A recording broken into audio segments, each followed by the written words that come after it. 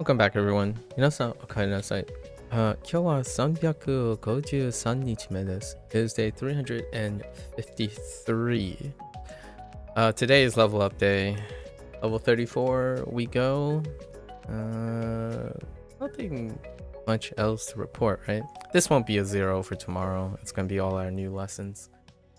New levels have been kind of okay. I guess they're a little bit on the lower side, actually. Anyway, let's get into it before I take my break for our level up.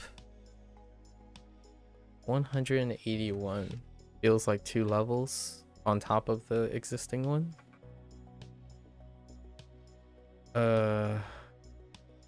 We'll see. We'll see.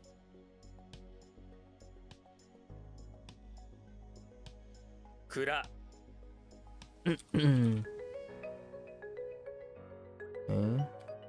豪華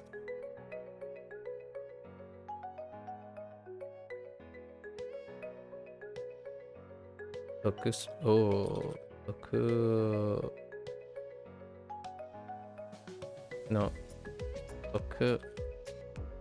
島県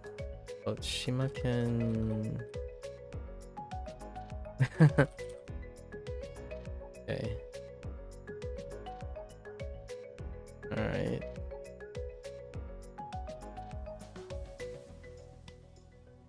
Koichi.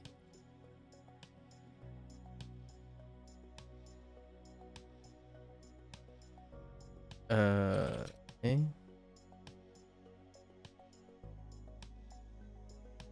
Whoops. Sochi. Okay.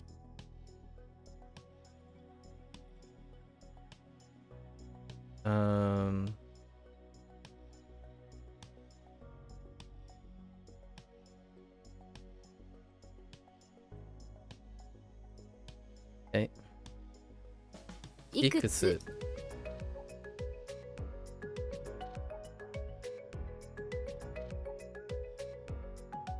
すく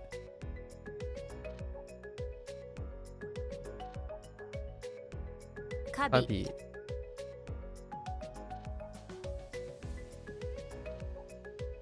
とみ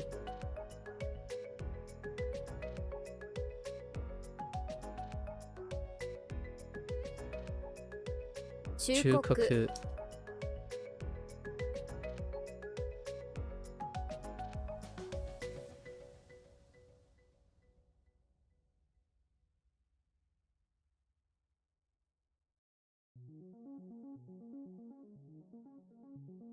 裏切り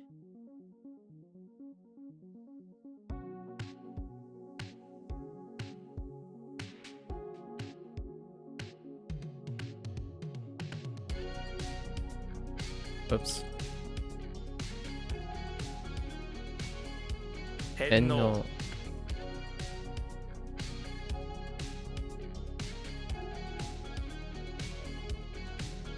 異常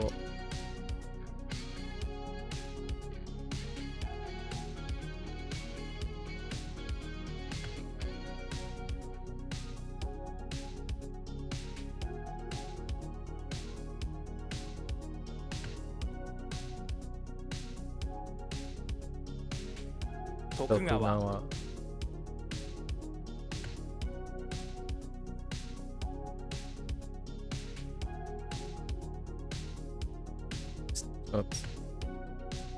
すだち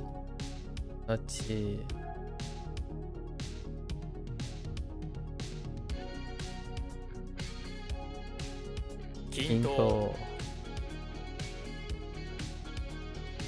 愛する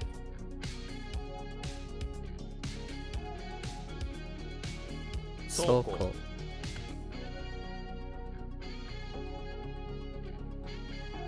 加藤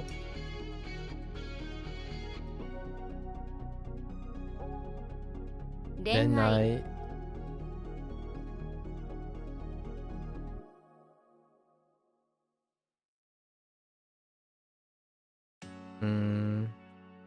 内定す散歩。散歩。奮上。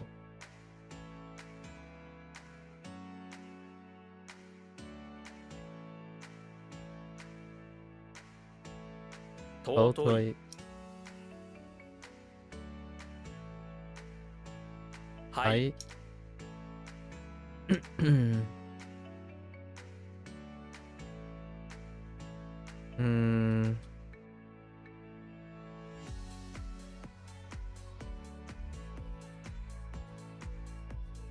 Uh-oh.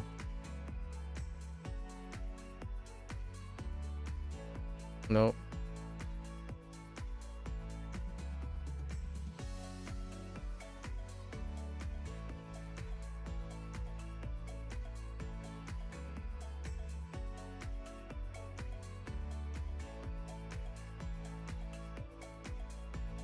異なる。交渉。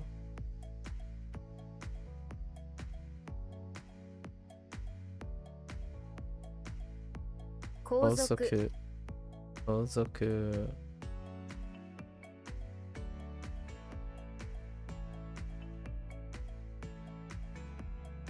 股関節。股関節。That's something different than 常識。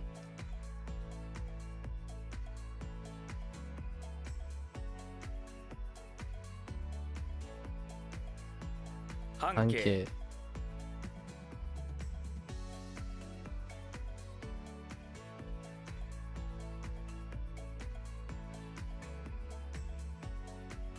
垂らす。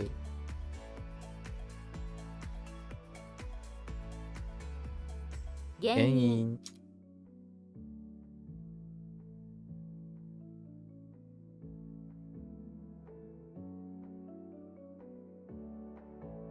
幻覚。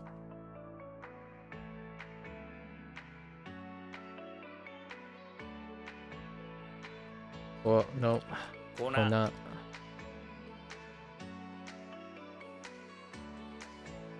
吐く。吐く。あ。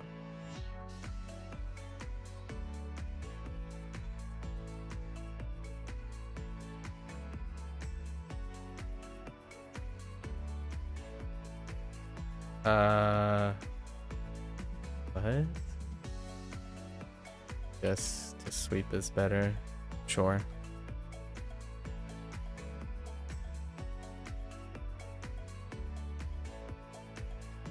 諸君。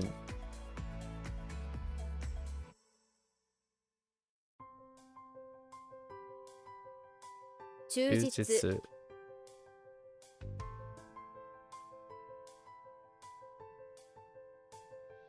驚く。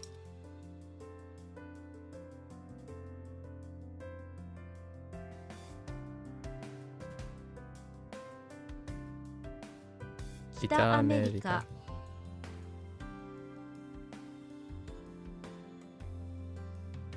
泥水。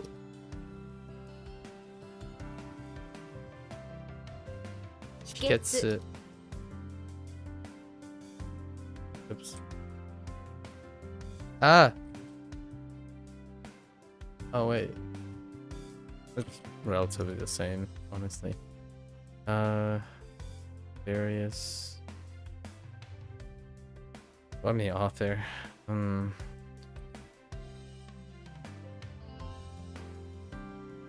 Ichijirushi. Okay. Oops. 陸軍。陸軍。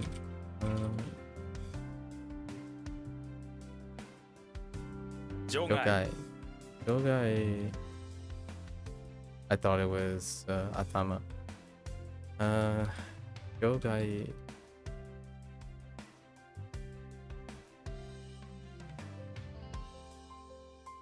救急車。An AN.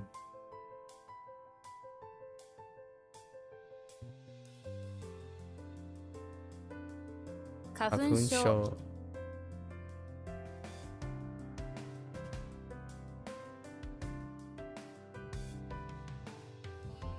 大大陸陸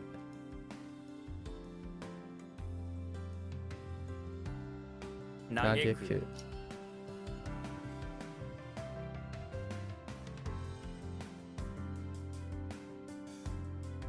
探探偵偵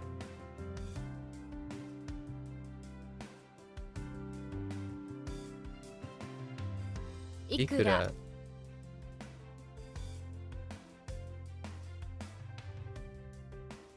尋尋問問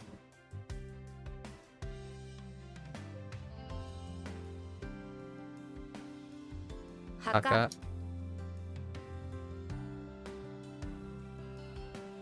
平平均均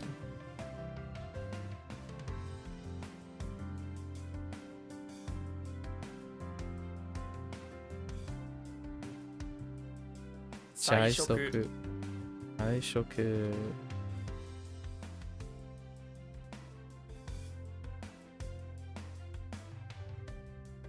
掃除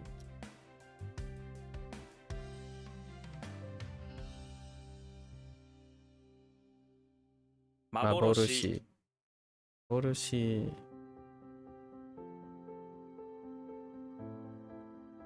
朱印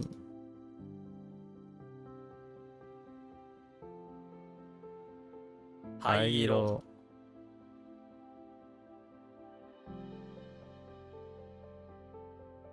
華華やかやか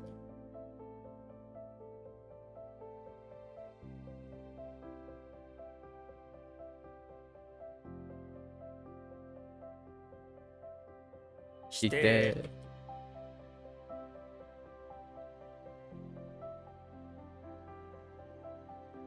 あ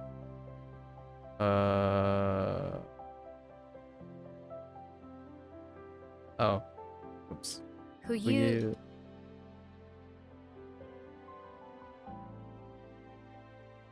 知る散る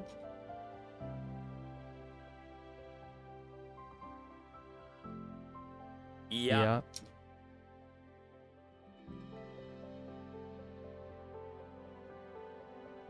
富士山富士山愛愛異異常常よ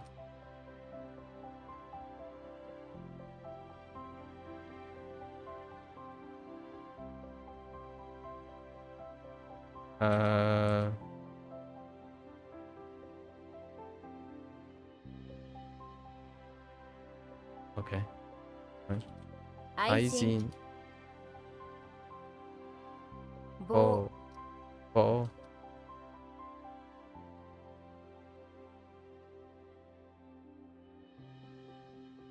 皇皇室室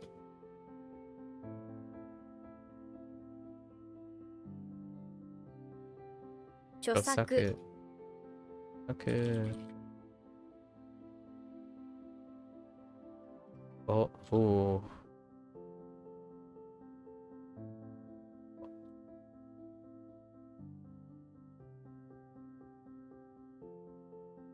Huh.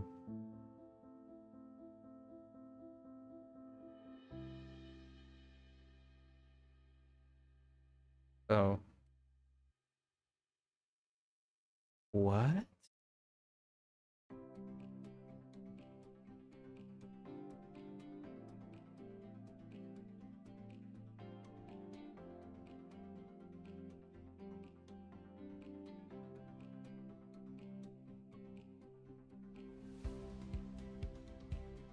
Fish?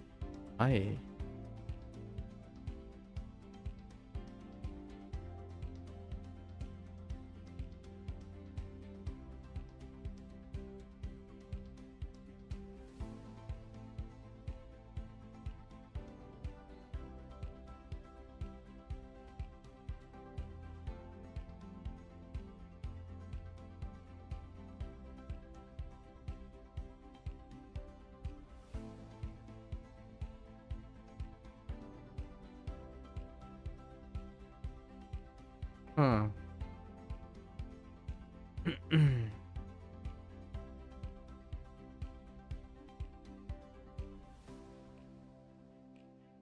Can't think of another read for. Maybe it's the front read that's correct.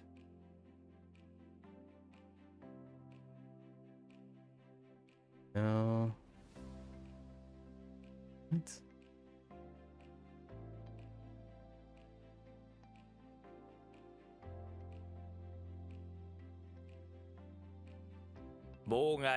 妨害. Okay. Sure. Hmm. Interesting. Oh. Wait. 幾何学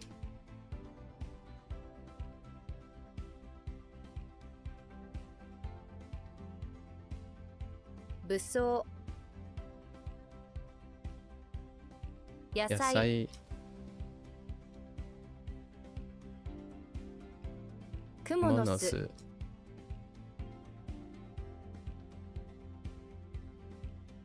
帯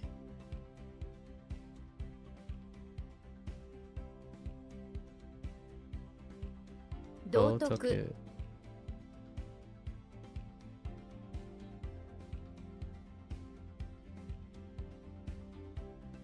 裏裏切る切る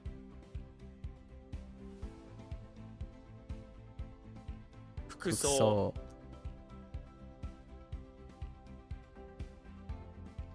愛情愛情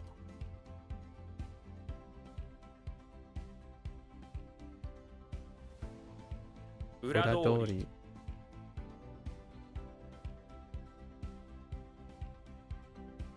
幻幻想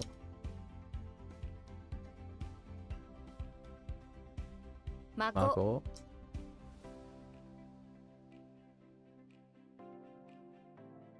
書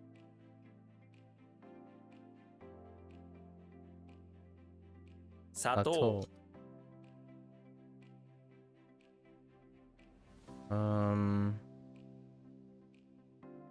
トムトム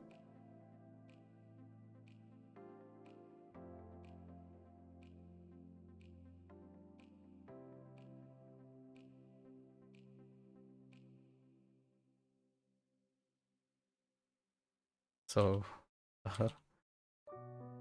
装装いい装い or 装い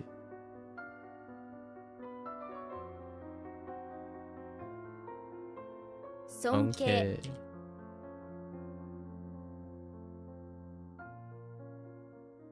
不不詳詳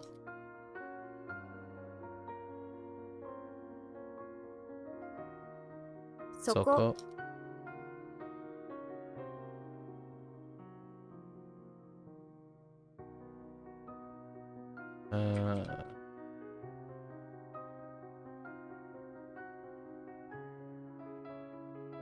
異異性性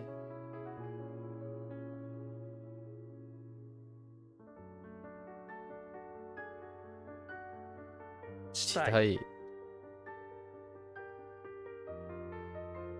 稼働稼働お稼働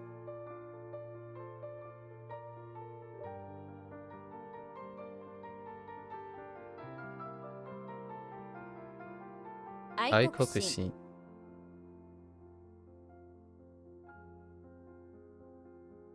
心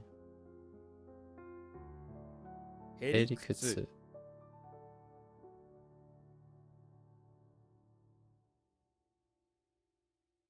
裏裏口口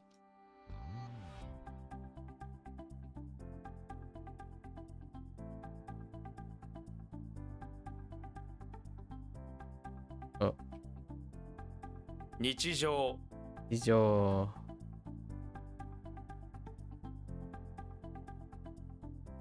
敬語英語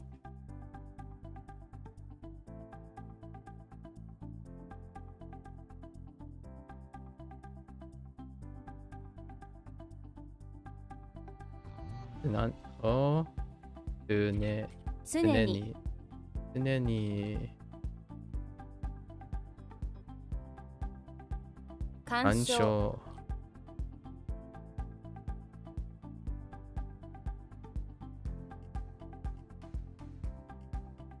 慈愛、愛、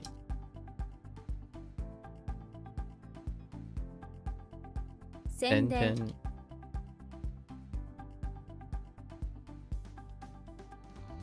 oops、監監禁、禁、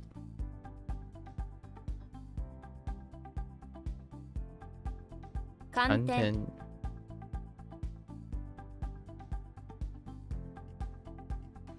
肺がん、肺がん、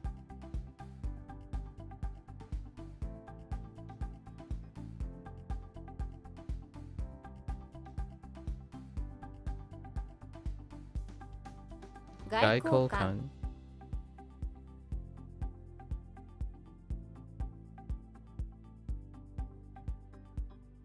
雑雑誌、誌、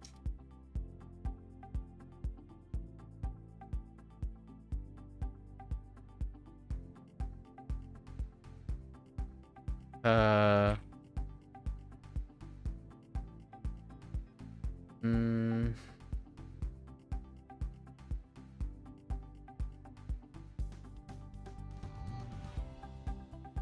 oh, oh. Wait.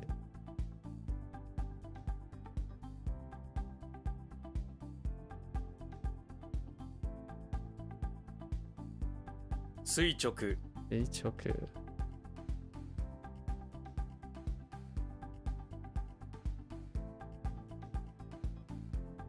探求、探求、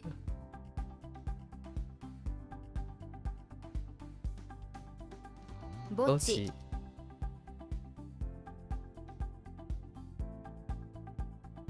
署署名、名、探す、裏、裏、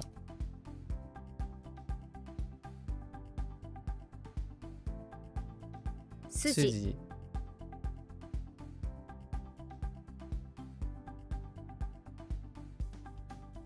家家賃、賃、蜂蜂の巣、の巣、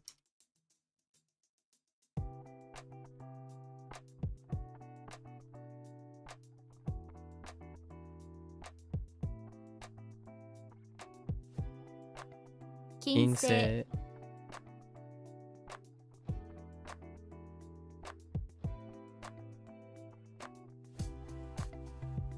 探索、観測、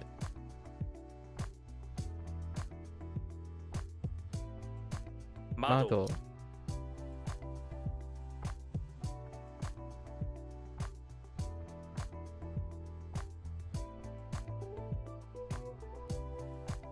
解散、解散、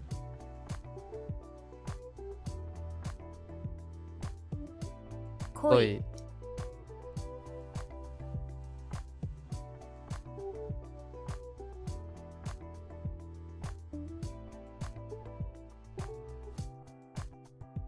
川川底、底、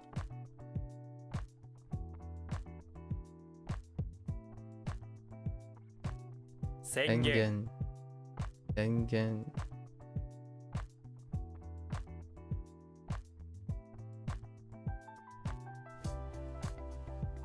クプララス、ス、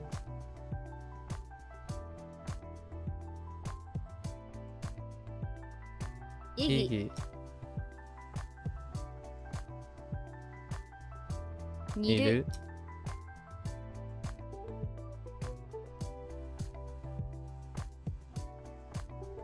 心底、心底、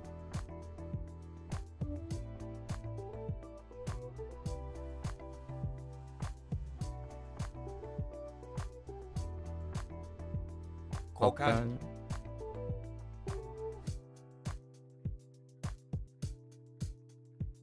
幾度、幾度。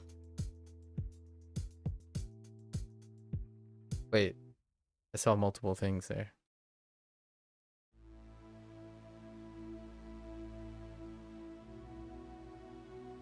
行く旅。Interesting.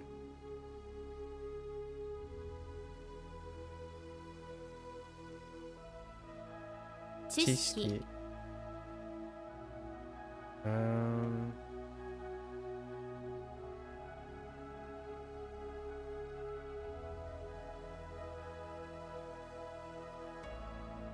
詳詳細細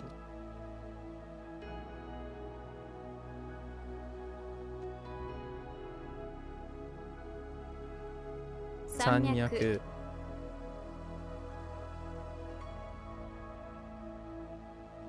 貨貨物物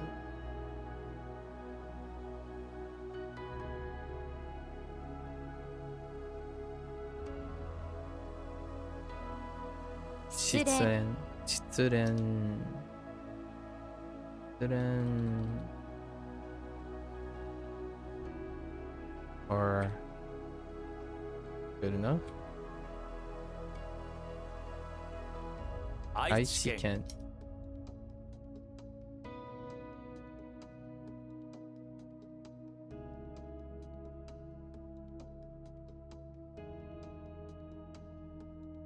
Oh, wait. Oops. 意識 Iski. Also typo. Iski.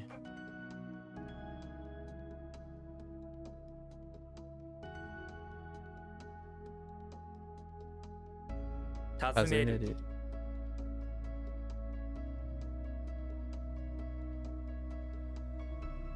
演変装奏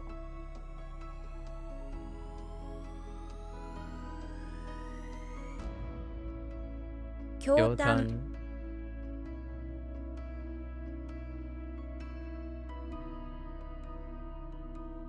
Oops. Eh.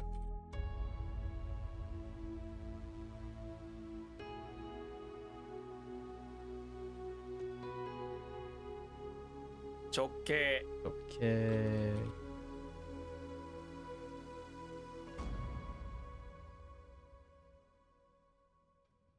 盛る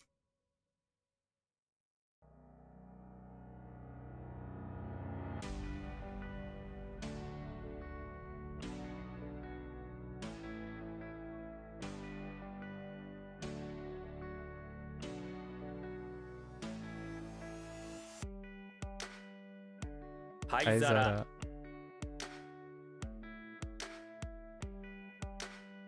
噂噂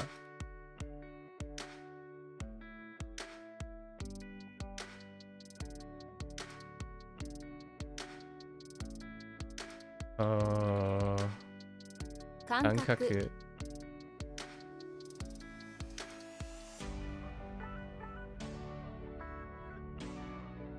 窓口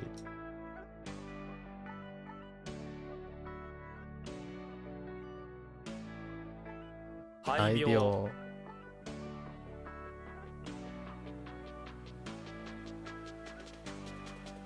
覗く覗く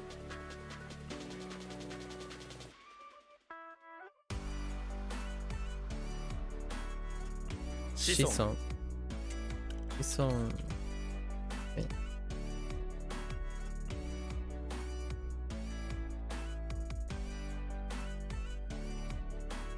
直線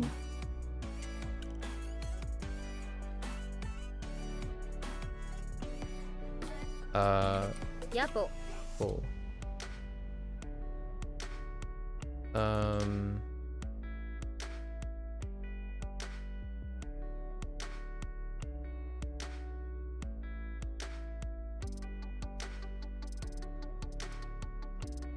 へえ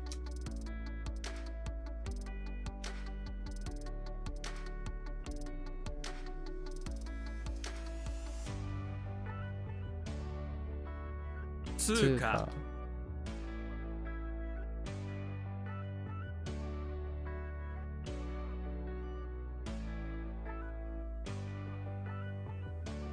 簡簡単単符符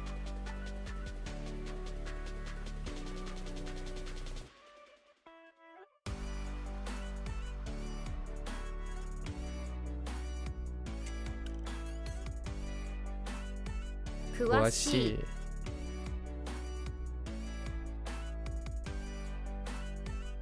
泥筋筋肉肉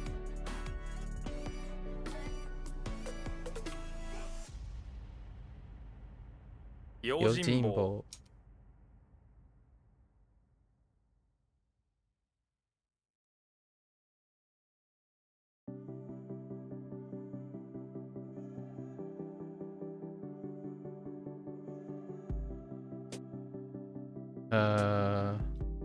身体 Intai.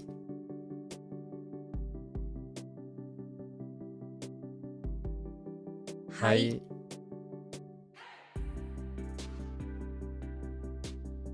著者 Chosha.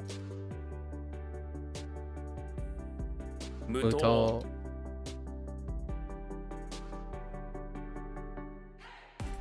All right. 30 minutes. Wow, that took me longer than I thought. 30 minutes to do 180. All right. That's a level up. We're going to take a quick break before we hit our lessons, our level 34 lessons. I'll be right back. Gonna go stretch and walk around a little bit.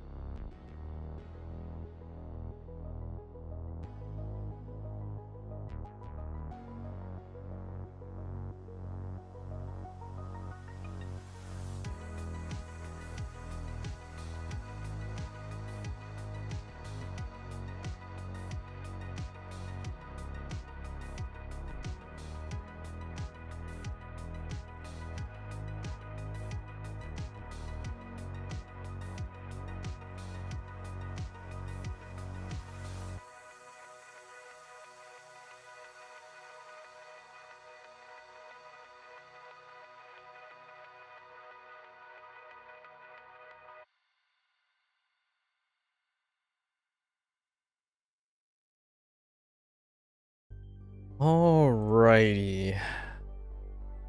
Exciting part of our WaniKani schedule.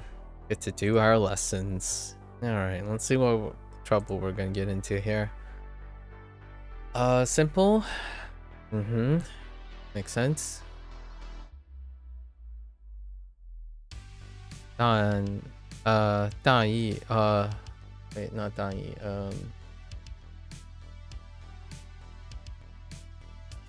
简单 no. Oh no, I'm getting all of them mixed up. Hang on. 简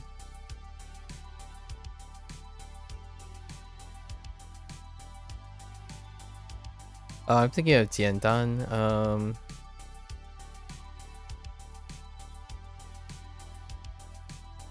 建议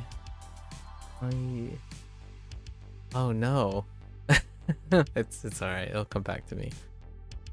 Let's see. So I guess this would then be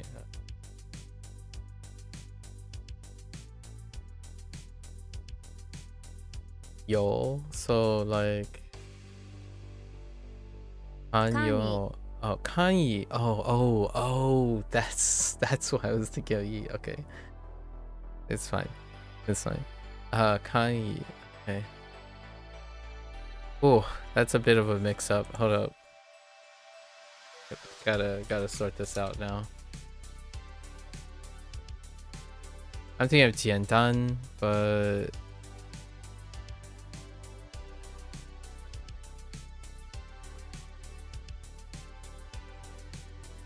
right, Jiandan. I don't think.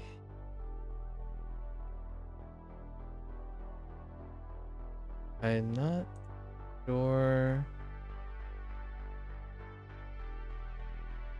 No. Yeah, no, it doesn't work outside Jiandan. Okay. At the moment. Okay. Kanyi is fine. Next one to extend. I guess we're using oh no, we're not. I mean, I doubt it's kaku. Maybe it's like hiru.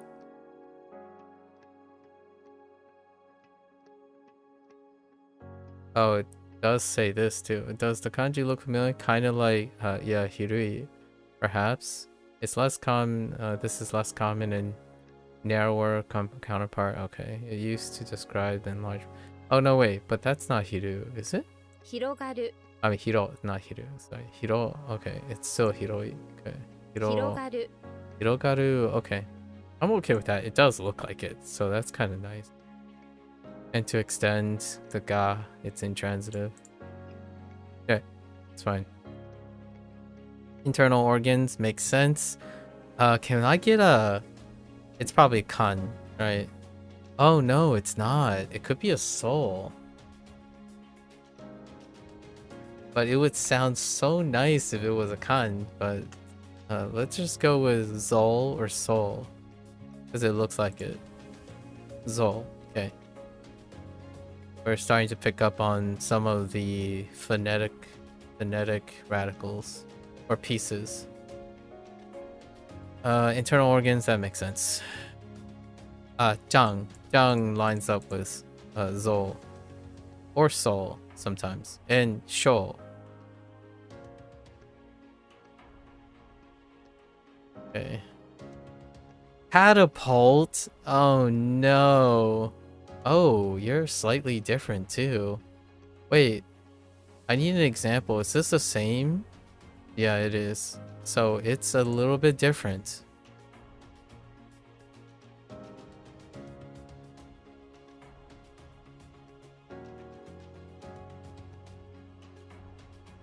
Let me double check.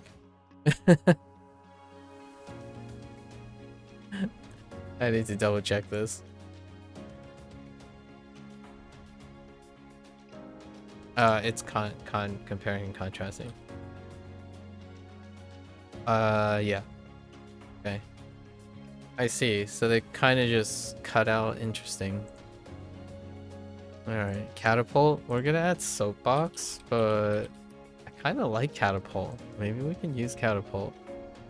See the rock, yeah, and then I do see the catapult though. That is really nice. Soapbox is okay too. Mistake is what gives away the soapbox. Woo. Woo.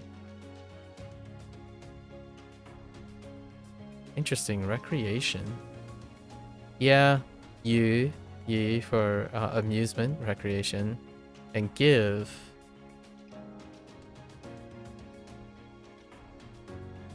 I am not sure about that one. Oh, this one must be used for a different reason. This would be Wu. The only example I have is Wu, as in the place or the region or the category. Alright, next one. Enlargement makes sense. Extend and then stretch.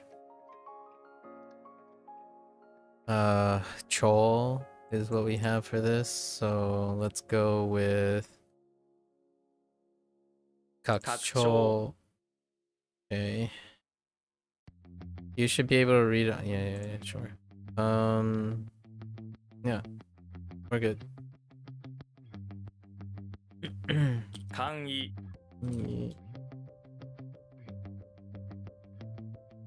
Hirogaru.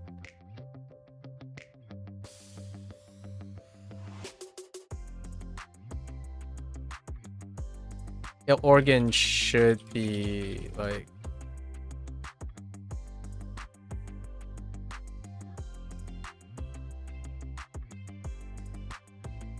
okay. All right. Oh, I can't unsee the catapult now. That might create some interesting interactions whenever I get Wu.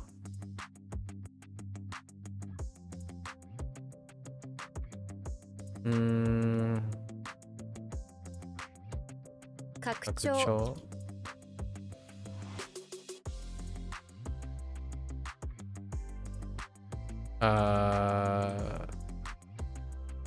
What word they use? Oh, I was gonna say engorged. Okay, zoom makes sense. Extend to bigger. Ah, okay, I got you. More enlargement, expansion, magnification. Sure.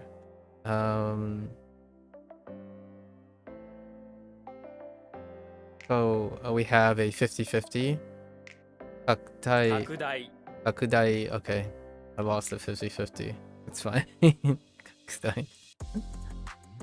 I guess ties are there's still a bit of mix. Valuable, that makes sense. Huh, I wonder what Gui lines up with. What do you look like? There's a shellfish and a like a oh, it's not a bundle. Okay.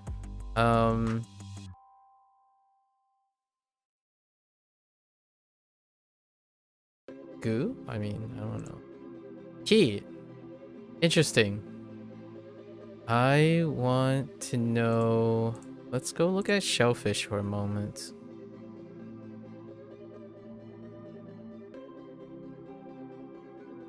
Yeah, I don't think any of these particular things have. Yeah, none of these particularly help with. Okay. E, huh? Interesting. Oh, Isama. Wait, was that a? Okay. All right, so in the middle of what the ground is a shellfish that's very valuable. Okay, that's fine. And you want a valuable thing from inside the shellfish, but it's locked and you need to find the key. Interesting. I think that's okay. I'll keep it. To manipulate makes sense. Although we have soul, which is probably not soul. 操る Ayatsuru. Alright. Eye art. Hey. That's rough. Alright, so let's try without the components. Without the radicals. So we got soul. Still manipulates. Maybe we can add ru to it. And it's still to manipulate. We got apple. I use apple. Or an app. App seems okay. Then we got ya and tsu. The soul can be manipulated. Oh, dang.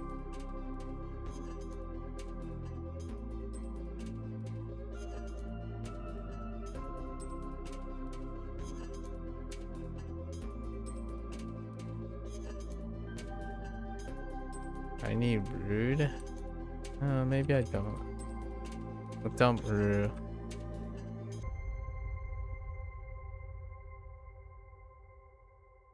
One can.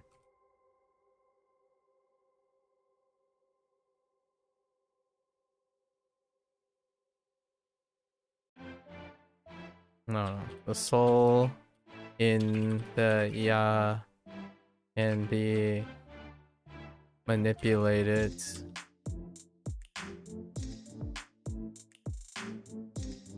The soul can be manipulated.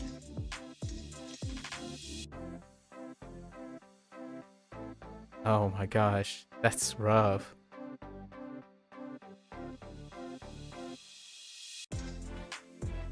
Okay.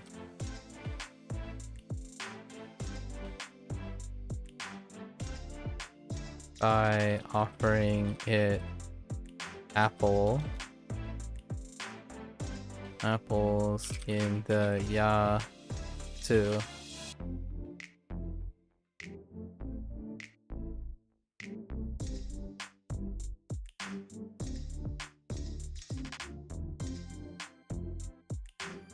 Okay. All right. Sure. Ayatsuru. 操る Ayatsuru. Chastity. What was it? Soul? Soul is not good enough for a kun thing. For kun representative. Is it? ミサオ Yeah, Misao. Yeesh. Alright. So we have soul. Manipulate. This time we do need the stuff. Maybe. I don't really like that kanji mnemonic. We're just gonna try it out. So me, sure. Saw. Oh, you know what? We can use meat. Saw. And obi.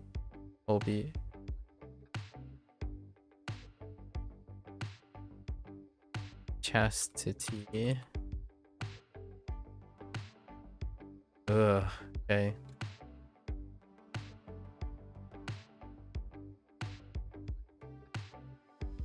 Hmm.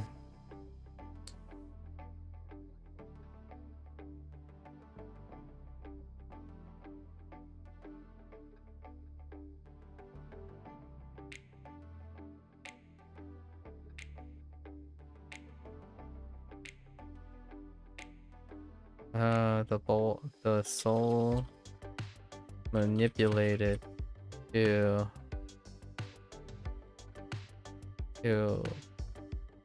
maintain its chastity from meat.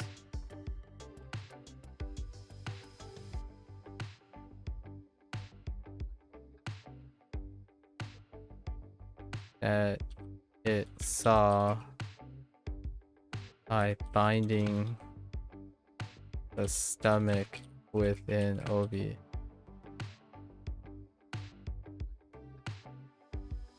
Whoa. Yikes. Man, the way I'm making mnemonics for single characters are not that great. Alright, let's think about this. Okay, if I see that, right?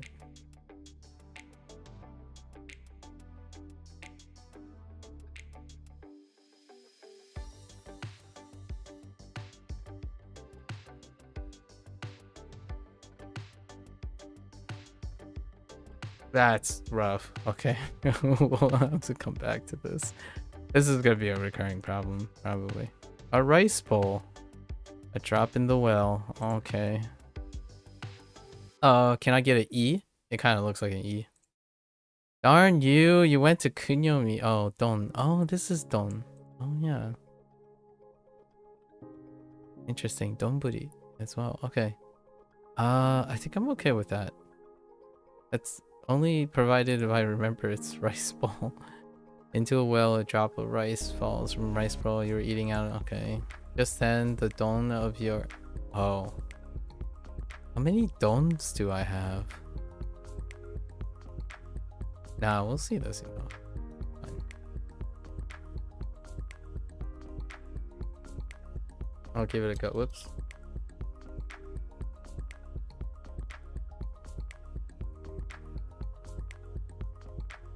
Okay.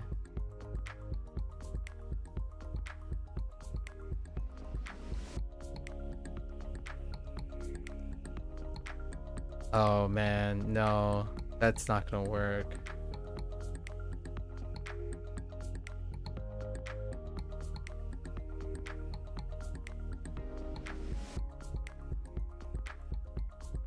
Yeah, that's not gonna work without attaching it to the article.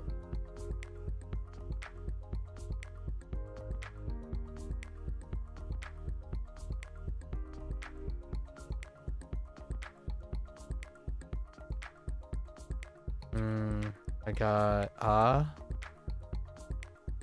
ya tsu 操る ayatsuru. We'll give it a go. That's really rough. Ayatsuru.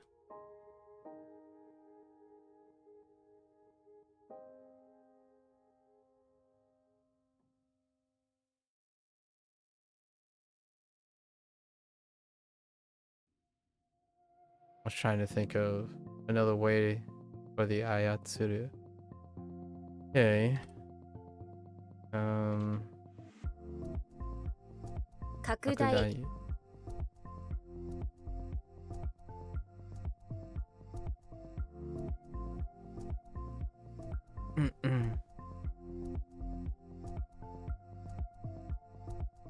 ミサオ Misao.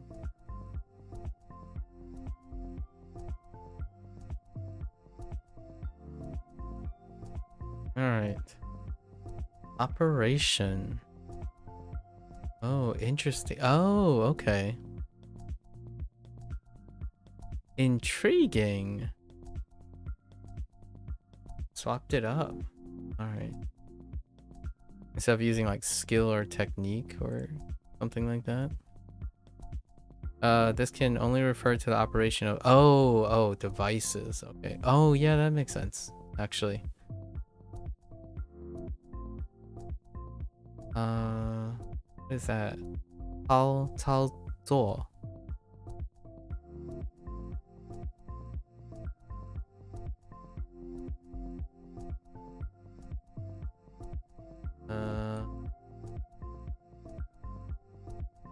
Yep. Tal door. But also can not only but various elements such as market stock prices. Okay. So what we got? Soul Sahaku. Soul Sa. Oh. Not every day that becomes Sa. Soul Sa. I think we're gonna go with it and see if I ended up defaulting to Soul Saku instead of Soul Sa. Okay. Throw up. Spit out. Spit. Okay. And vomit. I see. Okay. Tool. Tool. Toe. Ah! Oh, we're going straight to Kun. When you throw up, sounds like you're shouting ha, then all the dirt puke comes out in a wave. T and ha.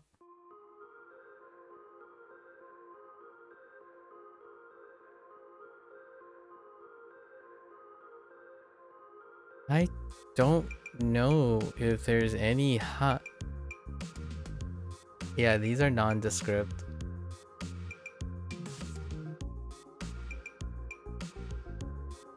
No. Okay.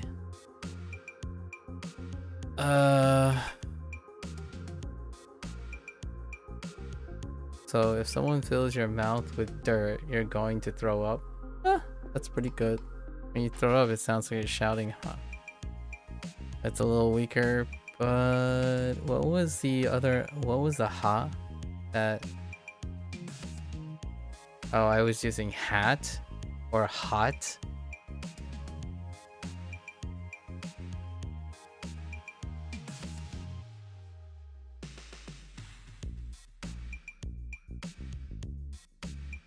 Throw up in someone's hat. It's good enough. Calisthenics, whoa. Body manipulate. Fair enough. Or this could be exercise. Or action. Something like that. Or move, like training in a way, but not by exercise training. Okay. Gymnastics. Alright. What do we have here? Like Taiso. Taiso. The moment I said it, I was like, oh, okay. That's what the characters are. To ripen.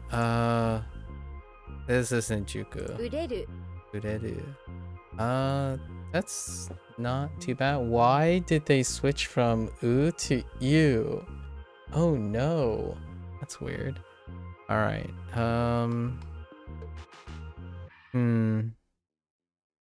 Ureru. Okay. So, we have Juku, ripen still. We'll use Deru.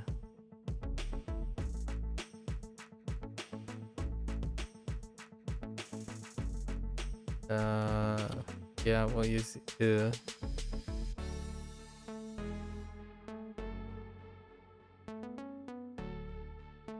Oh no.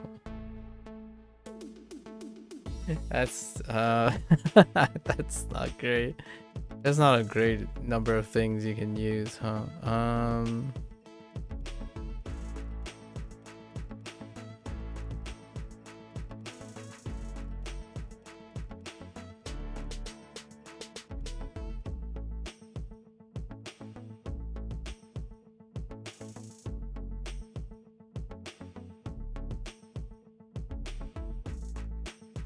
What was it there? Just there was no. Dang it. That's not a great.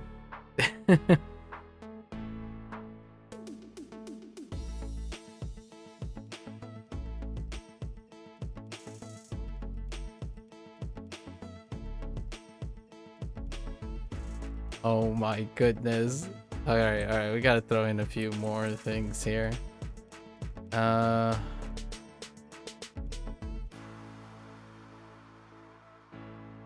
We'll use shrine. Circle. And I guess boil. Are those separate things? Oh no, receive. That's right. We should practice receive.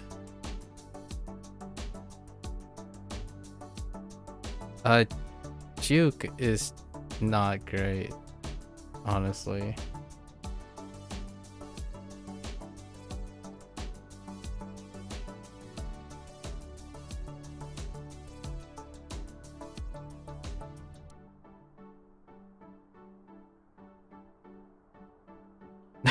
Oh gosh.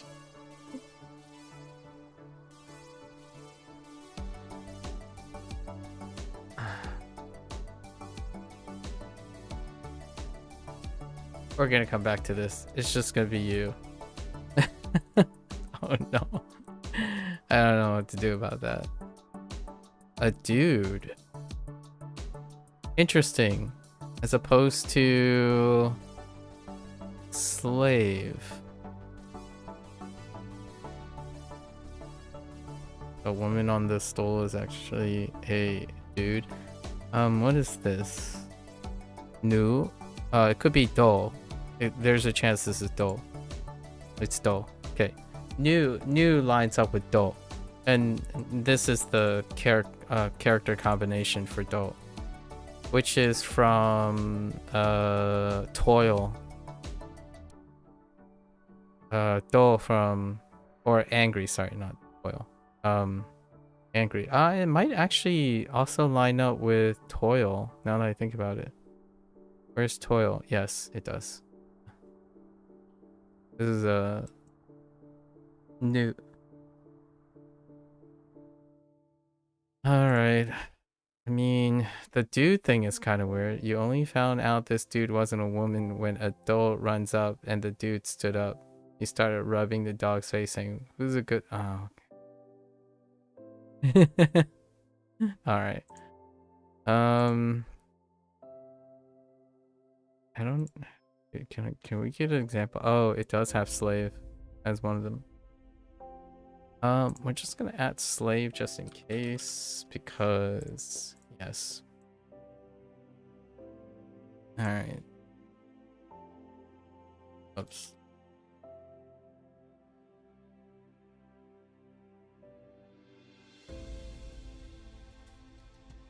I don't know how to spell calisthenics after all. Oh, I missed the H. That's fine.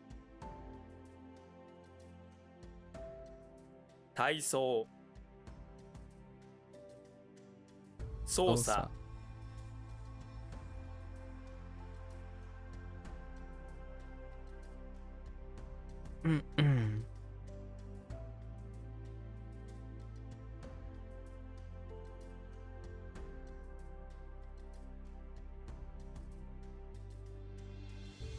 売れる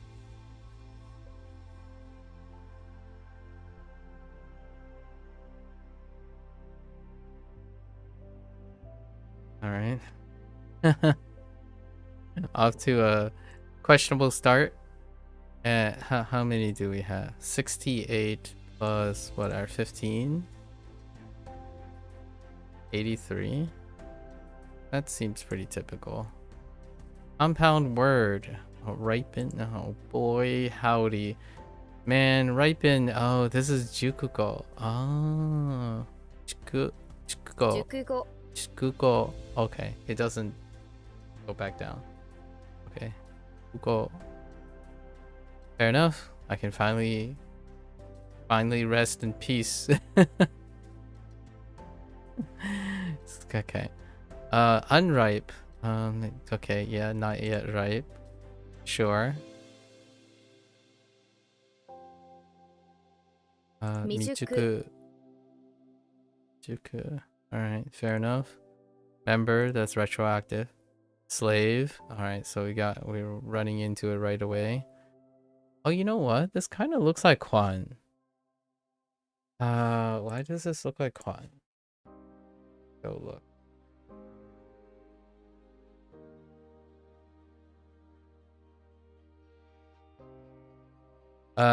No, not close enough. It's definitely something different. Let's see if I have slave yet. Oh no, it's the next thing. It's our next character. Next Hanzi. Lee. So we don't have slave yet.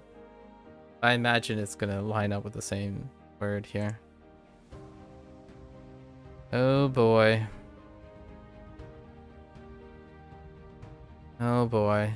Okay, I see the samurai. I see the jackhammer. I see the modified brush, and I see the water. Right. So.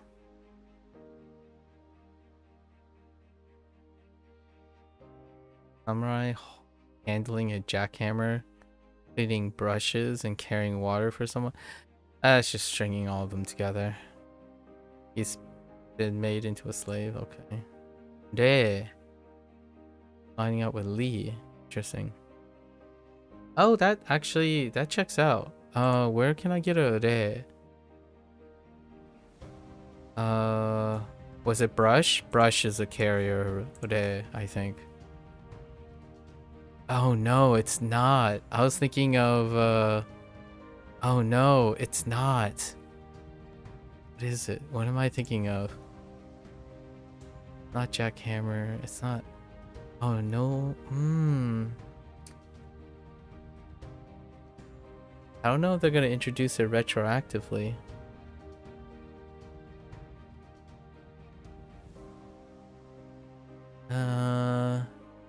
Okay.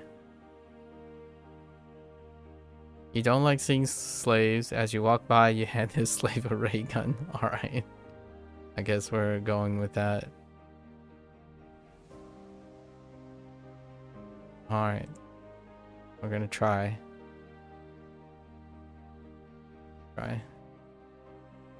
Ripen? Oh, I am familiar with this word though. 成熟 Yeah, sage. Okay. Those are fine.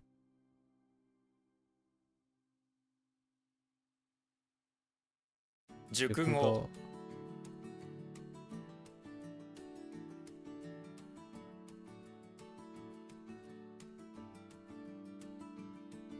未熟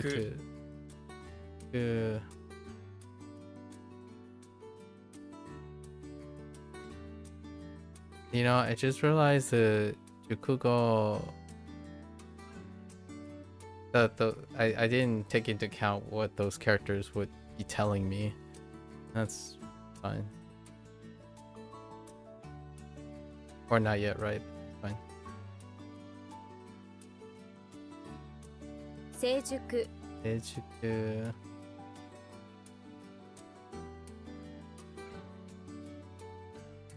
Okay. Okay. Sure. Right. We have no and not with a thing, but they're both onyomis. However, no is kind of special. It's a bit special. Oh no, to deliver to pay. Oh, it could line up with like to give related things. 収める No chance at all. Osama bin Laden. Okay. Okay, guys. Alright. Let's see.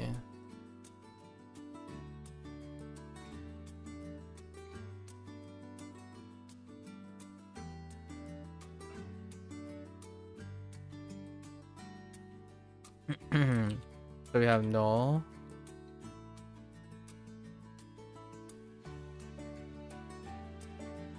Still supply. We got Meru. It can work.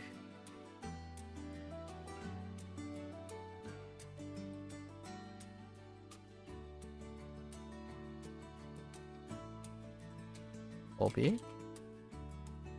Sa.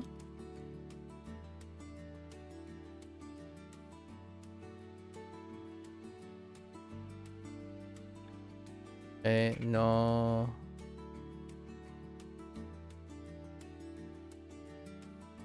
Apply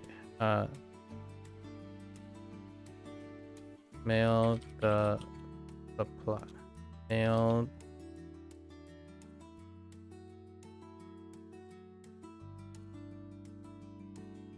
to supply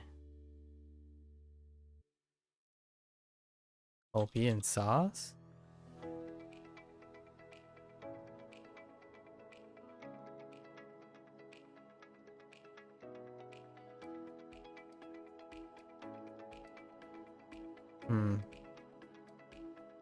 We'll see. It's kind of straightforward for me, so I'll go with it for now. Storage.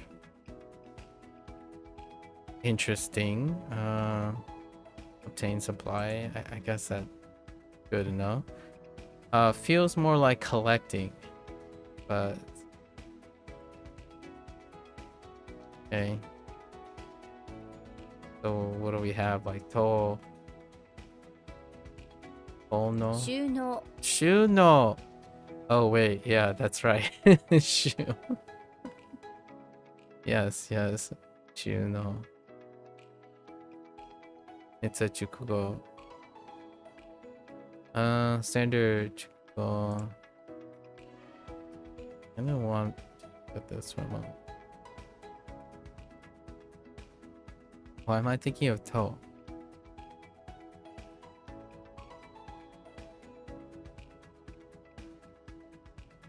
Oh. No. Oh, this is obtain, not... This is obtain, not take. We're gonna go back to stool for this.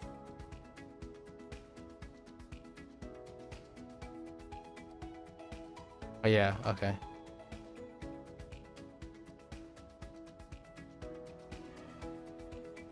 Chew lines up with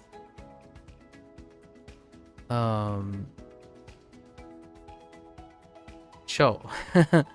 Yeah, okay, that's interesting. That's not show. Chew. Okay. 収納 No. Shrink. Makes sense. Swa.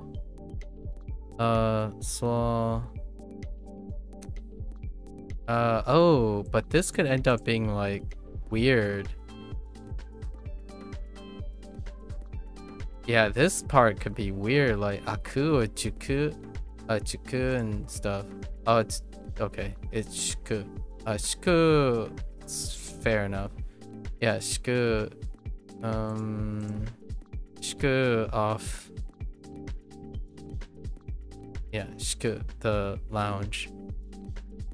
Although this is also yeah, man, no, it's yado.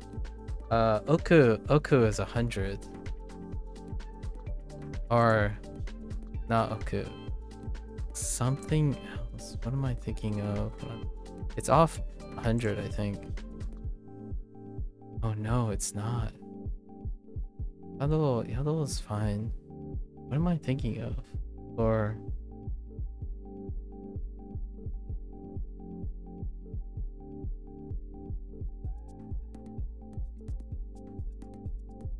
can I get it off a roof?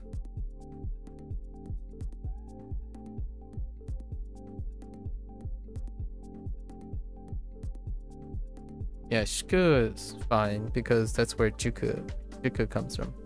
Like Shinjuku. But where am I getting the oku?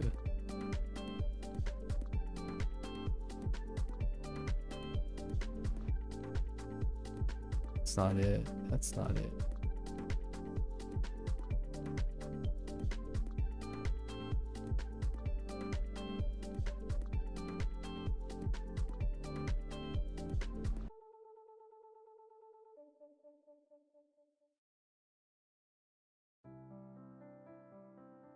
Really thought it also used lodge. Or it doesn't.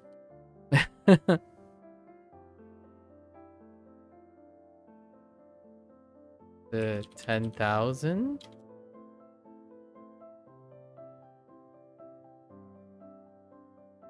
Oh no, not 10,000, sorry. 100 million. It's okay. Okay, that okay. All right. Not even close. Okay. This one's fine. It lines up with shiku. Shrink. We're okay. Good. A magic thread fell from... Alright, a magic thread fell from the roof onto a leader of 100 people, causing him to shrink. As the leader shrinks, the 100 people start screaming and running around. As a result, everything is up. Alright.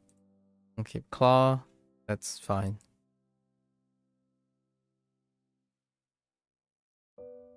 Payment. Oh yeah. Oh, this is weird in both situations. Okay. Client enter. Does this also? No, it doesn't.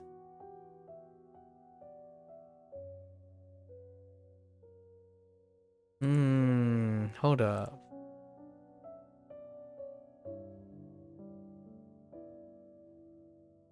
Nah, rule.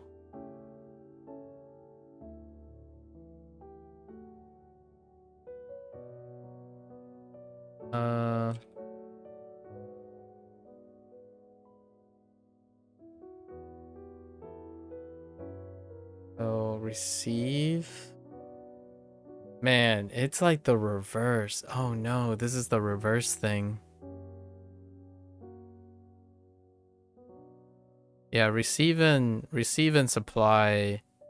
It depends on the direction of the things.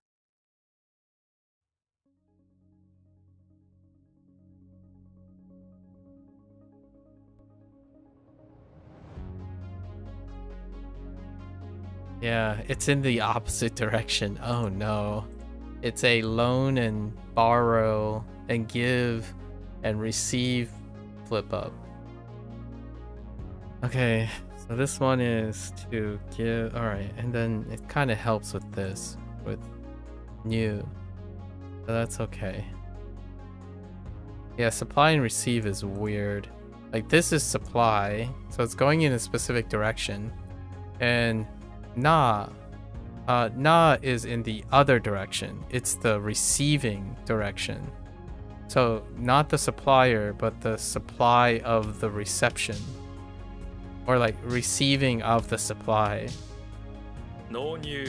No new. I mean, gotta go with it. No new. Why enter? Payment. Might be a problem with definition here. Let's see. Oh yeah, I know we're good. Okay.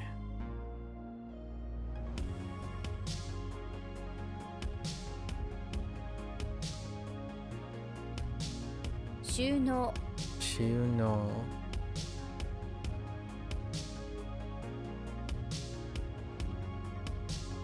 Wait, what was like take supply? Oh my gosh, storage.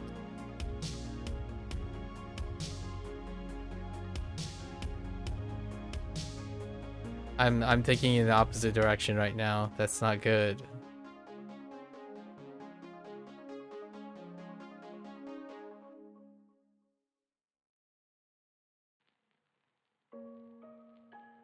Okay. Okay. All right. And then okay.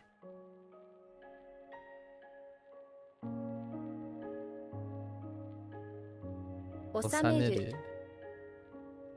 All right.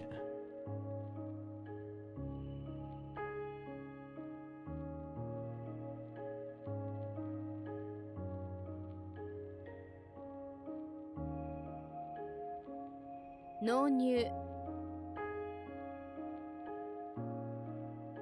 All right. To get hot and sticky. Oh. I know it reminds me of hoteru.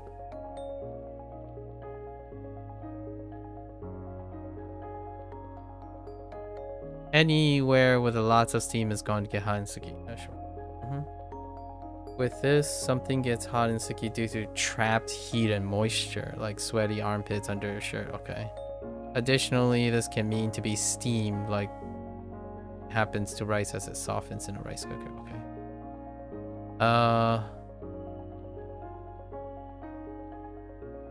I mean, we only have Joel. There's nothing else. What if it had something to do with like atsui, like atsureru, or it could be something. Give me something that deals with hot, please. 濡れる Mureru. Oh, come on. Okay. Does Joel line up with Mu at any time? No, not really. Okay. We have Joel, Steam. We're gonna try not to incorporate. See, we don't have to incorporate the radical. I think radicals have become under practiced from WaniKani because they don't get you.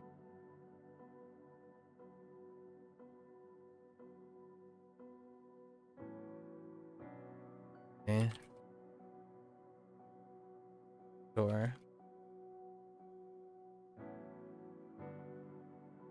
Let's say it's rare. It's reru that Joel gets hot and sticky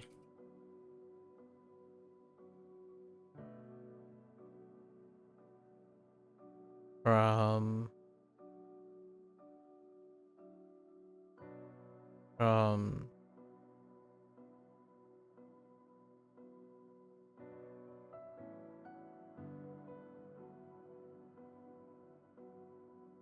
helping the Mu with their theme baths. Okay. Something like that.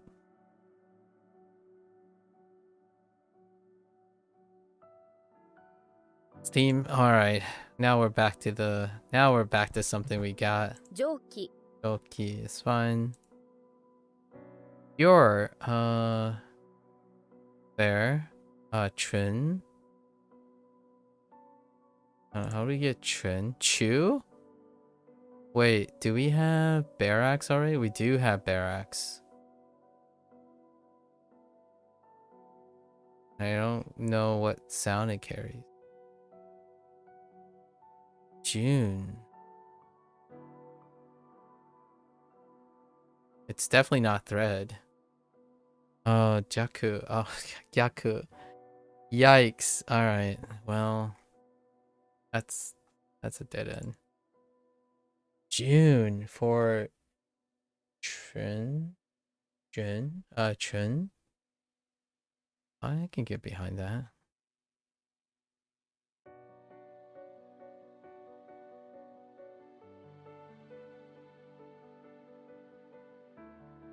Oh no. Don't. Hon. Hon.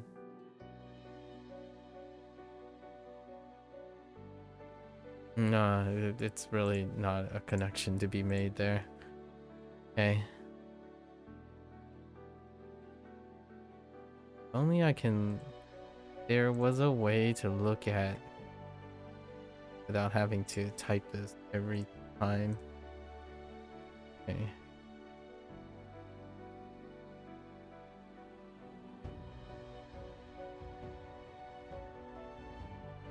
Oh, there's a bunch. There's a lot of. Oh yeah, that's right. We have Jun as in like standard. Also shield. And then Jun the order.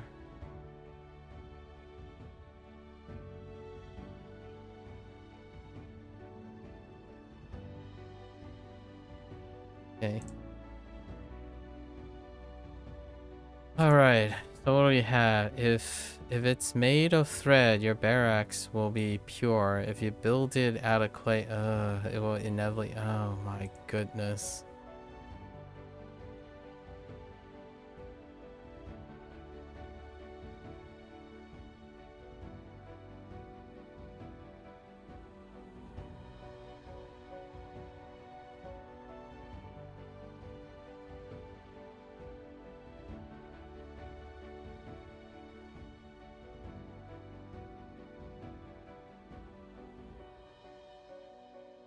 Good enough.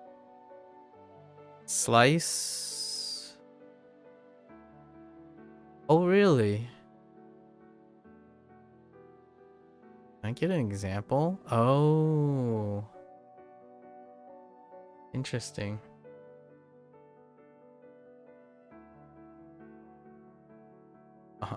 Wait. Wait. Oh no. This one I need to sort out.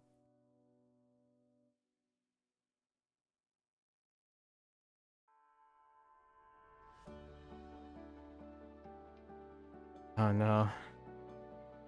So we need to sort out the boar from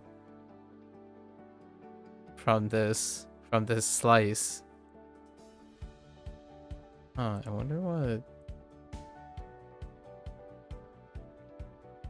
it's still.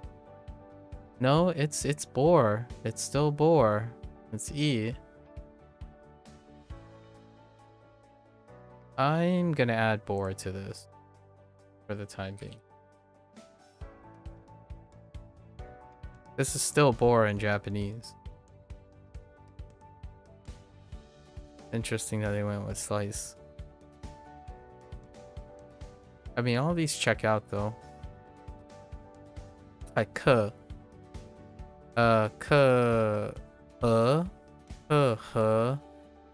above.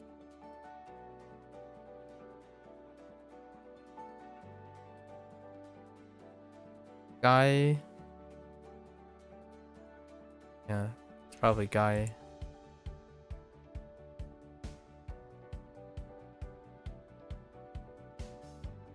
I wonder why it's the above. Huh. Okay. Move along here. Storehouse. Yeah, now we have the 2 storehouses. Akura. Okay. Curious about the difference between kura and kura. Traditionally, the kura kanji was used for sturdy buildings that store important items. Oh, okay. This is where samurai kept their valuables. On the other hand, kura originally referred to places to store grain and usually weren't as robustly made. They're basically interchangeable now, but kura is more commonly used. Yep. I agree. Yep. Mm-hmm. Kura. Kura. Okay. We're okay with this. Sure.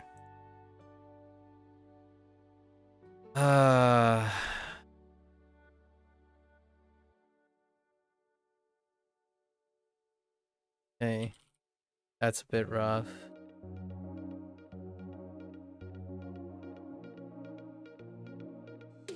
Ready.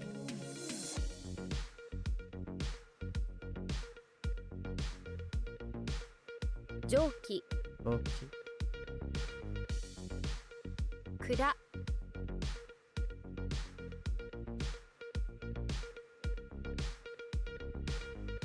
Refrigerator. All right. Yeah. 冷蔵庫. 冷蔵庫. Fair enough. Jizo. Jizo. No, Jizo. Jizo. Ooh. Where is that?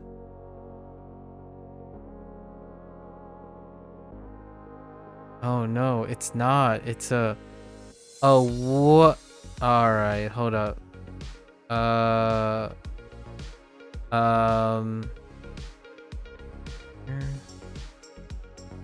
Where have I think I've seen this term on a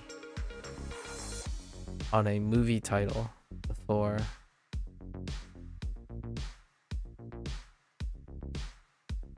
Sheesh. All right. Jizo. Jizo. Or Jizo. Jizo. Jizo or Jizo.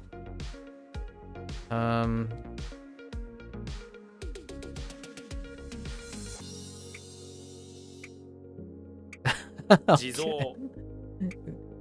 This is starting to remind me of like learning all the proper nouns in Chinese as well. Like, what is that? What is Hangzhou? It's Hangzhou. I mean, we gotta get cultured at some point, right? Is this also like... let me...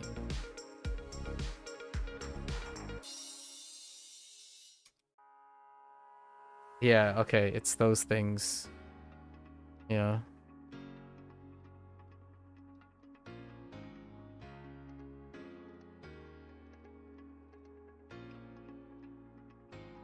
Yeah, the statues.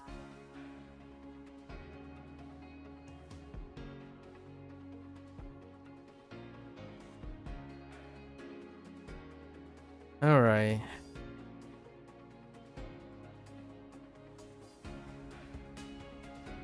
Earth's interesting earth story.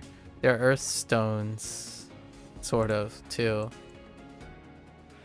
Okay.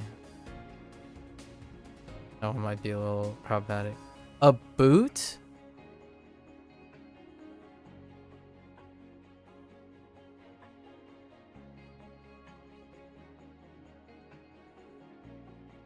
Work?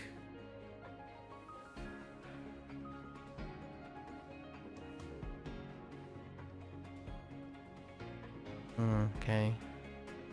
Humble?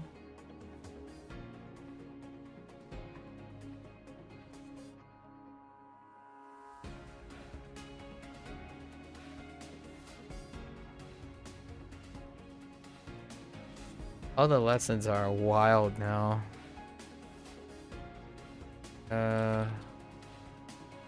This is I've already exposed to Watchtower, so I don't think I have whatever this is. Humble. Okay, Jing. And then the last one is Qing, which is diligent. Something that Keen makes it. A boot, huh? Let's see what happens with boot. There's something made of leather with some dirt on the bottom of it. The boot. Okay, I see the leather to some extent. Boot. And then dirt. It'd be wonderful if they add and the other radicals here. Compound radicals.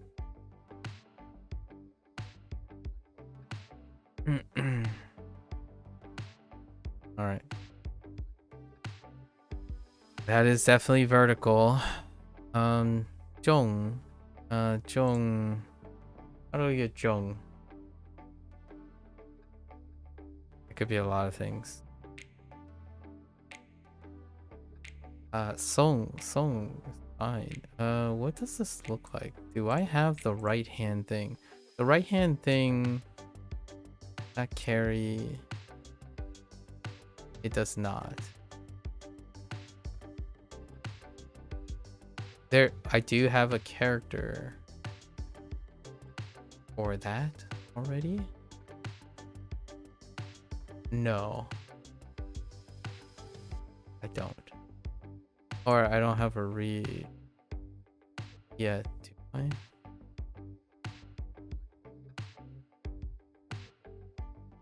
Ate! Oh, okay, so we're just going straight to Kun. Channing Tatum. Tatum. Okay. I'm not sure how I feel about that.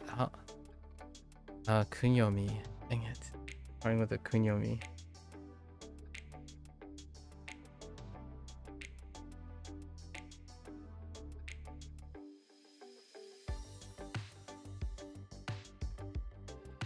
Yeah, Tan is the closest. Because of correct, but or do we have... Oh, obey was what I was thinking of. Jew.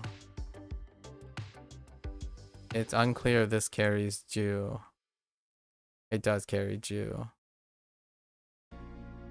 Oh, Dong. Jew. Okay. We're going straight to Tate.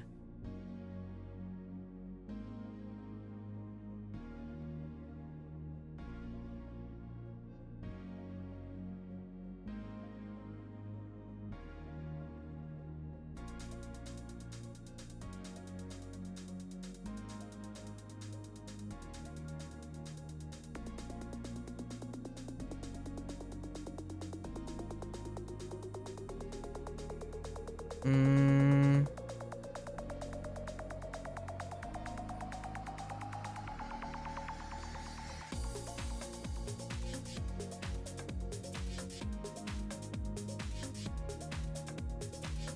Okay.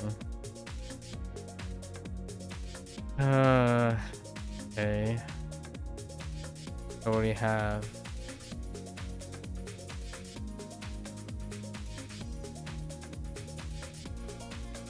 Thread, loiter,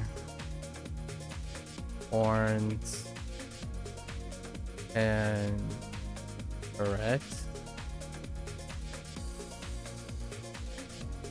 Okay. Vertical.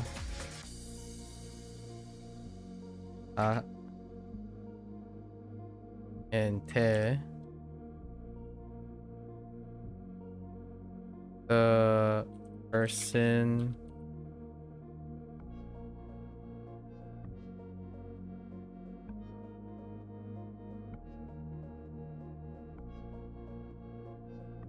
oh my gosh.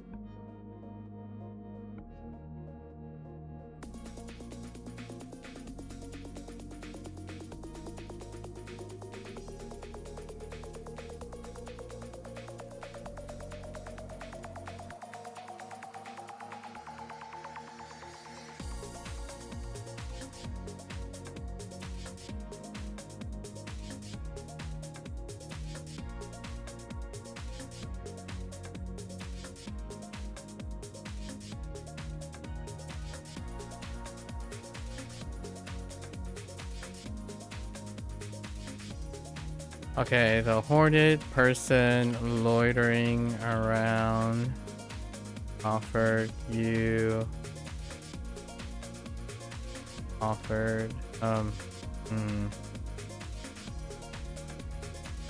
oh my gosh, that's so bad.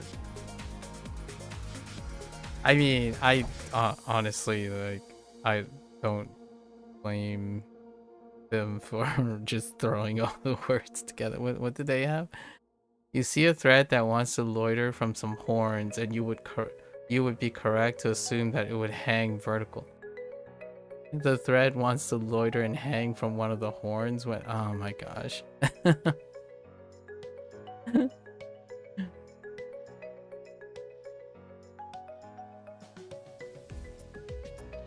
There is there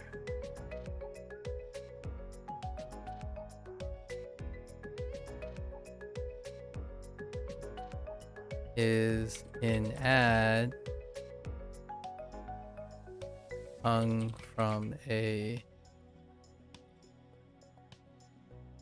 by threads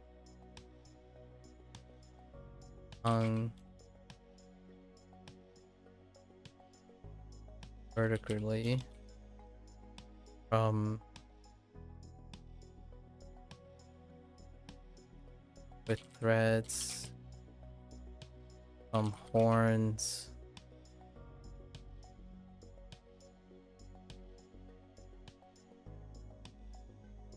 forming. I don't know.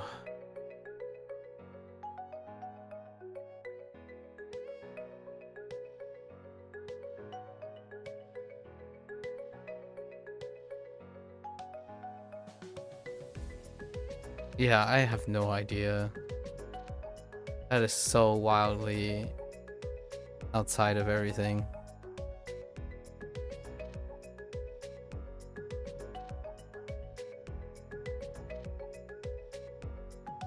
Informing, luring people that if you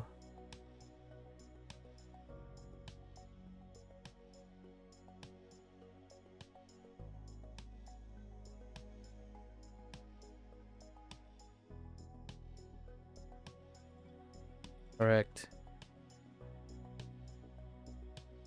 place you can get your hands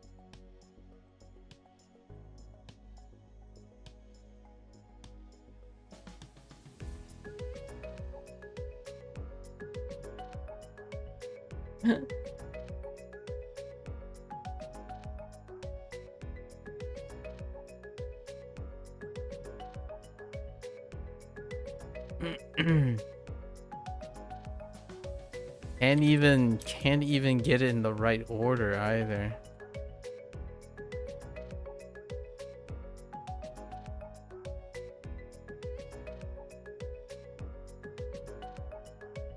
That's just demonstrates how not great. Like this is a setup for badness. Alright, just move along. Maybe we'll remember it. Oh, here's Jiandan. Fair enough. So what is that? Kandan. 簡単 Kantan. Okay. Oh boy. 冷蔵庫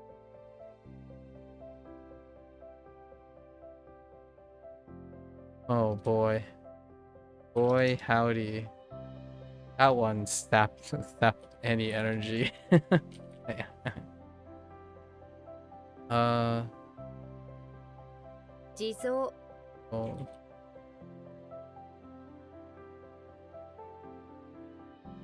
簡単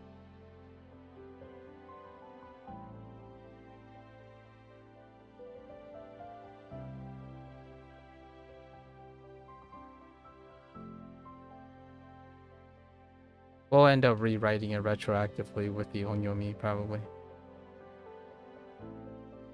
The stuff ascribed to those radicals not as compelling. And towel. Makes sense. How is this different from the other one that we had? Right hand and then wipe. But yes, yeah. Unlike okay. Otefki.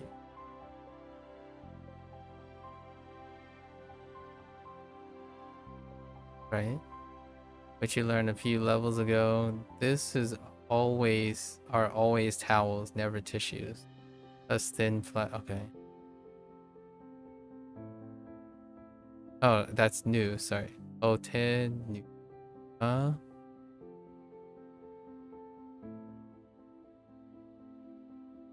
Hold up. Ooh. Otefki, yeah. You're just gonna decide to switch it up? Oh my gosh. 手ぬぐい Tenugui. Oh, because it's off the Nugui. Oh, Nugu. Man. Why?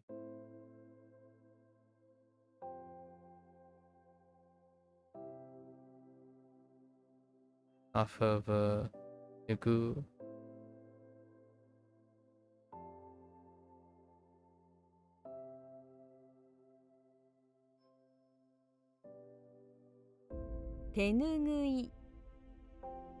Oh. Oh, now I understand what that object is. The equipment. A piece of equipment. Is this what I think it is? Hold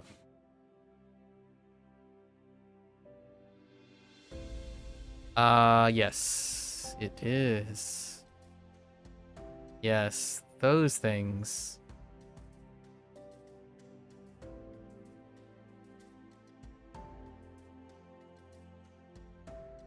I'm thinking of the things on the head.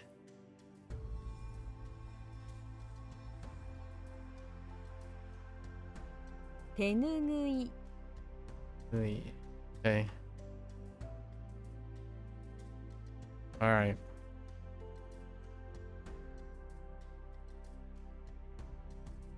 Stylish. No point of reference for this one. Unless it's changed.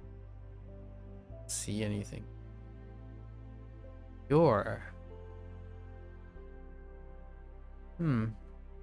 are rice in the shape of 9 on a cross. And this is stylish. Rice gains are arranged to form the number 9.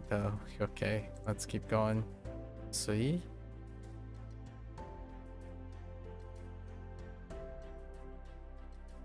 Also, Saya should swing the cross around while you wait for the...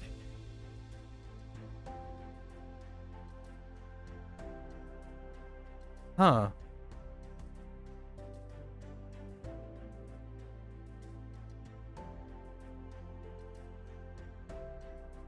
I don't think... First character? First time character?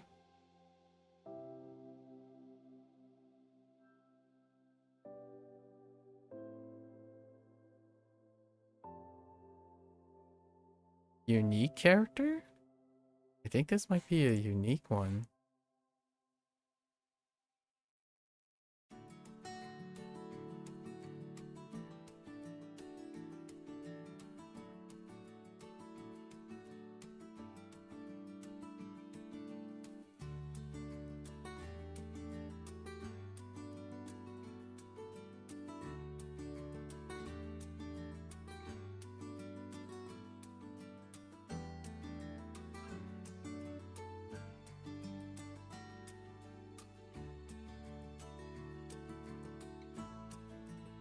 Oh. It could... Oh, there is a chance it could be Cui. Which I don't have at the moment. I don't know if these are equivalent yet.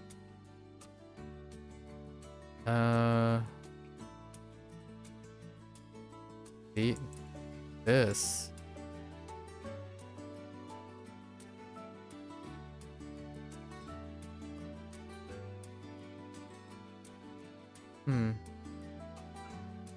Do I have another example of...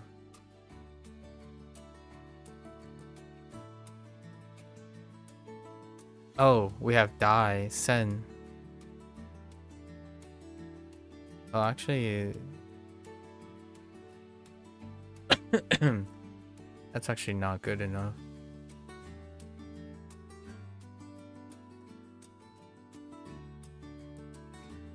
Drunk, sweet. Oh, let me see. Jui.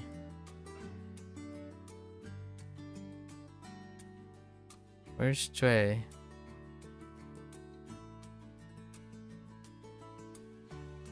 Yeah, they're equivalent.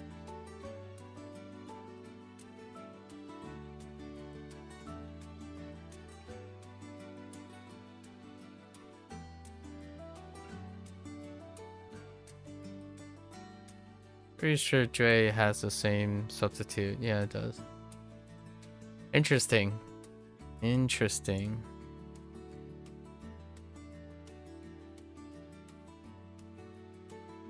Oh, that makes sense for Hoang. Alright. So Dre, sweet, yeah, okay, sweet makes sense. Alright. Although I do not have this character yet. What was the other one? Pure? Oh, okay, they're both on pure. Interesting. So Cui and Sui. Sui. Oh man, I don't know about this though. I mean, I'm hard pressed to have anything at the moment either.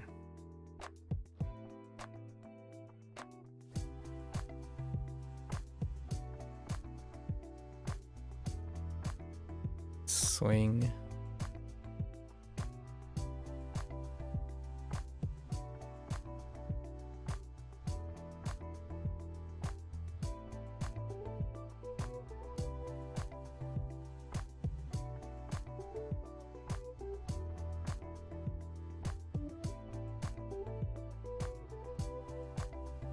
There are stylish,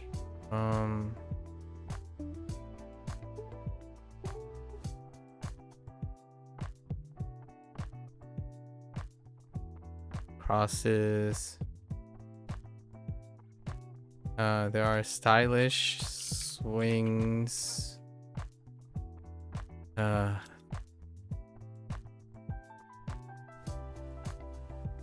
the park. At the local country church park, decorated with 9 crosses and rice. Oh man. Okay. I'm trying to draw an imagery as opposed like a location as opposed to like this elaborate thing. Okay. Note that it's less specific than okay. Okay, and also be used for fork in a road or path. Well now. Alright. But do you stay ko? I doubt it. また Mata. Oh my goodness. Mata. Okay.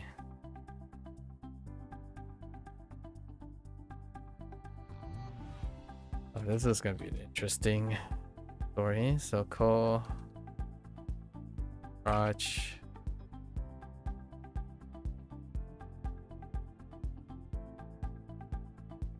Ma and taco. Gosh darn it.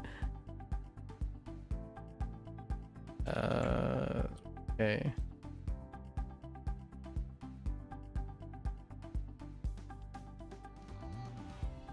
I don't. What am I doing? Can I get a? Oh my gosh! How do you? また All right, we're using fork. I think I can pivot around. I think I can pivot back to. Oh no! But that's like fork in the road or path. また All right.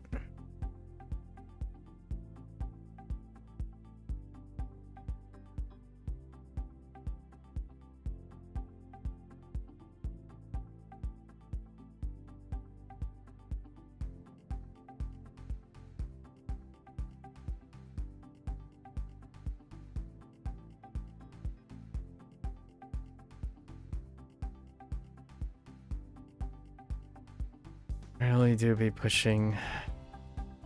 This level is definitely showing some teeth. Right, because we went mata for anger again.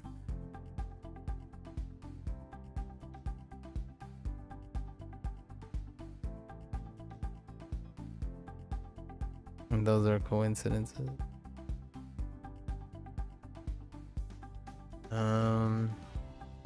That's why I said mata as in again.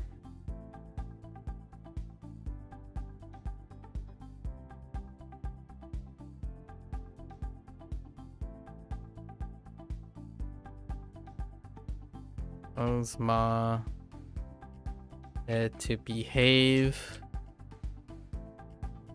and not try to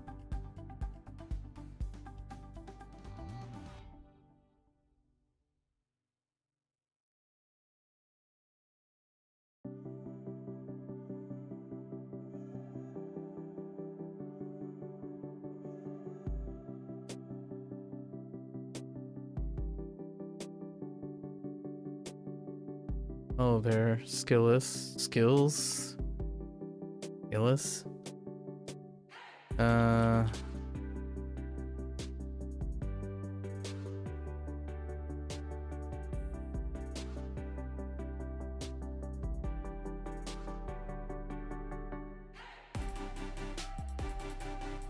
Going for it. Diving in. Oh, that's interesting. Using they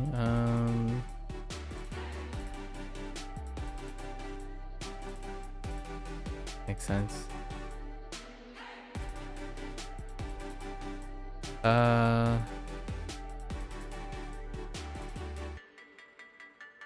don't have the coon for into. Or actually, do we? You should try playing Oast, you'd be famous. Skittles. Without the keys. Sure. Well, I already did that.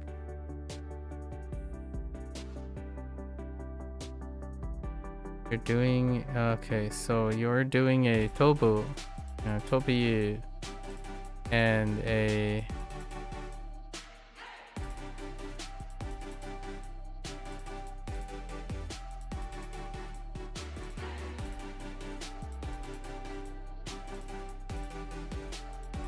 let's see, diving in.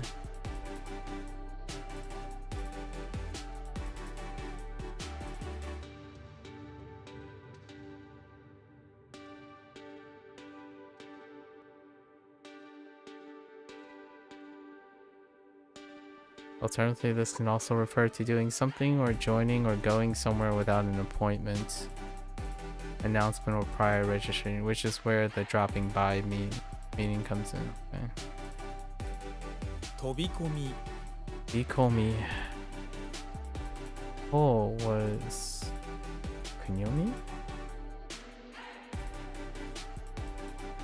And then ni, no. Oh. Singular read.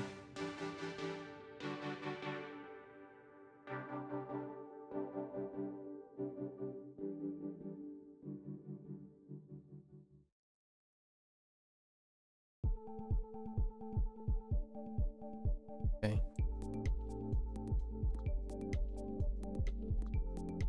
Tobikomi.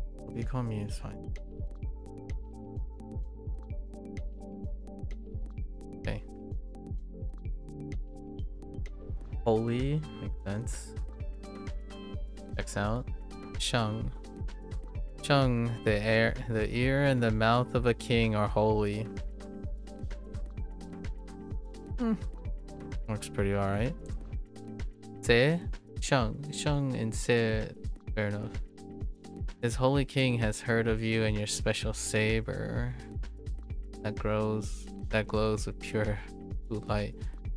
That is where Seiya comes from. Let's see. Yeah, I think we can tie that. Those two things are.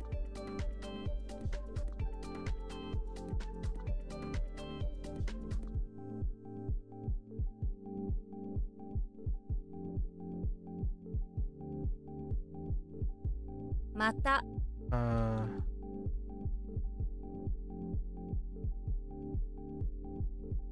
Tenugui. Tenugui. I'm gonna stick with our imagery here.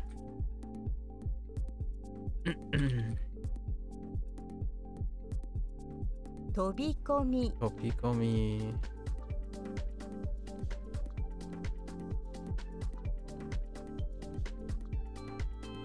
Alright, long time no see. Dashiburi. Okay, moving along here. Magnet. Magnet.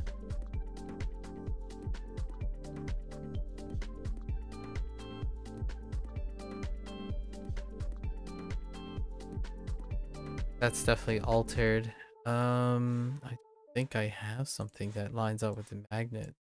Could be attraction. Be about cocoons. Or cocoon men, I guess. Double cocoons, right?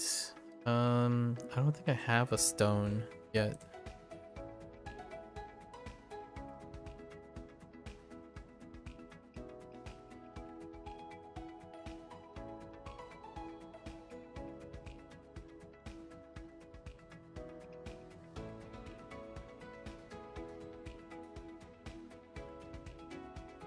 Interesting.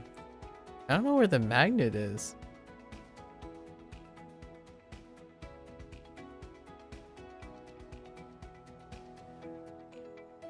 Lian? 想 what do we got? 资 Interesting. 首诗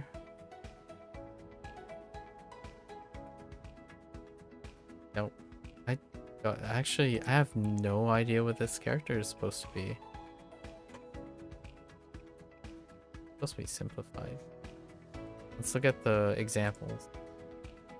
Magnetism, magnet, magnetic field.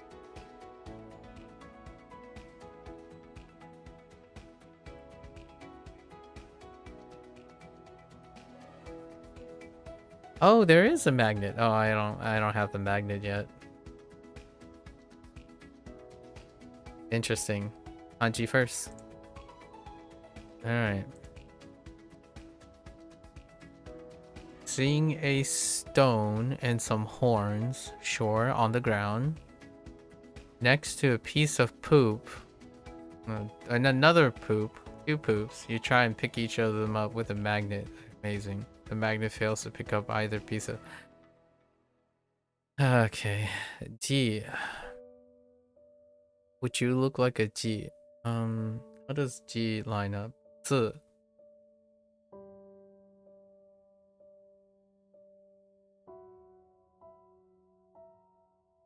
Oh, it does. It does look like a 字. Yes, this right hand is 字 for this. And then, so still carries. I wonder if I have any other double poops. Where are we? Where are my double poop gang right now? Do we have another G? Oh, there's another G. Secluded makes sense. U G for nourishing. Oh, there's no this. Interesting. It could be an N1 though. Like more. It doesn't cover all of N1. Okay. I can pick that up. You're pretty excited that you lifted something up with your magnet. Science is cool, but then you hear someone laughing behind you. It's Jesus was using his magic to levitate the stone all along. Okay.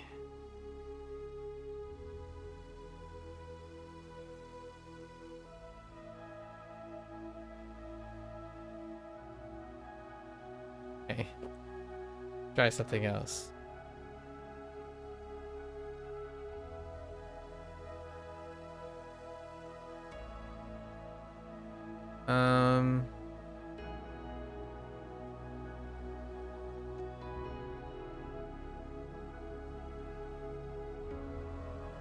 There are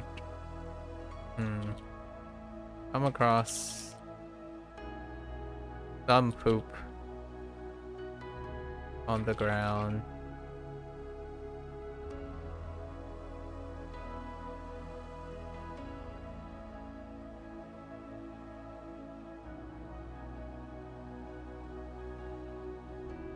We're just gonna go with this one.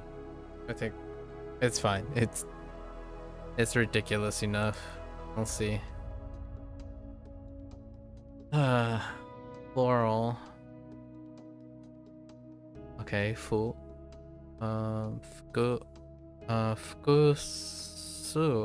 Fukusuke. What's that, Ken? If fukusu is multiple and ken is shape. Yeah, multiple shapes. Or 複数形 fukusuke. Fair enough. Self-explanatory. Impersonation. Yeah, resemble the thing. So it's kind of like imitation. Oh, is it gonna use mane? It's probably gonna use mane. So what does that? Butsu would be onyomi. So it could be something weird like monomane. That'd be kind of weird. Butsumane sounds okay. Okay, yeah, it's impersonation and or imitation or mimicry. Actually, this word is too. It's also impersonation. Okay, it's very similar to mane, but can be used. Oh no, wait, it could just go straight onyomi. You could just straight up use onyomi, right? So, what is that? Ni, shin, butsu shin ni. Or no wait, what was it? Busu shin. Oh no, that sounds whack. Is used for general act of mimicry and can also be used to refer to ways someone does something. On the other hand, while this also describes acts of mimicry and imitation, it additionally uses performance. モノマネ Monomane, okay, it's fine. The other, using onyomi sounds ridiculous. It sounds so terrifying. Oh, monomane is fine. Deep red. Oh, as opposed to regular red. Interesting. Crimson, yeah. Oh, but Crimson got a swap up. Oh, they're pro call. Merry Christmas, pro call. How are you enjoying your 13 minutes of Christmas so far? Or is it an hour and 13 minutes? I didn't take into consideration daylight savings time. I think we're 4 hours apart now, right? Or are we still 5 hours? Pretty sure we're 4. 13 minutes. I'm doing pretty well. Other than whatever it is, that type of interaction that I just had like 10 minutes ago.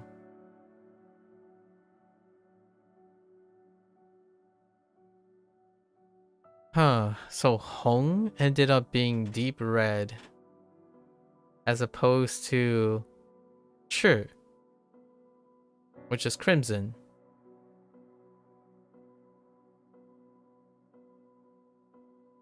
What does Hoang end up being? Cool. Cool.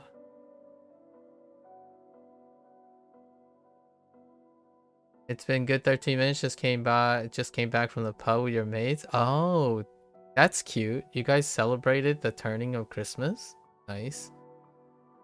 I don't know. Can you read old like chat things? Oh, I guess it doesn't work like YouTube, huh? I don't know. I'm not sure if the person's still around, but Skittles here said you should try playing O's, you be famous. And then I said, well, I've already tried doing that. I have already done that. And it's like, wow, no wonder you're famous. But I'm not sure if that's like some sort of meme or something like that. I think it's largely why long history, like very quick historical fact. The reason why I found that the OS community is on the fringe of being inappropriate is largely because of interactions like that. It's not my scene, chief, is what I would say. Those potatoes.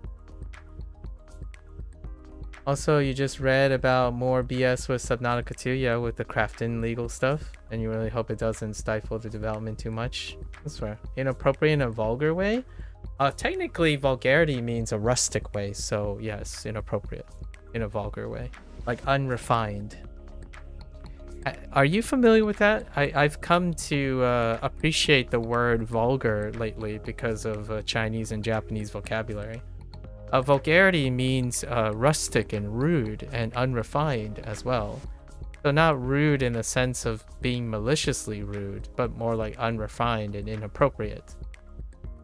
So it's interesting when you say in a vulgar way. My definition and prospects on using that word has kind of morphed now. Because in Chinese and Japanese, a lot of times people refer to vulgarity as being unrefined of different levels. But largely it's the crude nature of lacking communication skills. You said BS when reading your comment. Do contractions of swear words get a pass from you in terms of whether you say them or not? Not really. They just come and go. They come and go. I read I read comments when I read comments. It is up to the person projecting to understand what my intent is. Right, like WTF, for example. Or STFU. Or, I don't know. I think you have a very strong hyper focus on trying to project the significance of swear words. You mean you more meant that if you said BS instead of BS, you likely wouldn't have said that out loud? Yeah, I would have said BS.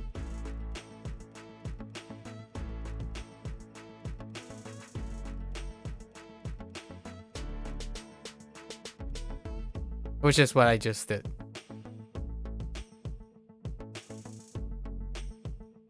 Yeah, I think you might want to read it more of a 0 and 1 situation. So you're thinking about a 0 and 1 situation, and I'm thinking more of a 0.5 situation.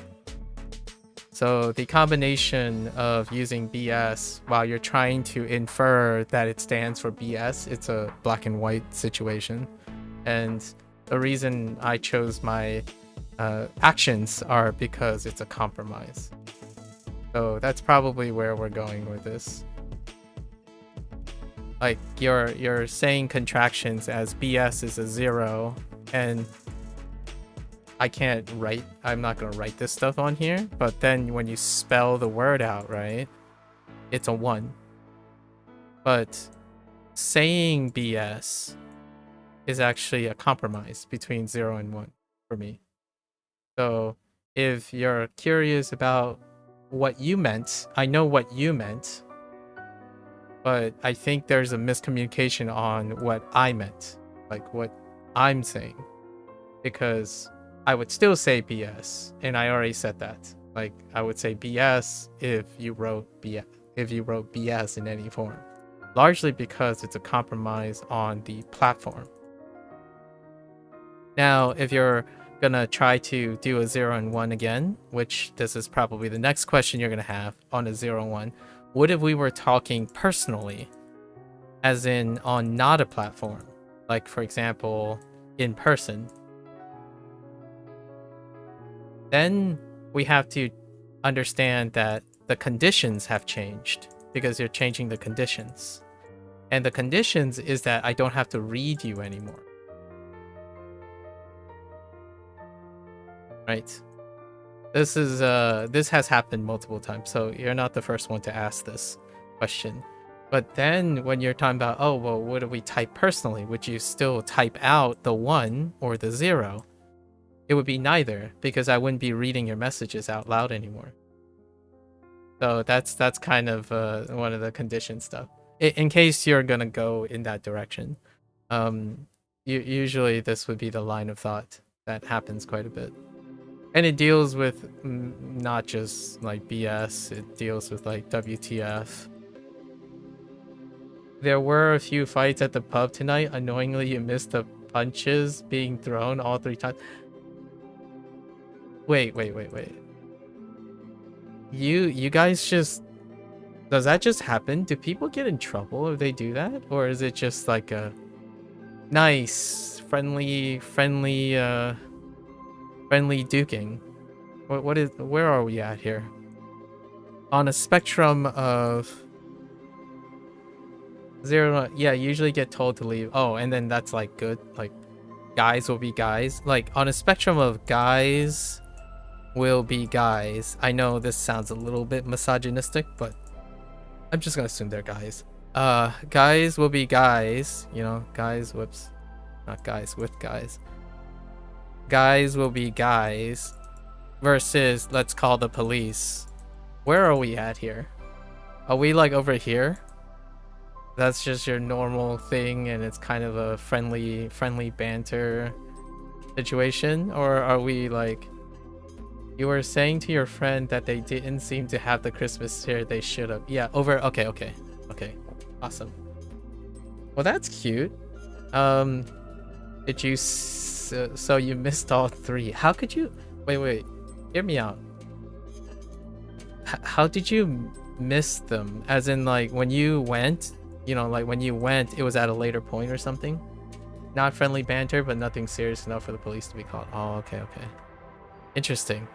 It's been a while since I've been around bars or pubs, right? Pubs and bars, like dives and bars and pubs, taverns. I know taverns seem like a bit old-fashioned, but there are still taverns in the countryside areas. They're like in sheds and barns.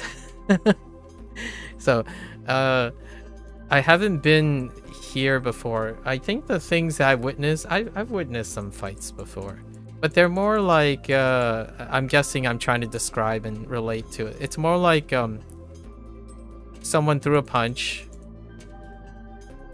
and then the other person tried to hit back but got stopped, and then they both like go home, guys, go home and chill. And then, you know, some loud words would be exchanged, some not so savory words would be changed, and then that's the type of stuff that I kind of expect around holidays. That's happened before. I don't think I've ever been in a situation where there was police. Like, it escalated to the point where, like, jigs up, like things got out of hand. You went to the toilet when the first two scraps happened. You literally were in the location and you managed to miss it. And then as you were leaving, the third one happened, so you couldn't get a good angle. Tell an American that a British dish is tavern food and they'll suddenly love it. All you know is that they shouldn't be expecting anything but coal under the tree. Okay, fair enough. Yeah. The tavern thing, yeah, there are novelty like tavern places. And then here's my spectrum, and again, this is not a representation of all Americans or something like that. My personal anecdote is, if we had a rustic level of rustic and charm, right?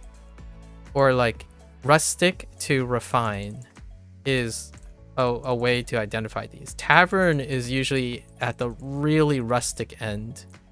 And then we have dives. And then we, as in me, I guess, my experience. Sorry, not we as in a representation. So tavern, dives, then we have bars, and then we have pubs. I know how that sounds, but the reason why I'm bringing this up is because pubs are like a heritage novelty. Bars are the norm. Dives are the rustic, they're the rustic Americana novel. This is part of Americana. And then taverns are like it's a novelty for its rusticness. Pubs are more like their thing about their refinedness. And the refinedness is because it's kind of like tapping into immigrants. So the closer you get to like taverns are a novelty in the sense of its rusticness to English things, which is why the comment you made about tell American that a British dish is tavern food. Rusticness. So this is like the edgy of the rusticness, and pubs are like the edginess of the refinement. And then bars and dives are like your average medium of Americana. So Americana is represented by bars and dives as opposed to taverns and pubs. I've been to taverns for their English novelty, which makes sense because you made that joke.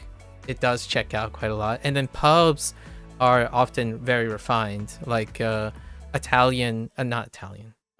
Why did I say Italian? Irish refined. So we're talking about Irish versus like British. And then bars and dives are Americana. There is a little bit in the middle here, but it's a misnomer. We have diners. And diners are like Americana minus the drinking part. So like the beer, the alcohol part. Oftentimes you hear diners, dives, and bars as the three like typical hangouts for holiday season, since we're talking about the Christmas season, right? Dives, diners, and bars. They tend to be the social gathering places of old Americana, but diners are exclusive from dives and bars because they often don't include alcohol. It's usually like diner food, Americana. So during Christmas is really often common to do like either you eat at home situation, right? Which is great. I love family time and whatnot.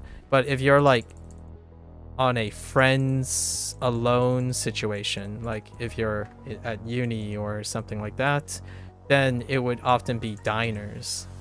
And then diners are where I would hit up like, I don't know, a brunch with some buddies and then possibly then go to a like a bar or a dive, a local bar or a dive, and then do that a bit of social drinking, provided that you have eaten something already. Yeah, I kind of miss those times. Good old younger life. Not long ago, in your town, police ended up pepper spraying some 14-year-olds. What? Well, that is definitely not a. That would be a quite an interesting, potentially traumatic kid experience.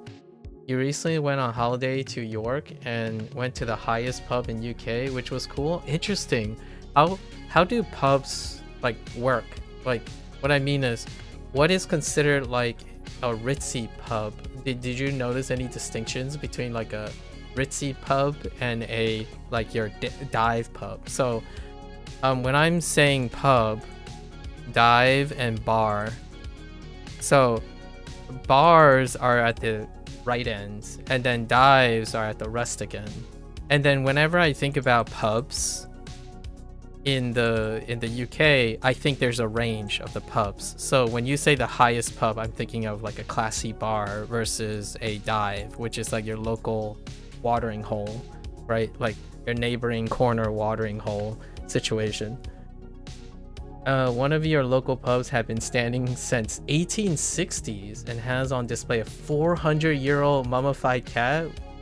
Which would you classify that as? Oh yeah, that is dive. That is a dive bar. Yeah, that is a dive. And by the way, dive, I'm not saying bad. I'm not saying bad or good or rich or poor, but more history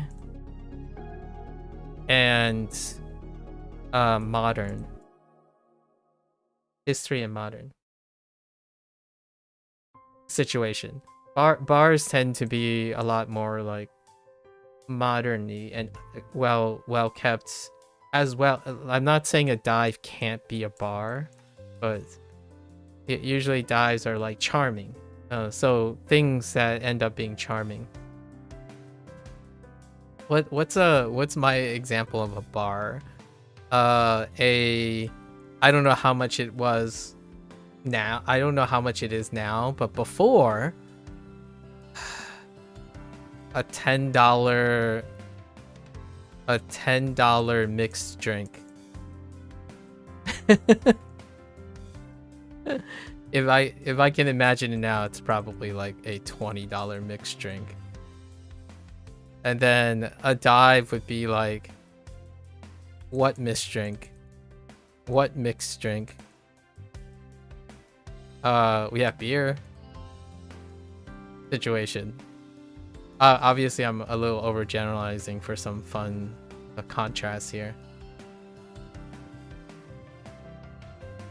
It is also where I would order beer battered fries and tenders at a dive, and at a bar they probably end up serving something like a, I don't know, truffle fries with a blue cheese hamburger, something like that, for like 30 or 40 USDs.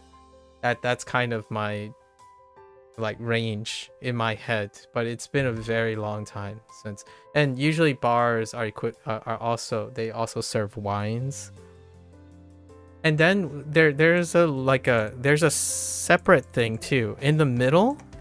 We can expand this. Obviously, I'm trying to be like not too detailed because we can talk about this subject for any particular subject in great detail. There's sports bars. I think oftentimes the mix between a dive and a bar is what's typically referred to as a sports bar. And when I'm at a sports bar, that's what I was talking about, the whole like someone throwing a punch, some disgruntled, expressing, you know, letting loose some emotional baggage, that type of thing. It's usually occurring at a sports bar. Not so much dives. Dives end up being like a family local thing. And then bars are too ritzy. Like people are going there to network and socialize. But sports bars, that's when you get like, you know, the foosball situation. The football or stuff and the basketball stuff. You know, some banter that can really get out of hand.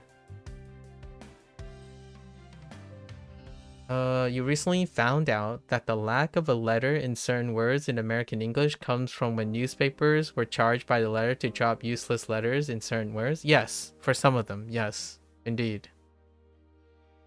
Yeah, some of the letters that were dropped. Exactly. Some guy tonight told you a sad story about how he got a horrible tumor growing around his stomach. Oh no. Gastrointestinal tumor. He then showed you the tumor, but he just showed me his ball sack. Oh, jeez. I would have fell for the same thing. For a second, though, you thought, oh, gosh, that's a terrible thing. Yeah, no, you got me. Even as I was reading, I was emoting the same thing. High is above sea level. Okay, okay. Not high is in any metaphor. Fair enough, fair enough. For the comment about the high is a pub thing. Oh, that makes sense now. So high is okay. I mean, nearly every pub around you has around for at least 100 years. I see. The pub you went to serves $2.50 pints. That's $3.30. That's great. That's dive material. That's like the local watering hole material.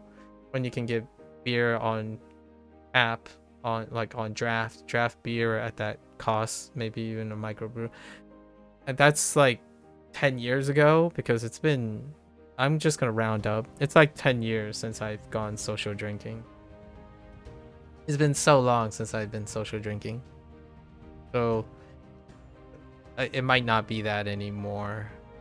Last time I was around people who had libations was we were in a hotel, like bar, like a hotel situation. I don't even know if you would refer to them as bars or not, but it's the libation in a hotel lobby.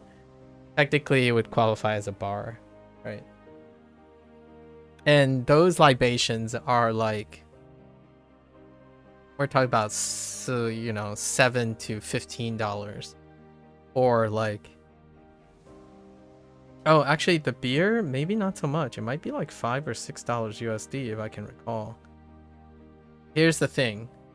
My present company during that time, we all bought mixed drinks as opposed to like a beer. I tend to be someone who likes to experiment whatever they have going on.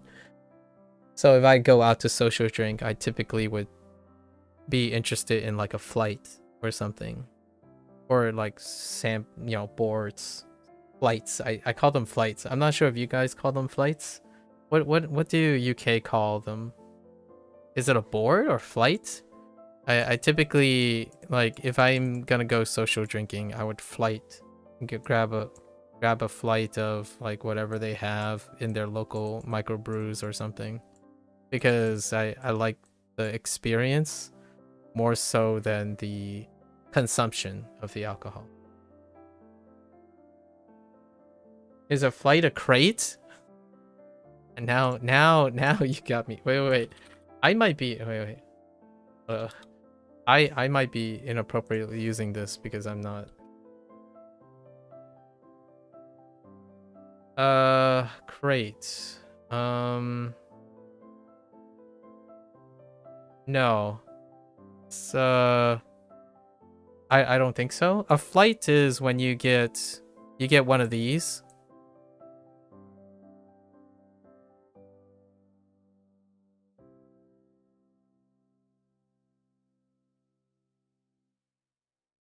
And they would be like, the volume would be maybe 1/4 of a pint or something. And then it's whatever they have sampled. So this would be called a flight of beers. Many cans of something in a box. These would all be glass. These would be glass served from the draft. All of these would be draft.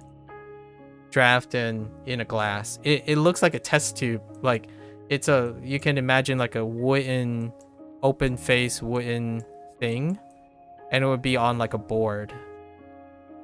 And then you would have 4 glasses. Yeah, they serve you many glasses of different beers, but it's specifically for beer tasting. For beer tasting. And they would generally be all tap. Like everything would be on tap. It would be, they're all drafts. So they have to come from the local brewery. And flights are specifically meant for beer tasting. That's what I would go for social drinking. You've never come across a flight before? Okay. I don't know that I just started. This is like me trying to be, trying to sound fancy. But like, when I go to, you know, like a winery, for example, I would largely be tasting wine. Like, I would go there for tasting. I wouldn't go there for consumption. Is kind of one of the things that I typically do. So whenever someone says like, oh, do you want to go grab something to drink? And they meant like to a local place or something. I would look up whatever their, like, I would order whatever their local thing is, because I don't really partake in the consumption, but more for the experience of the tasting.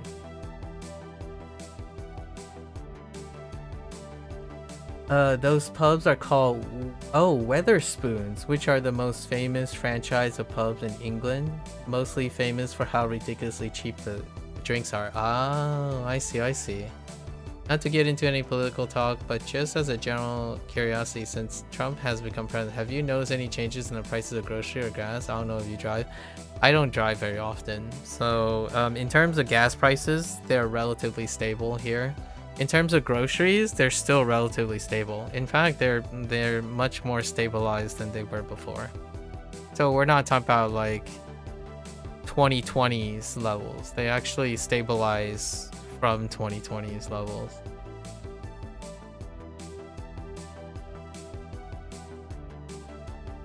You did get to drink a lot of local beers on tap when you worked at a bar, but they never served anything like that. Okay. Oh, and also, can you tell me about, can you tell me about something you meeting with someone recently? Sure. But that's up to you. That's privileged information. Do I have a card though? I do have a car, and I pay insurance on it. I do have a car. Generally speaking, I don't think the gas prices changed that much recently. And groceries peaked. So let me actually double check in terms of...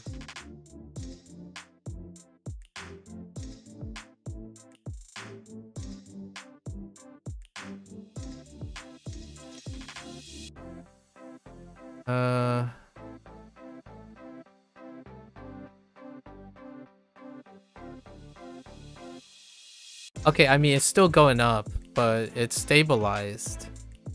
Like, it wasn't crazy like the 2020 to 2022 surge. So it hasn't changed as in, like, the graph would look something like this. So, like, this right here would be, like, the 2020 to, like, here, which is, like, 2022. But since then, right, you're talking about you're talking about politics, right? When you're saying Trump is during a time when it's stabilized. It doesn't mean that it went down, right? It didn't go down. Like this hasn't happened, but it did stabilize during his presidency. So when you're talking about political talk, most of the things actually stabilized during his current presidency.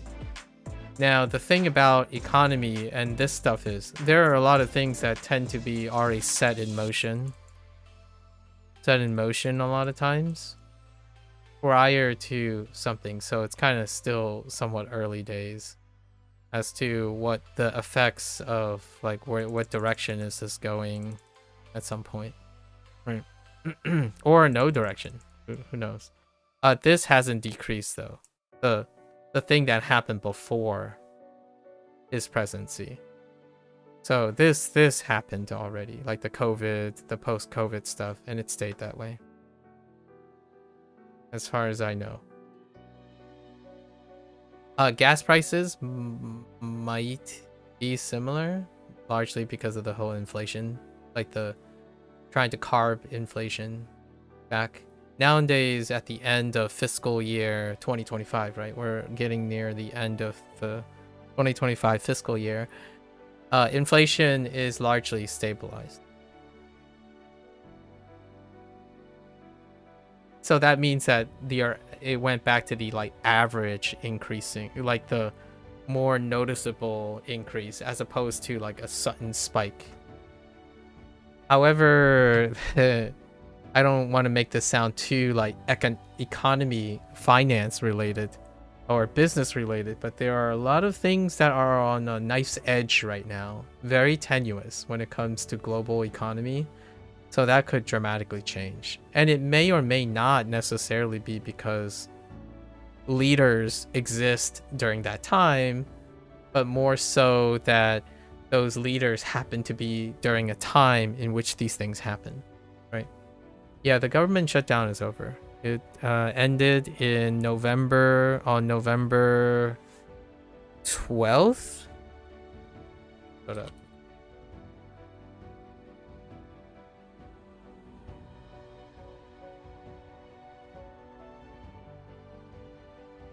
I think it was early November. I don't remember. Yeah, November 12th. Just had to double check. It ended on November 12th. Some girl you knew from secondary school messaged you about selling you stuff and you agreed to buy some cooking mushroom. Mostly just because you wanted to see her. Yes, cooking mushroom. She was your first and you think only woman you've genuinely been in love with? That's cute. A bit apprehensive, but that's cute. And after seeing her again that night, you had trouble sleeping because your stomach was in knots thinking about what could have been with you guys. She's the one that got away. And still today, you can't get her out of your mind. The one that got away. Or still there, but not have gotten away. The whole cooking mushroom thing is a little apprehensive. Well, you certainly have something on your mind. That's kind of a nice feeling, right? Hopefully those are warm feelings. Oh. So she is the one that got away. Interesting. Well.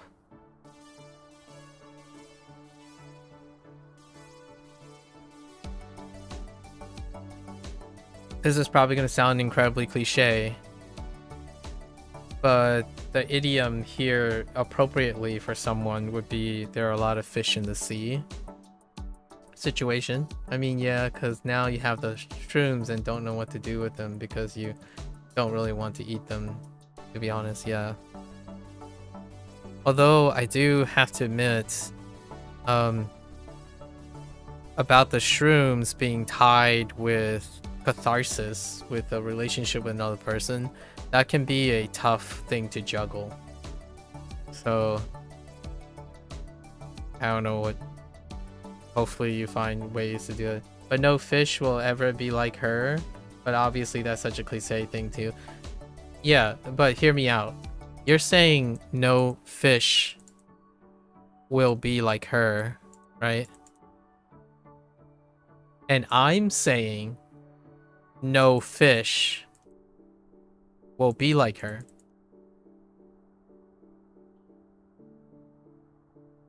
Sorry, we're both... the goal was to say the same thing twice.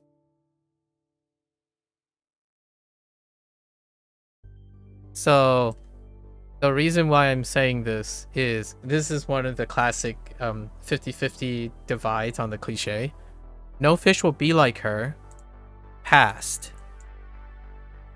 No fish will be like her. Future. So not only is no fish going to ever be like her, you don't want your future fish to be like her. If you know what I mean. So for everything that you've missed out, or everything that is both positive and negative about her, the future fish would typically not be that same set of circumstances. Because for everything that you've known and what you've done, the idea is if you're clinging to the past, it would happen again. Nothing is learned, nothing is grown. You still want your future fish to be her? That's exactly what I mean. So you said no fish will be like her. And I'm saying in the cliche, no fish will be like her. Because the future fish will be more or different or even less. But right now, when you say you want the future fish to be her, that means all of your future fish will be less than her because you're pining for the past right now. And that's, you know, good or bad. It's perfectly your decision to make. My argument is that I could use the same set of words, but imply a different outcome, right? Sometimes the past can be tough. Yeah, and you've been trying to get her off your mind. Yeah, that's understandable. I wanted to make the future comment because when you said, when you're sharing this with me, obviously you probably somewhat anticipated that you're already doing this. Like you're trying to maybe overcome this with your situation because if I wanted to be a little bit less discreet, so this is a little bit less discreet. Oftentimes when the ones that get away, and this is not professional, but it's just like being a little bit more candid. The ones that get away, when you are entrapped in the sense of past, it can create confrontation, right? Confrontation, especially when they're the ones that are taken now. And without saying much, I am technically friends with... I don't know if you guys are planning to stay friends, but I am technically friends with a lot of people who are in this kind of situation. And what I mean is, it's literally involving me in some situations, and then it's literally involving other friends who are friends with that type of things. Are you friends? And yeah, but we're talking about real friends. We're talking about IRL stuff, I suppose. Although internet stuff count too. Are you the one someone can't get over? I don't think so. So here's something about this. I don't think I'm not sure if I'm gonna be able to meet you with get over. If get over, by get over you mean acceptance, then yes. But when you're when you have acceptance, it's not viewed as getting over anymore. It's viewed as like extra. So this also, we're gonna enter a controversial topic. This is more like mutual compassion. And this can be considered as some sort of openness.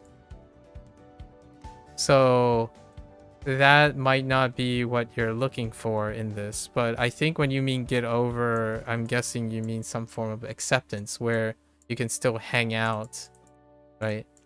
Hang out and talk about these things, mutual compassion, but it doesn't like, it's not from a point of negativity, right? Or like a point of missed opportunities.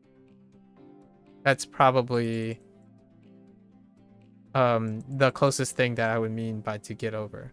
So there are both online and offline, but typically the online stuff, I don't have really close relationships to anyone online, but this is oh, so you had something going with a girl that didn't end up working out? No, the other way around. Again, I was like emotionally stunted. So I was emotionally stunted when I was younger. So because I was around people and I'm like a quote unquote nice person, it didn't work out because I didn't reciprocate. That's something going on that didn't work out. No, it's more like a unrequited, like, I don't know, unrequited fancy, I guess. You know, you have like crush situations and whatnot. But I think this is kind of coming from either a cultural barrier or a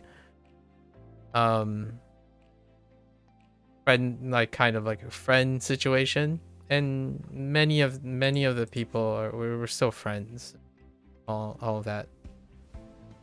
And I'm the one, by the way, too, for the record, I'm the one that's single, not them. They're married. She had something you can sort of relate. You bashed your head thinking about times in the past that she was clearly trying to get closer with you and you just didn't get the message. Oh, no, I definitely got the message. Like, I got the message from a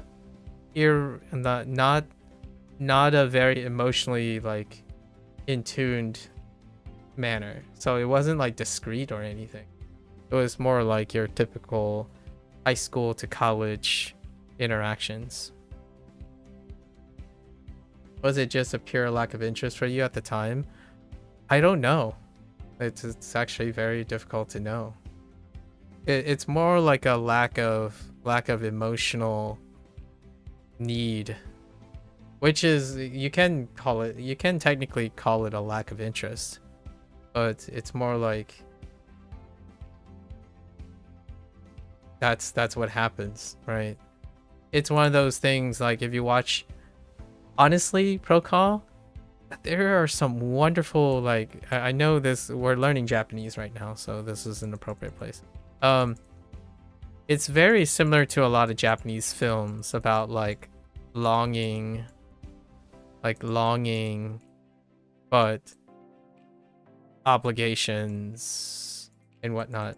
So my headspace was somewhere else, right? It's not that I wasn't a nice person. I actually, this is what got me into the situation in the first place. I was a nice person. Like, I was nice in terms of being proper, right? Proper and helpful situation. However, being proper and helpful it's not emotional.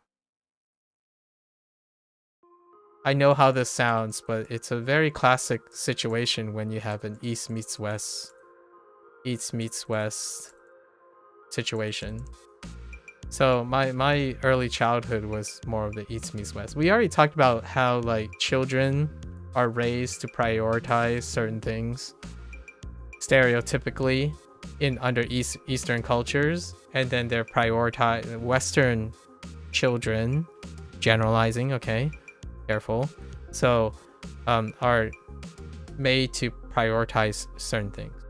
Western, we talked about the whole emotional responsibilities, individualism, expression, right? And then East is obligations, diligence, and like discipline, right?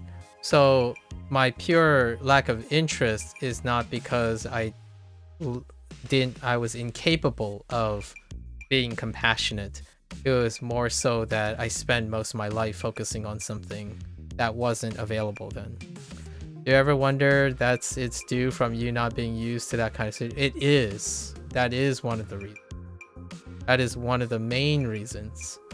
You do not. It's like I understand that there are these portrayals of like slice of life, right? Slice of life stuff, especially in like anime and all that.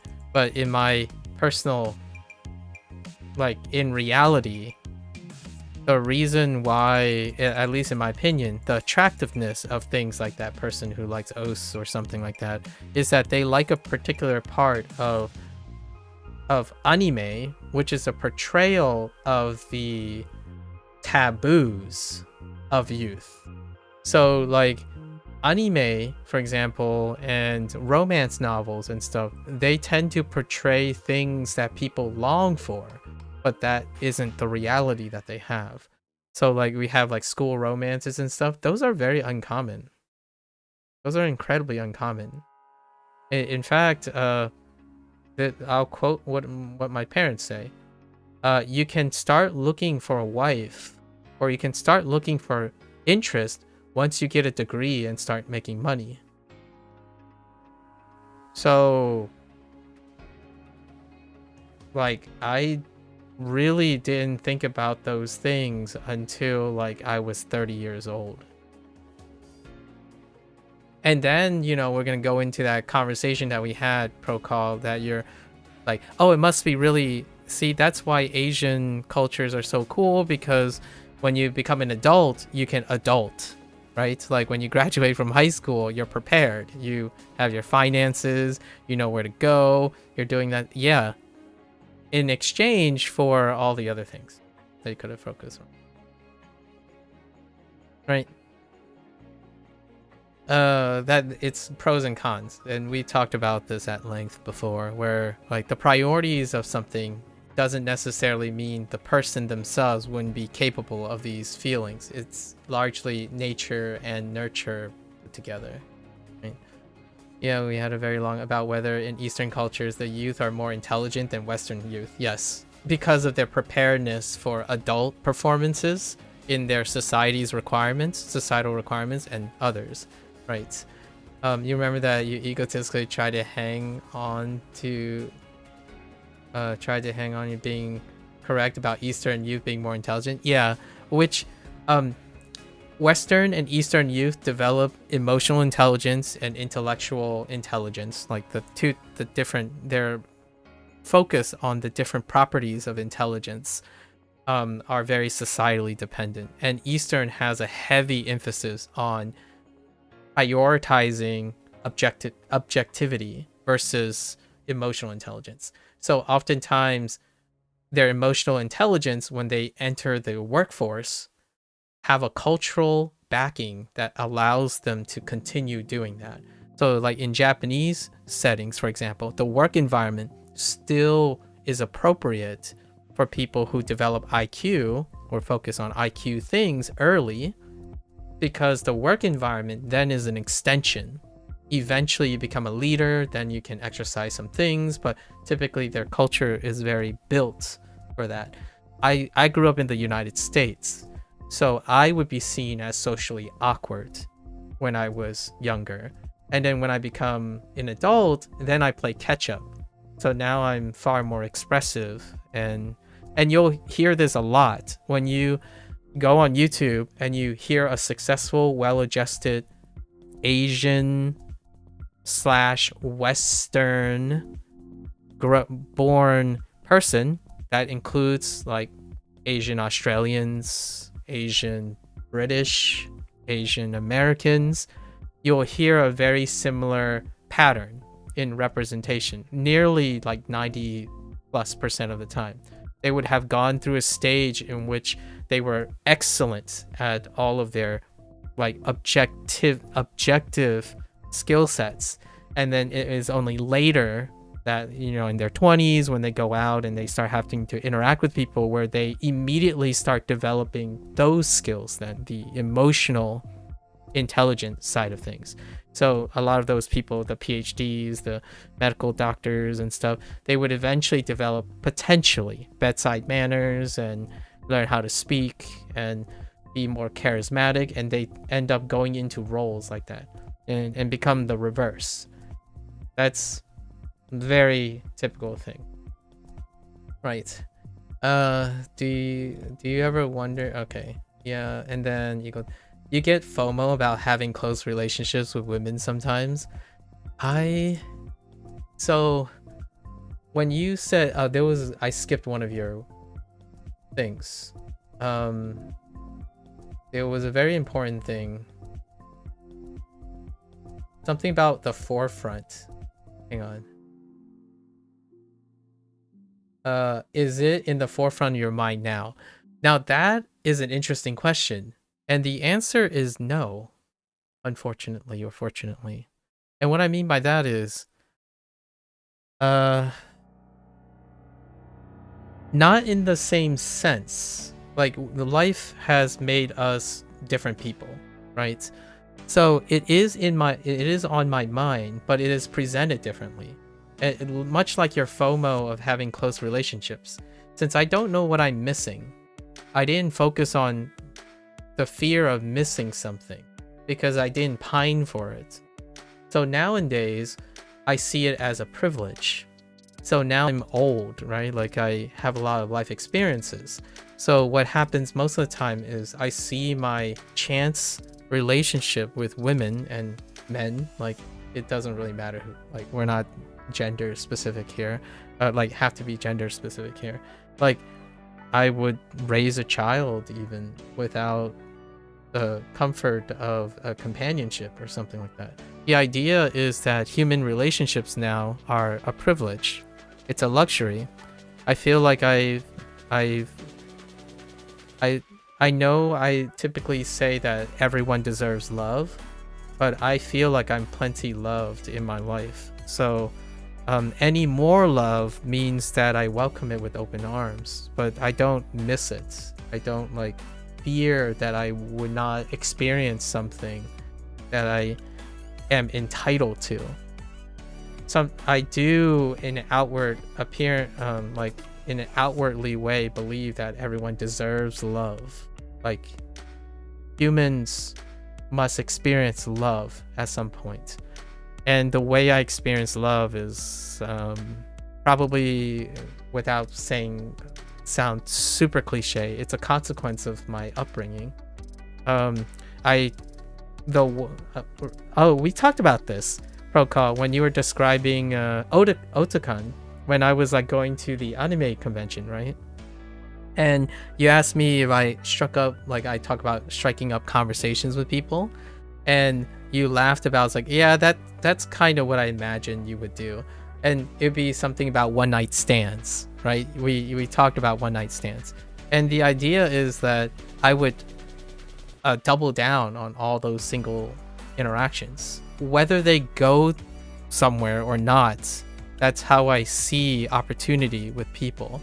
We talked about how, like, would you treat a one night stand or someone who you think it's not going to go anywhere different than like if it was going to be someone you want to chase after? Or I typically just go. Like, there's no like 0% and 100%. There's just 100%. So my upbringing might have changed that quite a bit. So like, if I meet someone and we talk about something, I want to get to know the person. I don't think about like, oh, I have a chance with that person. I have a chance with that person. I don't have a chance with that person. I really want to get to know that person. The idea is if I am given an opportunity to meet someone, I'll try my best. And any more experiences I have makes my life fuller. So I guess you could kind of say I always take a chance on people until I can't. Right? And there are, obviously, when I say until I can't, is because there are extenuating circumstances of which I can't. Like, for example, someone who's married. That's probably a can't. So we're not talking about chasing after, like, the reality of not being able to. If the opportunity presents itself, I will do my best. And then maybe some fun little personal addition is, you might be wondering then, have I ever gotten in trouble? Like being nice to someone who ends up like inappropriately hanging out with me too much to be misunderstood by the other person, like the other person's partner. The answer is no, because I end up becoming friends with their partners as well.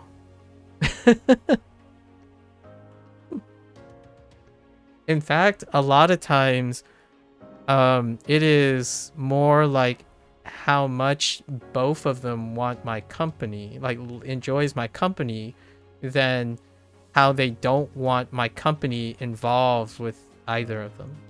So usually the people that I'm around, they're couples that don't mind my company, not like couples sneaking off or like trying to take a break from each other. And this might be self-selection, right? This might happen from self-selection. Those who like me or like enjoy my company may also be people who are like me, but they found love, they found companionship by chance. And that chance was cultivated by their ability to be open about their relationships. So for me, being in love is a chance encounter. And if I get to experience that in my life, is a privilege. I absolutely love the idea of that. But I'm not gonna sit around and say, and like, again, we talked about pity a while ago and whatnot. I don't sit around saying like, oh, it sucks that I'm alone. I genuinely don't feel alone in the sense of, or I am literally alone, but I don't feel lonely. That's probably one of the bigger things. I don't feel lonely, and that because of that, I don't necessarily fear of missing out on being with someone. But I absolutely love the idea of being with someone. Or someone's. Or some animal. Or like, what I mean by that is like, I could see myself loving having pets, you know, like having 2 dogs and 2 cats, something like that. It's love has kind of transcended the very conditions, at least in my opinion. For me, love has kind of been muddied, like the boundaries between how to experience that type of longing and loneliness has kind of passes due. I guess I'm gotten to a point in my age where maybe I kind of skipped over that. And if you're thinking, oh, you must be talking to a special person or something like that, I don't think so. Because I actually think this happens in Asian men a lot. Like, what I mean is, they're presented differently. Like, if you ask the importance, the characteristics of what they're getting from a relationship, it can be very different. It can be significantly different and enriched. Like, I still don't think I'm a very romantic person. However, whenever I describe what I do for a person, it would seem like it's romantic. But it would be the least thing I can do. Like, I already described some of my dates, the dates, and I consider them as meeting dates, as in I was getting to know the person for the first time. Even after that, it wasn't really affirming a relationship or anything. Like, one of my dates involved 6 sports-like activities, with two like luncheons, like a lunch and a dinner, and me traveling for 16 hours during a single day, and then going to work the next day. Like, that's what I think people are worth. So the thing is, it can create a warped judgment by mixed cultures, and so to go back to the beginning of this tangent, that's when what I mean by I was a nice person. Culturally as well, I was a very nice person, but it could have been misunderstood because of timing, right? Like, you could talk about the FOMO thing. Would I have been different if that person was, I don't know, culturally synced with me? Yes, we could have been married. Like, right now, I could have been married to this person for 10 years and we would have had 2 children or something like that. That could have happened, but I don't dwell on those things. And also, many of those people are people I either know, or I know that they have loving relationships with their husbands or their wives, depending on which angle it is, because I have male and female friends. So, and I have been to 7 of their weddings, and it was great. Like, I'm glad to see them incredibly happy. Like, I love to see people in love. So I don't think I could say that when I was younger. Like, I didn't think about romance when I was young. So to give you another example of how I call it emotionally stunted, but it's emotionally stunted relative to my birth culture, the American culture. I was emotionally stunted because other people have emotionally developed far more, right? And I mean, for all that means is that I was focusing on other things at the time. But the way to really demonstrate about being emotionally stunted is the idea that I didn't do any romantic things, like what would be considered romantic in Western. Like, when people, kids will be kids, right? Like, in high school, boys would be talking about, like, yo, dude, that girl, so hot, like 7 out of 10. Like, yo, would you do this and this? And I would act the part. Like, I don't think I was fooling anyone. At least I don't think. Maybe it's an imposter syndrome thing, but I don't think I was fooling any of my high school friends that, like, yo, this kid, like, he's just humoring us, right? Like, because he doesn't really look at girls that way, or look at guys that way, or anything really in that way. So, like, I don't think I was clever enough as a kid to fool anyone, or even people around me, that I am going along with it. Like, oh yeah, oh man, yeah, that girl, yeah, you should go and try to hit up her number or something. I'm more that guy where someone says, oh man, I'm really nervous, like, I want to get that girl's number, but I don't know what to do. And I would be the guy that says, well, you could go up to her, introduce yourself, you both, like, play the same sport. Maybe you can ask her if she wants to hang out sometime while you're playing a sport, and then you can exchange numbers that way. That would be me in high school. Like, it's not that I don't know how to interact with human beings. It's more like I don't experience emotional upheaval. The experience that I do experience is discrimination, racism, and bullying. That was the dominant feeling that I was suppressing. The other stuff is like if someone asked me, which they didn't, because they probably did know that I'm simply disinterested in human connection a lot of times, and being friends, you're wondering then, how did I make friends in the first place? It's because we all suffered. The one emotional thing that I was really well developed in was emotional depression, like dissatisfaction, anger. Those are the things that I was able to manage. And because of that, I made friends, in my opinion, because I was able to manage it. I was in my opinion, if someone looked at me, they would probably see the same thing that they see now, only different, right? They would, like, now in my 30s and 40s, someone would look at me and say, oh, this guy's incredibly emotionally stable. They were able to keep all the things together. It's like, when I was younger, they're like, oh yeah, this kid's got everything together. He's not like getting his heart crushed and chasing after every like flamboyant girl that goes by his way and that type of thing. It's like that hasn't changed. But the thing is, I didn't have those concerns. So if one of my friends asked me like, oh, hey, can you get that girl's number? I would go up to that girl, ask her if she would be so kind and comfortable in exchanging numbers, and then I would describe my friend and I would get the number. If I don't get the number, then I would simply apologize that she was not interested, right?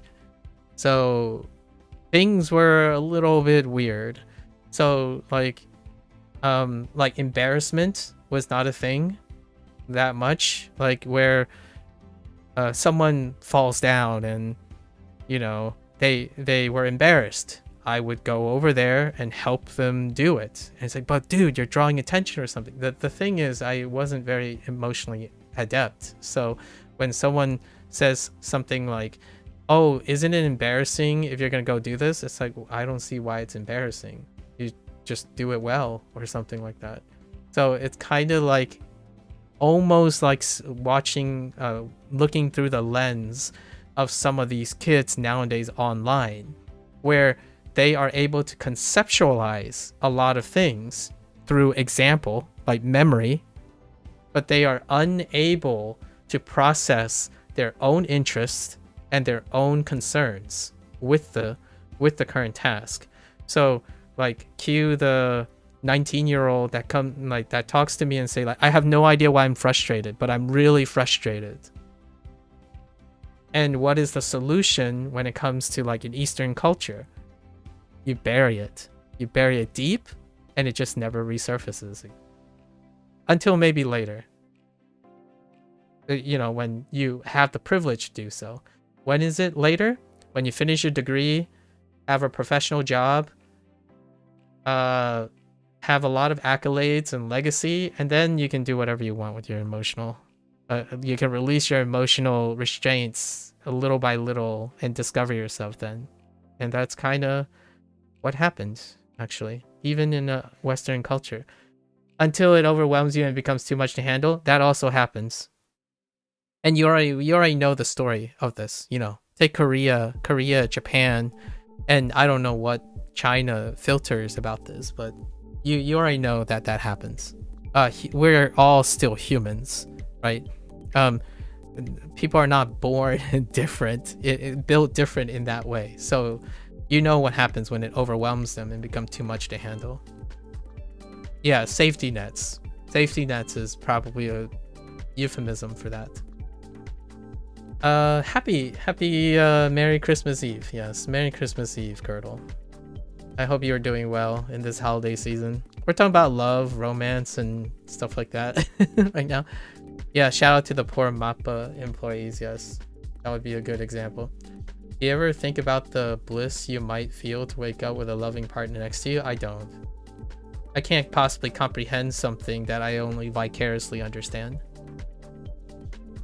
It's very difficult to miss something or to pine for something that I have not experienced before. I can conceptually think about it, like conceptually think about waking up with a loving partner next to me, but since I don't have any emotional attachment to it, my ability to manage my emotions tend to tell me that it would become a bliss and it would be something that I would miss if I have experienced it. Vicariously, I do not pine for things necessarily or spend the large majority of my time pining for things that are hypothetical. I still chase after them though.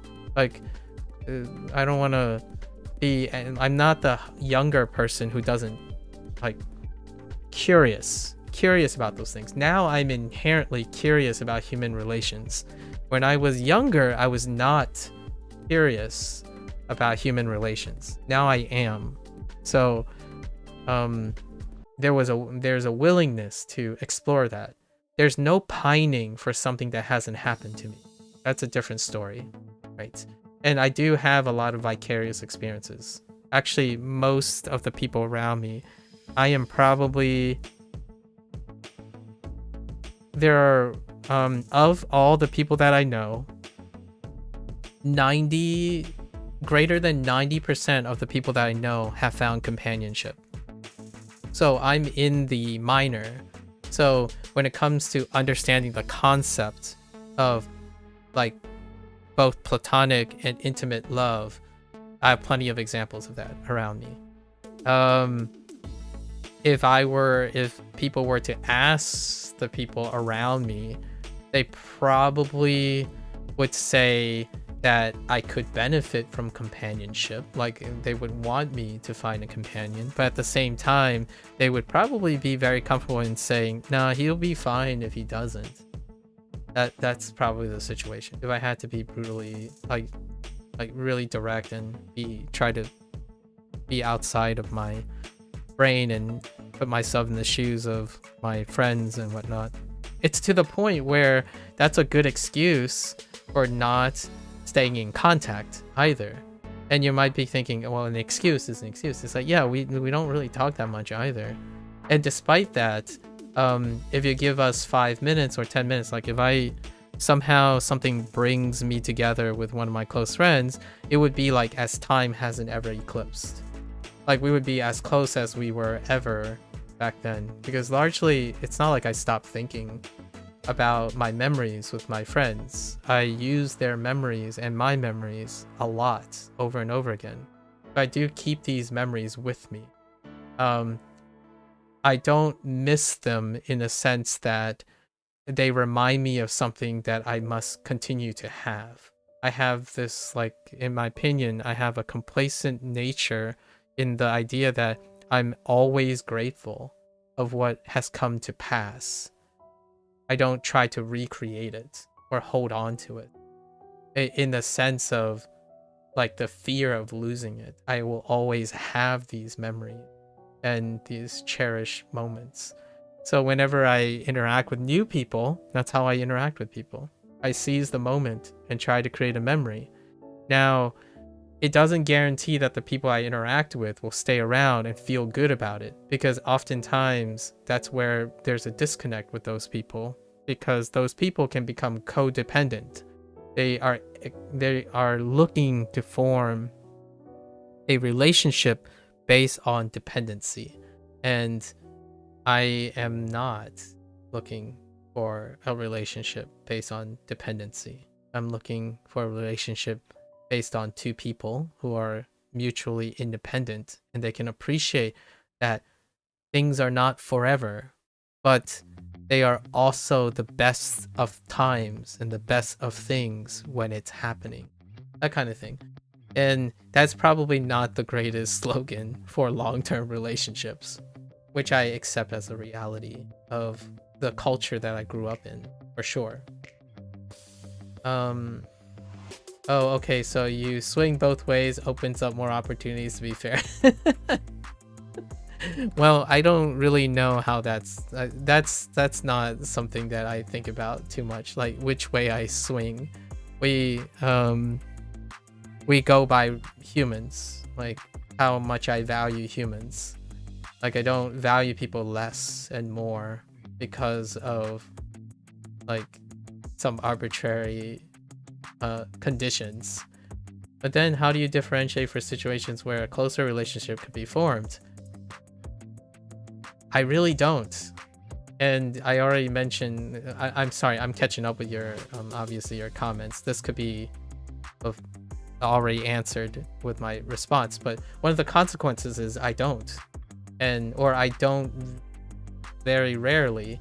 It is up to the other person to specify that it is a closer relationship. And that's why I require a partner that has open communication.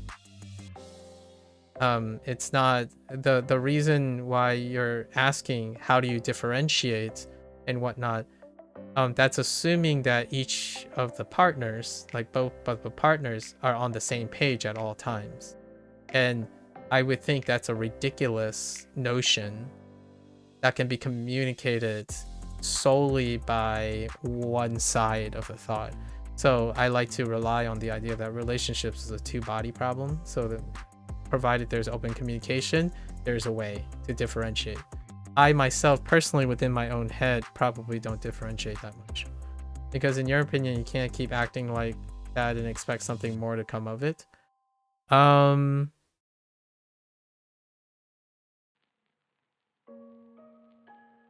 I treat almost all my relationships as the opportunity to be closer relationships. I think you might have my opinions incorrect about that. You're thinking about the worst case scenario. I can't keep acting like this because people will take advantage of it. It's the opposite direction. I treat most of my opportunities as an opportunity to form a closer relationship. So the other way around. If I didn't know you, I would think that you were happy to be in a hug situation. Sure. But it's both, or any of them. But you do believe that you do just want both of them to be in good standings with you? Yeah. Oh, yeah, yeah. No, I don't want them to be in good standing. It just happens to end up being in good standings. So, here's one thing about that comment that you just made. It is not from the desire to be friends with both of them that made me friends with both of them. It is through my actions of treating people the best I can because I like being with people, right? When you're saying, oh, well, you can't keep acting like that. I like being with people. Being with people brings out good qualities in me. So when people are around me, they become good standings. Like, I'm going to tell you now, there are situations where people hated me until they didn't. And it was through the relationship of other people. So, like, you can make people who hate you at first be also in good standing by doing your best. So, there's a very important topic here that's being missed. I'm not here to change people. I don't want to change people's minds. I do my best, and they change their minds about me.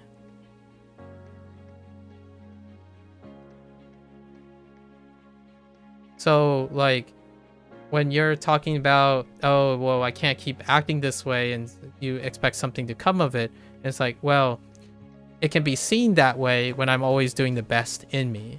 So if I'm constantly doing the best I can for for what I want to give to other people, these things happen. So when you say, if you're not expecting something more to come of it, I disagree. Because you're expecting things to come of it when your actions are towards it. But my actions are inwardly outwards. Like, it's coming from within. Not that I'm trying to change someone's mind about me. Like, oh, you must love me because I love you. I'm doing my best to be as loving as possible. And if someone happens to like that, that's what happens. So I'm only talking after the fact.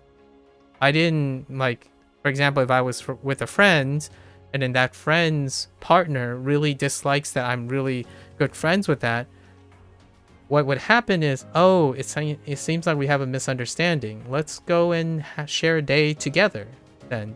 Or can I hang out with your partner instead, and we can try to come up with a different negotiation or talk it out and whatnot. It happens that when I try my best to be understanding of other people, that's what the situation creates. So this might sound a little arrogant, but I don't expect something more to come of it. More comes of it because I do my best. That's the consequences of my actions are because I'm trying to do the best. I don't expect anything in return. So not only do I disagree with you in terms of how to view differing situations, I usually don't expect that if I treat someone really, really well, that somehow I'm expecting something in return. They choose to love who they want to love. And my best way now is to be as receptive as possible to that. Yeah, the difference between alone and being lonely is a big thing, yeah. But I think that you don't understand those experiences even if you know them, which can be a big difference. Well, that's the whole point. I already answered that question, so that's... Or until it becomes overwhelmed. Yeah, her say, and literally safety nets outside work building. You hope that you check into stream in a few years and you tell me that you don't realize what we're missing out on by having a loving partner. That would be an interesting possibility. I would say that you probably... I like to give you the benefit of the doubt that humans are built this way, but I'm going to tell you I'm probably not going to say I'm going to be missing out on having a loving partner.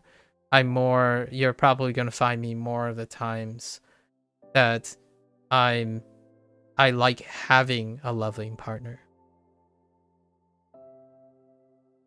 The comment that you made is you're saying missing out.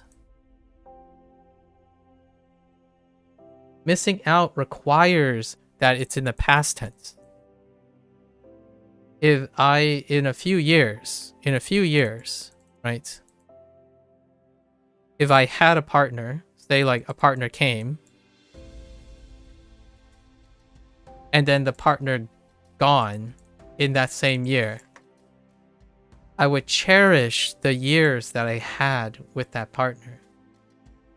I wouldn't miss out on it. Like I wouldn't pine over it in a negative way. It would be the most valuable years that I have. So if you're talking about missing out as in fondly remembering, then we're on the same page.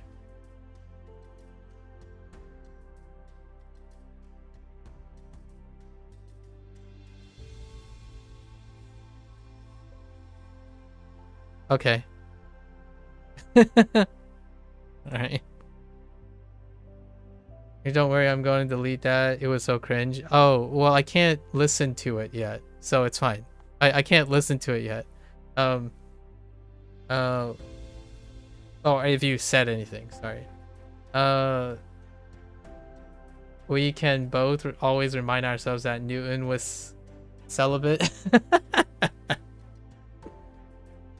Newton had a lot of things on his mind. Oh, you had no audio? Okay, good. All right. This is this is very personal, so please ignore it if you're even a little bit uncomfortable answering. Have you lost your virginity? I might be asexual. I'll let you know.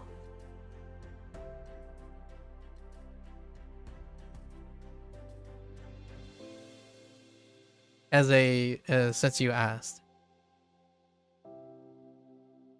But I'm not asexual. I can tell you that though. I can tell you what I'm not. It was going to ask you for your opinion on your looks, but that's so cringy that she would compliments. I think you look very attractive. Yeah. You look like a spry young man. All right. So I can tell you those things, And by the way, we already had this discussion about asexuality. Yeah, asexuality is a thing, right?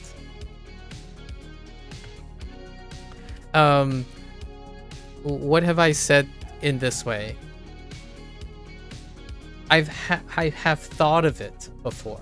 The whole asexual. Actually, we talked about asexuality before. I think, or it might be a German person that I was talking to. It might have been a German person. I don't remember their name. But here's one thing that I said before about how I may not be asexual, right? Libido works. I'll end it there, right? You use your imagination, I suppose. But let's just say the libido works. So no, it isn't. I sound like one though. I do have to admit though. There was another categorization of sexuality has gotten really complex. I don't want to stir up any controversy, but over the years, I'm gonna be as discreet as possible, as I can. Over the years, many people have expressed different, like, you know, how sexuality has become more like nuanced. So there's like all these things between asexual and I don't know what is the other one, like polyamorous, I guess. I don't know what the other thing would be, but anyways, and everything in between. And lately there's this thing called like a demi. I've heard this before too, demisexual. And that's usually like being attached based on like forming a relationship prior to the intimacy. So there are a lot of terms out there, and I am not up to date for that stuff. You're a demigod. So I get attached to people quite often. And whenever someone, like, to make it really clear, right? Some people think that I don't get hurt when I lose relationships. It's like humans get hurt when their relationships, like, it takes some sociopathy in order to prevent you from like feeling the hurt and the missing of partners and the missing of companionship. Like, I'm not saying I don't feel loneliness. I'm largely more demonstrating that you can manage these things and not show it openly all the time. Like, when am I lonely? Well, there are things that I have to do that require more than one person. That creates loneliness. And how do I address that loneliness? I try to do things that I can do alone, right? So that keeps that whole FOMO at bay. Like, for example, I'm very privileged to have both my parents, right? They're together. Both my biological parents are still together, and they are within my physical distance, right? Like, I can go talk to them. However, when you're trying to manage something, like say one of your parents pass away, right? It's kind of like at a later stage now for me, where the thing is, I would then, in order for me to appreciate everything that I've had and all my time with him, I would try to do things and work around the idea that they're not around anymore. And because of that, I am healthier with my relationship in acceptance of all these things. So, like, how do you get more comfortable with being literally alone and how that triggers loneliness? You address what it's like to be alone and what your loneliness is, and then you build around, like, you build with it, basically. So what are the things that loneliness brings? Detachment, or a feeling of lacking of connection with people. So what do I do then? I spend time streaming every day and trying to connect with people. Will that come of something, or will that become something? It may. The thing is, I'm doing something actively each day to make it possible. Like, I'm not looking to demand people to love me back. I'm working on anything I can do to make me want to be connected with other people. That allows me to feel like I'm working on my loneliness. So most of the time, it's every single day I try to work on skills that address the things that I may lack, and it gives me hopefulness and auspicious nature. And that's kind of what I want to basically radiate to the people around me. Like, if you have a problem, let's work on it. We would try to understand the nature to the best of our ability and work towards it. Things feel less like burdens and FOMO when you're starting to work towards it. So do I work towards companionship? I do.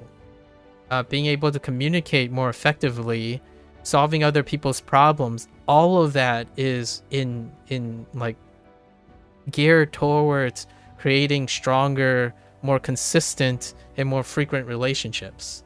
And those things, then I can build on those things. So the key, to me, the key to my loneliness is to work on it. And you can do other things too. There are other ways to go about this. You could say something like, well, I don't need another partner. I can prove to myself that I can do everything by myself. That's another route you can take. I didn't end up taking that route, right? Like, when I talk to someone else who has that and they're really successful and whatnot, Newton, I suppose we can use Newton, someone who's like celibate, right? I don't relate to that. So probably, unfortunately, like it may appear like I'm someone who don't want like close relationships, but all the things I work towards is what makes me very comfortable with the idea that having other relationships is a privilege. Trying to control people and change their mind is something that I don't spend my time lingering on. I don't want to shape people because I have no control over that. What I can do is I can make the best form of me and see what become of that. So it's not to expect what I deserve for inputting something. Is being attractive, making myself attractive as possible. And that's not, we're not talking about like hair, like I'm the hair department, like or athleticism. Like, there are so many other things I can work on myself to make myself more attractive. And I think, for me, that's far healthier and more balanced lifestyle. You make yourself as attractive as possible.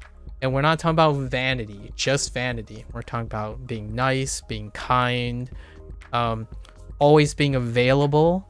So like, if I truly am going to say I'm ready, I put myself out there, like go to conferences, go to bars, or go. The more experience you have, the more you're radiantly attractive. Attractive people are not the ones that worry about their loneliness. Like, they're not worried about the worst case scenario. They are doing their best to constantly improve themselves. And anything that they gain from that is a bonus. It is a privilege that life gives you. So if someone ends up saying, oh yeah, I'm just like wandering around, probably looking at the crack on the, like walking on the sidewalk and looking at the crack and like sipping my bubble tea, and they're like, oh hey, that person seems to be radiantly charismatic, and they approach me, then I take the opportunity. Everything that I've ever built would go towards that person who just randomly approached me, right? That's what it's like. Since I stay home most of the time, you can make an argument then, yeah, so not really going to happen. And that's fine, right? one day I'm gonna go out of my, I'm gonna go out and be working, or like go out at a family function or something. And the idea is, when I leave a family function, everyone would have wanted to talk to me, and I leave. That's what happens most of the time. I don't necessarily become friends because I'm trying to resolve issues of other people having pining. I make myself available, and the moment when someone finds that something is attractive, I then can use all of my skills to try to be as attractive as possible. And I know some people are saying, attractive, you mean like for a specific reason? No, it's for human connection. So like, I like working on charisma because I didn't work on it when I was younger. My curiosity about being charismatic and being nice in a form of kindness with a human connection, with an emotional connection, that's kind of the thing we're working on. So if I have a lot of best friends, that's good enough love for me, right? Or I meet someone that genuinely also shares that prospect. I would love, like, if you want a really romantic image, if I do in fact meet someone who kind of like compliments me, they are probably going to be like not like me at all. So it would be interesting to see what can become of that, right? Oh no, Jordan Peterson once said, you want to be the strongest person at your father's funeral? Yeah, about Jordan Peterson. Are you up to date about Jordan Peterson? I suppose out of time, out of place, but yeah, that's a kind of a rough one there with the current state of things. Hey, hear me out. It's unfortunate. I do not ever wish for such things to happen, but definitely better circumstances for Jordan Peterson.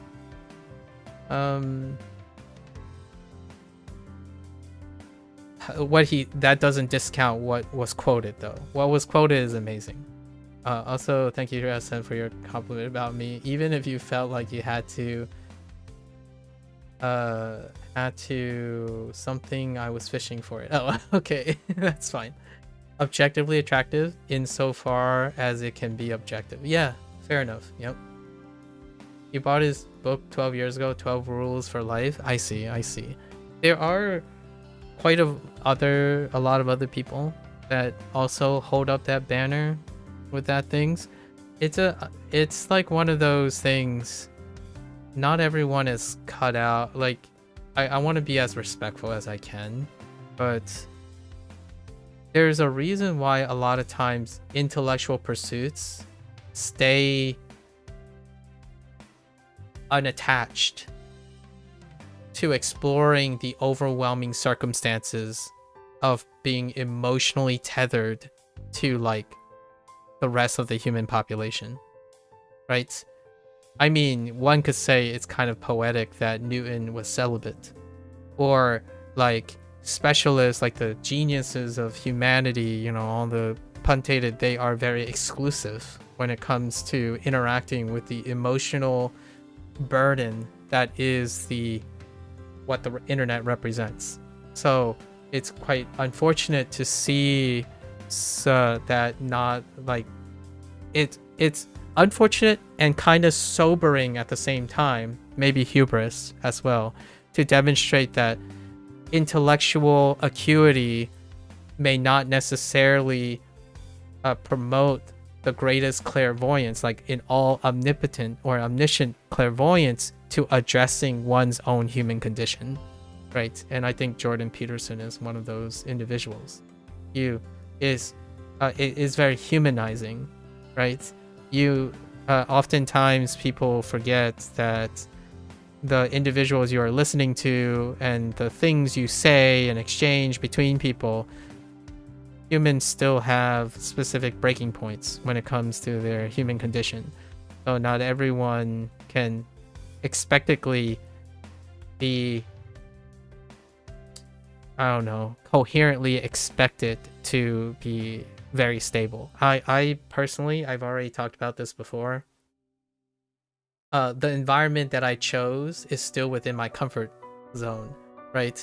I can't imagine, because I haven't experienced that, being so raised on an impression of one's own competence at such a high level, in such an omnipotent place, a ubiquitous position, to not second guess and be emotionally challenged.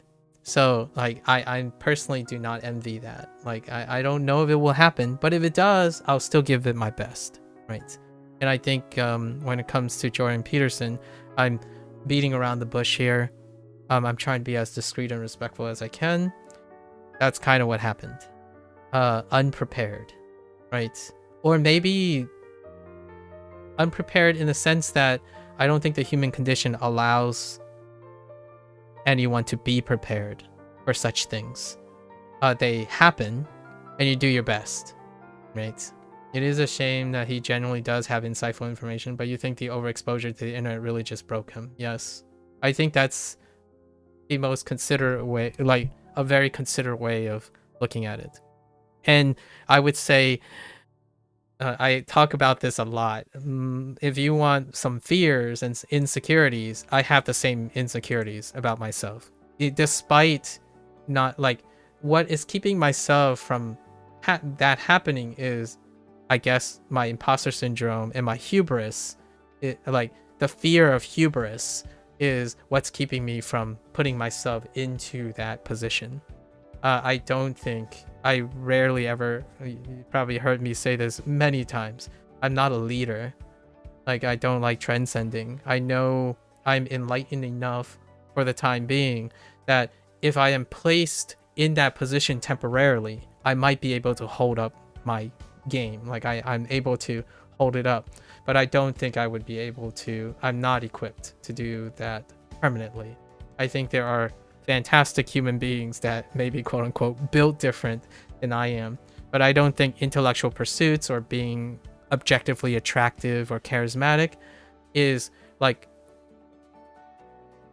a inherent thing that a singular human is equipped with. I believe, at least through my understanding of the human condition, that it gives at some point.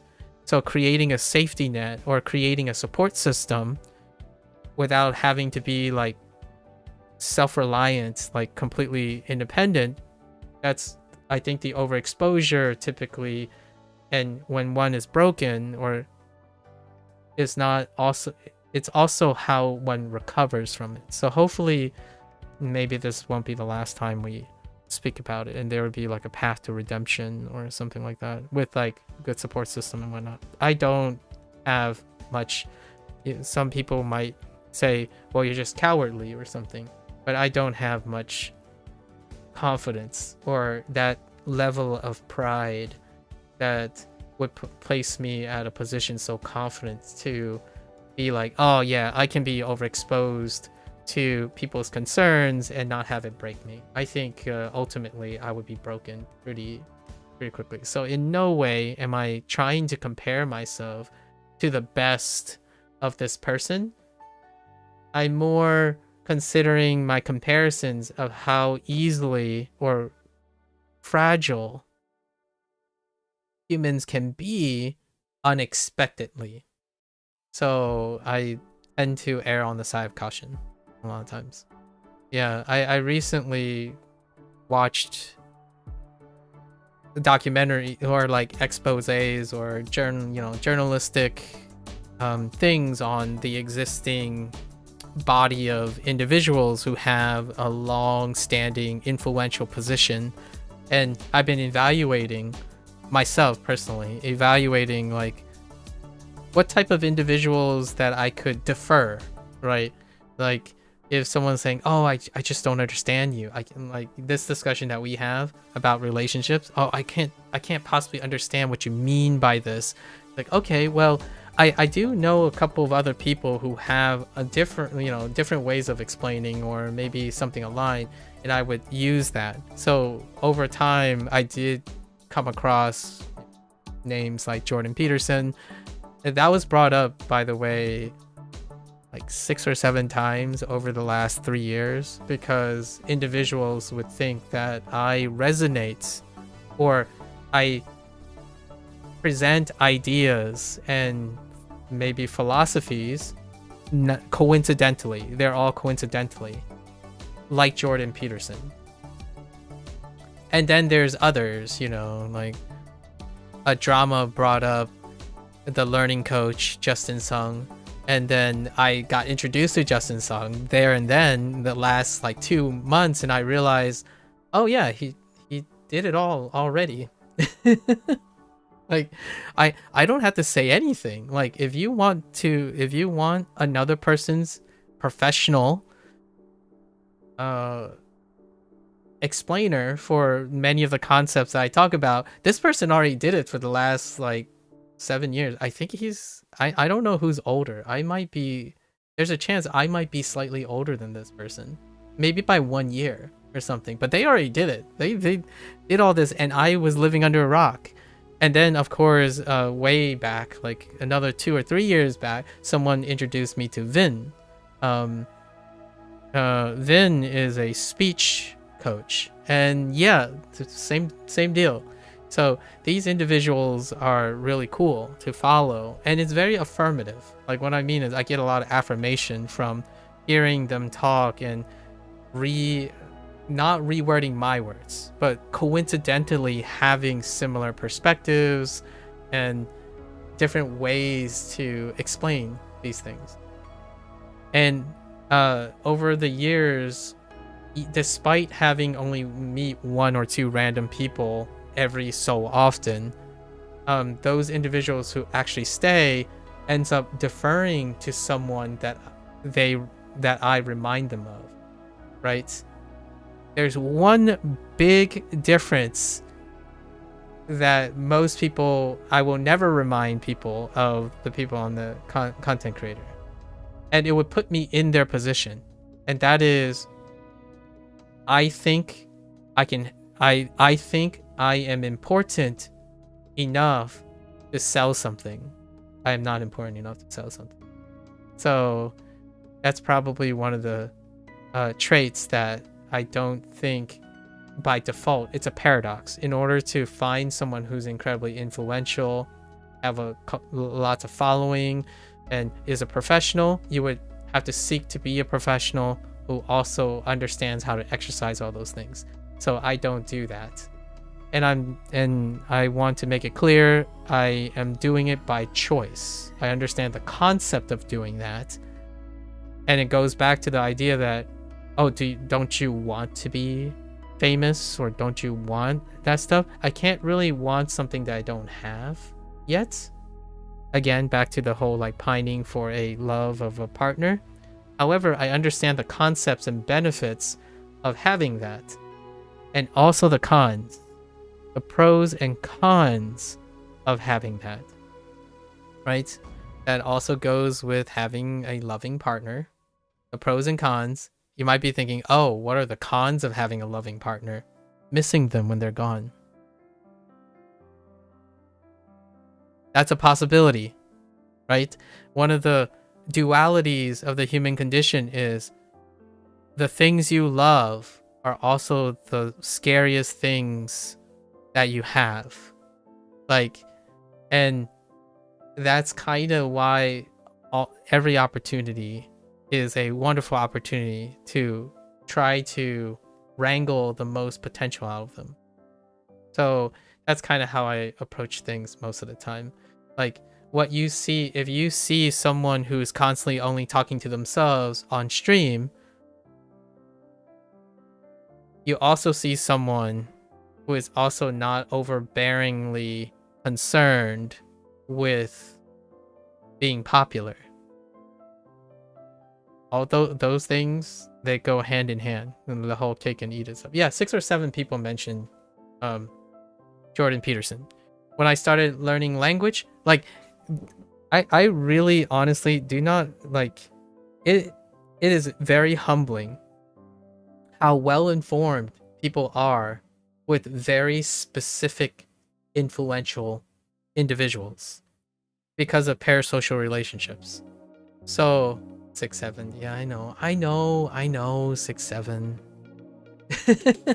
I didn't do that intentionally, by the way. It's actually 6 or 7 people, but I understand that you are making the 6, 7 meme joke.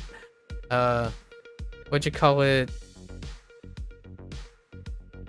Jordan Peterson came up, and like language learning, immediately Stephen Krashen came up.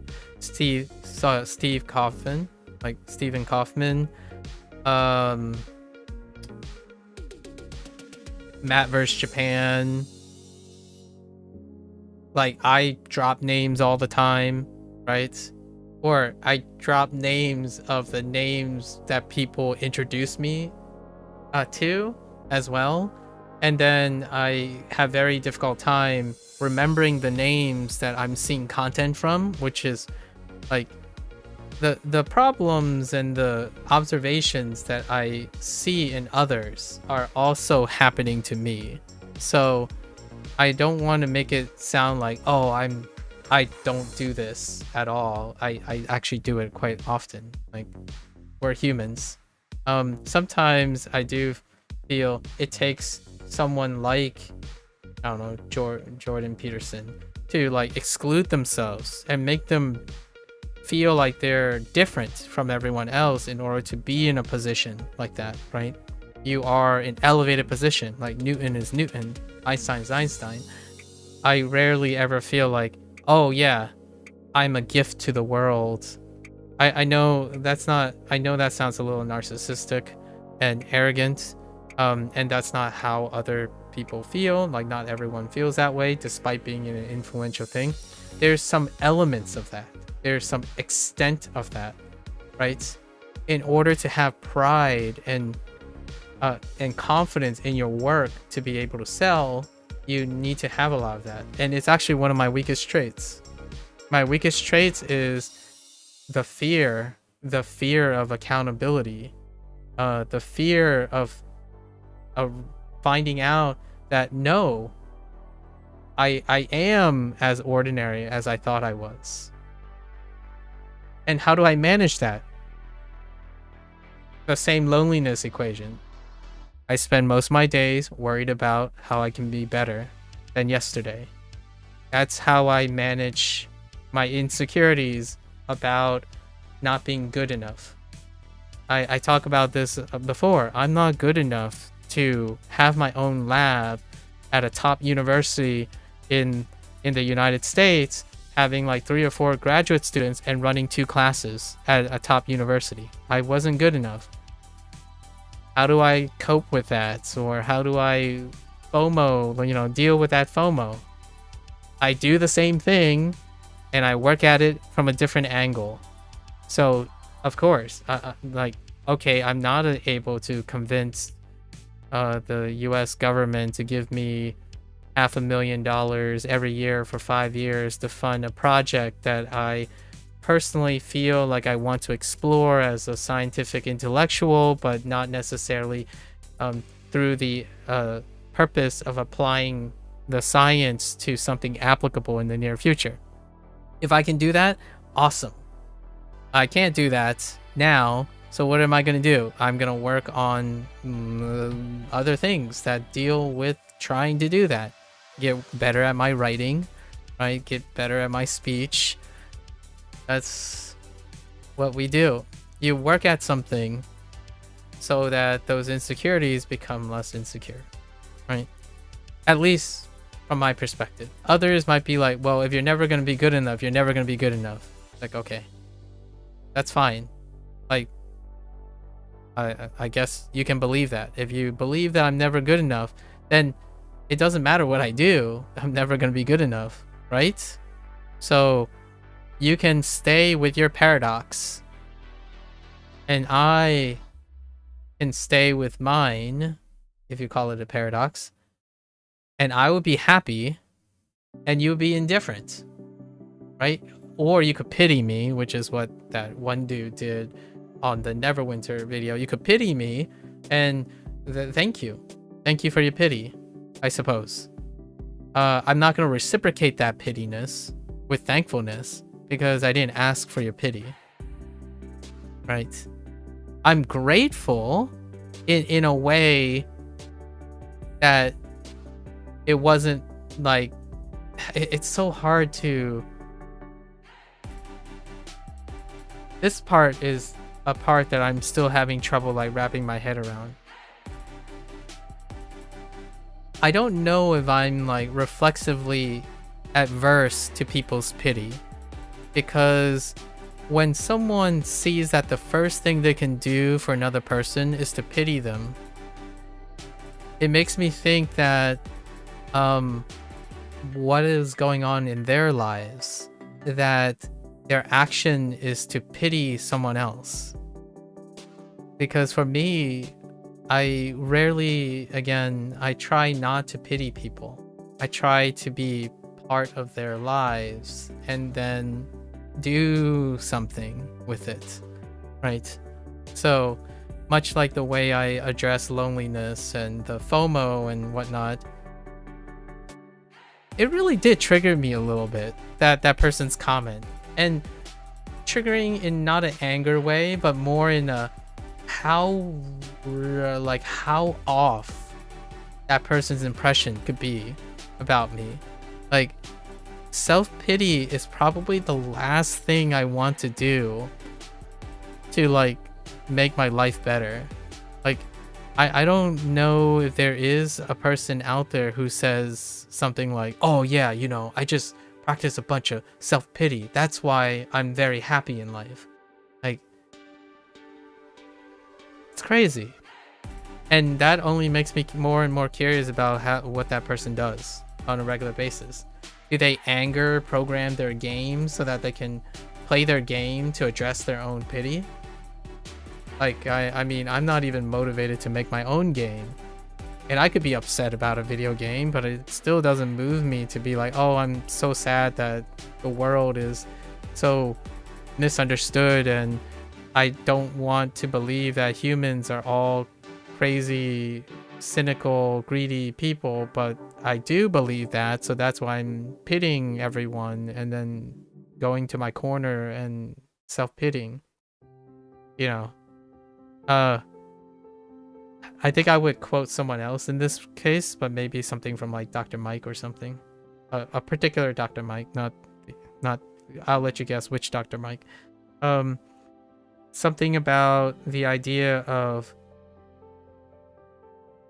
when you're seeking connection with someone, right? Or like when you're trying to think about forming connection with people, there are people who want to have other people behave and meet their expectations.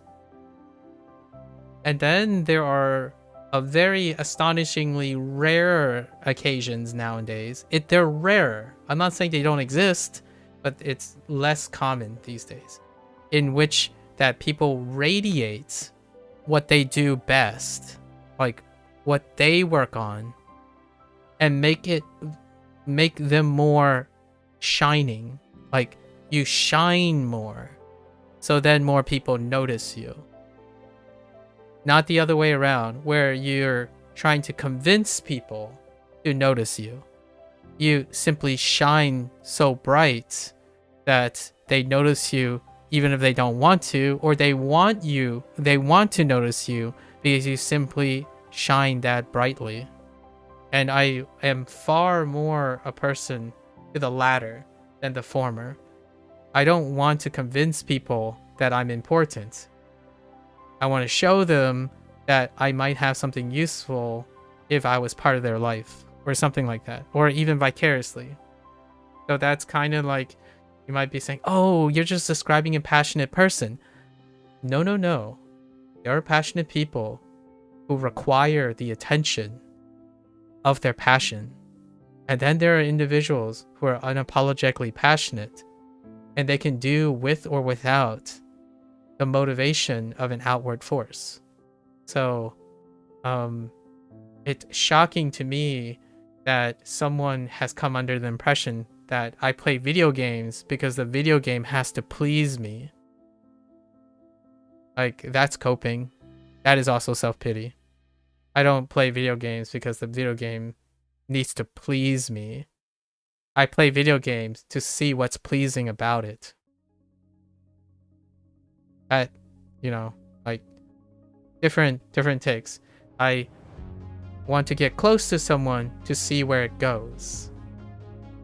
I don't want to get close to make it happen.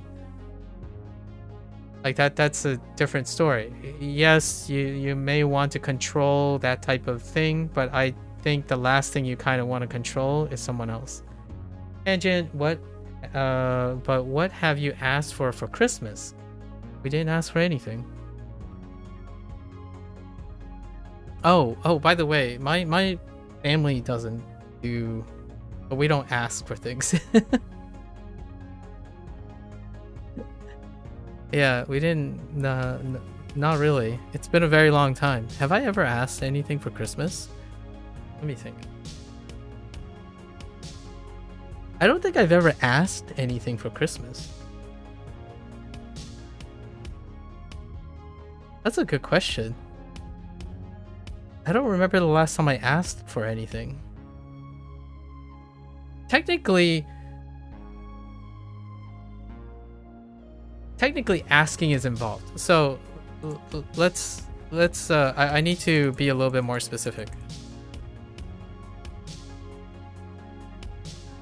That's a great approach to your opinion, having a general want for a good relationship and then narrowing down the type of relations that have the initial interaction. Yeah. For ask for, it, like, you know, ask foring deals with the idea of like getting something, like, you know, like wanting something. So in that way, I do want things, like want things. In terms of asking, that's an interesting question because my relationship with my family is that we know what each other wants.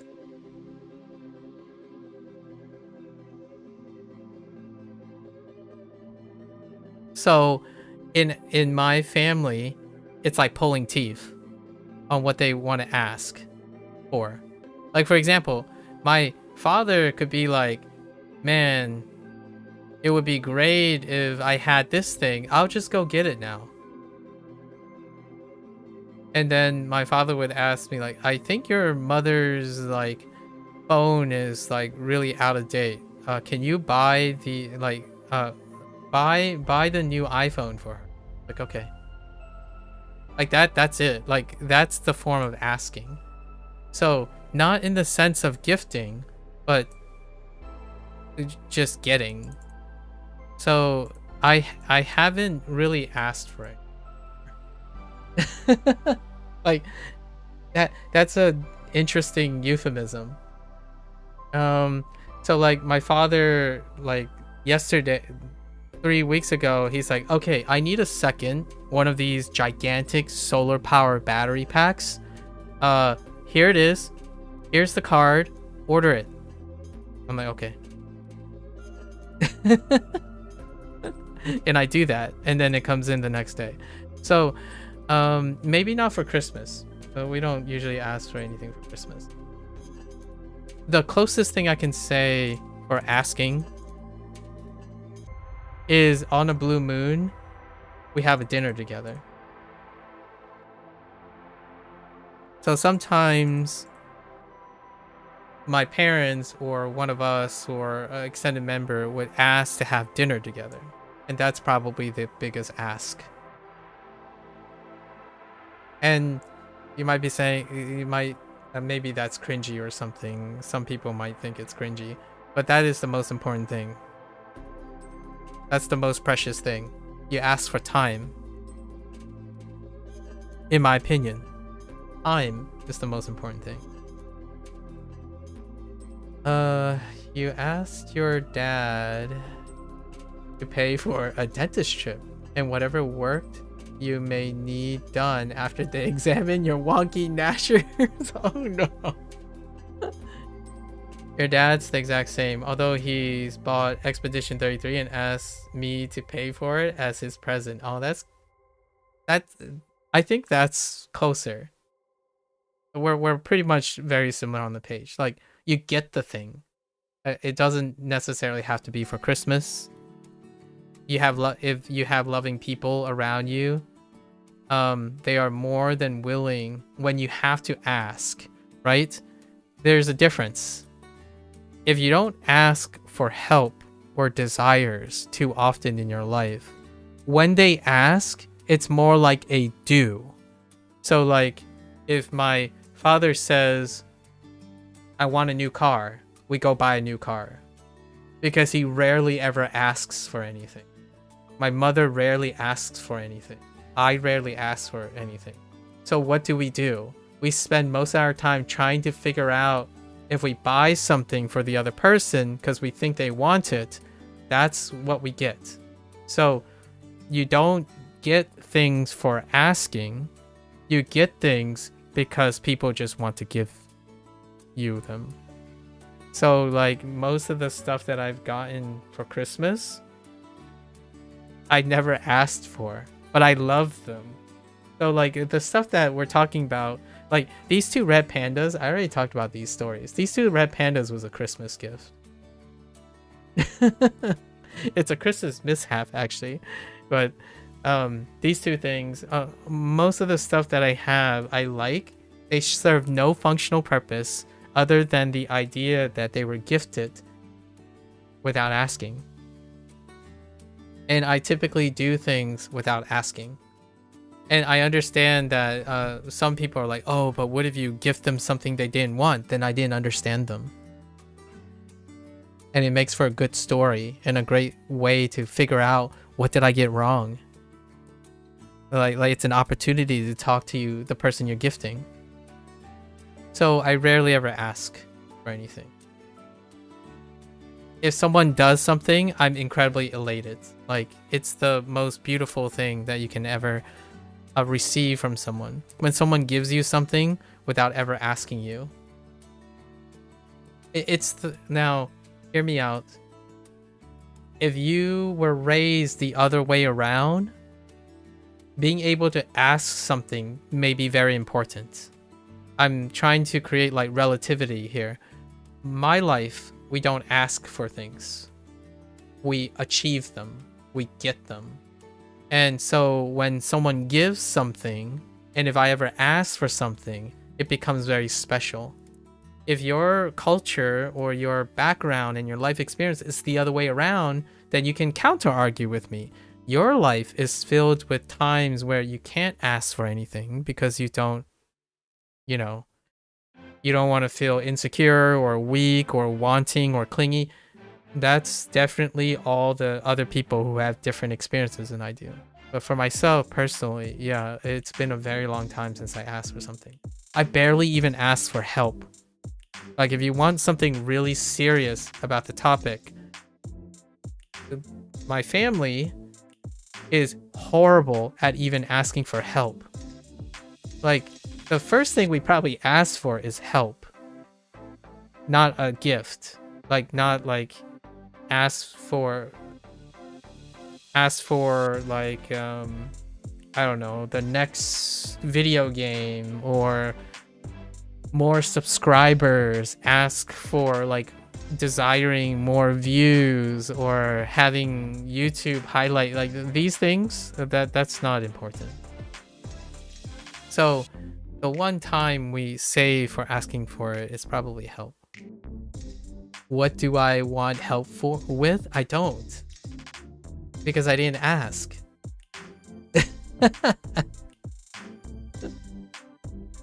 I'm saying the act of asking for something is very difficult. It's so difficult that the thing that is even incredibly important, you wouldn't ask for it either. Because it doesn't feel like you need it. So I rarely ever ask for help either. I appreciate the help, but you would have to figure it out yourself. Because I wouldn't openly share it. Or not only would I not be openly share it, I might not even be aware. So here's a bit of hubris for me, or a bit of sobering humility for myself. It would take another person to know how they can help me, to even know if I could ask for help. Because I don't genuinely think oftentimes that I will ever ask for help. I did ask for help sometime in my life, and I know I am able to do that, at least that. One of the sobering and, you know, dose of reality is that early in life, I found that I can't do everything on my own. So that's why I seek human connection. Now, the thing is, the human connection part is where I find help of which I do not know myself.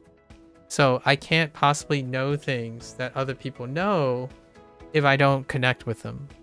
So right now, I wouldn't ever ask for help because I do believe that there are enough people around in my life, hopefully, around my life that when I need help, they can see it. Because I would be very hesitant to ask for help myself. That's why I believe in good support systems. Like, one man, certainly one man could be a mountain of his own figurative imagination, but certainly it takes more than one man to move a mountain. That sounded a little misogynistic. One person can certainly be a mountain, but figuratively. But to move a mountain may often require more than one person. So the idea is that I probably wouldn't ask for help because usually I don't think I need help. Now, help can come in forms of many situations. People could pity me and provide help and enrich my life, and that would still be considered help. I wouldn't consider it as help, but it's welcomed. So kind of like a relationship and viewership and subscriptions. If they happen, I welcome them. And if they feel like they're helping me with that, I welcome it. I wouldn't ask for it. I didn't do it because I asked for it. Like, I didn't stream because I wanted viewership. I didn't stream because I wanted, like, a viral sensation, clout stuff. That's not what I did it for, right? If you ask me what I did it for, it would still not be asking for help. It would be explaining what I did it for, right? Yeah, wishful thinking is really not my jam. Maybe I could even say that I'm probably a terrible person to ask how one could be more, like, demanding or clingy.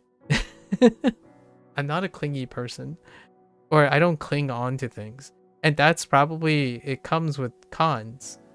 If you don't cling on to things that you love well enough, then they don't stay around.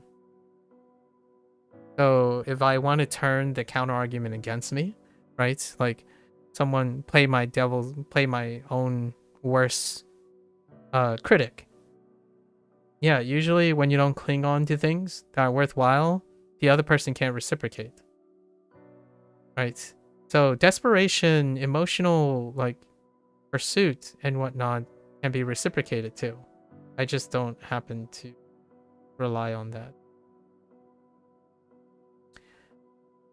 Also, you haven't been able to think of anything to ask for? Exactly. That sounds like you're really happy. At least in my opinion. It's doubly stressful as your birthday, the 1st of January. Yikes. Dang. So it's twice the amount of I don't know what I want. Yeah, I haven't ever... My parents asked me though. I'm going to tell you now. My parents do ask me. Here's what they asked me last time during my birthday. Do you want a cake? And I said, I don't know, like, no. They got a cake anyways. Like, this was 3 years ago. Now they just buy a cake. Like, hey, we got a cake. Like, okay. And it's like, dude, like, what do you think? It tastes delicious. Like, I'm glad you got a cake. That's how that works. So Like, I'm always glad that things happen for me, but they're gifts, and I will always cherish them. I don't ask to be like showered in gifts. So Christmas is an interesting time when it comes to gift giving. Happy dollars. Proka, happy dollars. Like, stop giving, like, if people are giving me more happy dollars, I need to dispense the happy dollars again, right? I spend most of my time distributing the happy dollars, only to receive happy dollars in return. So it's kind of like I have enough situation. Like, if someone asks me, don't you want to make a lot of money? It's like, I have enough. I have enough money. If you give me money, I'm going to give it away. Like, I'm going to use it somehow to do something with it, right? Like, if I can turn happy dollars into more happy dollars, then that's probably what I'll do. So if you provide a gift to me, I will turn it into a story that maybe can bring gift and hopefulness to other people. Right? Make it more valuable than it is. Like that it was initially. Make it transformative. Also, you know your birthday gift is your mom paying for tickets to go to a Manchester United match, which you're very excited for. Oh, Manchester United. Why do I know a lot about Manchester United? Oh, it's probably because of John Green. Oh, wait. Wasn't there like a... I swear I've seen a movie about Manchester United.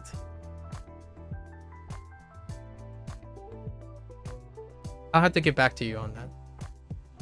Although you're a bit nervous as well, you don't know if you remember the horrible night. I don't know if I remember the horrible night you had when you went to Manchester. Oh, was that in Manchester? I do. I didn't know if I knew you were in Manchester.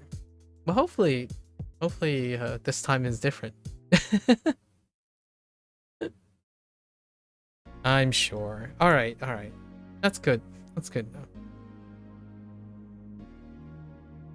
now. Here's a story. Yeah, you guess it's the movie where Americans go to England as they were the Manchester United fan club from Ohio. Oh yeah, that's it. That's it. Yeah. So I'll give you one last story. I don't think this is oftentimes said enough, but there are a lot of short stories that I've shared with my friends in retrospect that seemed very trivial perhaps to like the people involved, but they were monumental for me. So during my time in New Zealand, my 21st birthday was actually in New Zealand, by the way. I turned 21 not in the country that I was born. I actually turned 21 when I was in New Zealand. And since we were all abroad, we were a group of Americans from the same college. And as well as we had 2 host people. Like they were a professor at the college. So we have journal clubs, like journal to get together and talk about our experiences and whatnot. And it seemed like everyone does this all the time, but my birthday happened. So they decided to get a cake. And it was during this time. And it was the very first time that something like that has ever happened in my life. Like when you're thinking about like birthday parties and like a bunch of friends, like you're surrounded with basically people that you haven't spent your entire life with, and it happened in that way. That was the very first time that has ever happened. And I was 21 years old.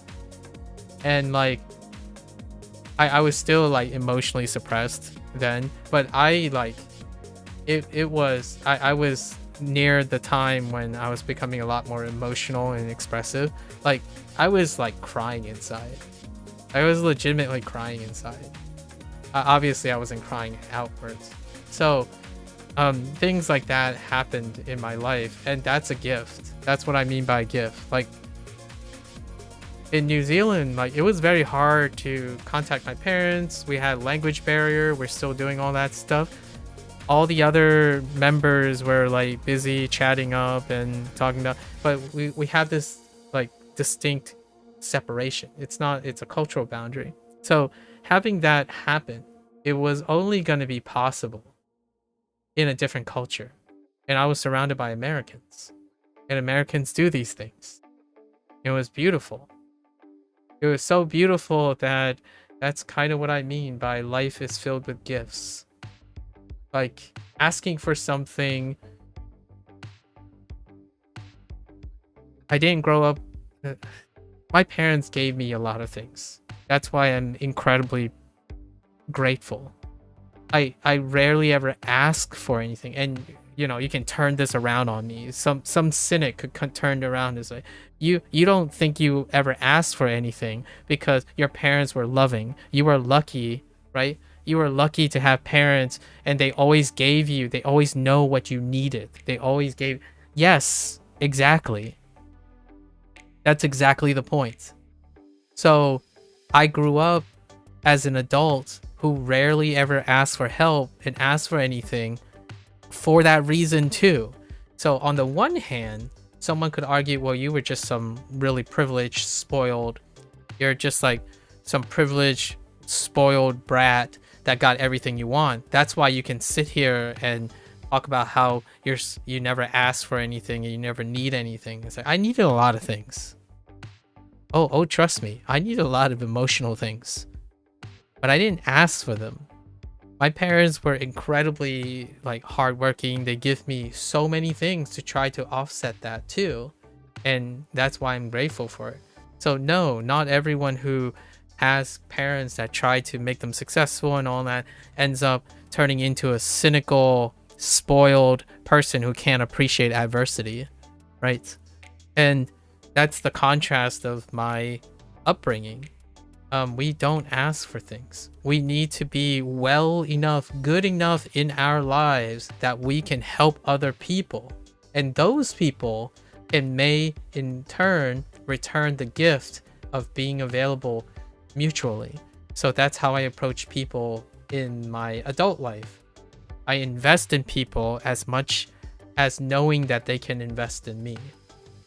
Other than that, yeah, I rarely ask for things. Hello there, Bree. I'm doing pretty well. We're like reminiscing because it's Christmas Eve, and then we talked about Christmas, and then Christmas turned into a huge digression about life and romance, companionship. It's that time of the year, right, Bree? As I will echo what I've said to you in the previous couple of days, it's the most loneliest time for people, and also the most happiest time in people. You get all these things, and we're kind of just exploring that today. How are you doing, Bree? How are you feeling? How's work? It's been a while. Did your parents have any direct influence on you having passive income? No. Yeah, every single dollar that I have now was from me. We didn't do allowances, if that's what you're talking about. Like, there's no such thing as allowances. Like, I'm not sure how allowances work. Like, I know this concept where like parents give you money, or like, now hear me out. Technically, my parents have all influence on my passive income because I can't exist without my parents, right? So outside of that, when you say direct, if you're talking about financial, every single dollar that I own is mine. In fact, most of the time now, it's a privilege when my parents ask me to buy something for them. That's my privilege. Like, not long ago, like maybe 2 or 3 years ago, I had the privilege to tell my parents, like straight up to my dad and mom, like especially my father, like, why aren't you spending the money you saved for me and my sister? Because you don't need to save that money anymore. I know you spend most of your life saving that money thinking that we might need it one day, but I don't need it. So now you can go and spend it. To this day, I'm going to tell you now, my parents still have like life insurance.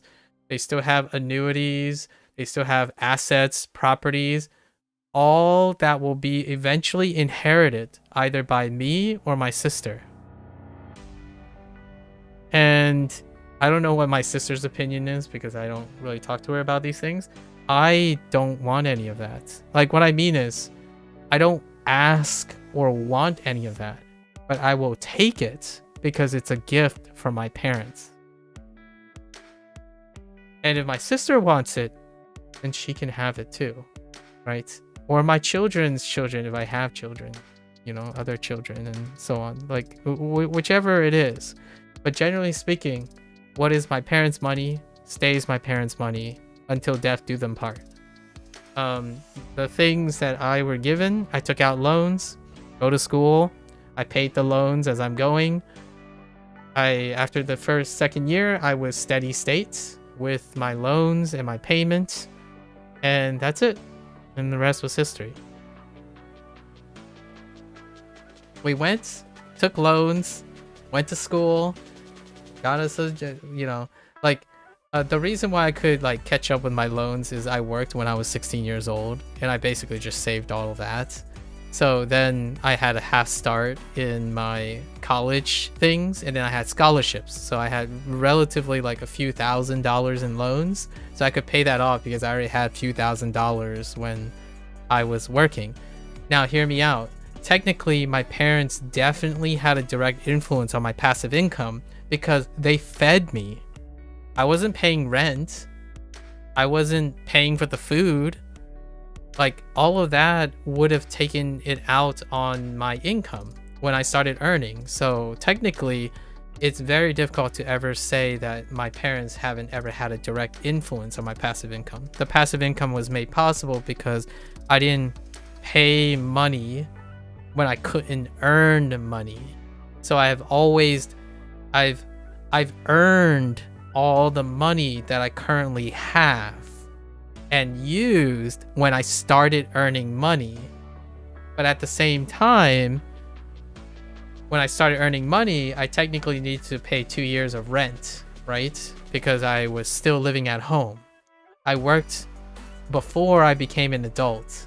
So technically those 2 years, I still had to pay rent and food, rent and food. So I would say that counts as direct influence on my passive income. Technically, I don't have passive income until I was like 30. So, like, I was going paycheck to paycheck. It was like whatever I earned is whatever I save. So technically, I didn't add a form of passive income until I stopped working, right? And even then, I wouldn't even qualify as passive income. It's more like whatever happened, I saved up. Doing all right. You do work 5 days in a row starting Friday. Oh, so it's not this past week, but this coming week. Or wait. Oh yeah, it's so this coming week. How's your Christmas? Almost Merry Christmas. Happy almost Merry Christmas. How's Christmas Eve going? Free. And that'll be fun, but happy to have 3 days off in a row. Very nice. I think my mother is off as well. You doubt you'll ever will, but would you be open to giving advice if you wanted some tips on having a passive income? I think sure, we could talk about it, but since you live in a different country, probably most of that is irrelevant. I genuinely have no idea how it works in the UK. Like, not at all. I have like no foundational understanding of any of the economics and financial situations of any country outside of not even the entire United States. It's just like a state or two. Yeah, not that you ever will, but still, like, maybe like when we're 50 and you're like 30 and you have like something or something like that. Do you think there would ever be a situation in which you would send a viewer money? I have already. There are situations. You're not setting myself up to ask you for money. No, that's right. I know, it's out of curiosity. Yes, I already sent money before. I send what I can. I send what I'm comfortable in sending. They ask for an amount, and I tell them if I can at the time. Well, you work 3 days in a row this past week. How was this past week? I was thinking you like worked 5 days after the 2-day rest from the last 3 days, but it's coming up. I see. Because like my first thought is, oh man, I don't know if Bree has to work during Christmas. That's rough. Is the place open? Is your place open during Christmas? I imagine it is. It has happened before. I've sent money before. It wasn't a big deal. Like, for full disclosure, it's like someone asking for $15 or $20, and based on their way of communicating and stuff, they probably got like, it's like a trying to do like a GoFundMe situation. So like when someone said like, oh, they're having problems paying the utility, and my first thought is, and they're asking me for 15 bucks, and I'm like, I don't think 15 bucks is going to solve your utility problem, but here you go. Like, it's not my place to know that, so I imagine that what they did was they contacted a bunch of people to do that, and then that was it. One thing that I do have a problem with giving money, I did encounter a situation with giving money. They keep telling me that they'll pay me back.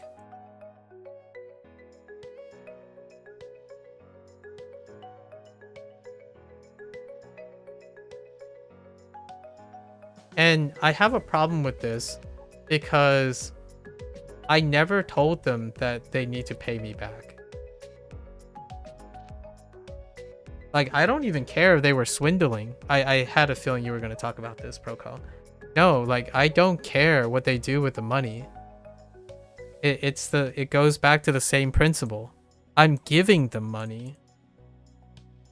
If I have chosen to give them money, that's a gift. It's not a loan. Like that's different, at least in my opinion. So the situation that I typically get myself into sometimes is that this person keeps coming back and keeps telling me that, oh yeah, 3 weeks later, like, oh, don't worry, I haven't forgotten to give your money back. And I'm like, I didn't ask for the money back. Like I say, good luck. I hope this helps out. And you're not obligated to pay me back. The idea is that you asked to be given some money, and I've given you money that I'm willing to give. It still doesn't stop those individuals, in my opinion, and I'm perfectly grateful. I understand what they're trying to do for their own coping mechanisms, but I didn't loan them money. I'm not a loan shark. Do you get the sense that they won't give the money back? Unfortunately, since it's already after the fact, I can't really tell you this. But during the time, I didn't care, so I didn't know. Like, I didn't read into it. Like, I would say I didn't know. However, after the fact, no, none of them gave money back. Like, the 5 or 6 times that happened online, right? No, they didn't give the money back. Would that mean that the next time someone asked me for money, I would seem like they won't give back? No, I just do the same thing. Like, how much money can I give right now? Hey, my PayPal account has 15 bucks. My PayPal account has 15 bucks from like people giving me money on stream. Like, here you go. Like, you can have this. It's readily available. That's actually what happened, by the way. So, way back in the day, you know, when Twitch was still a strong rival in its own ways, I set up a PayPal account for donations, right? That was a thing. People wanted to figure out how they could support me in a way, like support me. And like, it wasn't that I wanted support. Like, I didn't say, I didn't, people say, oh yeah, but you could set this up in case you allow people to support you. It's like, that's a great way. And I'm like, okay, I'll set this up. It's that link still exists, by the way. It's in the description. So they gave me money.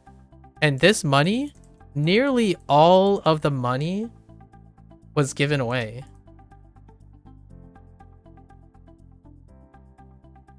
Was this before you got the sub ability?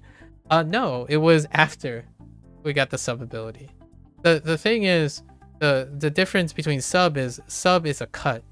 So whenever hit that link still exists. You have to, it's hard to know where the link is though. What do you call it? I only point to it when someone asks where it is, because it's actually a little bit harder than most people think, at least for the current internet generation. So what you call it, when you said like oh, where was I going with this? So for the sub ability, right, it was after the sub ability, because subs, it's a 50-50 cut.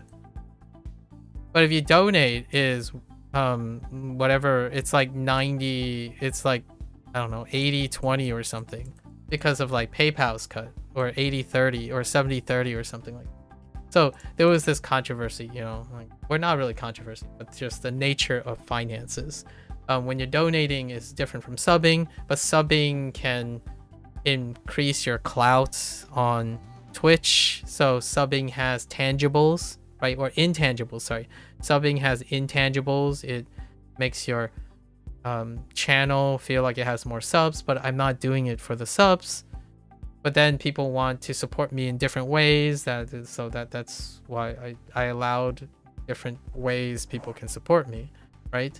And that's kind of how Twitch has always been. Twitch has often been financial contributions. On YouTube, it's time. Time is the majority financial commitment. You watch the videos, you wait for the ads, or you pay YouTube Premium and you still watch the videos. Those videos turn into revenue. That's the majority of how YouTube monetizes things. Twitch prioritizes actual monetary exchange, but not call it monetary exchange. It's through a middleman. So that's why that thing existed. And I'm no stranger. I've already disclosed this. I think over my 7+ years of streaming, 95% of the Twitch like donations and stuff came from one person. Actually, I take it back. Maybe like 80%. And then the other like 19% came from a second person. And then all of the other things are come from subs, right? And those subs entirely come from people who I don't even like speak nor even interact with me on a daily basis, and they are acquaintances and or mix of people.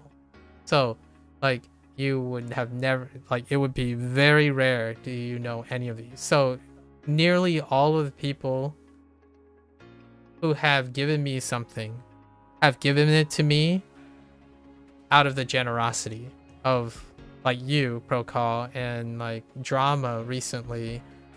I remember most of those people because I don't ask for this. Like, I understand that that's one way to do things. I think for Twitch, one thing that would be fantastic for Twitch is, which they're working on, by the way, so is YouTube working on, and that is the spreading of word of mouth. Like finding different avenues to spread word of mouth. If you're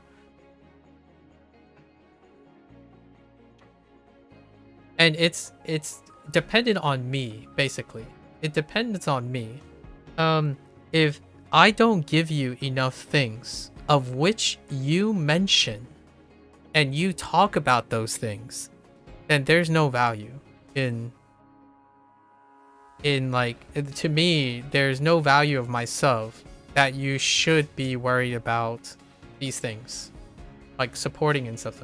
What I mean by that is, if one day you go and talk to someone and someone has a problem and you had an idea and you remember our conversations or something, that is the most valuable thing that you can ever do, at least in my opinion, for myself.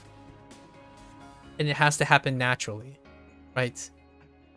I don't think there's anything more valuable to like kind of reciprocate what my gift is. If you are not investing in another person because I'm investing in you, then I failed. And there's no obligation beyond that. So that's kind of like the whole gift giving thing, right? If I gift something to you, I hope that brings you joy, in which enables you to want to bring joy to someone else.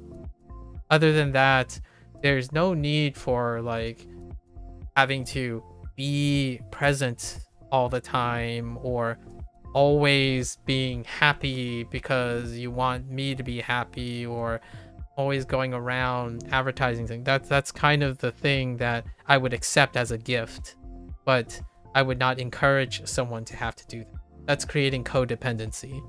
Like, I don't want people to be codependent. We're not having a transaction here. A Twitch and YouTube for me is not a transaction. I'll tell you when it becomes a transaction. Maybe one day. Like, for example, if I get sponsored by Sega, for example, for Like a Dragon, I will tell you that, hey guys, Sega is sponsoring the stream. By the way, there was a recent RGG sponsor for like someone that I watch, was showing the new gameplay trailer stuff for Kiwami 3 and Dark Tides, because it's coming out in February, right? And I would tell you that, hey guys, if you have some time, please go check out, right? Please go check out Like a Dragon, Kiwami 3, and Dark Tides at this link, because Sega is generous enough to sponsor this video, and I would disclose that, basically. Right.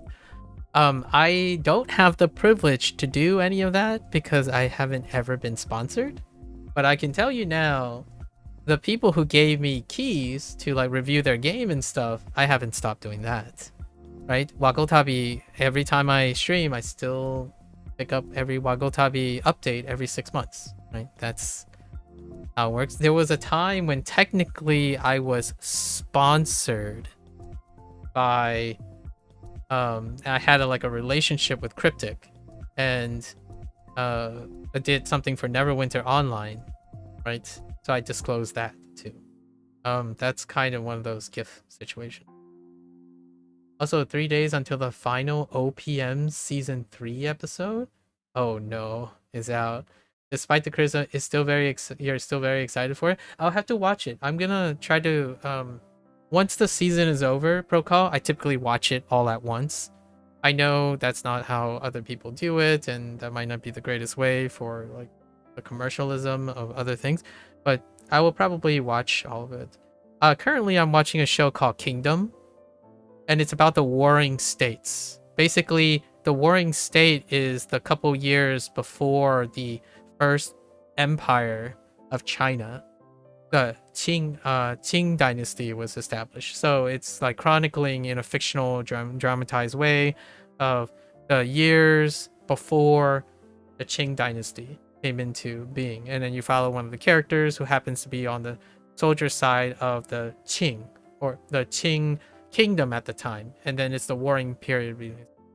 That's your plan as well for OPM season 3. Oh, so you're not watching along the way. Yeah, I'll probably like watch all of it at the same time, so we can definitely talk about One Punch Man and like the unfortunate situation of all the things that are happening with One Punch Man. I think it's a very important thing to raise awareness of.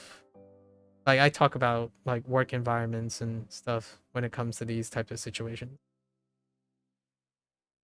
To be honest, you regret subbing to you. Not that you don't want to support me, but that the money wouldn't have made nearly any difference to you financially. Exactly. So, but we will always know. And I imagine someone subbing to you don't necessarily be as meaningful as a heartfelt. Like, but we'll always know. I think it's very, like, it is as meaningful. So, hear me out. It's meaningful because now it means something to both of us. You bringing it up also makes it even more meaningful, right? So the reason we have these discussions is now we can make meaning out of them. The action itself may or may not be regretful when one understands the meaning of it after.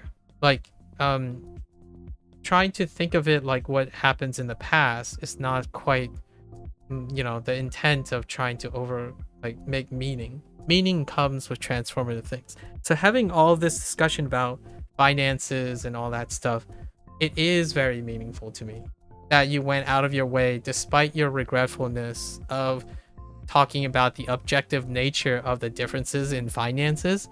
That thought is what matters to me.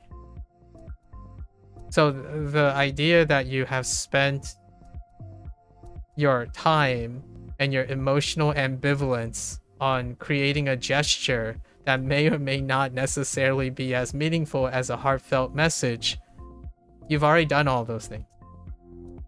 So that just means more icing on the cake, right? So I want to keep that in mind, that regret is in the past. What you make of it in the present is what's fantastic about people's actions, like how meaningful things are. Meaning is transcendent. It does not stay static, right? If we try to objectify things in our past, then most things will honestly gonna be regretful in hindsight, because the human condition, we're not clairvoyant, right? So inherently, if you're constantly going to apply objectivity to something you've done in the past, in hindsight, it will kind of dwarf most things objectively. Like what the internet does all the time. Like, if I wanted to start over learning Japanese, here's what I would do, and here's what I would avoid.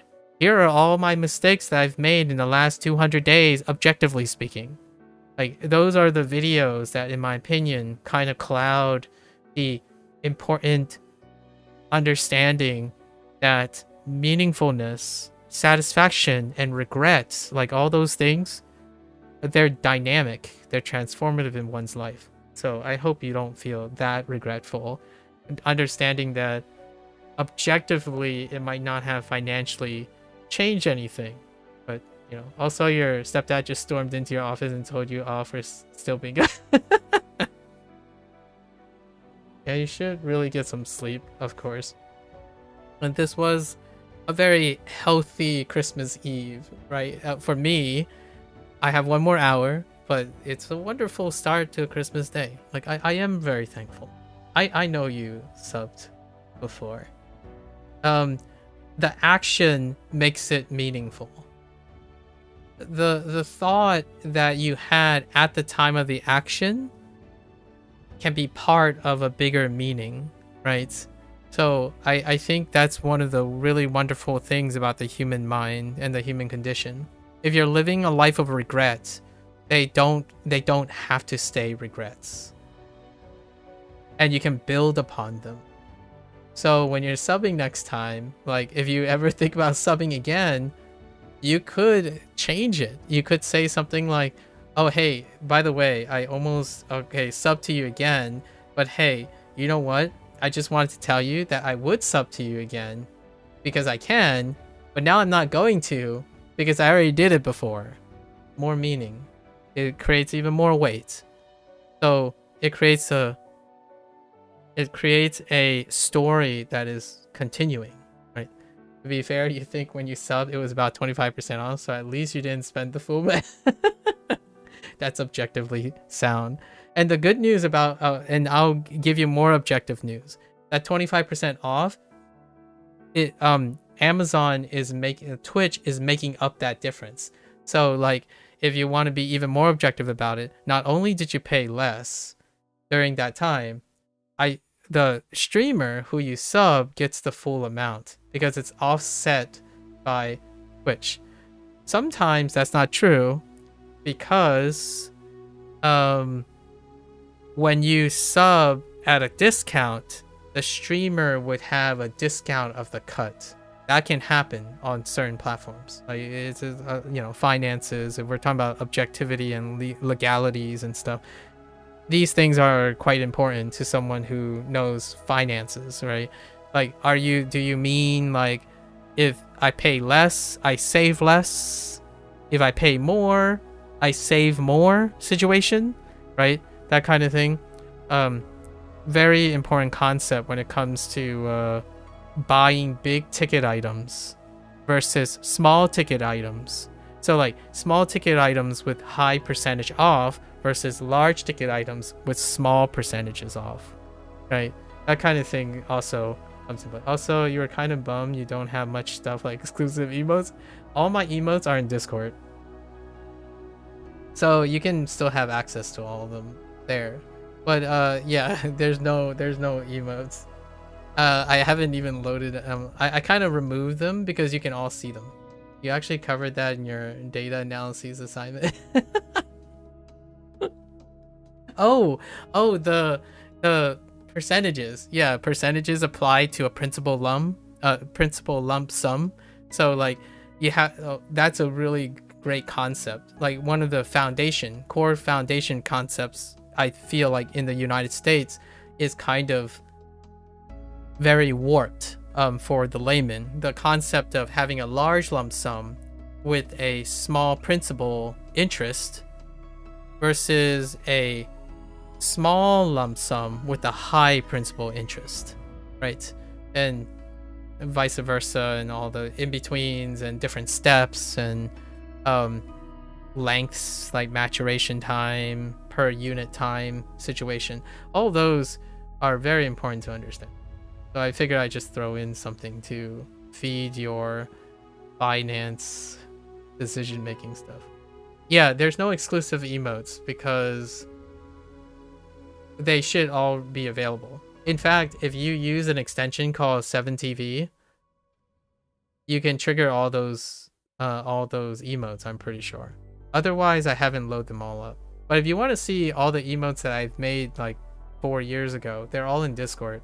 So if you're in the Discord and you just bring up emotes to the channel, you can see all of them that I've made like 4 years ago. I have yet to go back and fill in all the slots, but I made those emotes because people wanted something back for subbing for me. And my thought was that's turning into something that's transactional. And I didn't want transactional thing.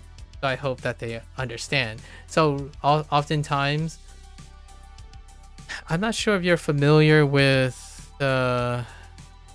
some of these campaigns. But there are people who, what they do is they de-incentivize financial support, but they still give the idea of perks for them. And that's when I used to make emotes. Like where, oh yeah, you know, I understand you're doing the generosity of your heart. But the problem I had was I was unable to fulfill that promise. Like I don't think I was realistically able to consistently fulfill that promise. So I didn't want to necessarily start an expectation that I can't maintain. Which is the idea that, oh hey, I know we're not talking about pushing subs or something like that, but I also can't produce emotes for that. You pointed out that there was a strong correlation between average purchase value and total spend, which seems obvious. However, it suggests that higher total spenders seems to not buy a higher volume of lower cost items, but rather buy the higher cost items, which have some good business insight. Yes, that is a very important. Surprisingly, I was able to follow that, but I'm not entirely sure. I'm not entirely convinced that just anyone could follow what you just said. Like what I mean is, it's clear to me what you attempted to say there. However, I'm not entirely sure if that sinks in for a good majority of people, especially in the United States. Like the idea that the correlation between average purchase value and total spend.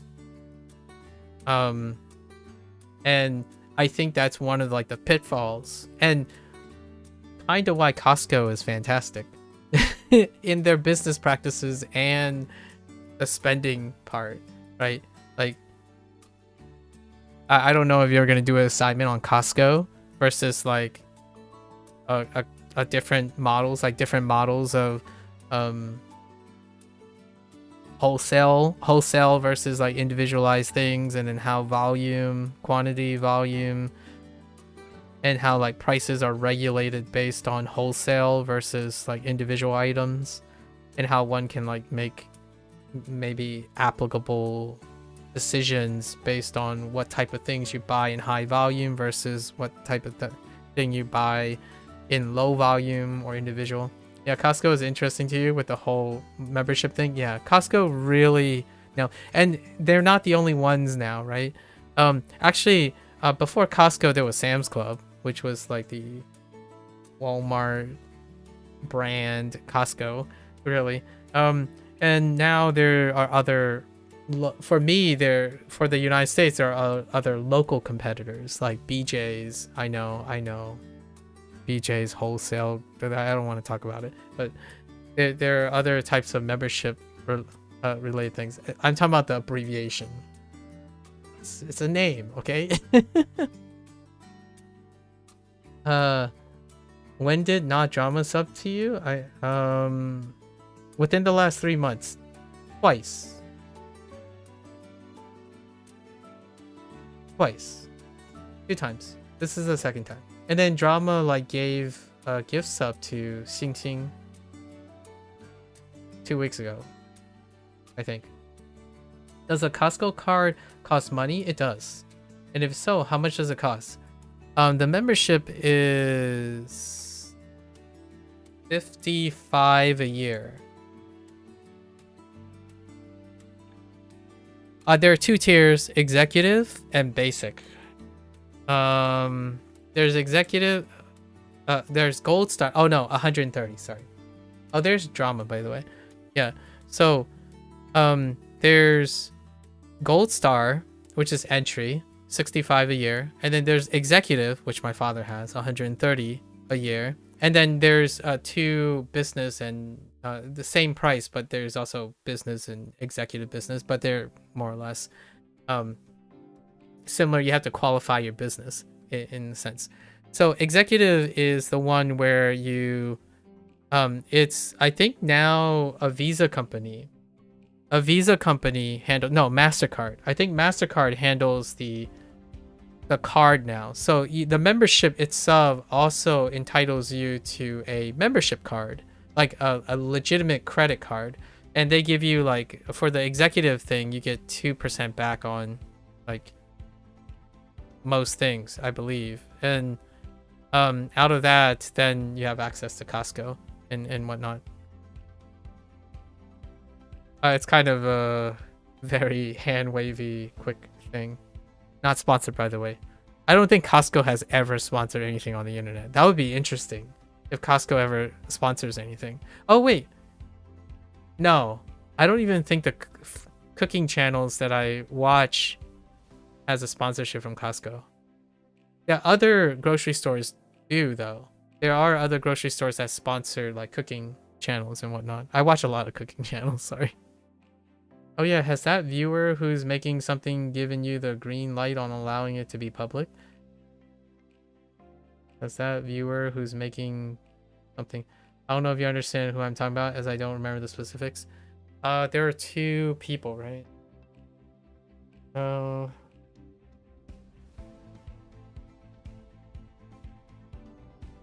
no, haven't. But you met the person. I haven't talked to them since, though. You might have been around, possibly. No, they haven't done anything. I wasn't like, if I had to be real about it, I don't think I was gonna be able to communicate with that person on a regular basis. They stopped by like a month later and said like they're really busy and whatnot, and that sounds about right. But I don't think. Let me see if that person is.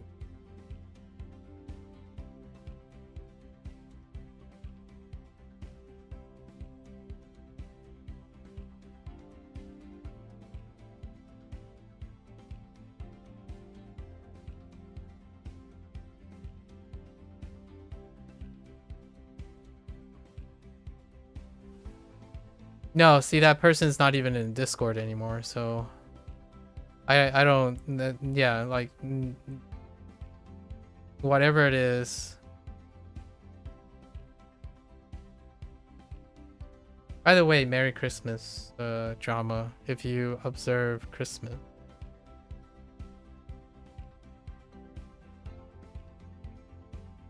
Yeah, that person's not around anymore. Unless they change their name, which I doubt they changed their name. So, yeah. So, no. Like, I never know. I genuinely think that that person has attachment issues. So, they were working through attachment. Right? I think I talked to them at one night, 2 nights, maybe like 16 hours, something like that. We spent like pretty long time talking about it. I think genuinely, if I had to think about it, they have commitment issues, and we were trying to talk through some commitment. But they kept telling me that they appreciate my directness or candidness about specific things that they were struggling with, but I imagine there's a reason they're in that position, and it reflects in whatever their actions are. So they basically ghosted, right? That's your typical response when it comes to that. Yeah, so we'll never know. I told them that I'll look forward to it, and they explained to me that they were going to do those things, and I'm like, all right. Yeah, drama, speak of the devil, right? Yeah, drama's in Germany. It's in. Oh, by the way, drama is an early boy. Yeah, drama is the early morning man person.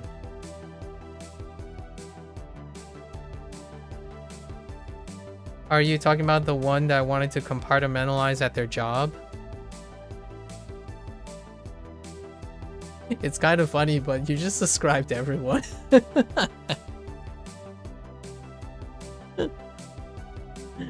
This is one of those situations that you said, oh, are you talking about that person that has a life problem? That's why they know you? And I'm like, I'm not entirely sure if that's gonna narrow it down. Yes, this person, you might have been around. It is the person who tried to compartmentalize their job. Yes, and I think that's probably why they left. When I told, like, when they said something, it's probably along the lines of, they talked about how they're really busy. Oh yeah, you might have been here. It's the person who said that, oh, they're really busy because they have to train someone. But because of their experience, they already know this person that they're training is a lost cause. And then the dialogue flowed from there, right? And I was talking about, like, now we're they say things, they spend a lot of time saying, like, oh, they are the only one that is competent enough to train someone during their stuff, etc. So they compartmentalize all of their things. They think that they're never the problem, and so on. And I went through the ropes of how saying, well, you can phrase this differently. If this person is a lost cause, that means you're going to have to train another person again, right? But if you are able to want to train that person could make you not the only one. The problem with this is a cyclic argument. They hate that they're the only one, but in order to not be the only one, they have to be successful at training someone who they don't believe is a lost cause. So they're like in many different angles, they continue to reinforce exactly and enable themselves to do the exact same thing to give themselves leeway to not do better things. So it's kind of like, I have this problem, and the solution to the problem is to engage in that problem, which solves my problem.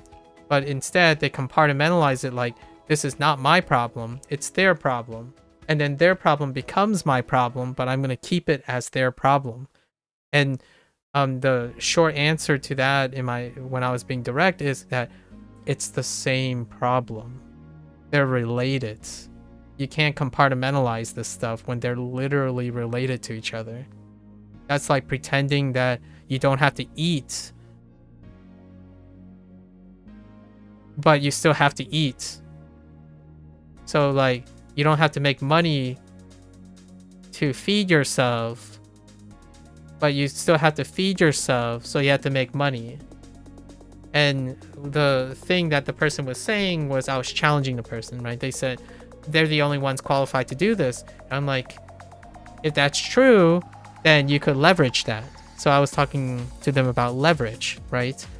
And all the things that they constantly say that were true, I asked them, if that was true, then you should know other things. And when I pointed them out, they're like, oh, well, they make another excuse. And I'm like, if it were true, then you shouldn't be apprehensive about that. If you are the only one that is the most valuable employee at a particular time frame, then you can leverage that to communicate. And their excuse is, well, I don't want to be a problem with that. It's like, well, then you are a problem.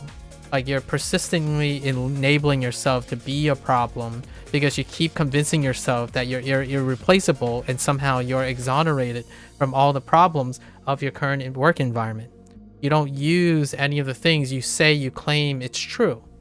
But that's probably the last time. That's probably what happened. Like, what I mean is, I probably never hear from that person again, because ultimately they wouldn't follow through, knowing that in most things. Like, they can keep telling me a sob story about how, like, they've been wronged and they did all that they can to get out of the situation, when the whole time they're spending complaining about things in which they don't do anything about it, despite saying things that allows them to do it. So it never happened. I was trying to encourage them to make it happen. Like, I literally asked them, are you going to start today? Because the person said, oh, I finally got the setup of my dreams and now I can finally start content creation again. I'm like, okay, so are you going to start tomorrow? And then they say like, well, technically I can. It's like, why don't you start tomorrow? Right? If you say you can finally start content creation, that means you start. If you're not ready to start, don't tell people you're not ready. Don't tell people you're ready to start. That is exactly how she's treating all of her relationships and her work environment and all those things. She say something exists, but they don't exist when someone says, oh, so that's true, then you can do this. Like, no, technically, no, I lied. But she doesn't say I lied. She just say, well, that's an interesting point. I'm like, well, then I'm sorry to have to tell you this, but you are your own problem at this point. That's kind of the dissonance that I was having, right? And then they come back around and say, oh, I really appreciate your candidness. And I'm like, I don't think you do. Like, you say one thing, you behave in another, you claim one thing, and you contradict yourself when challenged. Whenever someone does that most of the time, and they're explaining to me how they're always the person who's the victim and the person who's always wrong, I'm not entirely convinced as a stranger that I'm the one that's being swindled here, right? And again, you mentioned the whole swindling thing. Like, if I always give people the benefit of the doubt, do I care about being swindled? No, I gave her my time.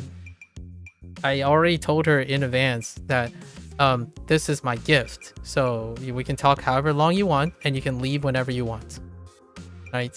There's no obligation. If you really dislike what I have to say, and I'm trying my best at it, and you don't like it, you know, you can disappear.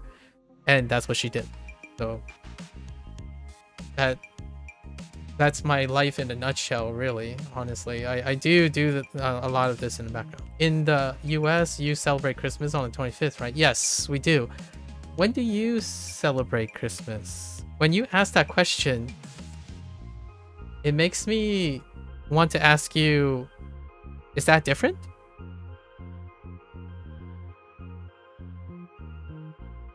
A drama, were you the one that mentioned Boxing Day?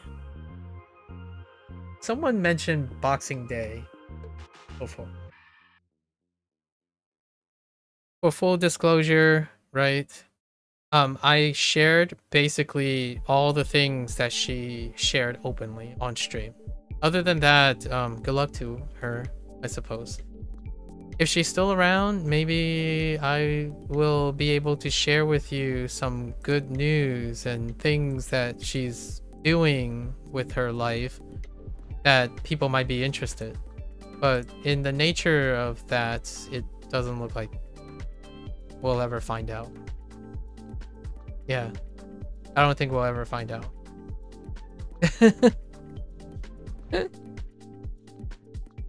Oh, you didn't mention Boxing Day? Okay. Oh, was it Pro Call? Someone mentioned Boxing Day to me. And it was because I was American. But I mentioned that Boxing Day also happens in the United States, but not, we don't Boxing Day.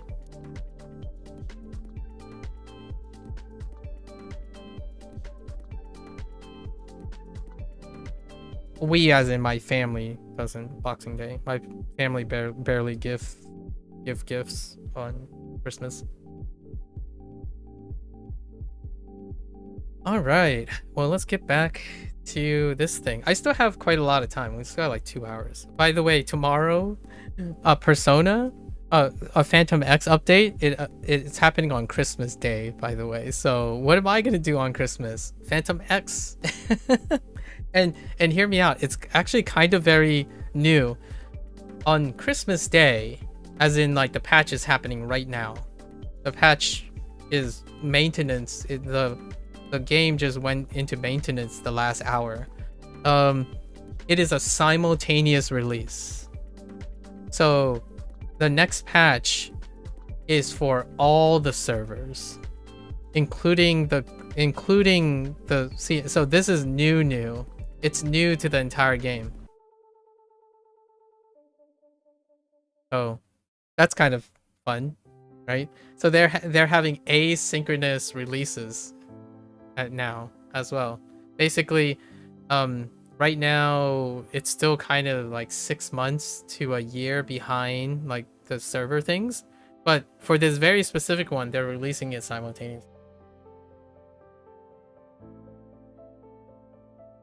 For you, Christmas is over. Oh, you do it on the 24th. I see. Even though your family doesn't celebrate, do you still have a family gathering? Sometimes we do. I don't think this time though. We have family gatherings with friends, with family friends. Sometimes.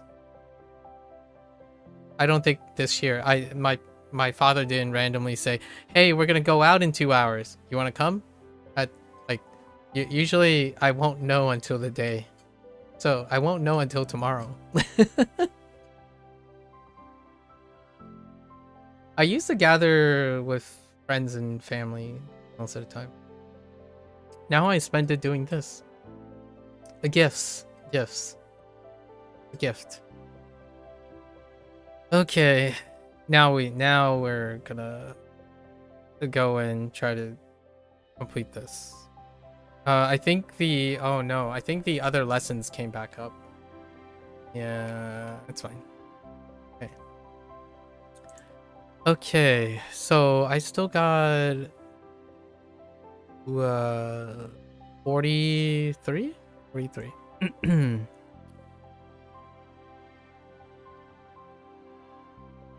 Okay. You can use a thread in your construction. I already know this is red or deep red or crimson, so I think red is fine. Add red. Coal. Oh, this is fine. This character carries sounds. Okay, let's see if I remember the other 4 in this group.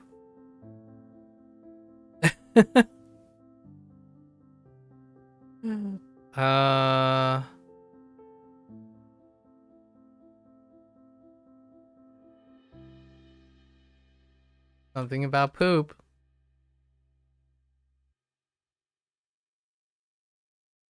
On the ground. It's tied with another character. Okay. I remember that part.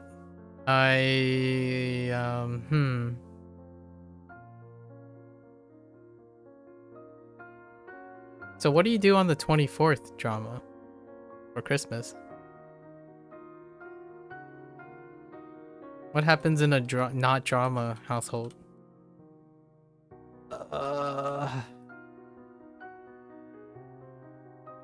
This is like hanging something vertical, but it's not vertical. Like loitering, you get the correct. Oh no, that's not it. That's not that. The poop thing is dealing with like cleaning, getting rid of the poop on the ground. What is the horn thing for? I don't know. I don't remember.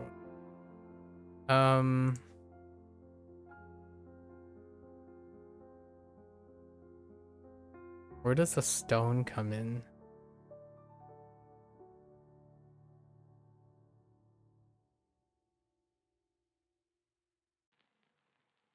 I didn't finish HanziHero, no. Today is lesson day, so we have to, I have to do lessons. I was just chatting about Christmas related things. It kind of just pivoted away from, pivoted off of the Christmas thing. Gather, eat, and exchange gifts. I see. Enjoying the times. Solid. Oh, the magnet thing? Oh no, yeah, I took a skip on this because I don't know about the magnet thing. I thought this would be memorable, but it's not. Oh, WaniKani. We'll come back to it. I skipped over it because I wouldn't. 久しぶり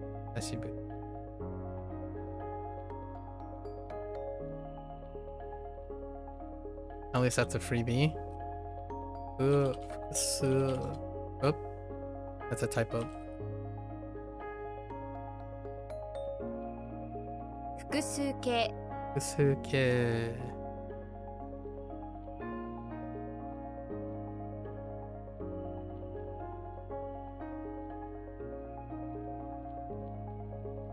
I don't know how to express multiple form.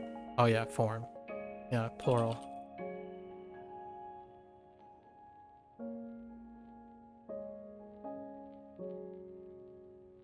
Monomane.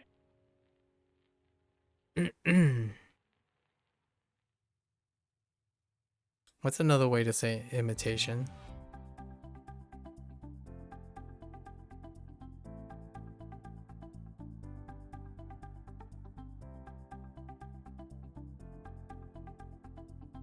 Like a imposter, like a, we'll just use imitation. Impersonation, right? Impersonation. Ever seen the kanji hisashiburi? Yeah, not really. There's quite many of them that you don't really see. Oops. Just go with deep red, crimson. Yeah, crimson red should be acceptable as well. Okay. To move. Oh, to move in that way. Oh, hey. Oh, you know what? Oh, that's such a coincidence. Is this what I think it is? 引っ越す Hikos, yes. Interesting. Sorry, there was a YouTube short on this.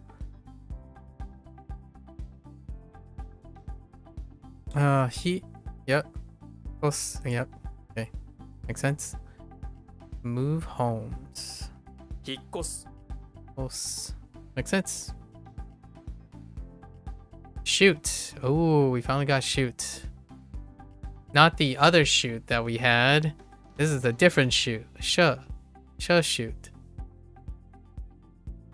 You need to take a body measurement before you shoot, whether it's for a photo shoot. I got you. Shoot? No, shot. Shot and shot. I'll take it.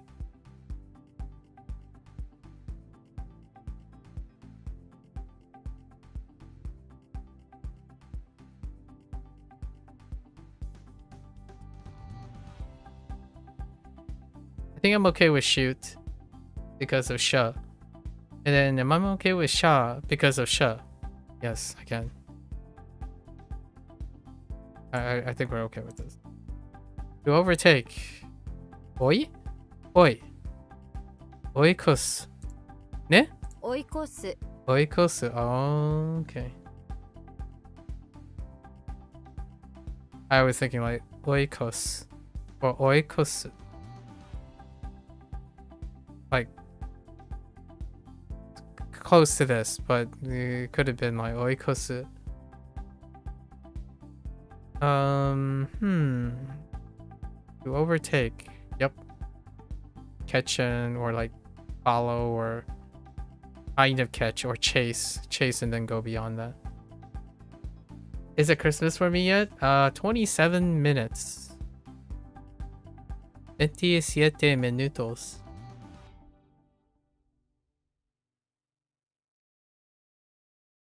Oikosu. Oikosu. Okay. Oh, we're good. Grandparents. We have 祖父母 Sofubo. Just a combination of Sobo and Sofu. Making sure that fu comes first. Okay. Curtain. Oh, moo. Oh, give me moo. Oh, or I'll take fu. Maku? What? Oh, and they're using Mac. How many Macs do I have? Maku and Paku. Okay. Man, I was really hoping for like Moo. I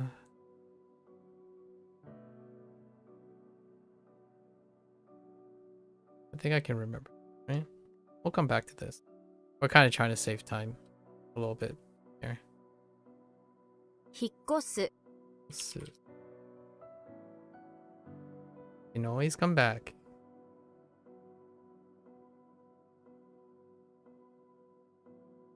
追い越す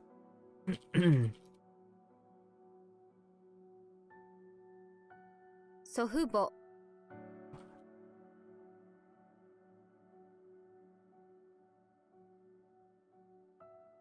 Pet owner, yeah. Ooh. Okay. I wonder which one they're gonna use. Shoe? Shoe seems okay. So like Aishi. 飼い主 Kai Nushi. Oh right, we do have Nushi. That's right. That's a great use of Nushi. I was like, am I ever gonna use Nushi again? Kai Nushi works. We do have a Kun read for that. Oh no. That looks a little bit cursed.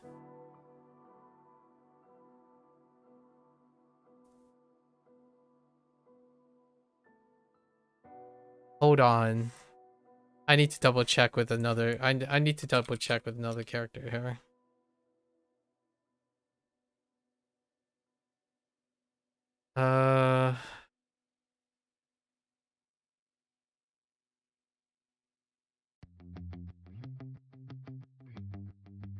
No.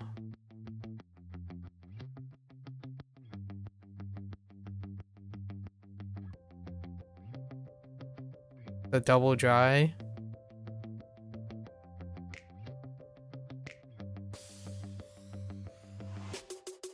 Oh, what am I thinking of? Hold up.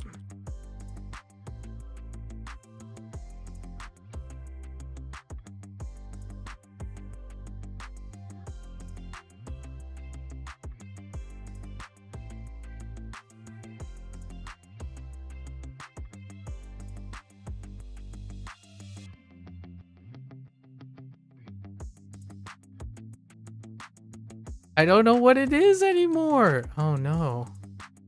I don't know what I'm looking for.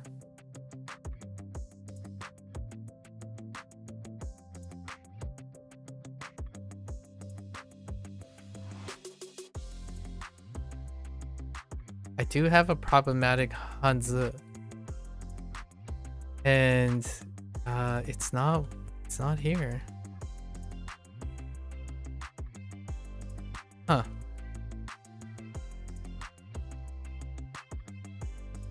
All right. Well,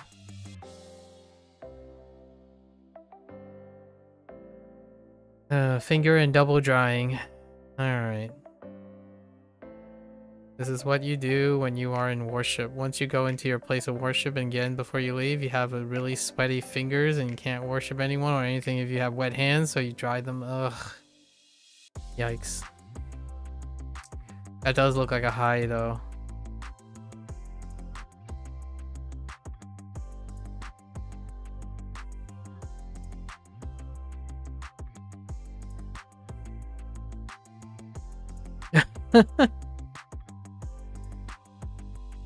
No, what is it?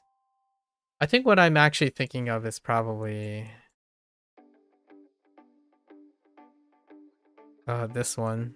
Actually, maybe that's what I look for. You know?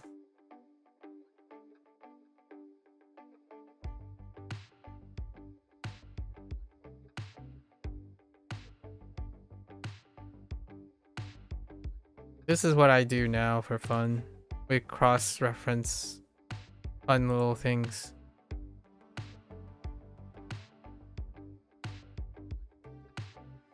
No. Dang it. Not that either. Oh, wait. It's a plow. Oh, no, it's not. I was thinking of how or consume. Wow, this is new. This is new. Not a Hanzi. It's not every day. Double dry your fingers and write a haiku about it. Sure.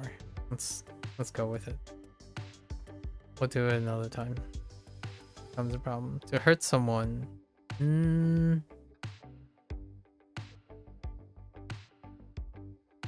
You attach a wound. I'm curious if this overlaps with... 傷つける No.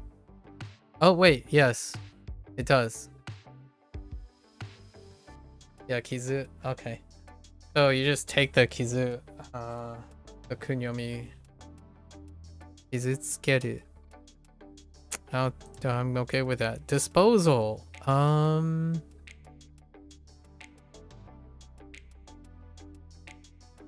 Not quite the disposal I was thinking of.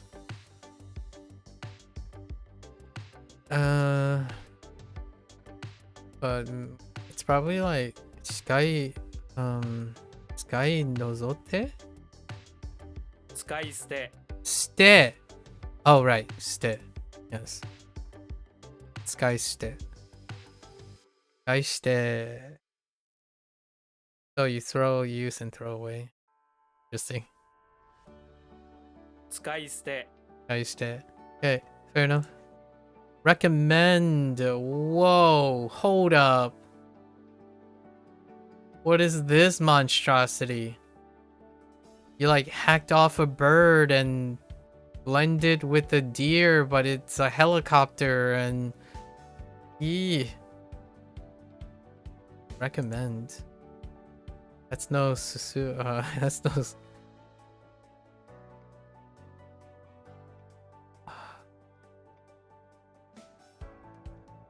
I don't know if I've ever.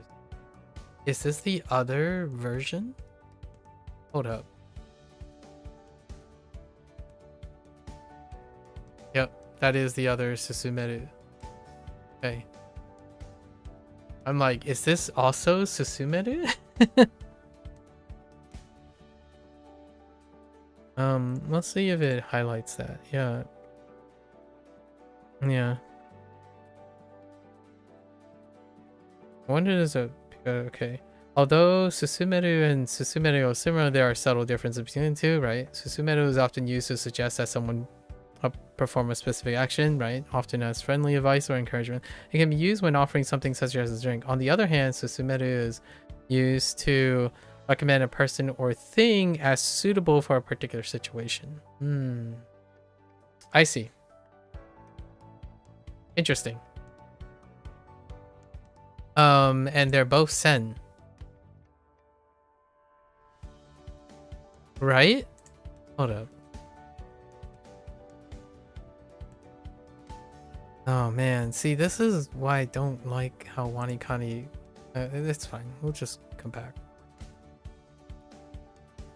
I don't like how they lay out their things. Flowers put on a canopy above your helicopter to keep the birds away. So you ask people what they recommend. What do they do? Get a centaur? You ask for a recommendation from a centaur that owns the local farm. Of course you did. You look like a sen. Is there anything part of this character that actually makes me want to think it's a sen? Not really.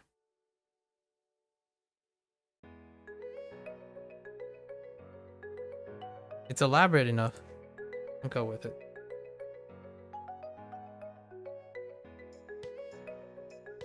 Kizutsukeru.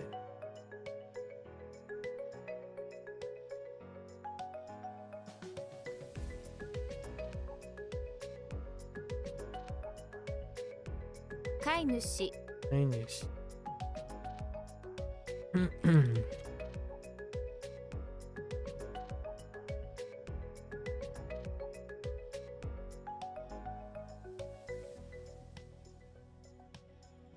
It's gone.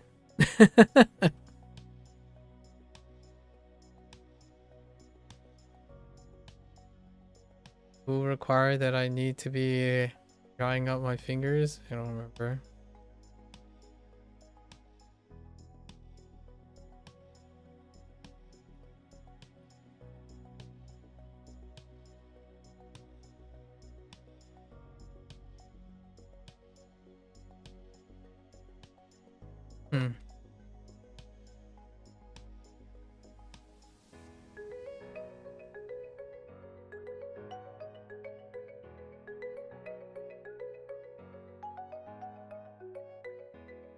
I don't know.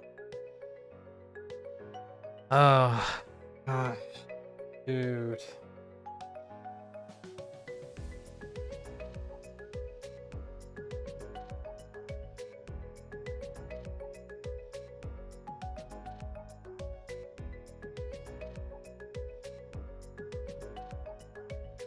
Okay. Finger.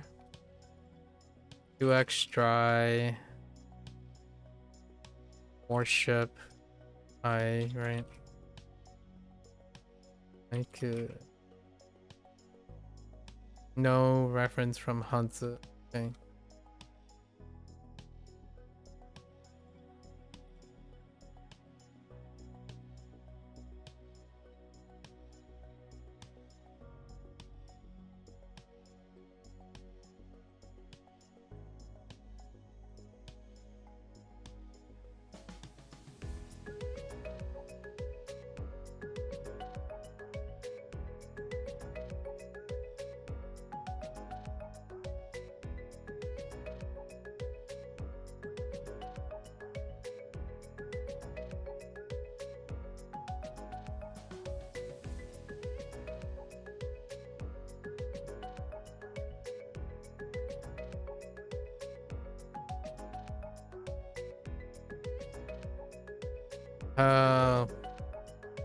Worshipping the nuances of calligraphy.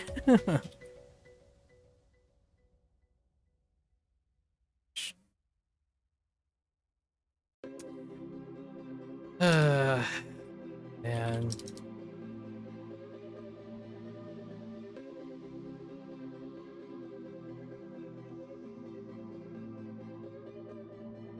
Do the later lessons of your lessons day stick less than the earlier ones?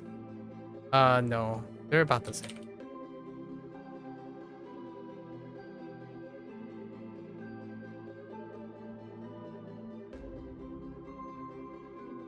Oops. Negligible. They're negligible. Whoops.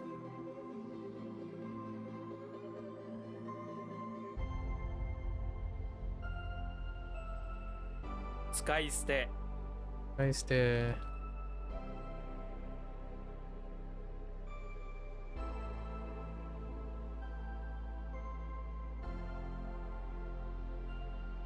I missed a... Did I miss a... Oh, I missed a syllable. The throwaway. Nage? Nageshiteru. Ne? 投げ捨てる Nageshiteru. Infer. Just double check. Infer.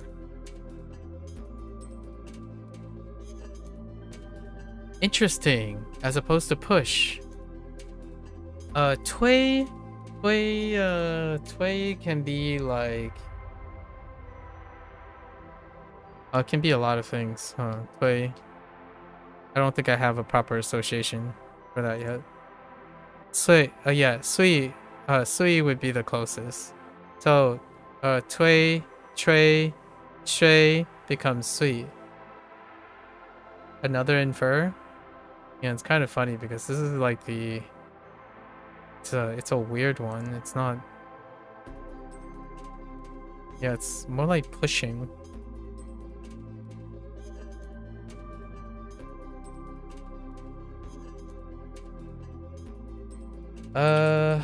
Pretty sure this is Tway, right? Tway. Yeah.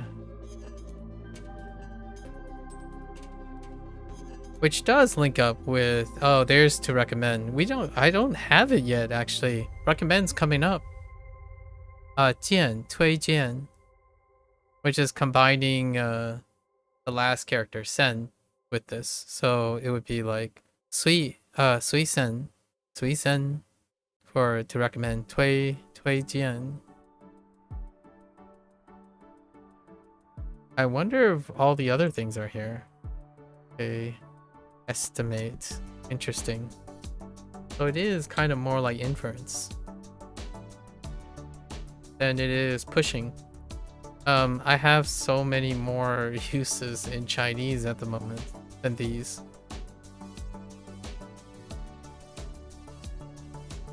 It can be interpreted as push though. Like when you're pushing towards something. Basically like you're promoting or hinting, so you're pushing something. So if you're pushing a recommendation, that's still a recommendation. And then you're pushing some logic, you're pushing reasoning, right? Because logic is reasoning. And then if you're pushing what you've determined,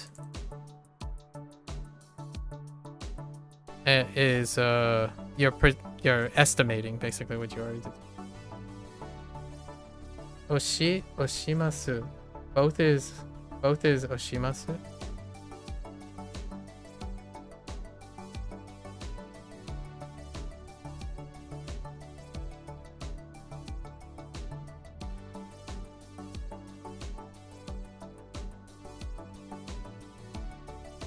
Oh, they're both oshimasu. Oh, nice. That's a great way to remember it. I can't wait to cover that. I think this is what I do most of the time now. I think this is the most fun part. Like, this is where you what you just did and how I'm like reasoning, like doing this, I'm not surprised. And when it happens, it makes things easier to remember. Like I'm not surprised Oshimasu is for this too. Like I can't tell you how much I owe to learning Chinese and Japanese at the same time. Obviously I think I was able to take advantage of this.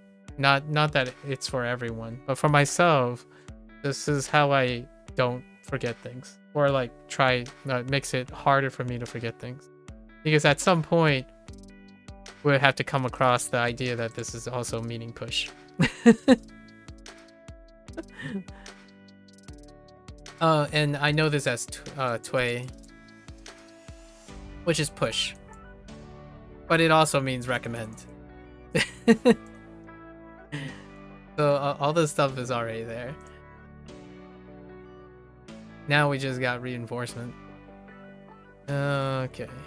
What is and then sui is the counterpart to tway, sui, chui. All of these are lumped into sui.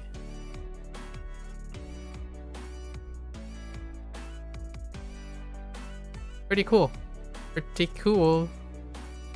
So to answer more clearly, like with more details, when you said do my later lessons of my lesson day stick less than the earlier ones, since most of my lessons are dealing with forming connections, it's very difficult to know if timing affects it, or more so it's overshadowed by how relatable these things are, because it's astronomical. Like what I mean is the odds of me remembering this is like substantial compared to like a novel character. So it may also even feel like, and novel, whoops, I don't know how to spell novel.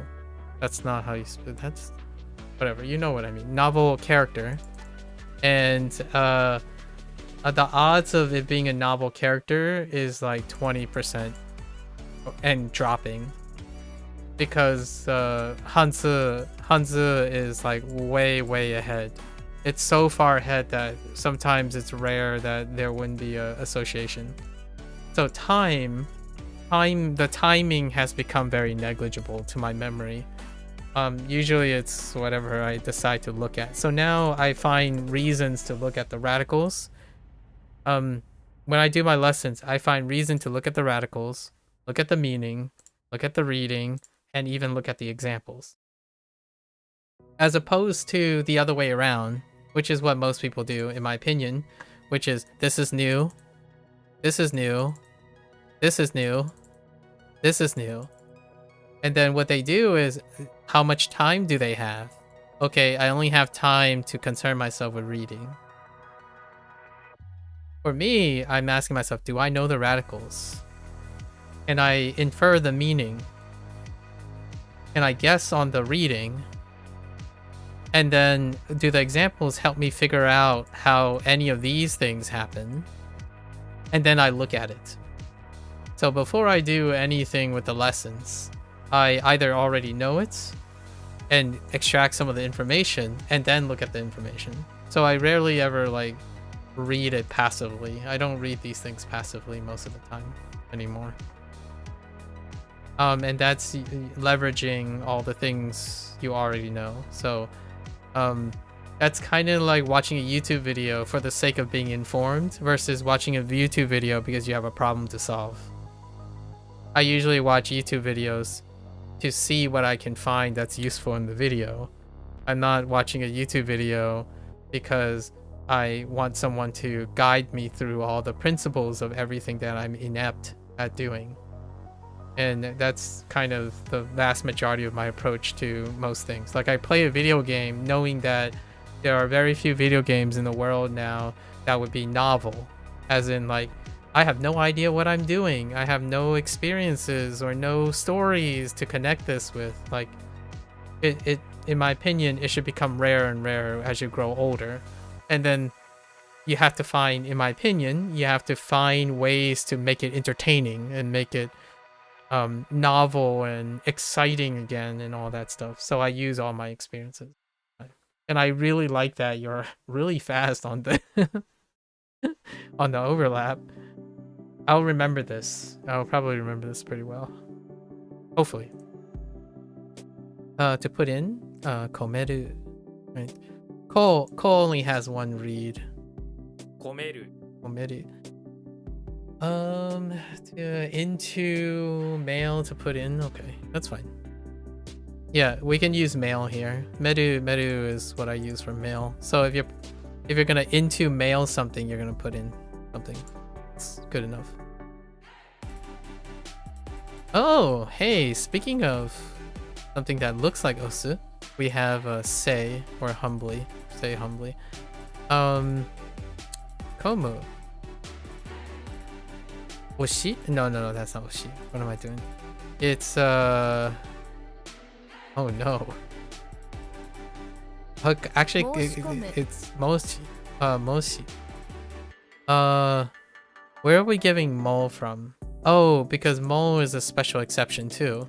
It's an onyomi that functions. Oh no, it's kunyomi. Oh, shin.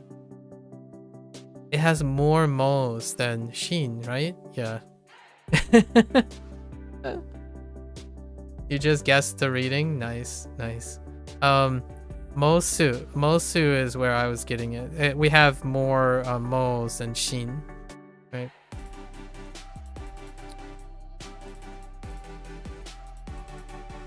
Apply, interesting.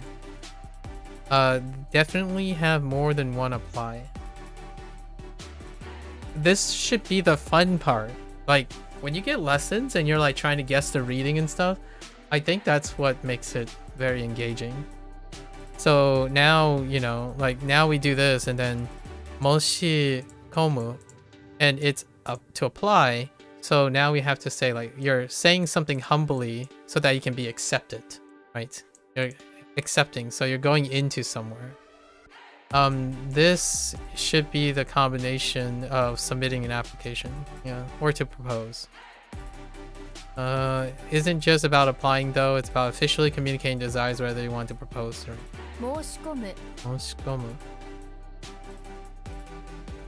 And humbly, whenever you do something humbly, it comes off as a formal like a formal thing. So proposals, applications, registration, most of those stuffs are formal. 申し込む And you want to say it humbly. Forgot? If there's anything. No.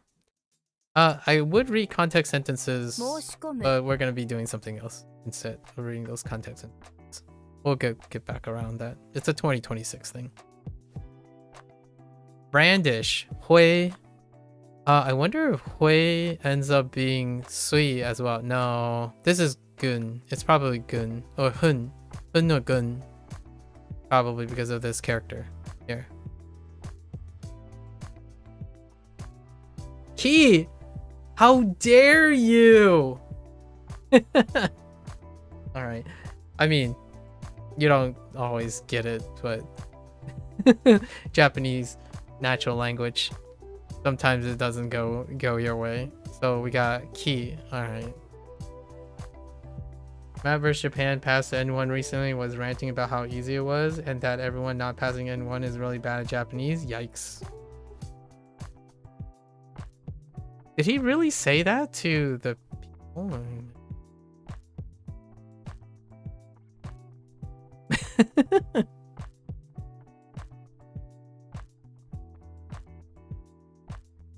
Okay. I'm not sure if you're saying that ironically or not, because like okay.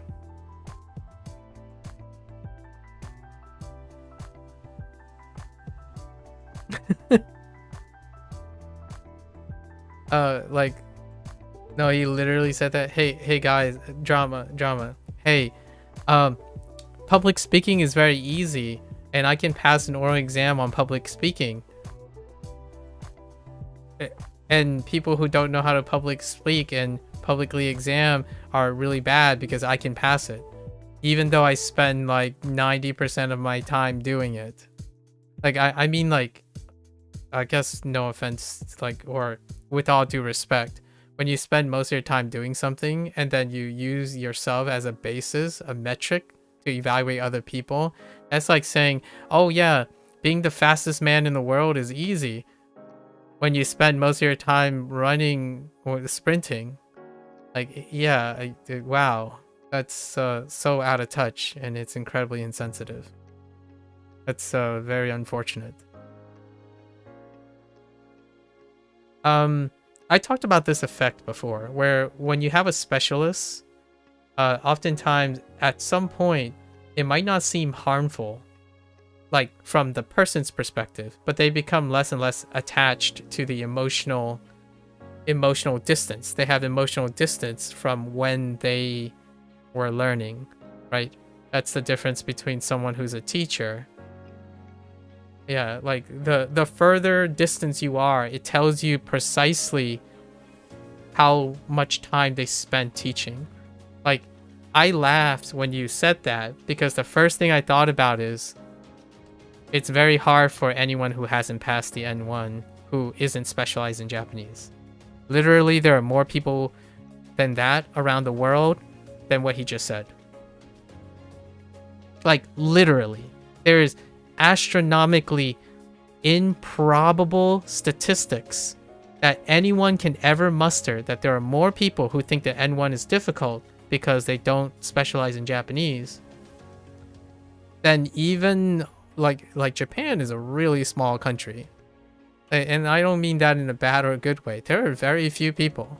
So for him to be able to say that is like really demonstrating how distant he is from being in touch with even his audience, honestly.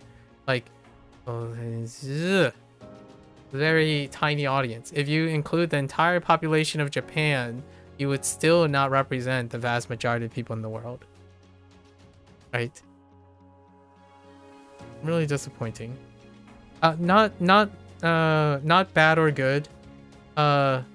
Usually when I say I'm disappointed is like, dang it, I really thought that maybe I was wrong about like a particular specialist, right? And sometimes humans can surprise you. Like I had to apologize a lot of times when I talk about public speaking, especially when someone says like they have social anxiety with public speaking, but they don't have problems speaking to me on voice chat in Discord.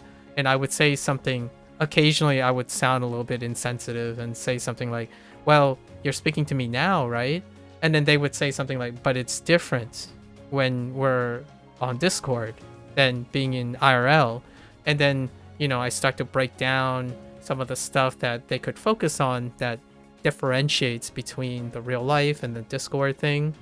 And I could go, sometimes I could unintentionally go too rapidly. And then I notice myself, it's like, all right, let's take a pause. I want to make sure that I'm telling you that this isn't easy.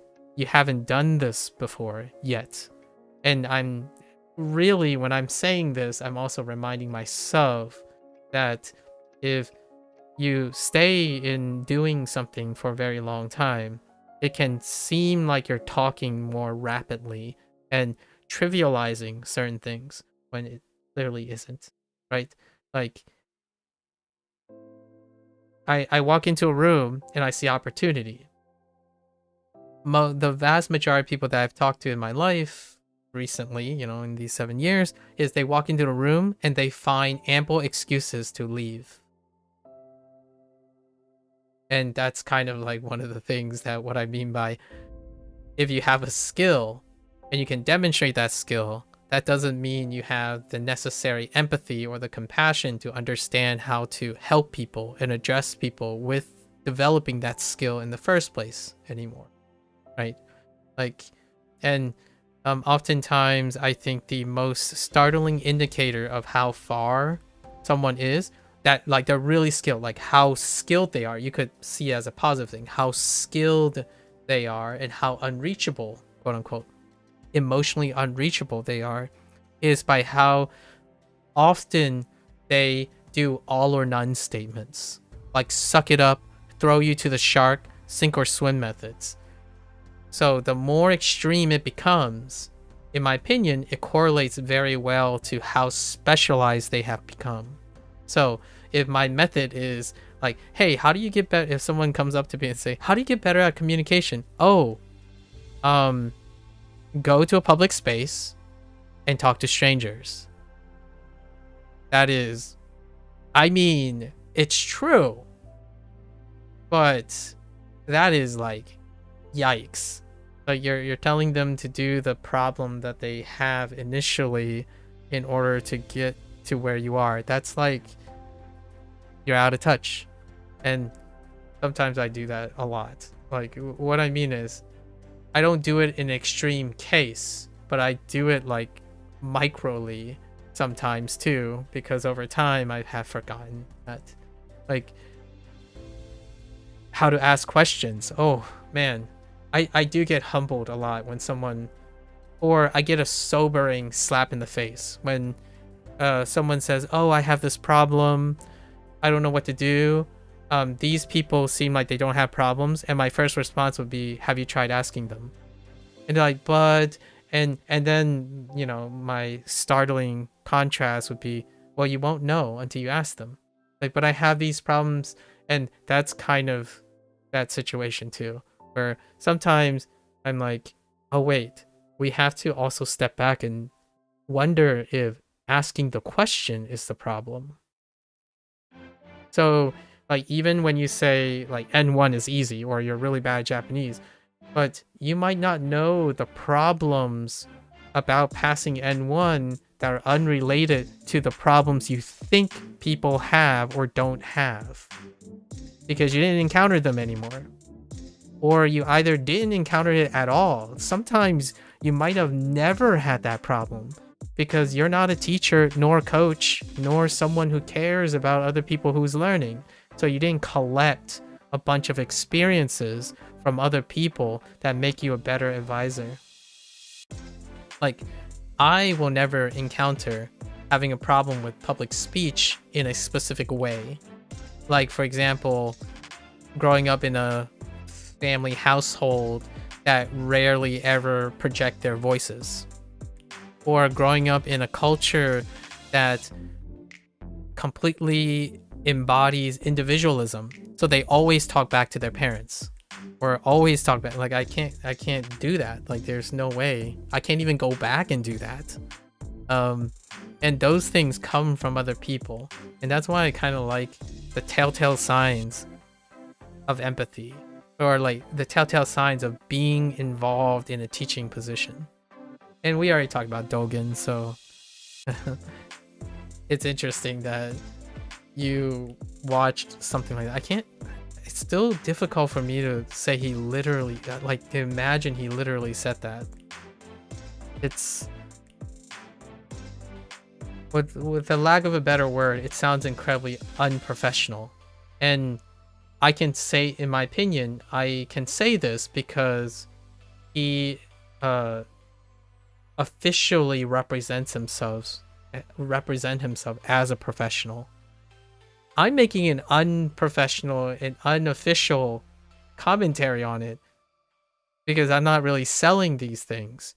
I mean, I still take some,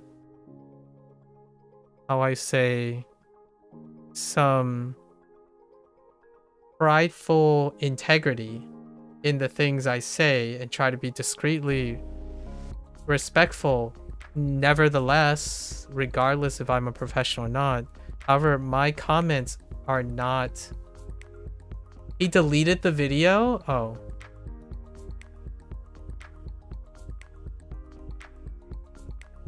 And uploaded a statement video?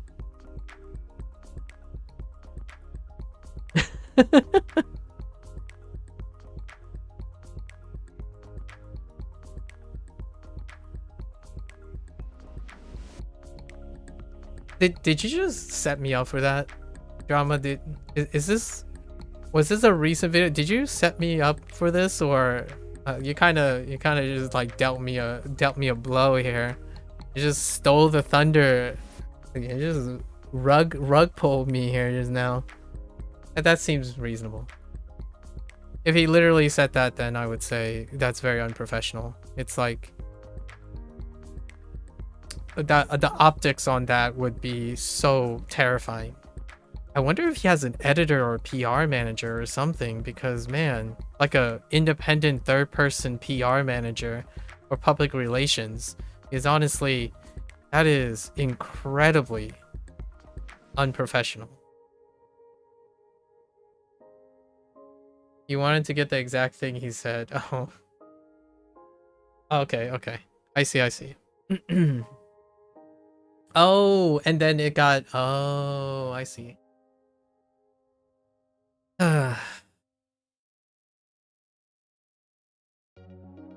What you call it? Procon and I was talking about... Slightly talking about Jordan Peterson's situation. Even, like... We have to keep in mind, the only thing you found is why I deleted the JLPT video. Oh, it's tough. Like I want to be very careful with my words. I don't want to demonize anyone.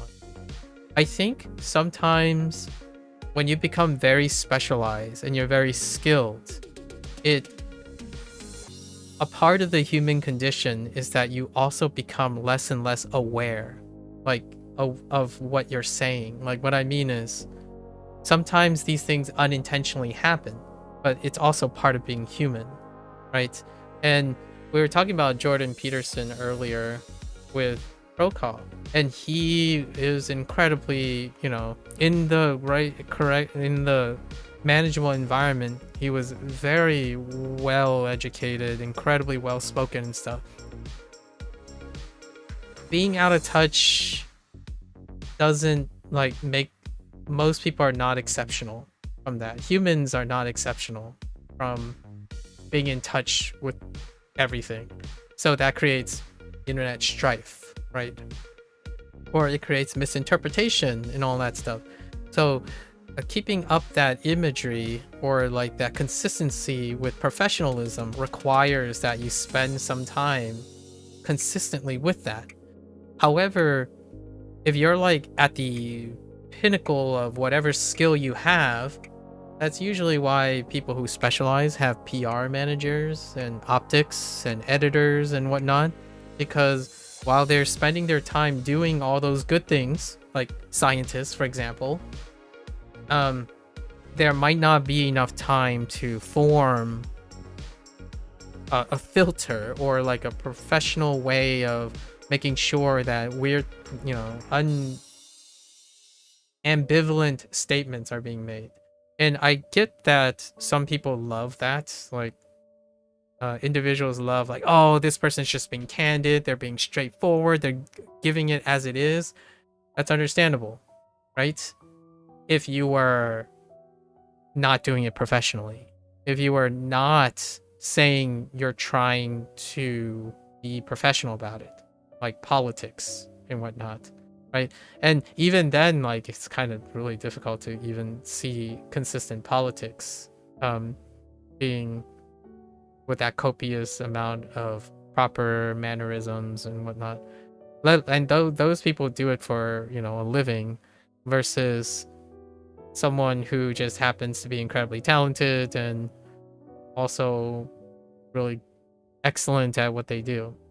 Like, in no way am I trying to take away the credibility of someone's skills.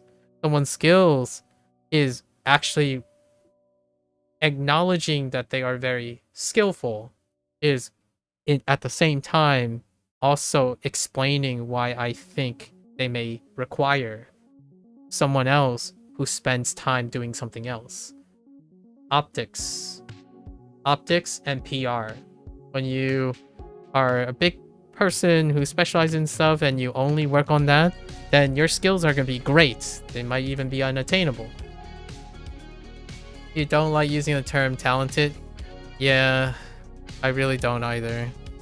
However, it's a professional term that's used, takes away the hard work behind something.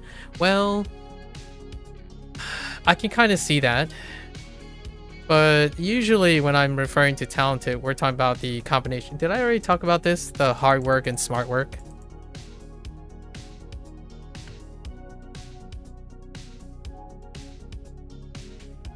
The idea of hard work and smart work.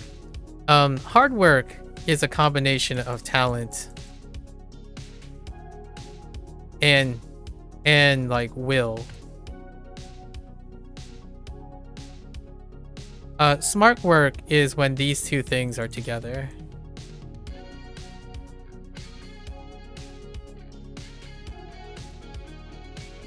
So a lot of times when people say like saying talented takes away from the hard work, there is talented hard work, and then there is the hard work that you're referring to, which is the will hard work. And usually these are both part of the equation.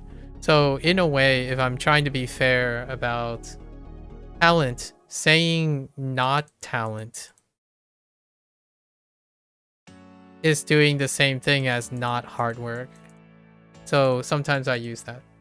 Someone grinding piano lessons for years, then people say, wow, you're talented, like you didn't do anything to achieve that level of competence. But he didn't do that. That person didn't do that. The crowd did.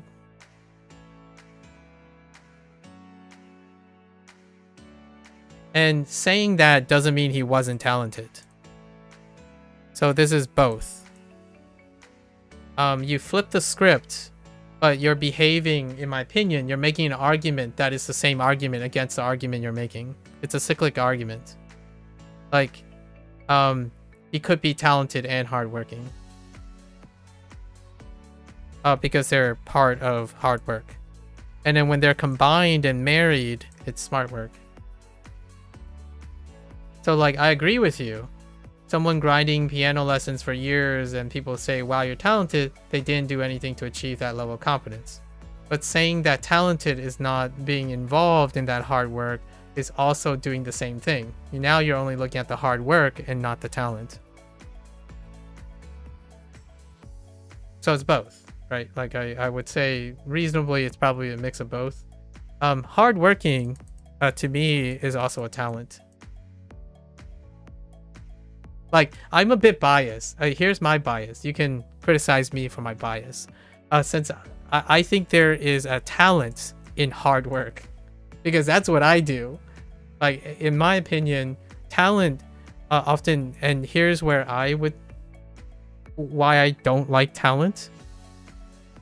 But you're kind of seeing it from the perspective of the public eye. That's perfectly fine. Yes, I'm about to explain that. So, before you go further...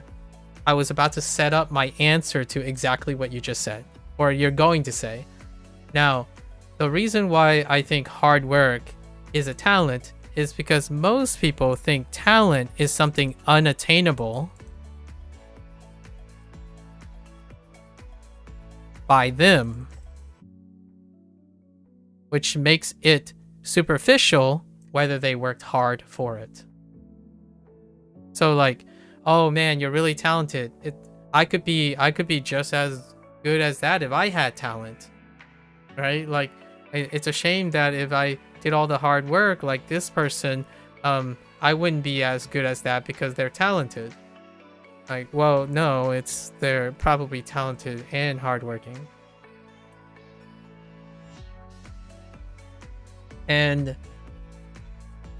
I don't think anyone has ever... There's another word that is used too. I'll put you in the public, put myself in the public shoes. Talent, and I already said the word, by the way, smart. Or maybe even intelligent. And before all of these things, before the age of the internet, they were also the word special. Oh, we might want to throw in gifted. Right? So I totally agree with you. It trivializes one and the other. And it places the focus on what is the major driver, right? The internet does this thing where you generalize what the major driver is for all this. So, like, if someone looked at me and they said, oh yeah, you don't have money problems. That's why you don't care about money.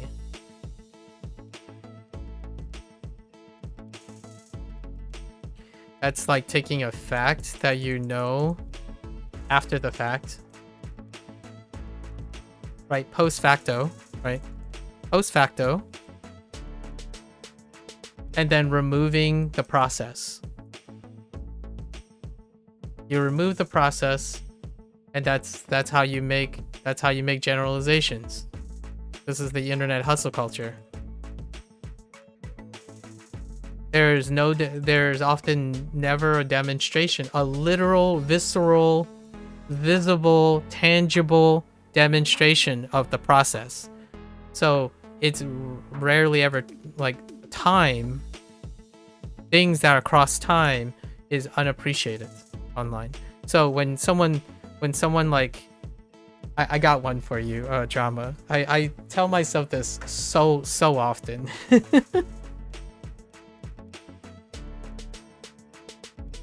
Someone like comes online and they play a piece, right? They play a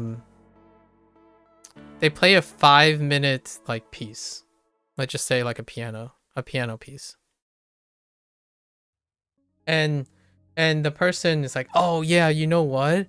It's so crazy. It's so crazy that this person can do this. I mean, I should be able to do this, right?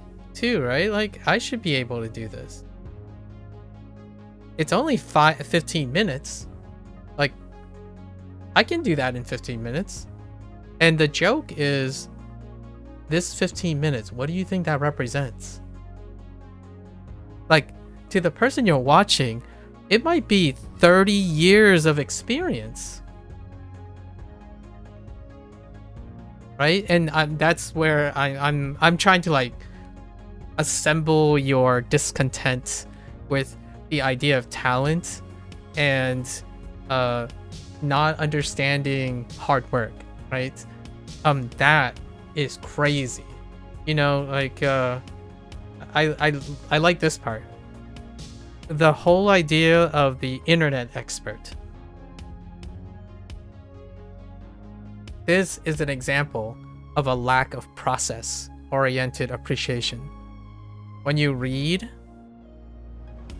someone's work that took 10 years and you reduced it to a single sentence, and then you write about it and make a commentary about it like you understand it. You criticize the 10 years worth of work like, oh yeah, well, you know, technically if it were me, I would do this according to this research, and then like, oh yeah, it would be this according to this research. And the way people talk about it, you'll understand the difference between an internet expert and an expert that actually did the process. Right? Hustle. This is the hustle. Have you met a hustler yet? Have you met a grifter yet? Because there are plenty of them, and I'm not saying they're bad or good people. This is more of a commentary on how normal it is at the moment, and I totally understand about trying to see it from the perspective of the public eye, because the public eye, I don't think it's considered I don't think it's considered cognitive dissonance to them. I consider it cognitive dissonance. Well, when was the last time you want to watch someone do Japanese and Chinese reviews day in and day out and be like, I can do that for the next 365 days, 2 hours a day, every single day for 365 days? No. You want to watch a video that's 5 minutes that explains what I learned in those 365 days. Right? Like that's what you're really looking for YouTube for. You're looking for someone to summarize the 5,000 hours that they spent last year on Duolingo to confirm your bias that Duolingo doesn't work when you spent 15 minutes trying it. Oh, that one was a personal anecdote. I'm sorry. Like, there was a guy I remember when I first started Duolingo. It was day 7, and the guy tried to explain to me something that I have yet to learn. Like, the guy was like incredibly pompous, and they were like, I don't know, N3 or something like that. They told me like they're really competent and they're way ahead of me, and they're like, oh yeah, by the way, this is this and this. Like, okay, thanks, I'll learn it eventually. Like, I'll learn it eventually, and don't worry about it. And it's like, dude, what is with that attitude? Why are you brushing off information that I can do? You only spent like 7 days learning Japanese. And since you're learning it on Duolingo doesn't explain those things. I mean, by the time you ever get to my position, you'll probably never get to my position because you're using Duolingo. The person has yet to come back. Like, honestly, I'm kind of curious what this person's thought is now that I'm still doing these things. Almost 2 years now. And now I don't have 5,000 hours. I have 10,000 hours. There was no point in my mind that I thought, oh man, I have motivation issues. Oh, I don't know how to form a consistent study schedule. Like, oh man, I've never learned something for so long in my life. Try dedicating over 20 years of your life to science. Right? So whenever someone, my personal favorite, here's my anecdote for the perspective of hard work. When someone saw me using Duolingo or saw me using WaniKani, their first thought is, this guy doesn't know how to learn.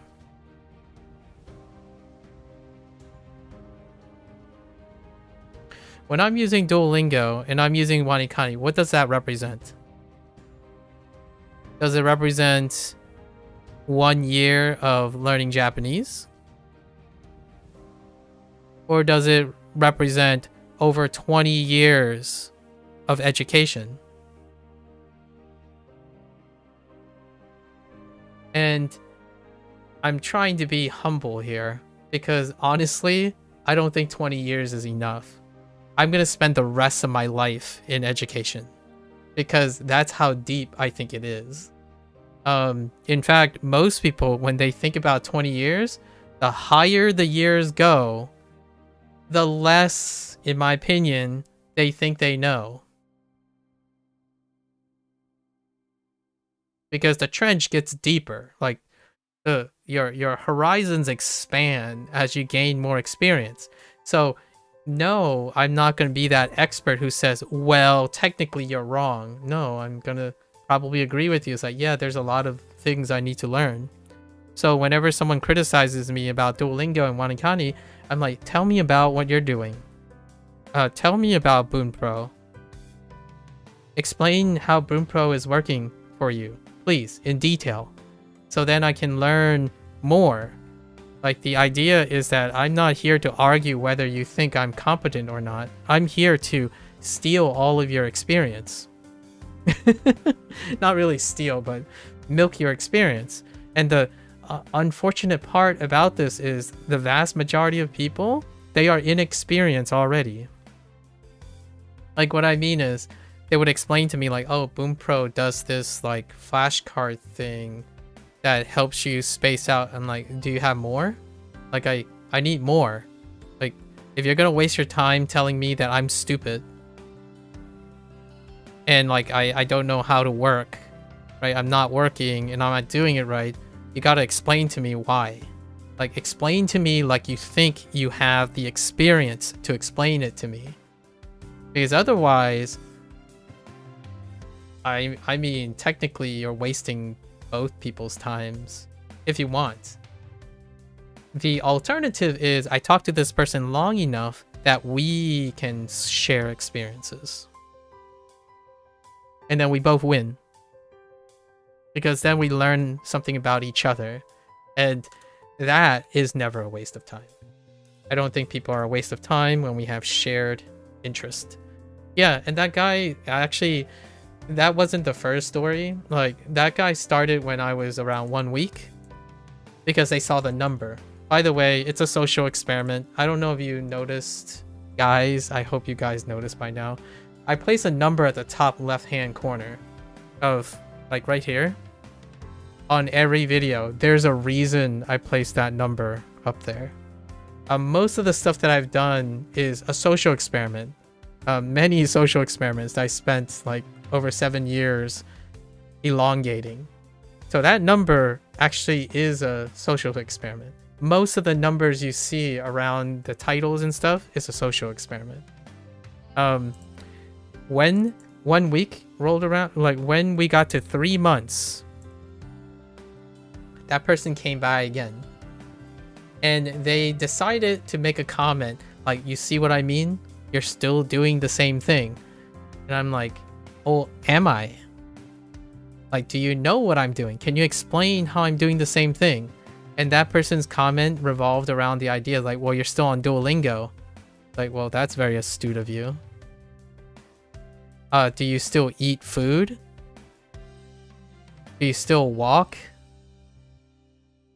Do you still need to remember things? Has that number affected viewer count? Has that number affected viewer count? No, it hasn't.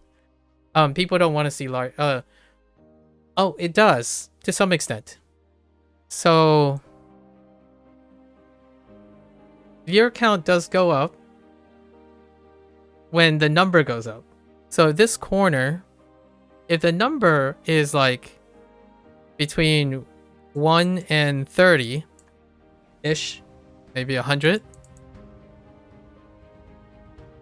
it's pretty reasonable. Then it dips. And then past a certain number, it goes back up. And that number tends to be around 365 or 500. But I rarely get this high. So oftentimes it's somewhere here. In the beginning, the number is like it's usually more common. The reason this correlates with is the idea that people have an opinion. And they have an opinion that they're more competent. I'm not saying that they truly are more competent than me or that they're not more competent than me. The perception is when there's someone starting something, there's more to say. Yeah, more opinions to say. So whenever I start a new project, that's where I expect people to think that I'm stupid. And I'm being very generous here because most of the time the opinions are like, you're doing it wrong. And if you're someone who's saying you're learning something, like specifically, if you're trying to say you're learning something, if your viewer count, and I can't speak for this with raw data, if you are someone who is considered unpopular, so you don't have a following, there's no one defending you, you're more likely to get this. You're doing it wrong, you're stupid, you don't know what you're doing, here's the pro tip, bro. Right? Then it completely dips away because it would be like, oh, well, this person's been doing a lot, like doing that thing for a while now, it's disinteresting and whatnot. When you start approaching like an anniversary or like a larger threshold that exceeds someone else's threshold, that's when you get into the territory that drama is talking about, where the person sees it as a grind anomaly, or they have some sort of special talented quality that draws the person in to ask why. So after my projects get past a certain point, people will come by and say, hey, can you explain to me how to be consistent? Can you explain to me like what makes you want to do this for so long? So then you have another desirable quality. You have the desirable quality that gives you something that you can hustle people with. And to me, that's how it relates back to the first observation that drama did. If you're a hustler, you can make money off of this. You can even build credibility off of this. If you're asking me, did I do that? No. I start a new project and I go back to day one.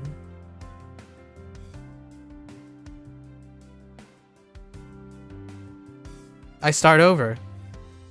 And what happens? More people challenge me that I'm stupid and I'm doing wrong. Well, technically they are right about certain things. They are right that I'm inexperienced. Because when I start back over to one day, when I start a new thing, I am technically inexperienced. I'm not bad at learning. That's the difference. I'm not bad at learning the thing very quickly. I'm getting better at it. But the thing they're talking about is how informed I am, how competent I am. So do I start over technically? No, it's not. The social experiment is I'm curious if people can tell the difference between someone who's a skilled learner versus someone who is not a skilled learner. Can they understand the process difference between someone who's experienced versus someone who isn't? Like, I don't talk about what Duolingo can't do for me and then settle with that. Like, I don't sit there and complain that Duolingo can't do X, Y, and Z. I go do it and still continue to use Duolingo. That is what experience looks like, in my opinion, personally. That's a problem solver. Someone who has done this a lot and they are not concerned whether they're doing it wrong or right. They make it work. And I've yet to see too many people. And for the record, you guys aren't part of it. Like, what I mean is the ones that who sit or like who have been around, they tend to have work experience, education experience, adversity, problem solving. They're in a position that provides advisory role, or they're surrounded by people who have advisory roles and professional occupations. So in some way, shape, or form, the individuals that do not do this immediately are those who are very noticeably, they speak and present ideas and pass on ideas and analyze ideas in a very critical way. And it's like night and day. It's very, like, what drama said about the ranting thing, right, with Matt vs. Japan, that to me is saying that that person is really experienced in something and very incredibly inexperienced somewhere else. And that's the same thing here. Like, I have no problems when I start something new and someone says, oh, you don't understand yet. You're inexperienced. You don't have this knowledge. And I agree. It doesn't hurt my feelings.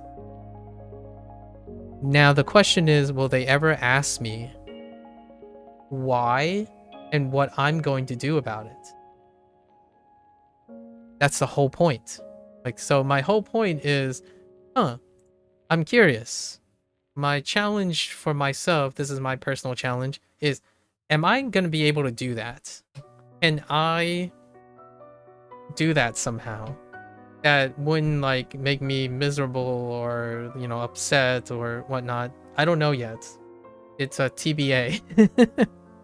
It's a in process kind of thing. Can I demonstrate somehow that you cannot see things?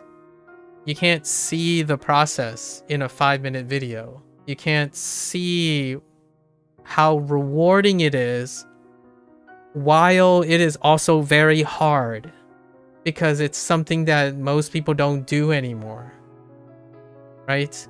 It's hard. Things are hard because you haven't done it very often.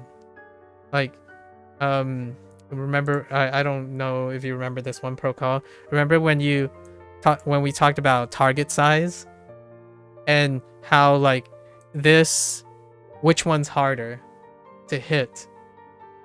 And the objectivity would say this is definitely easier to hit. Right? Larger target, more places to hit. The subjective perspective is the easiest target is the one that you've been aiming at. And the way to use this is the game OS. A statistical number of people find that the target that they're conditioned in practicing on hitting is the easier one. So whenever someone comes up and tells me, oh man, Japanese is probably the hardest language you'll ever learn, it's like, well, you're probably correct if you're assuming that the relative person that you're talking to is an English speaker. And it's a monolingual English speaker. Now, my question to you is, do you think I'm a monolingual English speaker? Like, hear me out. Sometimes something that's in front of them, you know, like my face, they already presume something that's almost astronomically asinine compared to just looking at what I look like, right? Like, you might be thinking, oh, it's pretty obvious that you're an English speaker. Okay, tell me how you know I'm obviously a monolingual English speaker. Because I can tell you now, that was the first accusation I had every single time I pulled up Duolingo. Like a stranger comes by, it's like, oh, hey, you know, Japanese is going to be very hard for you because you're an English speaker. I'm like, okay, I agree with you. I'm an English speaker. How can you tell I'm an English speaker? Like, well, you speak English. Like, okay. What else can you tell about what you know? Are you integrating more information? Because if I asked you that question, doesn't that prompt you to doesn't that prompt your critical thinking skills? Like, wait, why would this person ask me how I can tell if that person's an English speaker? Right? Because you didn't see me speak any other language at the moment.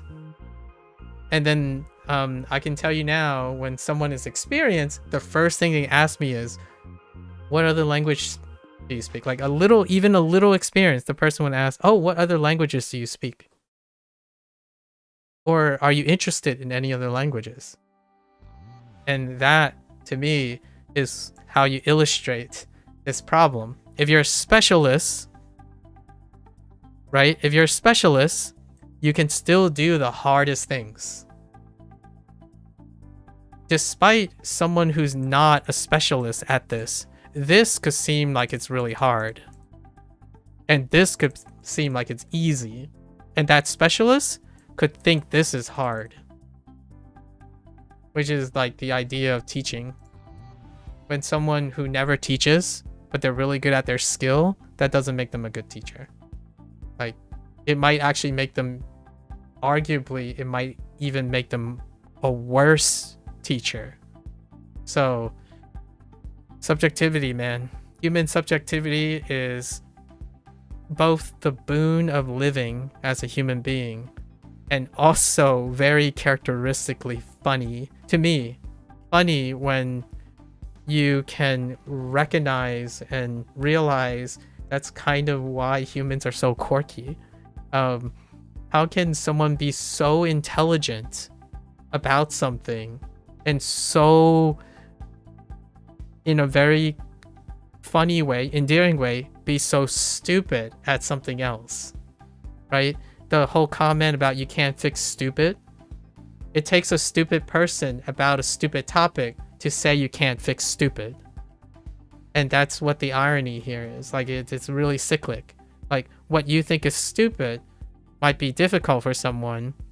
And the whole idea of saying you can't fix stupid is referring to people who can't do things that you can do or you think is easy. And then when the role is reversed, they could say the same thing. They can't fix stupid. And humans are great. Like, I think it's really funny in the sense that if you and I understand our human conditions, it's great to think that, oh, I'm stupid in something, so I can get smart in it. At least in my opinion. So like, if someone tells me I'm acting stupid, I want them to explain to me, and then I'm gonna go and be less stupid about it. Because if I'm stupid now, it takes me a very little time to get smarter. If I'm very smart and talented, that's not really telling me anything. That's telling me like exactly what Drama was referring to. When someone tells me I'm very smart, I'm intelligent, I'm well put together, my first thought is I work hard. And I work smart. Because I work hard in a manner that combines all of my talents, my skill set, along with adding all the time and investment I have together. So that's how I interpret it. And I usually ask them, what makes you think I'm smart? Or what makes you think I'm intelligent? And I already had this conversation with Mika, right? Publicly, and I think Drama was here for that. Mika was convinced that she has short-term memory problems. And I was not even beating around the bush or being conservative about this. I would have argued the way she's remembering things, the way she's trying to remember things, would make it that she's far more well practiced in short-term memory routines than I am. And I scored like 20 percentile lower than her in short-term memory, like in sequence remembering, because the test that it was done was requiring that I rely on a strategy I rarely ever use anymore. And even when I try to apply it, it takes me a while to like apply a strategy that I'm not like going to use too often. So what seems easy to her sounds incredibly exhausting to me. So whenever someone says, oh yeah, I can't do anything that's hard, like I can't do anything that requires a lot of effort, and my first thought is, there are so many things that you do that require so much effort that I don't do, and look at how different we are. Like, if you're coveting the things that I am, it requires that you understand what you're currently doing and the nature of the things you're currently doing, so that you can try to use it in a way that benefits you. Yesterday, she disclosed about her like decision to be officially diagnosed or labeled as autistic, right? And my first thought is, well, if you are autistic, then you are autistic. If you can get more clarity on those things, then you can succeed. Being something doesn't make things easier. It requires hard work and smart work. Like, you're not expecting things to ease up because you suddenly became something by way of knowledge. Like, you have to actualize that. You have to go through the process in order to take advantage of this clarity, this newfound clarity. So, no, hard work cannot be supplanted and substituted by talent, for example, which is so obvious when you say it, but very seldomly believed on the internet. It is this facade and this glimmering like framework that refines someone's perspective that you have to be talented to be able to do something, and then also reinforce the idea that it overshadows everything that happened in the process of achieving that status. It works both in a weaponizing way, because it can be weaponized. When you don't see it, it doesn't exist.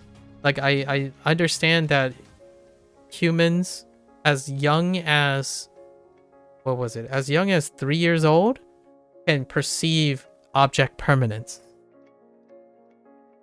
I think there are adults that are as old as 20 plus years old until they grow even older that can appreciate temporal permanence.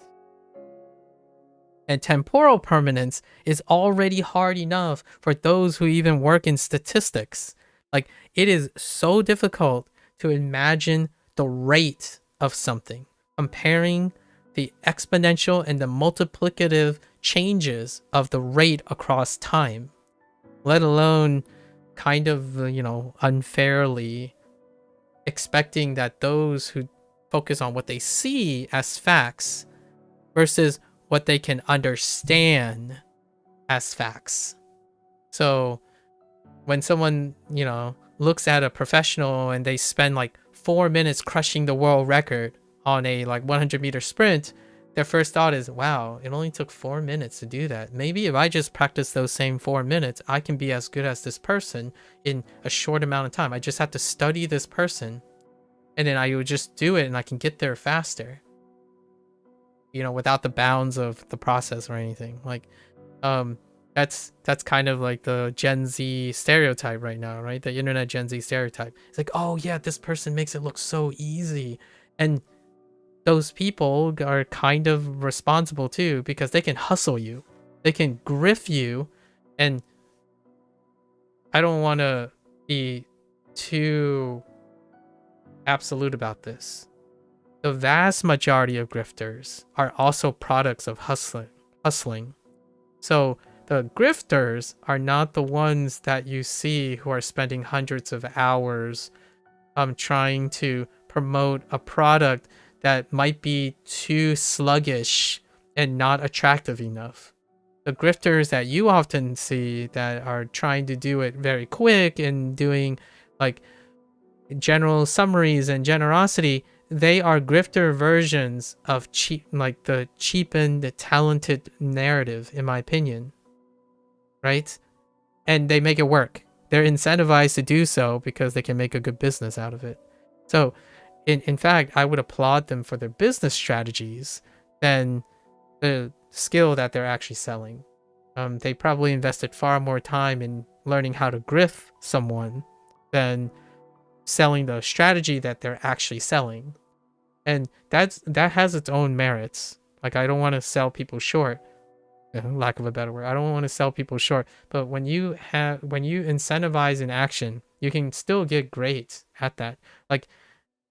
I understand the basic principles and things that you can use to manipulate other people, but I haven't done it. So in theory, I have no skills in ripping people off or scamming people. And in order to be good at countering scamming, I would need to have done it. What I mean is, done the idea and participate in understanding and gaining experience with scamming. So all the stuff that I'm saying that I don't have experience with, that's a limit. That's my limit. I can't tell you how to catch a scammer. I can't tell you how to catch a grifter. I can conceptually explain to you what I understand about those things, but I don't do it professionally. So that's a way to keep myself intact. I don't do it, but I can still share information. However, you have to take it with a grain of salt because it's not my job. I don't do these things. So much like this, when someone says, I'll never become fluent in Japanese, my thought is, you're probably right. I would tell you without a sense of doubt that I would never become fluent the way you think. It doesn't matter how good I'll ever be or how bad I'll ever be.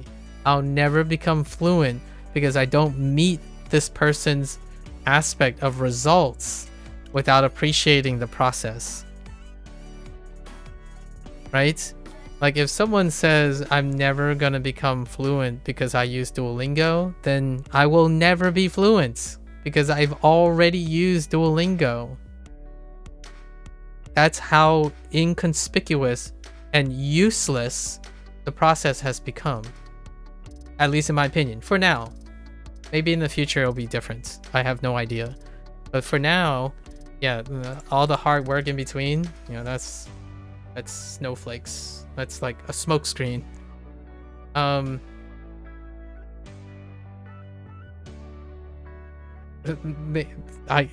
was trying to think maybe like you could program a machine learning thing to fake like 3,000 hours of YouTube videos, but then make it like hyper stimulating so everyone would that sounds like a dystopian to me. So for me, I'm doing this for myself. You don't have to be here every single day. The idea is I'm keeping myself honest. And if the presence of these videos are a way to kind of break the illusion that things just happen overnight, that's what I'm willing to do. I actually feel like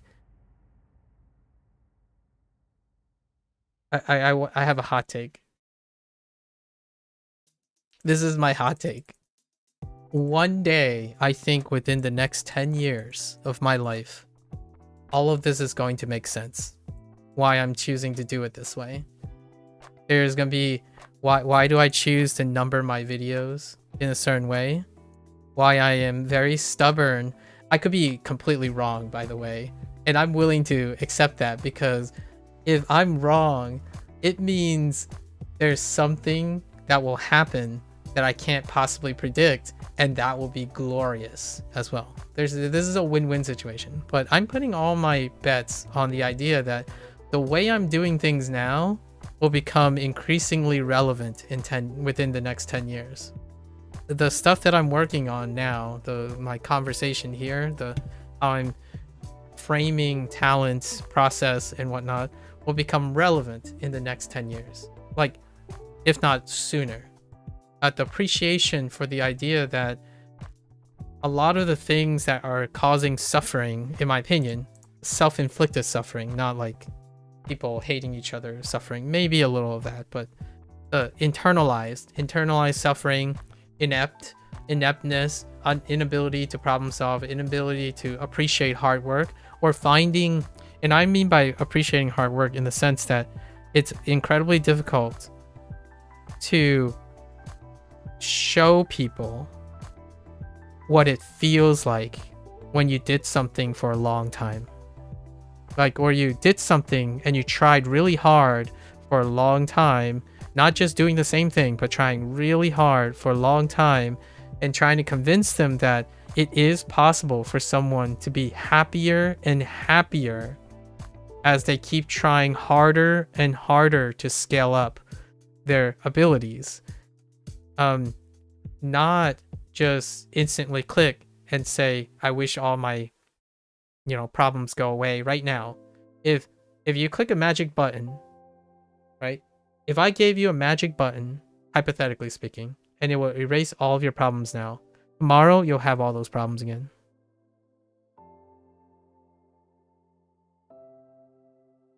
That's where hard work comes in. One of the staples, like one of the gifts. We were talking about gifts earlier, so let's go tie up to like Christmas. Oh, by the way, Merry Christmas, everyone. It's been the 25th for 1 hour now. Sorry, Procaro. Merry Christmas from the US. It's actually Christmas for. Oh yeah, it's also Christmas for Bree now. I hope Bree is sleeping well. In the line of gift, one of the biggest gifts, in my opinion, that humans have is the ability to learn and to like intuit process-oriented experience. And nowadays, I would like, I'm a little contentious about this, but I would say is one of like 4 very important gifts, but it's like the one gift that can make AI questionable.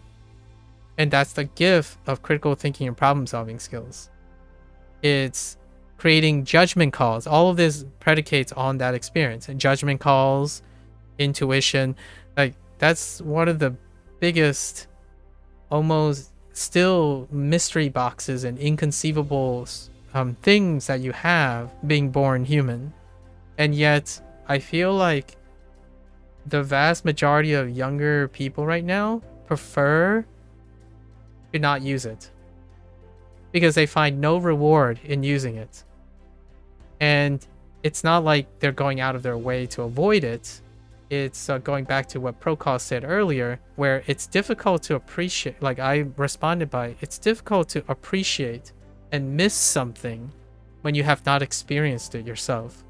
So I still conservatively said that I can't possibly miss the loving company of a partner if I haven't experienced it.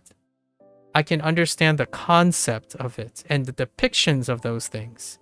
And yet, even with all my objectivity and subjectivity and my long history of behavior that would, you know, maybe say it might not be as extreme as you might anticipate, until that happens, human experience is incredibly unpredictable. So what part is bigger of the human experience? When you have a pie chart,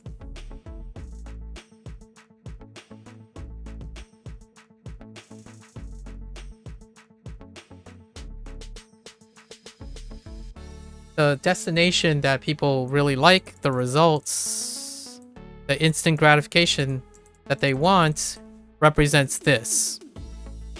The rest, that's the process.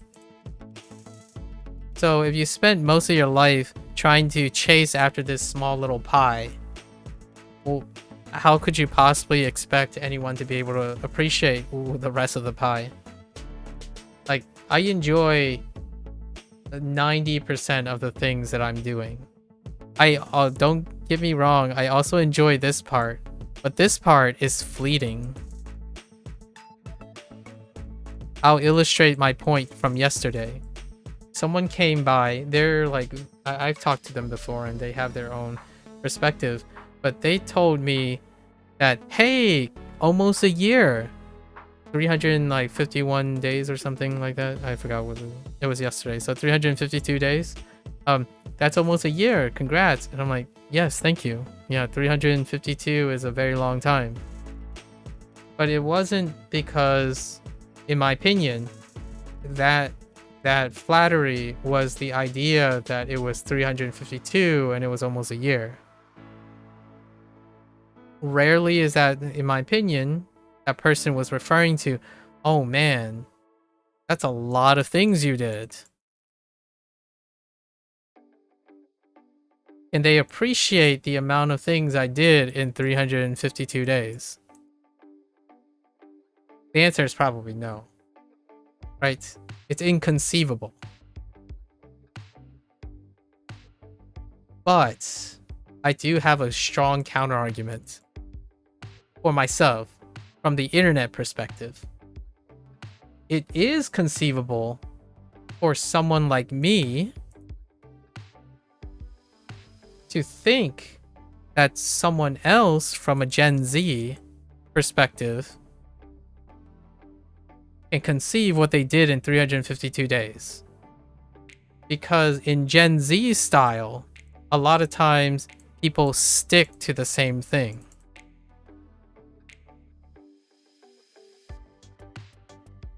And even then when they try to stick to the same thing, there's still some changes that you can notice.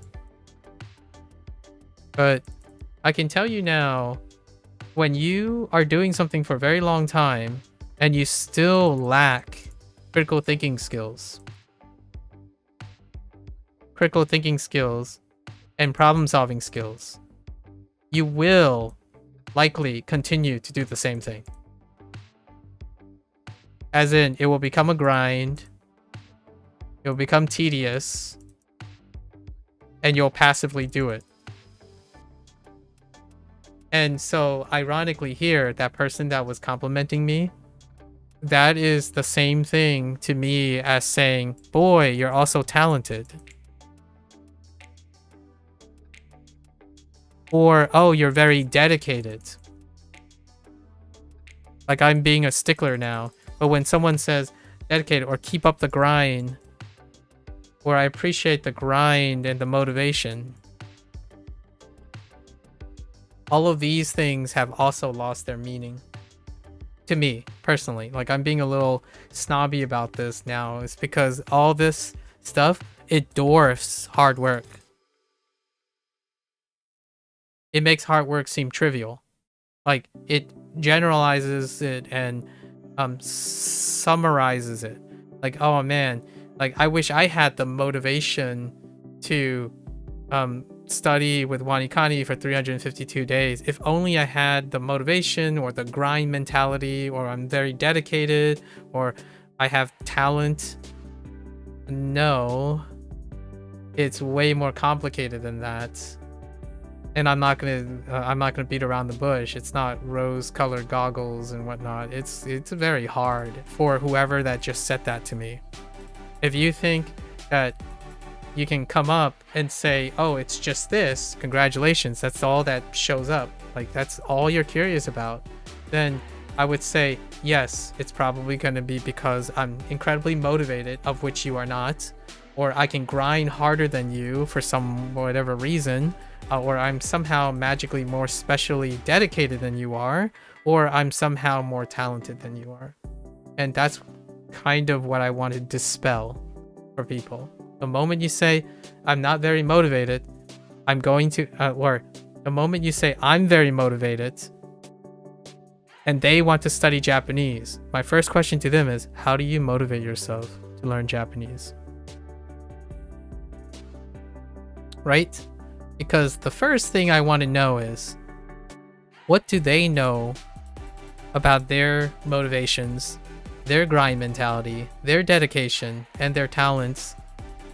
And how does that relate to their perception of me being someone who are these things?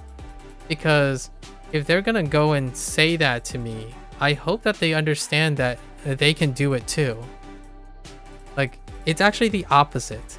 I don't want it to make it sound like, you know, oh yeah, I'm super special. If you can't, if you can't do this, you must be dumb. First of all, that's really insensitive, which we already talked about. Or I can do this, and I'm gonna tell you now, it's not easy if you're already not on the same page. But we can totally start somewhere. And one day, you know, 2 or 3 years down the line or something, you're gonna, I hope that you find that you love the thing.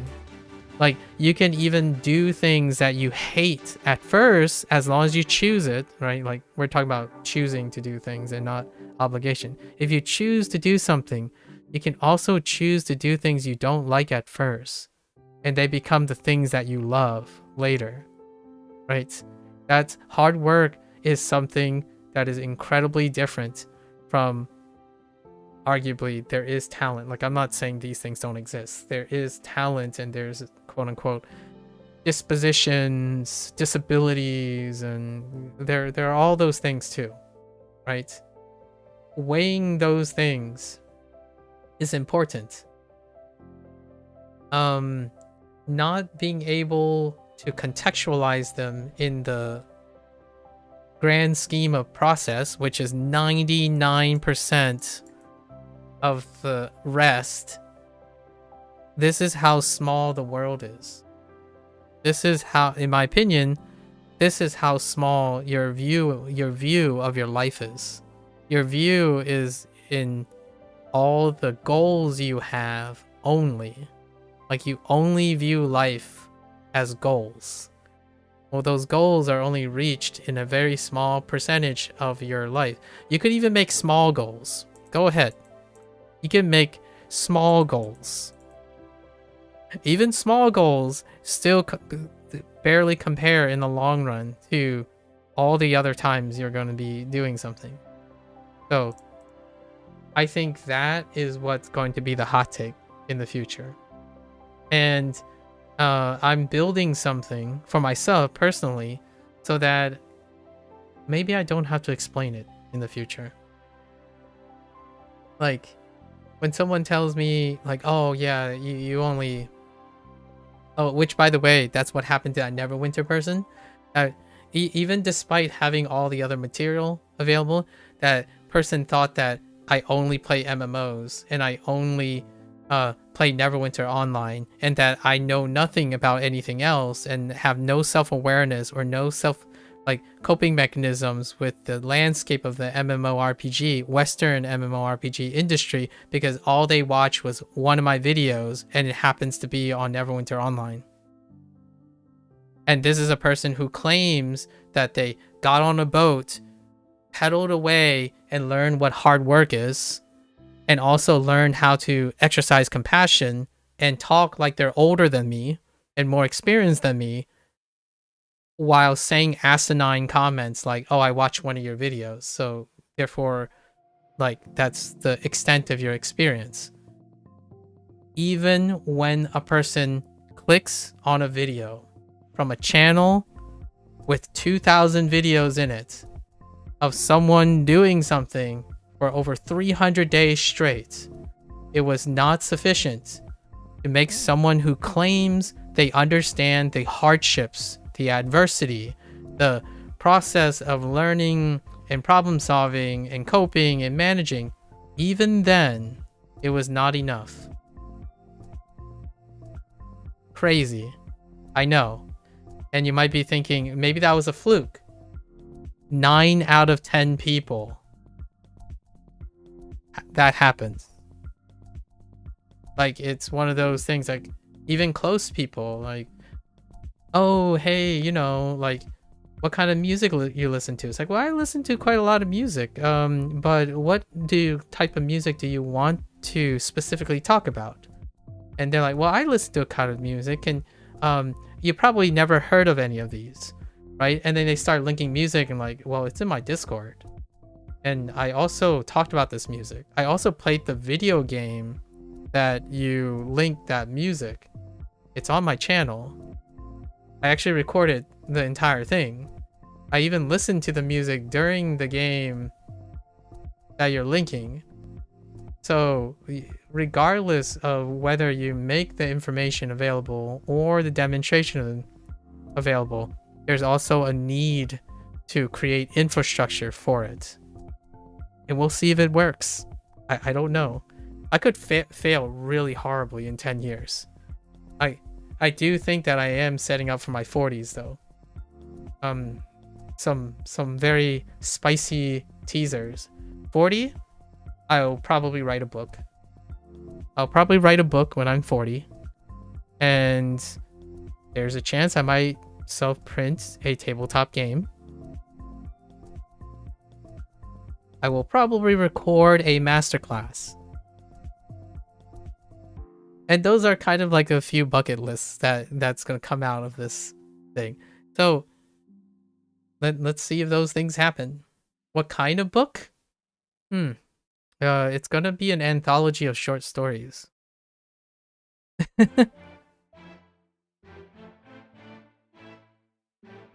Anthology of short stories. And it will be regarding temporally restricted cultural aspect of those short stories. So it will be temporally restricted, as in most of the short stories are going to be out of time, out of place, and then they're going to be applied to the current culture. I don't know if I'm going to write a new book every year or something like that, I think it's going to be more like a pseudo memoir or an essay or something like that, an essay review. And if you want to know what kind of book I'm really aiming at, John Green written something.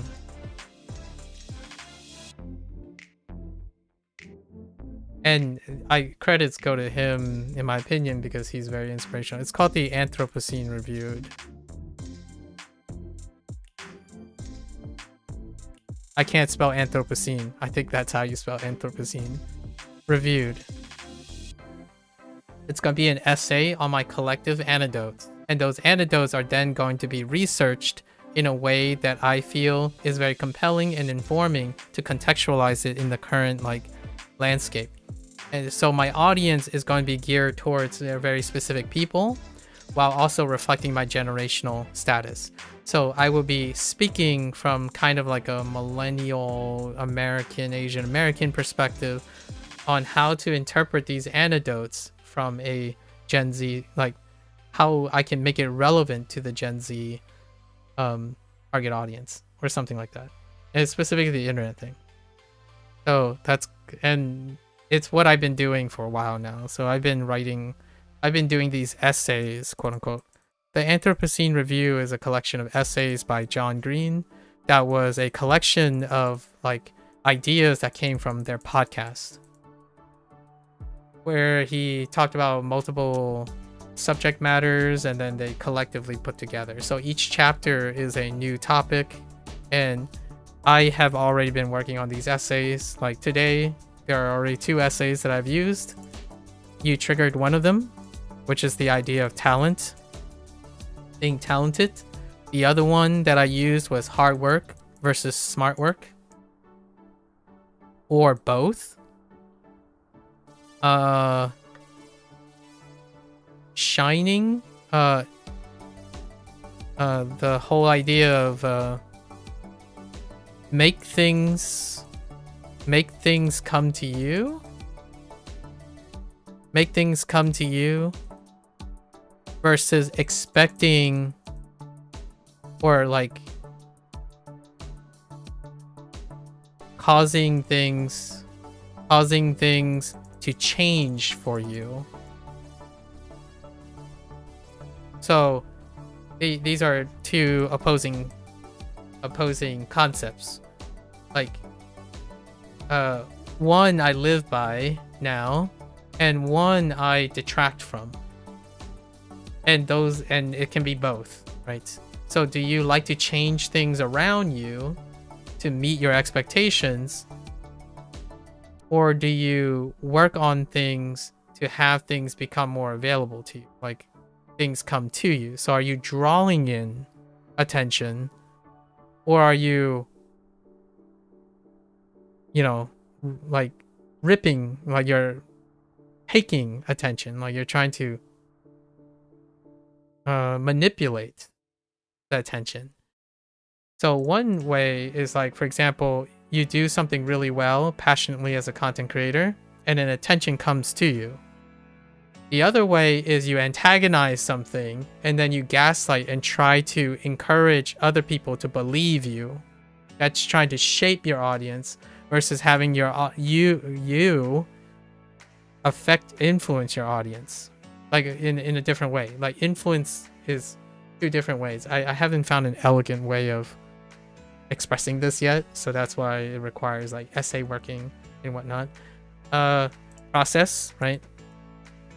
We talked about process and destination, or results, right? Results brown stuff. Procol and I kind of talked about value systems, like percents and percents of small values versus large percents. Large percentages of small values versus small percentages of large values. The list kind of goes on. I would say solid 20, maybe 20 chapters. So it could be 1 book, it could be 2 books. They could be really short. I don't know. It's a collective of all of my YouTube ramblings. It'll be fun to write it. I would love to sit down one day and iron them out, and I don't know how that's gonna work. I still have my 40s. My 40s, I call it I think my 40s is gonna be like midlife crises. Midlife Maku. The midlife of my experience. I've been working on this for quite a lot now. Nothing is set in stone though. In my 40s, I could end up getting a job that I really love, someone approached me, maybe I would start a company that I said I would never start. It can all happen, right? But for now, I know that I've set myself up to do something. And the only way that I would not do this is something else even more attractive comes along. Attraction, right? So I keep doing the best I can no matter what I do and no matter what life throws at me. But if something else more important and even shinier comes along, I'm ready for it. I've been preparing myself for it. So today's digression started with relationships. Whoever the stranger is, if they say hello and they share their life stories with me, let's start, right? I'm prepared to take those opportunities. And constantly placing myself in a situation where I'm accessible, like me as a person is accessible, will allow me to continuously apply my skills. So, book, it's gonna be unremarkable in the sense of that book is not filled with hot takes. It's filled with anyone who's interested in saying, well, what would Maku say about this? Like, what would he be thinking about this? And for the record, if I become 50 and I write a new book about that 40-year-old Maku, it would be the same perspective. Like, what was I thinking back then? Like, then I get to reflect on my old stuff. And that's where journal, like when you're journal keeping and you're like recording this, like I'm recording this, that's where it comes in. Where like, dang, you know what? That was a great idea back then. And you know what? You might be thinking, like, some people are like, but how are you gonna sift through all of your YouTube videos if you're using it are you journaling this? Are you transcribing this somewhere? AI. Like, hear me out. Some people say like, oh, what am I going to use AI? How do you use AI properly? Like, what are you going to use AI for that isn't like stealing other people's content and all that argument, like you're not going to have novel ideas and stuff. Record keeping is exceptional. How did libraries organize all that information? The Dewey Decimal System. How did your MP3 get all organized so you can always find the tracks that you want to revisit and then look at? Automation. So the stuff that I'm recording now, the more that I can record, the more I can leverage machine learning in the future and AI to use to help me reflect on all the things that make me human. So that is, in my opinion, I'm kind of spoiling it because I'm a very patient person. I think if someone says I'm not a patient person, I want to hear their case. But I would say I'm a fairly patient person. The stuff I placed into motion, this stuff that I'm doing today, was planned 7 years ago. And the stuff I'm saying now is in another 7 years. And that's kind of how like the process works. Like I'm setting the foundations for a lot of things. It feels like I'm always doing something new, but I have already planned those things as they're staggered. So that it's like kind of saying, how do you have a winery that is constantly putting out 30-year-old wines? They started, and then they planned. You can start wine 1 year, and then it becomes a 2-year wine. But then you start new wine 1 year ago, at 1 year. So then you'll have 3-year wine when you have 2-year wine, which you start with 1-year wine. This is hard work. This is process-oriented thinking. You're starting things in staggered states. So oftentimes it might feel like someone, like a successful person or someone like, how'd you come up with all of these ideas? Like, don't you ever run out of ideas? Well, you come up with new ideas while you're working on your existing ideas. Right? You set the stage for things. How far do you think I've thought about these things? Like, I can tell you that I am not anywhere that much farther or that much behind from where I thought I was going to be 7 years ago. When I thought that, I'm going to go stream something, right? There were some funny, some fun surprises along the way that I could highlight in the book or something like that happened, but they were like a small section of the 7 years. Like there was this year and a half with stream raiders and things like that. They're still not that great. It's the whole totality of the thing. And I think other people will be able to appreciate this when they start understanding what it's like to plan things, execute them, and know that delayed gratification has got you, right? Like delayed gratification can pay back. It pays back, like it can bring people to tears, in my opinion. It can bring the most foolhardy skeptic to tears when you start doing something. You plan them and you keep on doing them and you keep staggering them, and you realize now not only do you not have instant gratification, you have staggered delay gratification. That book you were working on, well, you were also printing out a video game. That video game is related to the book that you published 3 months ago. And so you release the game that you were working on that's tied to the book. And then that game is related to your, Instagram channel, which is related. All these things can be built over time, right? Over time is the most important thing to talk about. You're building things over time. If you keep thinking like, how does this person do all these things all at once? They don't. Like, it's so absurd. Online, it makes it feel like they all do it at once. Like, if I told you that I came up with 36 ideas today that's gonna go in a book tomorrow in 5 years, it might feel like it happened overnight, but it didn't. I have cultivated these stories. Like, I'm 38 years old. Most of these stories happened in the last 32 years of my life. So it didn't just happen overnight.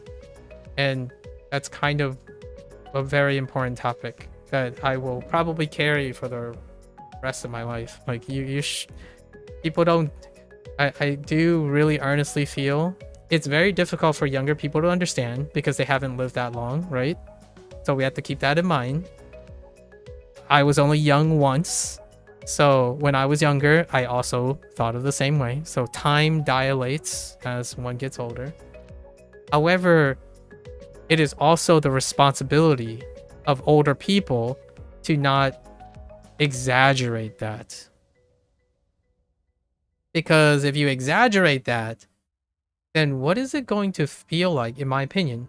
What is it going to feel like when you have a 40-year-old who's still relying on instant gratification to make meaning of their life? Well, the last time I checked, a 40-year-old, instant gratification happens in the framework of weeks and months.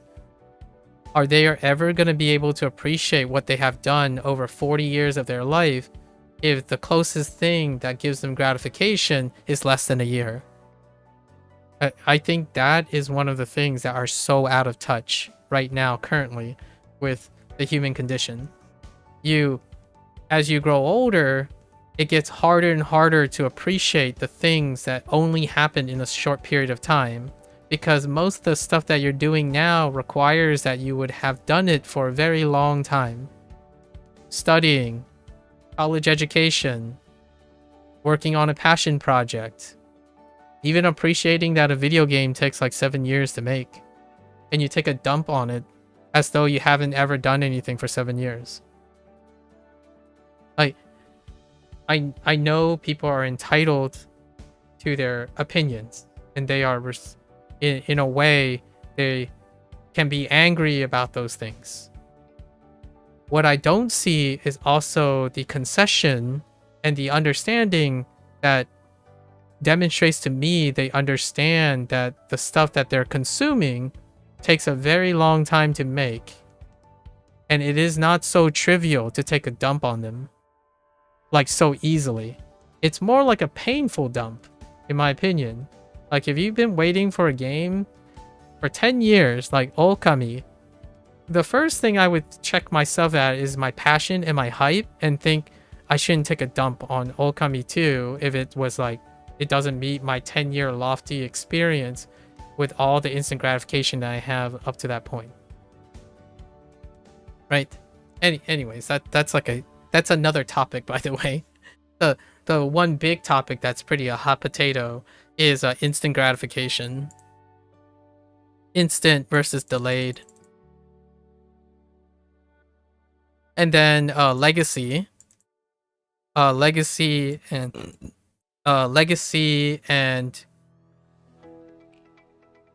what is it? Legacy and materials. I don't think this is well developed yet. But the difference between legacy and materials. One is inherently always with you, and the other may not always be with you.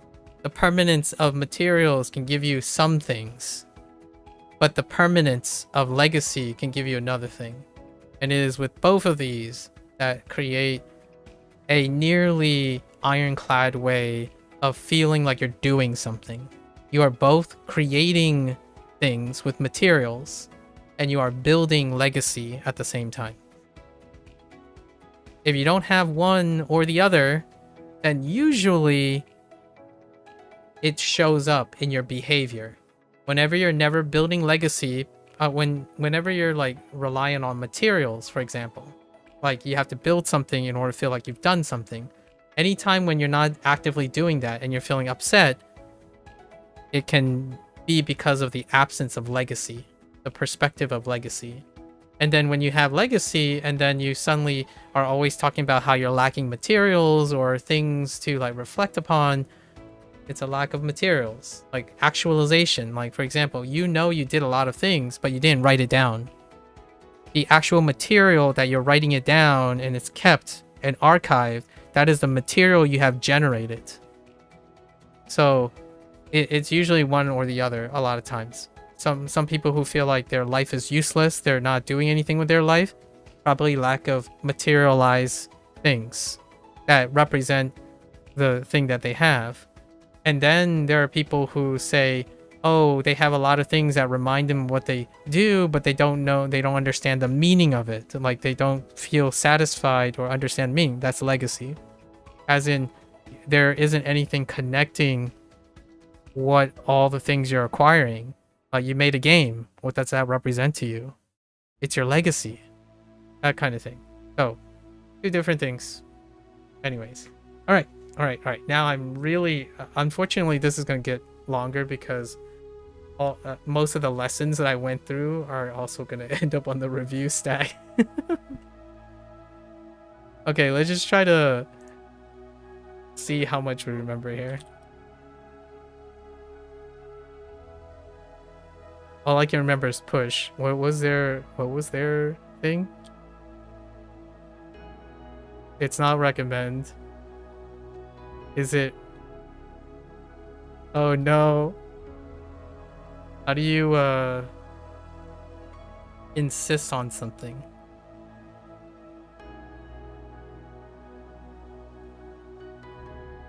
Heck.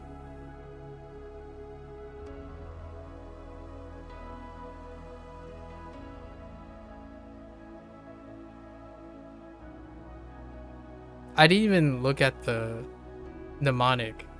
Dang it. Infer. Okay. We'll keep that in mind.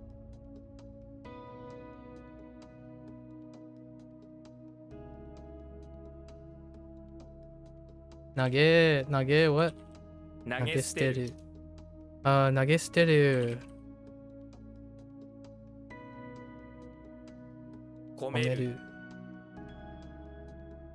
It insists upon itself. Peter, oh no. Peter G. Do I know this Peter G? What does G stand for? I'm not well read. Drama. It can't be abbreviated. Griffin. Oh, wait. Hold up. What episode is that?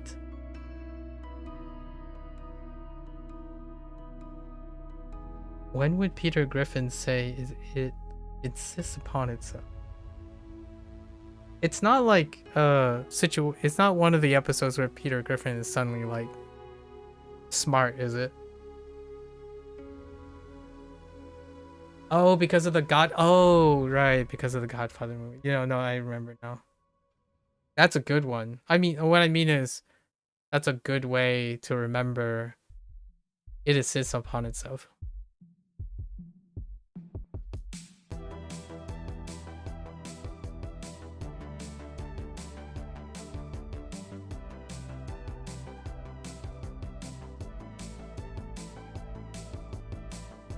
Aren't you excited about your future? I'm sorry. Like, talking about the future kind of just gets me really excited. It's Christmas, it's near the end of the year. New Year's is around the Gregorian New Year's is around the corner. And all I can think about is like, man, I have so many things for 2026. I've been taking it really chill this December. Like, I was going over all the stuff that I have set up. 申し込む。申し込む。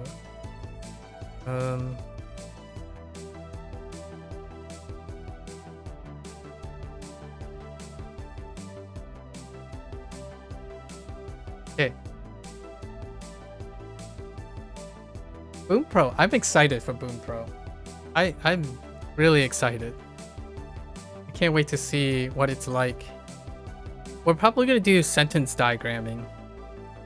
Like, I'm gonna probably adapt English sentence diagramming to experimentally explain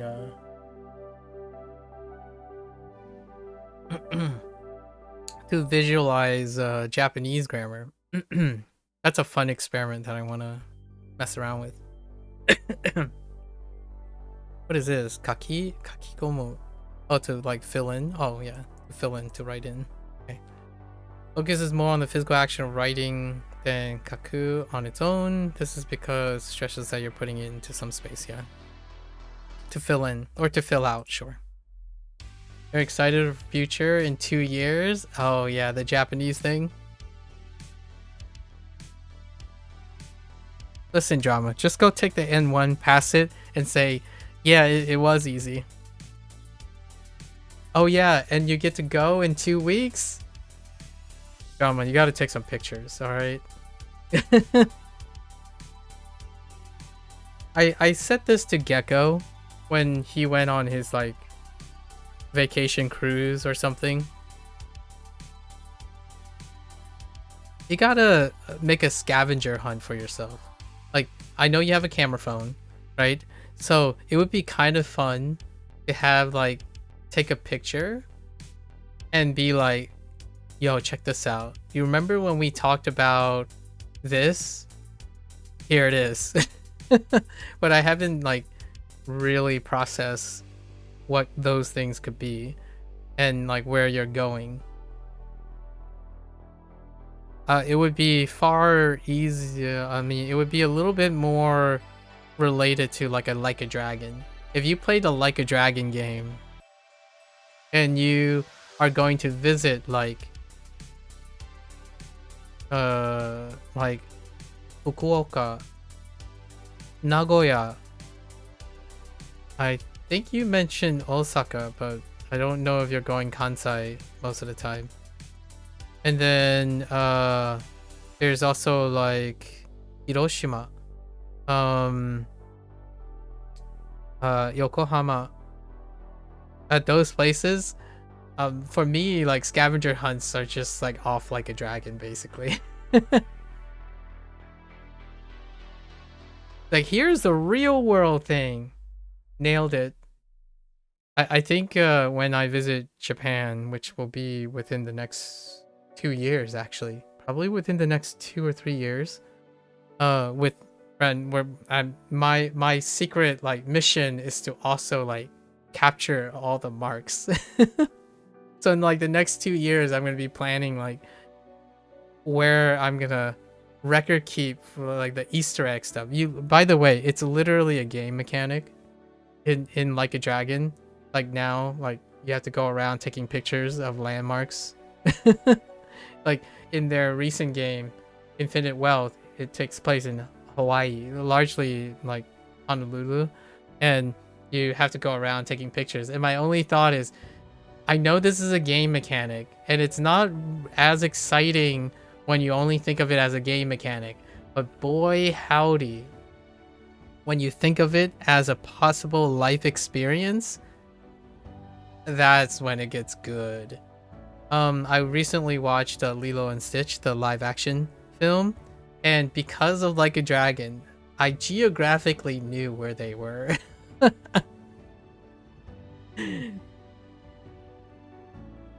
Not to take a jab at our last conversation drama, but stories don't end with the story itself. It's laced in our tapestry of our life's experience. Did that sound elegant? I'm not an elegant person.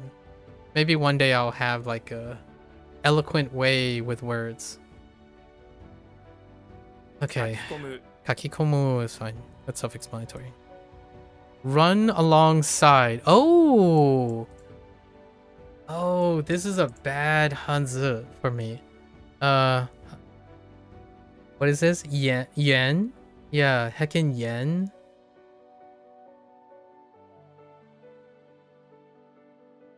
This is not gonna help you. This is even worse, probably. There's a tsunami coming, so you put your fins on and open your mouth wide and try to run alongside it. It was really tough, even using HanziHero's structure. What does yen line up with? What does this look like? Doesn't look like Thai.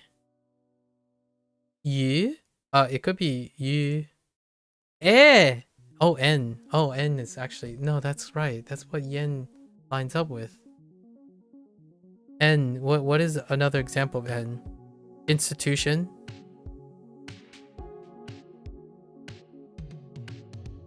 No, that's in. In is ying. So ying and ying often comes off with in.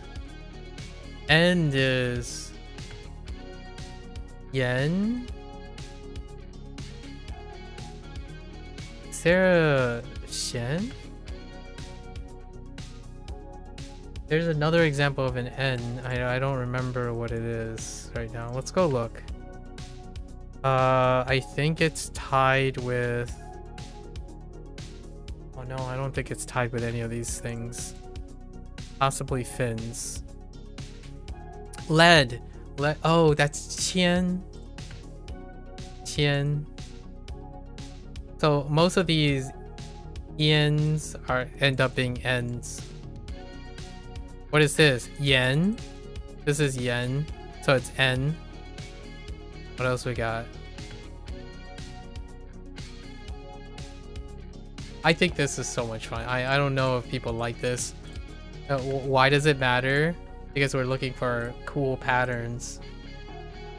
Hang on, let's type in N for a moment. N is still N. Yen. Right, yen. Where's yuan? N for yen. Right? So it looks like yen gets that too. So it's really this part. Banquet? Banquet is oh no. Oh no. Banquet is yen. Prolong? Oh no. Oh wait. Prolong is... Oh no. That kind of falls apart for prolong. Wait, does it? The only one that I can think about is no, I don't think this is the same one.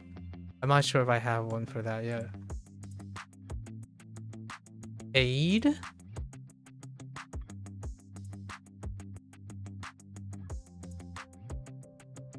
Far. Far is yuan. Yuan.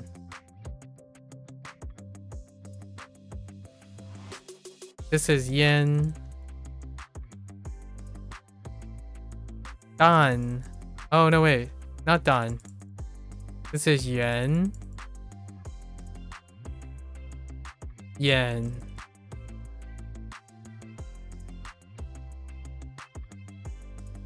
It's so cool. I love doing this. Alright. We got enough. We know this. We know this. We're good. Run alongside. Alongside is fine. It doesn't have to be run alongside, but along. Along is good. Alongside. It's self-explanatory. Okay. Crowd of people. Oh, is this the Komi? Oh, it is. 人混み Yeah, hitokomi. So that's where you get the... Okay. Hitokomi is fine. Stain. Makes sense. Stain or dye or pollution. Do I have something other than stain? I mean, other than sen? Do I have to stain? Oh, I do. Like, somi. Somi? シミ Shimi? How dare you change it? Alright. Pretty sure it's someru, I think. Is it someru? Yeah. How dare you, Shimimi? It's a special read. What the? Okay, I can shimi. シミ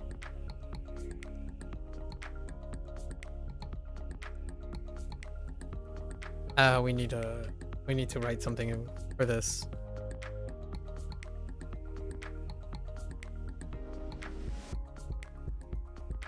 Centaur. Die.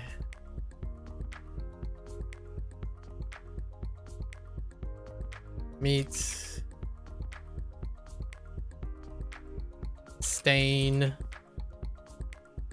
Not sure that's enough. And sheep.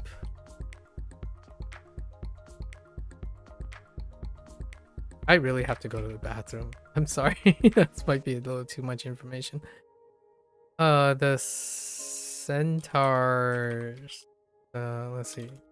The centaur dyes their meat.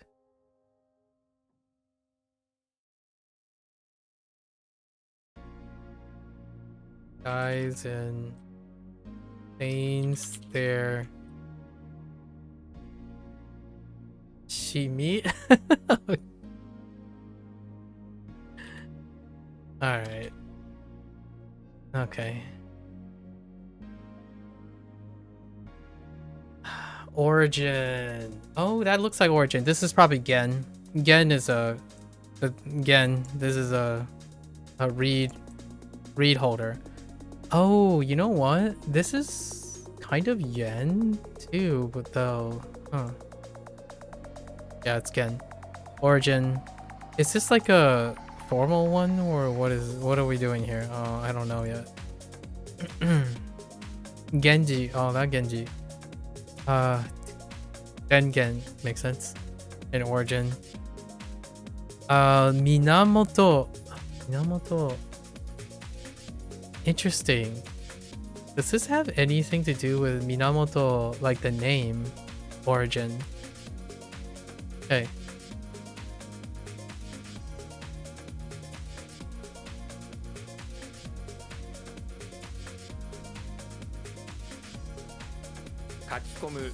Komu. 人混み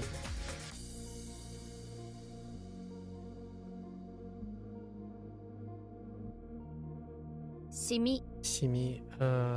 Okay. Oh, that was a freebie. Very nice. Maybe died. Okay, so this has got to be Momaru. 染まる Somaru. Oh no, not Momaru. Somaru. Somaru. This is the intransitive. That's fine. Maybe died. The light.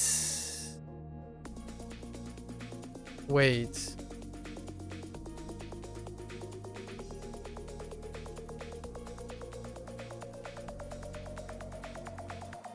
Handgun. Thanksgiving. I mean, not Thanksgiving. Turkey. And lack. Or arrow. Hold up.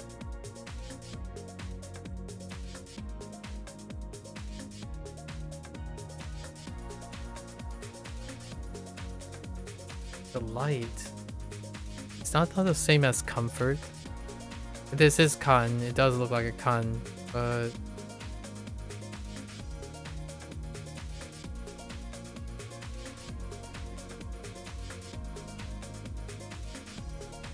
I don't know. What's happening? I feel like I don't have this. If I do have this, then my brain is not functioning anymore. I do not have this. When is it gonna come up as a Hanzi? The light.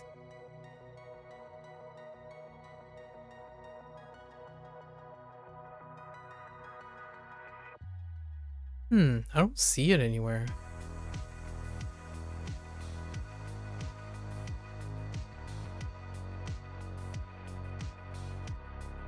What?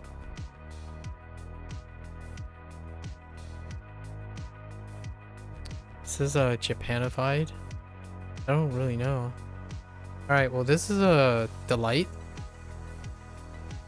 Okay, so they look at this as a makeshift arrow as opposed to a handgun on top of a turkey. Oh, because the turkey doesn't have the stroke on top, I see. Wait, maybe it's not considered as having... Okay. We'll check later.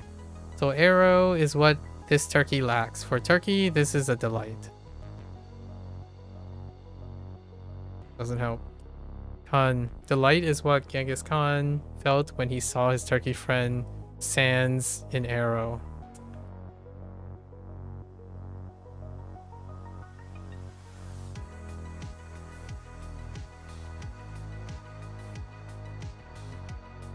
I don't know how I feel about that.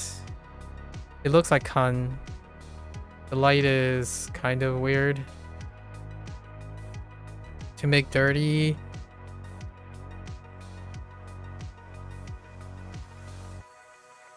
It's not oh. Yogosu. Yogosu is sounds about right. It's generally note that yogosu is generally used for making things physically dirty, and then yeah. Then we had kegasu along with the other too dirty. Yogoeru and kegairu. Okay. Yogosu.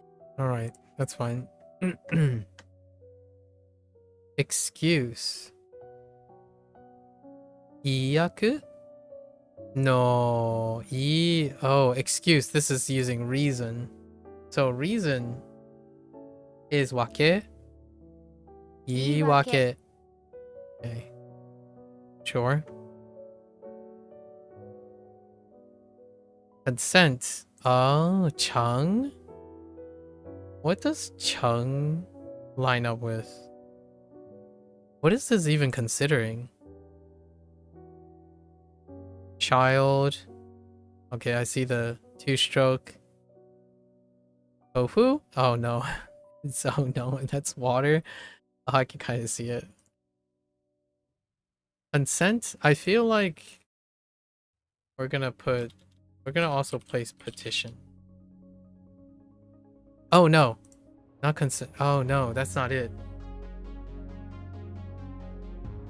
I have undertake.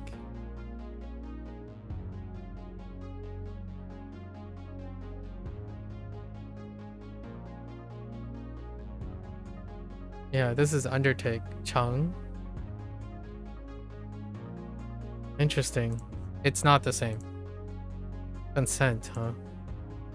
Sure for Chung. Interesting. A child will ask if they want 2 waters because they need a grown-up's consent. The shogun allows. Okay, that's fine.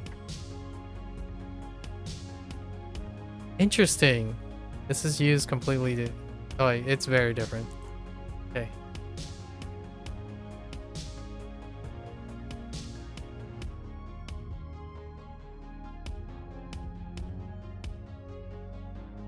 Somaru.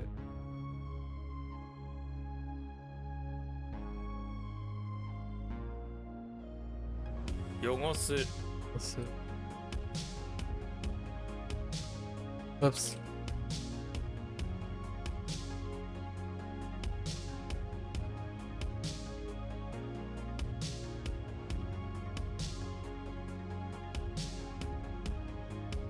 Iiwake. To stuff. Yeah, that's stuff. All right. Tsumekomu. The cram in, yeah. Tsumekomu. Tsumekomu. Okay. Branch. Key. It's probably key. Eta! Oh, it went straight to Kun. Oh, please tell me, like, this has got to be key written all over it, right? Oh my gosh, Eta. Oh no.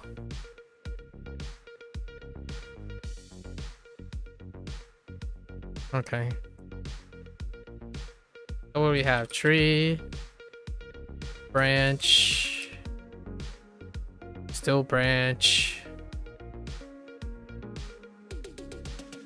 And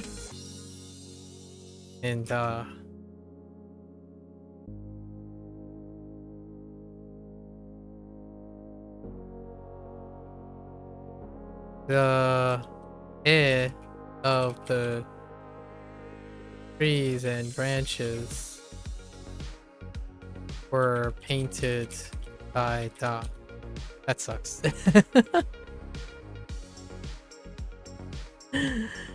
It sucks that's not. Tell me this is key. Oh my gosh, it's just Eda. Edamame. Interesting. Oh, that kind of makes sense though. Edamame.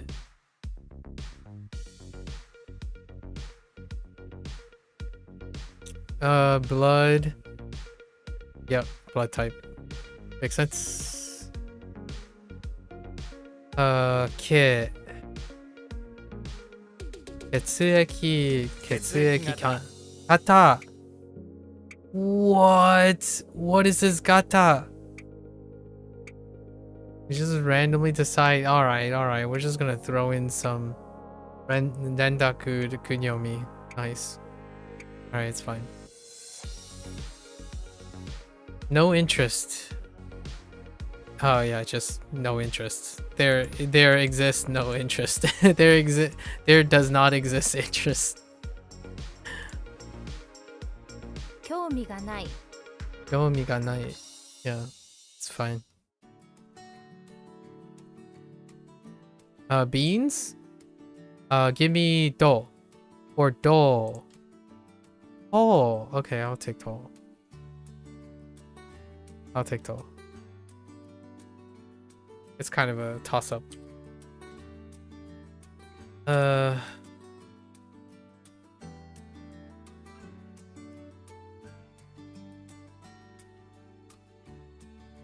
Wow. Sorry. Wrong, I made a typo. 血液型 血液型.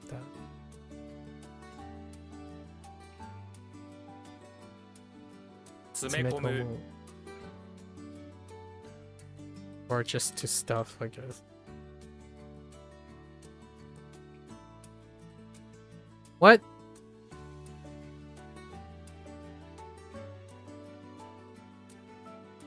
Oh, whoops.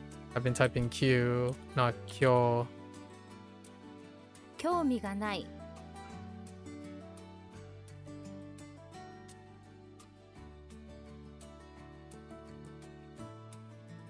Alright, we're getting close. We're getting close. Yeah, no more shenanigans. Can't shenanigans any longer.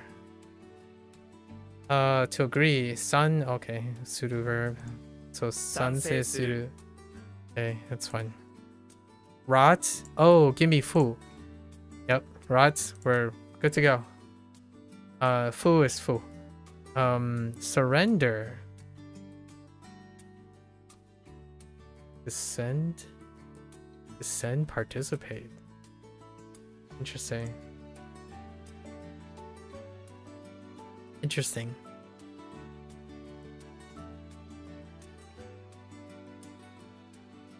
Shou-san? 高三 Ko-san. Oops. Ko-san. Glasses. Okay. 眼睛. 眼睛 would be. Ooh. Oh, this is like Megane.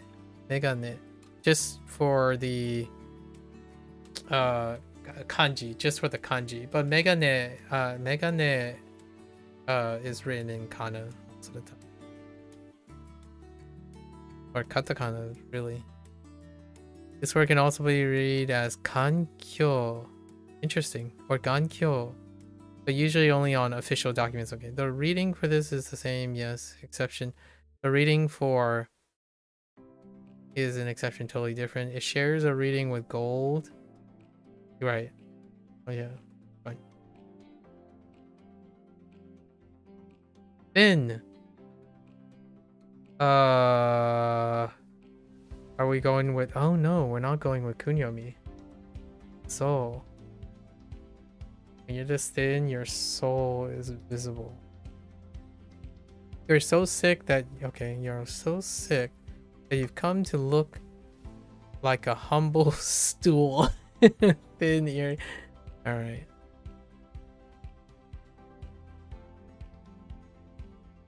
Yaseru. Soushin. I don't know this thing. We're gonna keep going here. Deal with it tomorrow. 賛成する Sunset.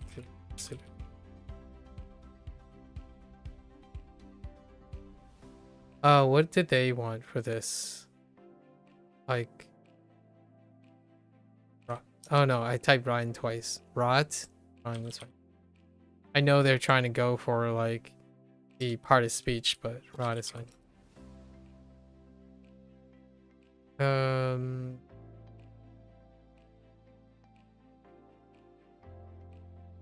Kosan. Son.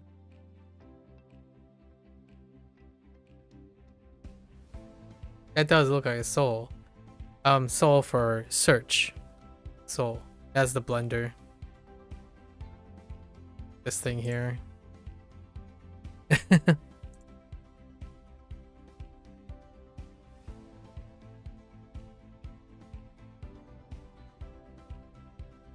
Megane. Hang on there. Okay. 3 more.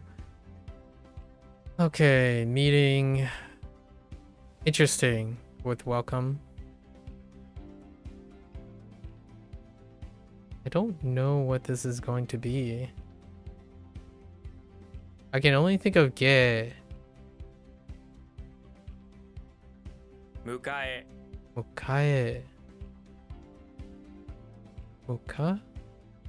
Oh, invite. To invite. Alright. I think I'm okay with that. Be damaged.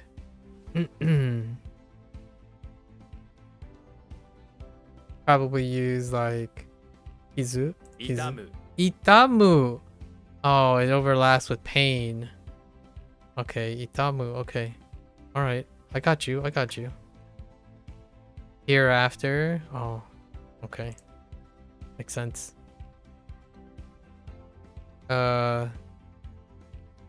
Equal. I wonder if that has any relation to equal, the other equal, or the conjugated equal.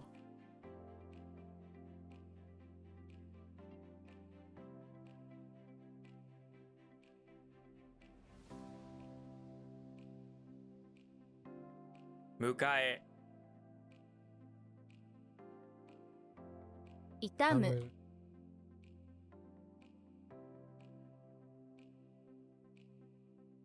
Equal. Equal. Alright, so I know I have 40 in the stack. We're gonna come back to that 40 right like soon. I just need to take a quick bathroom break. And then we'll get the 40. It's pretty quick, it's fresh in my head, so I'll be right back.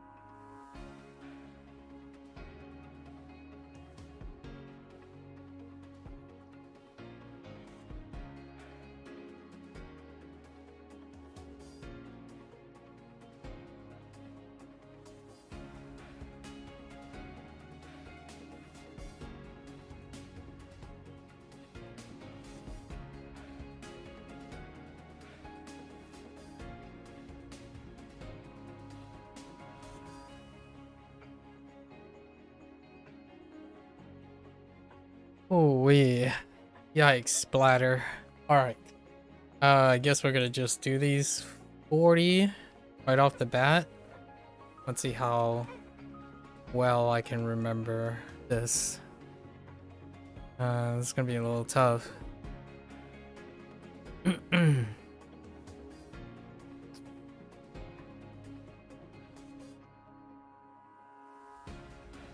Kakuchou. 저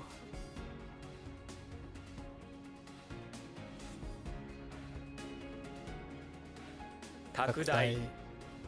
I'm just gonna stick with enlargement. One is like zoom. I think zoom was kakudai. It's fine.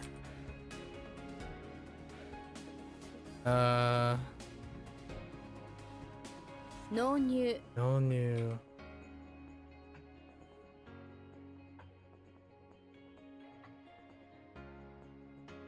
Like payments.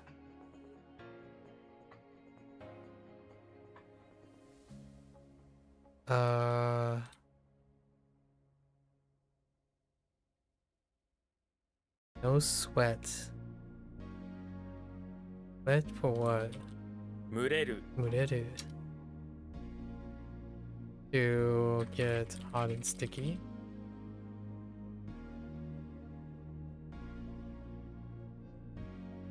Oh no.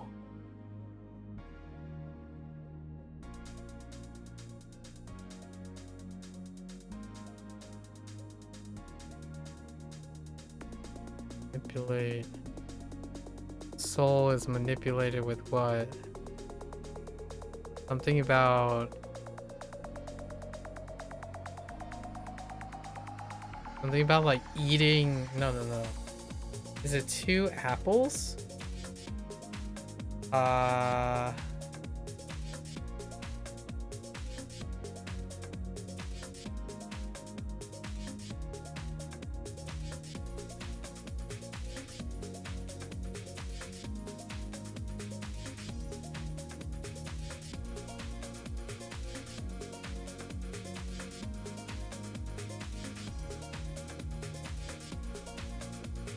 Something about, what is this? This is chastity, right?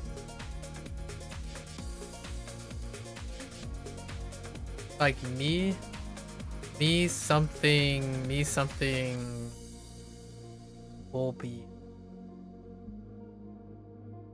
Misao. ミサオ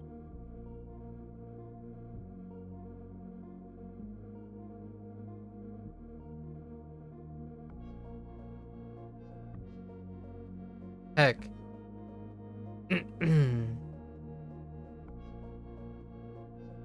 Hirogaru.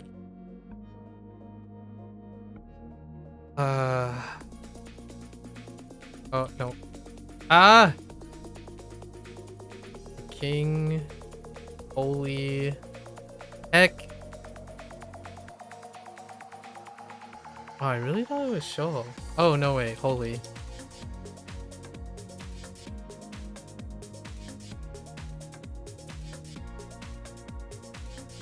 Kangi.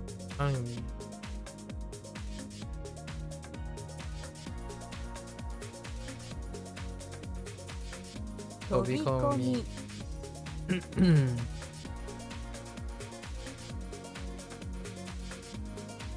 Heck, it's heck, I'm diving in.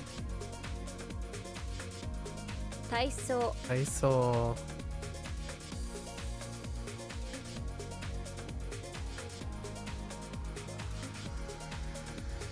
Reizouko. Okay.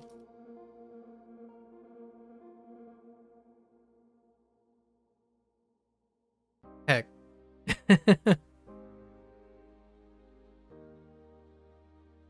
Jukugo. Ugo.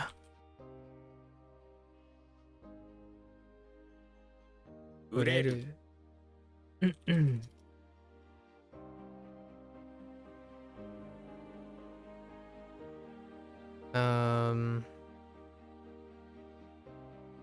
Something about the samurai is forced to alter with the brush. Oh no. This is so good. Oh no, it was okay.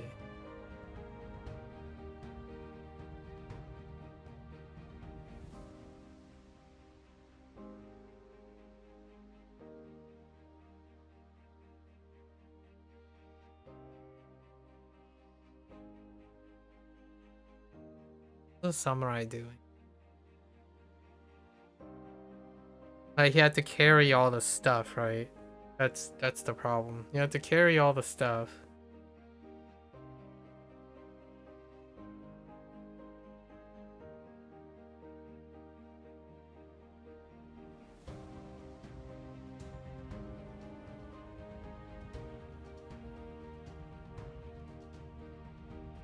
Was a slave.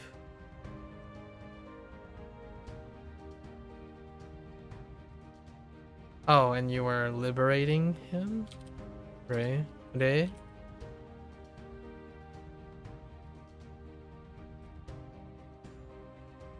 This one kind of sucked too. Oh, is it like ま mata? た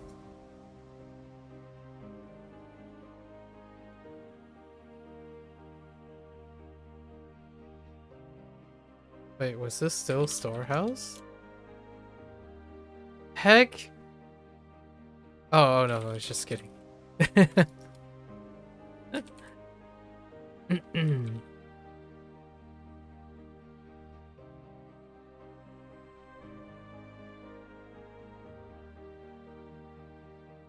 I'm pausing on this.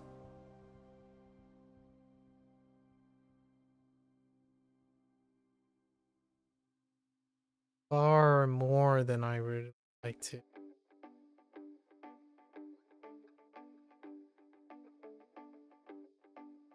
And now it's gone.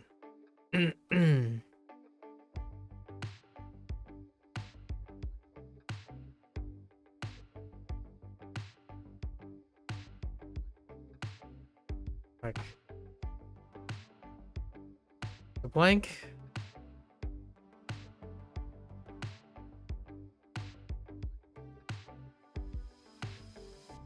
Save. Circle. Got the burner going. Oh. 成熟 Edge.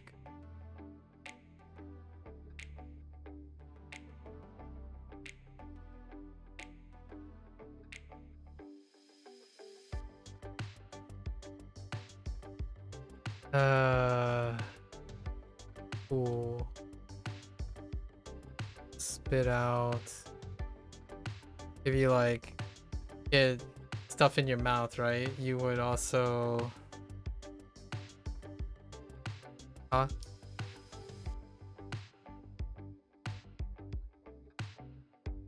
What is another way to like vomit? It's vomit or spit, but I forgot what their main thing is. Throw up or something?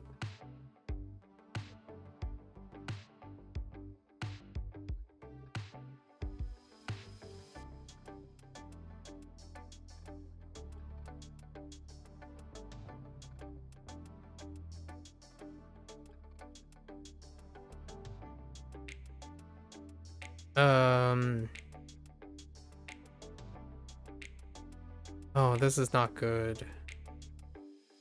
It's like, right, it was the same as...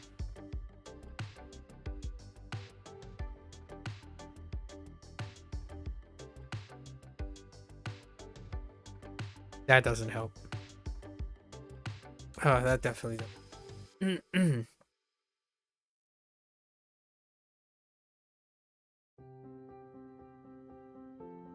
It's pure for the one. We're not looking for pure. Looking for stylish. 簡単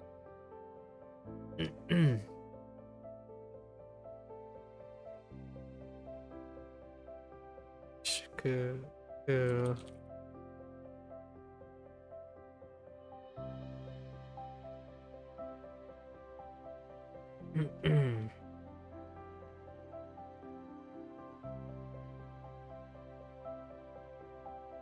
Heck.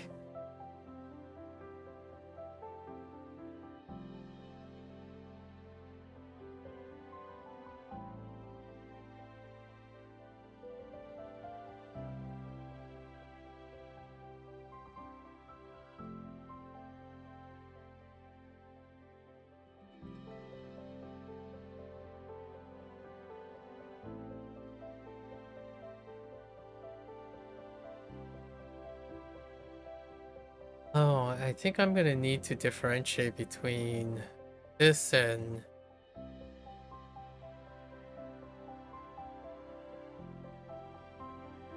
Yeah, I'm gonna have to differentiate between this and the...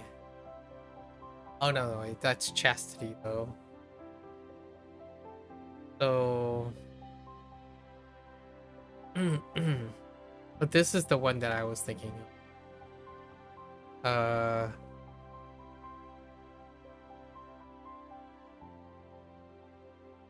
Ayatsuru. 操る Ayatsuru, not the Ayatsuru. Hmm.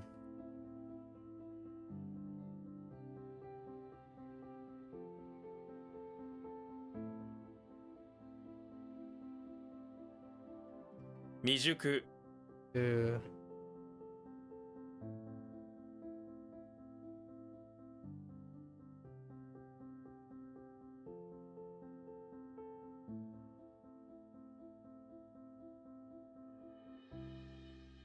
Dang it, it's gone. uh Something about like a taco. Correct. Oh, tate. Oh my gosh. I don't know what it is. Is it vertical? Oh yeah, it's vertical.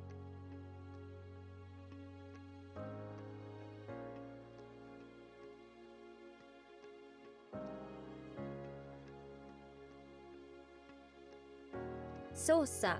Oh,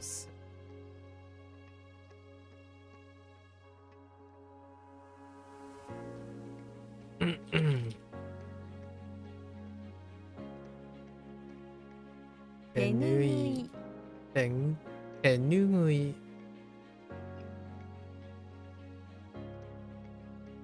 Okay.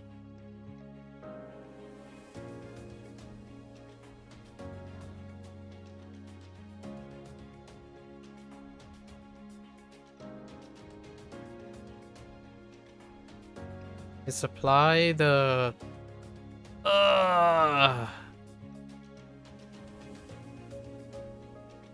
Nostradamus. It's sure by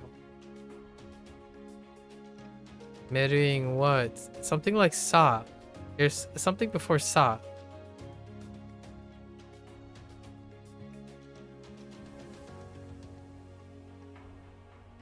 Heck.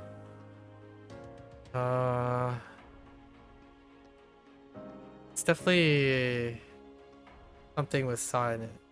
Second syllable sa.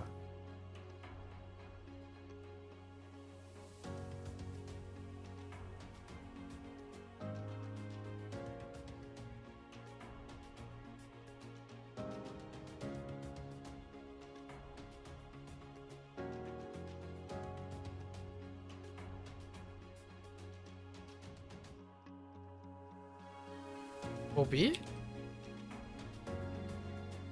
収める Osameru.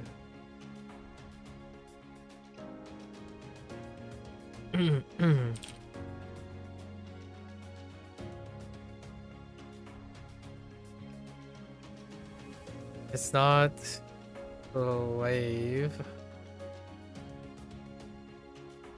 Or is it? No.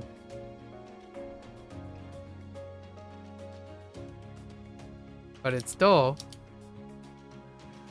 Oh, I can get away with slave. Huh.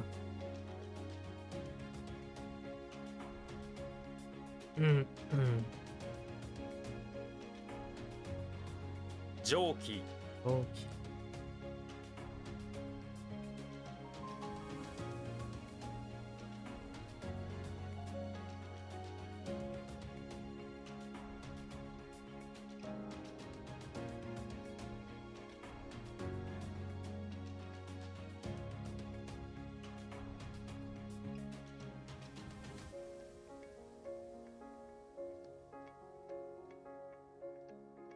Kura.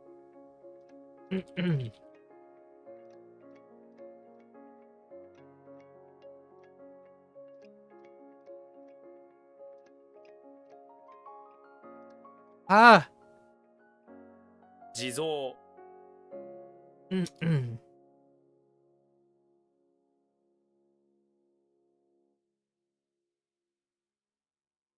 収納 Shuno.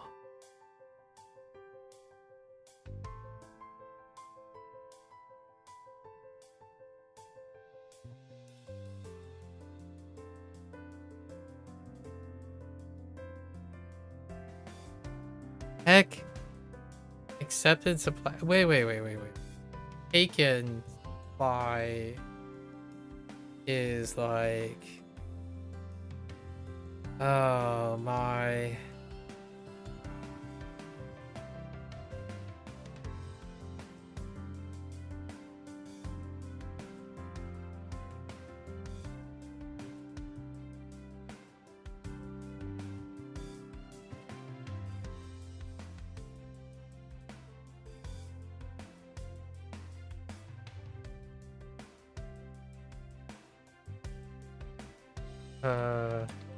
It's kind of like storing.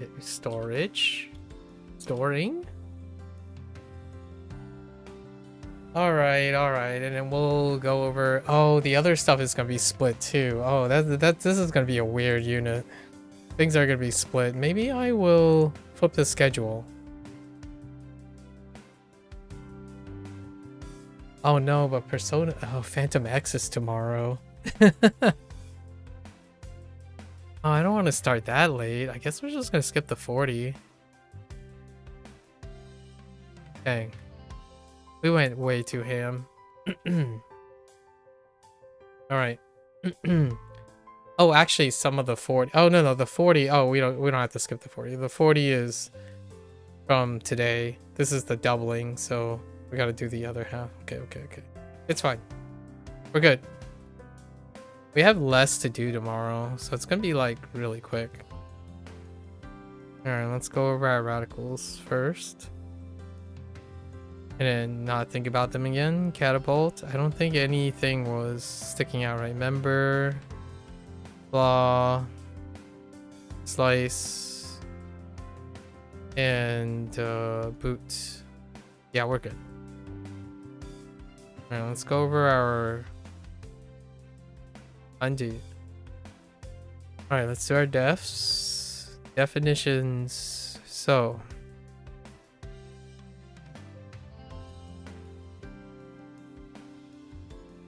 just gonna write organ. Valuable. Rice bowl.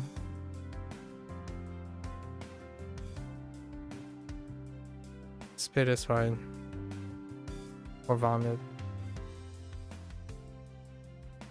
One of these is something else too. Outside slave. I think it might actually be this one. That's slightly different. We'll look at it.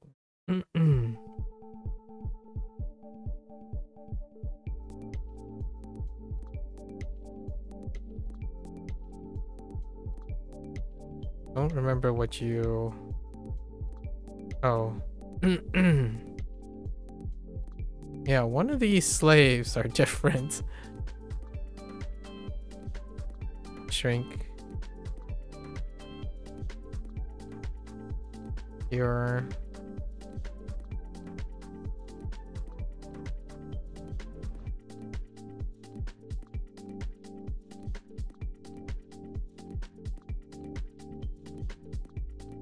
Heck.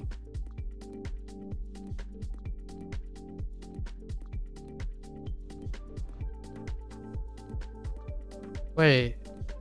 Do I have two pures as well? I feel like one of these are different too.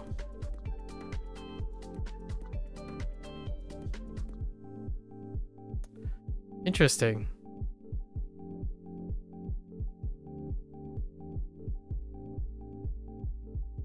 Stylish is rough. Holy.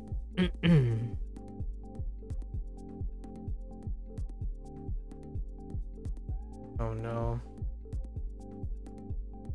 The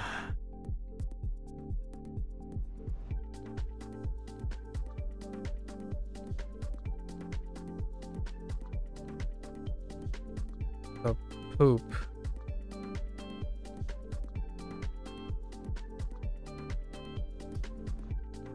I don't know. Deep red.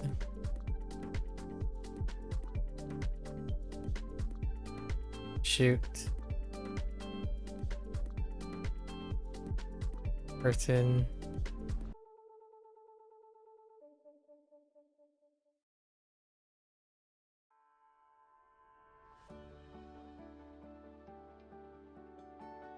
Darn. Oh, darn. I don't even remember the read. I remember the read, but I don't remember.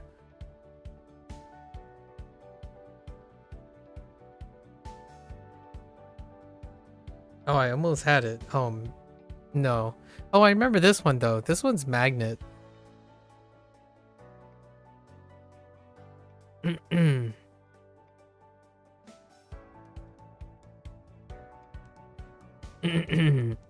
don't remember this. Something about the haiku is supposed to be wonder? No. Starts with a W. Alright, let's go over here.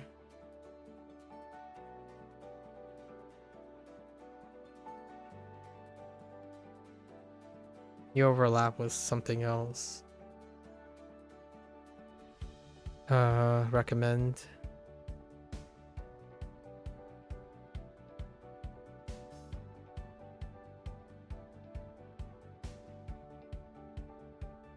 Brandish.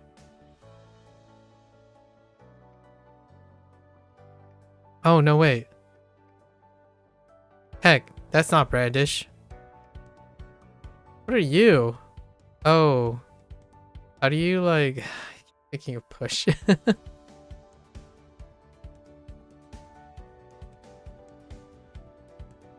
Son of a bee sting. Oh, this is Brandish.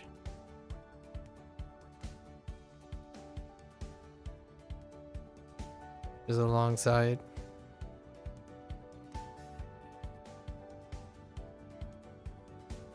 Origin.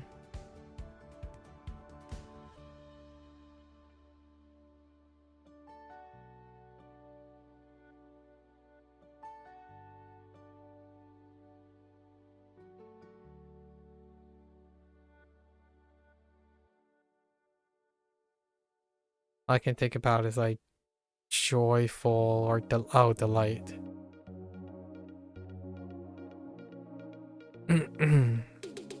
Consent. Branch. Bean. Rot.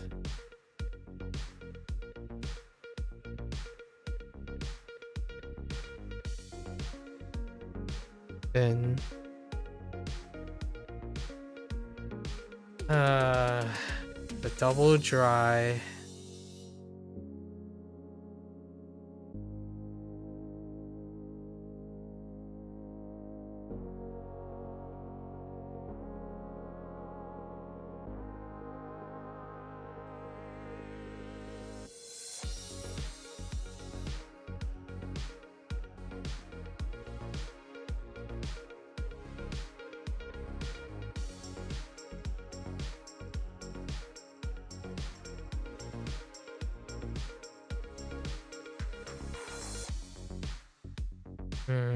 I'll go through the others first.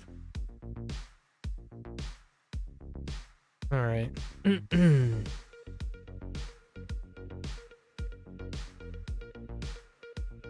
Zombie. E.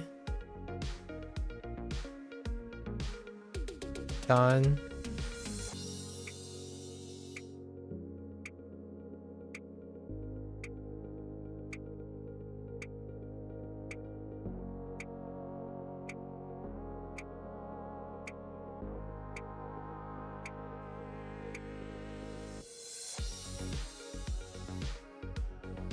I'm gonna use hat. I didn't write this yet, but we're gonna use hat.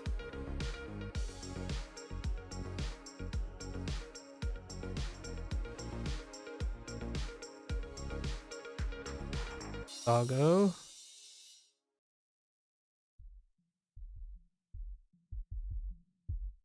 Ray gun.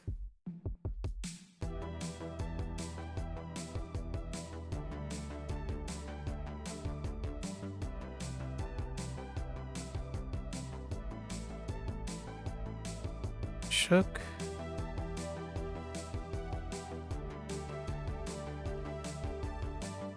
June.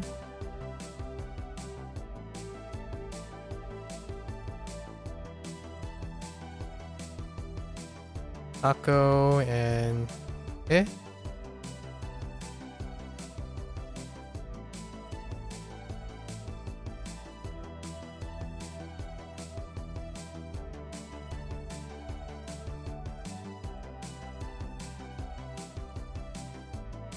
swing.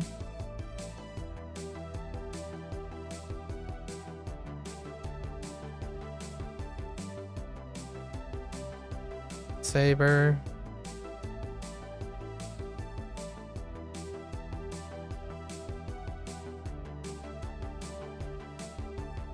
Jesus.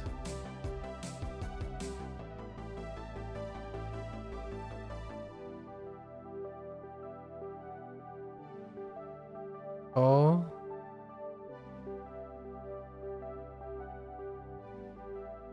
Shaman.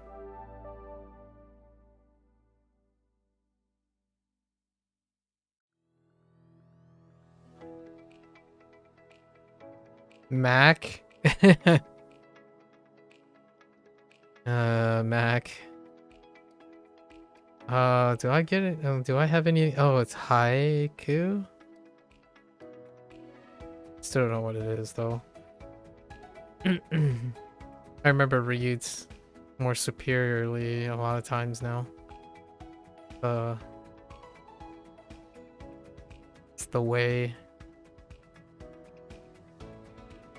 Centaur? Do I know you too? I think I do.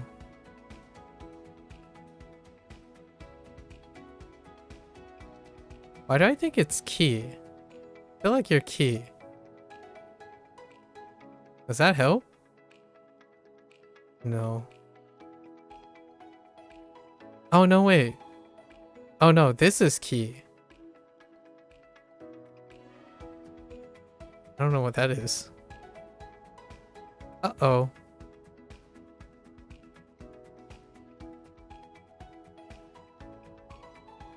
Yeah, I think this is key. And Genji.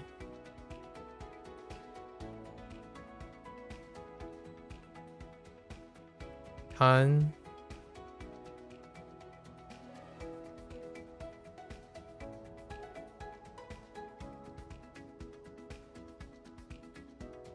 Shogun?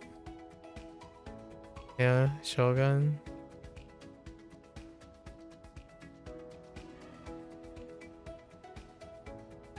Oh no, wait, is this the key? Oh no. Alright, we have a problem.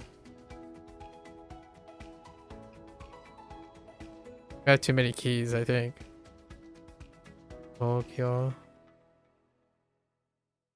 Cool. Seoul. Alright, let's look at this. Warship. Ugh. We'll probably rewrite that tomorrow. Overstaying our welcome here.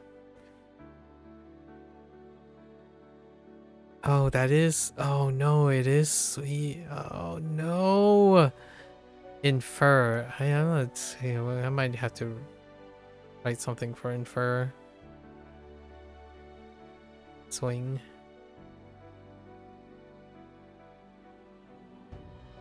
And then we have to check for this key. That is key. So what are you? Are you key too? Oh no, it's Eda. Oh no.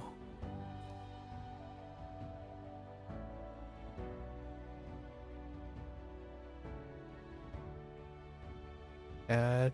It and dad. Okay. Oh, right. Last routine. Zo. I. Don. I think Don is Onyomi. A is Kunyomi. And Tsu. So we're just gonna go with like 2. Oh, we need to check which one is. Oh, this is it. Do for dude. Okay. Yeah, instead of slave. I did slave because both of them are tied together. So kind of slave.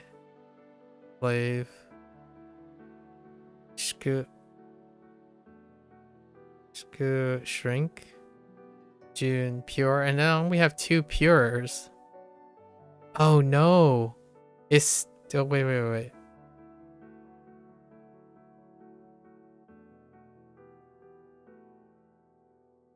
Oh no, it's not. It's vertical. No. Everything is gone to it's gone. It's time to retire. All right. All right, that makes more sense now. Yeah, tate is vertical. Kun tate. Sweet for stylish. Se holy. Ji magnet. Ko deep bread. Shot. Shoot, that's Maku. I think Maku might actually be Kunyomi. It's not. Intriguing.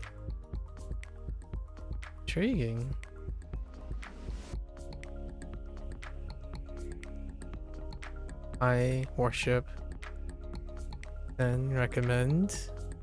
Sweet infer. E. Brandish. I'm pretty sure this is key. Okay, we gotta double check now. N alongside Yen origin. Un delight. Show consent. Eda branch. O bean. Hoop. Rot and soul in. Alright folks, that's a wrap for WaniKani's lesson day. We had like 4.5. What is that? 5.5? 5.5 hours of yapping. Alright, that's a wrap for level, what is this? Level 34? I don't remember. Anyways, that's our lesson day for level up.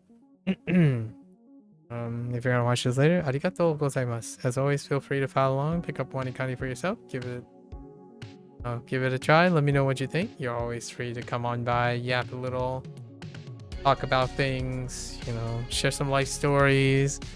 There's been a lot of interesting topics today. Personal shares. We kind of bounced off a lot of things, tons of things, and this tends to happen before the New Year's, so not too uncommon. It's uncommon when the escape of the year, but I have a lot to say at the end of the year.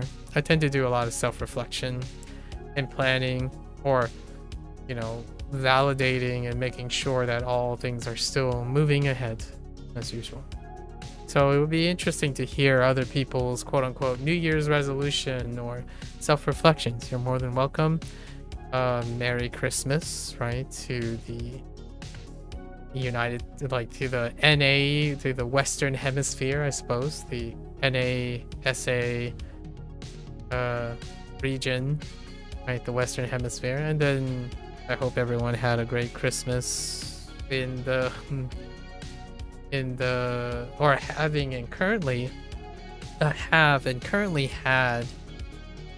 currently having and had a wonderful Christmas in the Eastern Hemisphere. Right. Until then, until next time, 皆さんまたね。見てくれてありがとう。Thank you for watching. See you guys next time. I'm gonna get up and walk around and stretch for quite a little bit, and I'll be back for HanziHero. Thank you.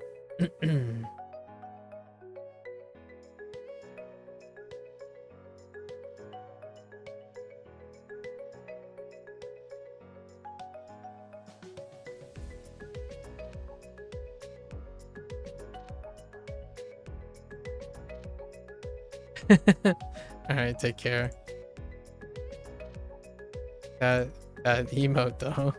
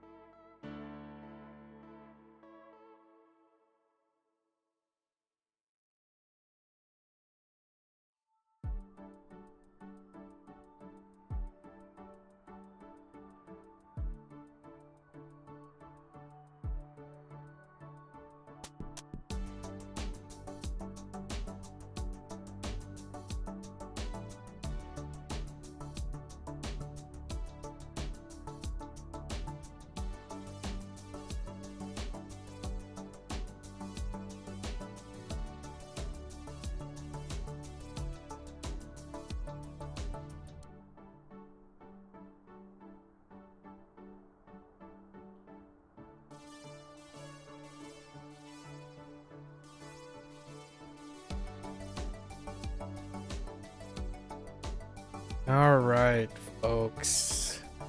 Welcome back. 欢迎大家回来。今天是第346天 It is day 346. Oh, hey. Welcome back, drama. How was your walk outside? Okay. It's the emo. Alright. Definitely burning the midnight oil here. Voice is a little bit harsh, so we're gonna try to be a little bit more liberal for today's thing. Not too worried about the HanziHero side of things. I wanted to check something first. That face. What you call it? Danny. What's Hanzi translated? Hanzi is kanji translated.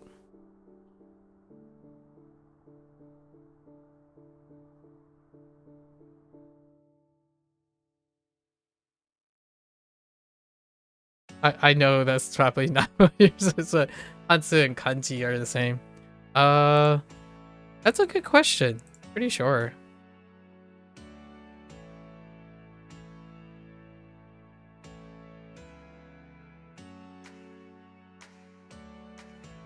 Let's make sure. Yeah, I'm pretty sure Hanzi and kanji are the same characters. I can write them out. I can just type it and then see if it's the same. Is that kanji? That kind of looks like kanji. Yeah, so Hanzi is kanji. Kind of? I think there's a little bit of a change, right? Maybe. Hold up.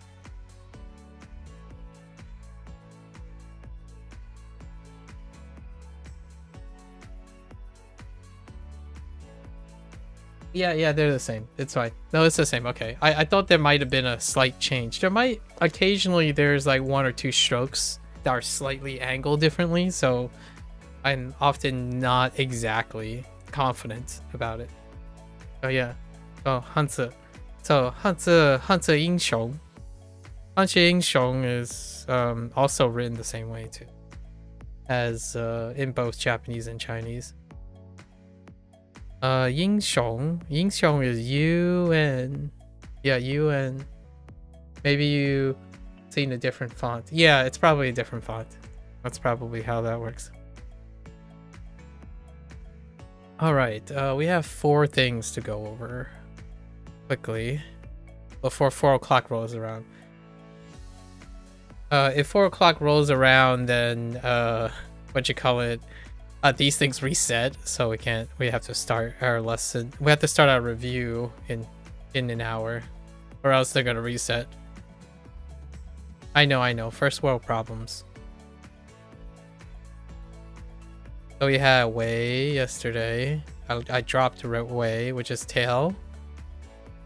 It's fine. And then Rong. Got the silk.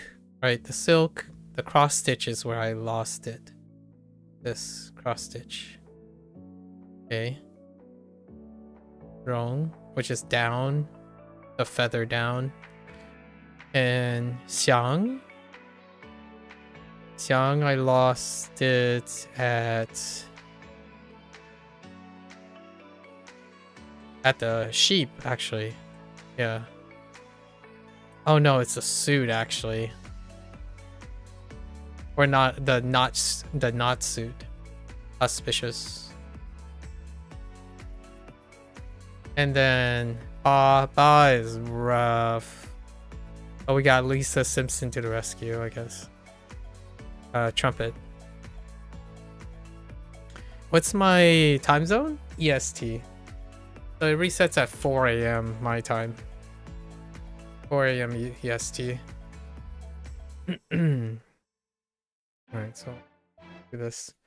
You've seen fonts where you can't read anything? Yeah, I can't. There are some wild fonts. So I'm like, I've been watching Kingdom. I don't know if you're interested in watching Kingdom, but I've been watching. I'm on the season 3 of Kingdom. That's when like the show kind of really super turns around. The first 2 is rough, but you can kind of see it going up. And whenever I have to read fonts, flags. If you ever read like banner flags from like Chinese war things, any depiction of banners, oh, they are so hard. Yeah, I'm 6 hours behind. Yeah, it should be 6 hours behind after daylight savings time with Germany. Yes. 汹涌 汹涌. Surging. That's like 汹 for turbulent and gushing. Turbulent, gushing. All right. We gotta... As long as I can start my reviews, it's all good. Handwritten is rough. Yeah, handwritten is rough. Flags are really rough too. If you ever want to see like, I'm not sure how common it is. I think it's pretty common in shogunate periods and stuff, like the warring periods in Japanese, but in the Chinese as well, most of their flags have a stylization of the name, their names. So like the Qing dynasty, the Chu dynasty, and like Mei and Ming and all of them, they're like wildly difficult to read. Yeah, if flags are roughly handwritten because it's like calligraphic, you know. I don't know if that's a word, but you know, it's the calligraphy, the thick brush stroke kind of situation. Like, is that tail, like, is there an extra stroke there, or is that just your natural brush stroke? They get a little loosey-goosey. So still not that great. It took me a while. Like, I was staring at that flag and I'm like, I know that character. But I don't know that character. Like, do I know this character? Kingdoms is a really wonderful show, by the way. Its animation is really rough, of course. It was a very old show and it had like low budgets. But then it hit season 3 and it got picked up even further, and now it's like one of the longest running fun ones. You saw a super funny YouTube short? You gotta share with... Okay, yeah, DM me it. I'll have to look at it. 汹涌 Let's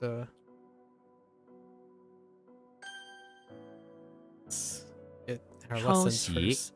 抄袭 抄 copy, and then 习 copy, and then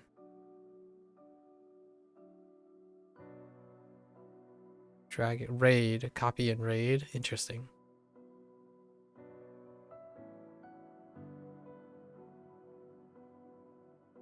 So if you're wondering, 抄袭 I don't know if you do blind, like not literally blind, but like selective if you're ever used to this way of selectively looking.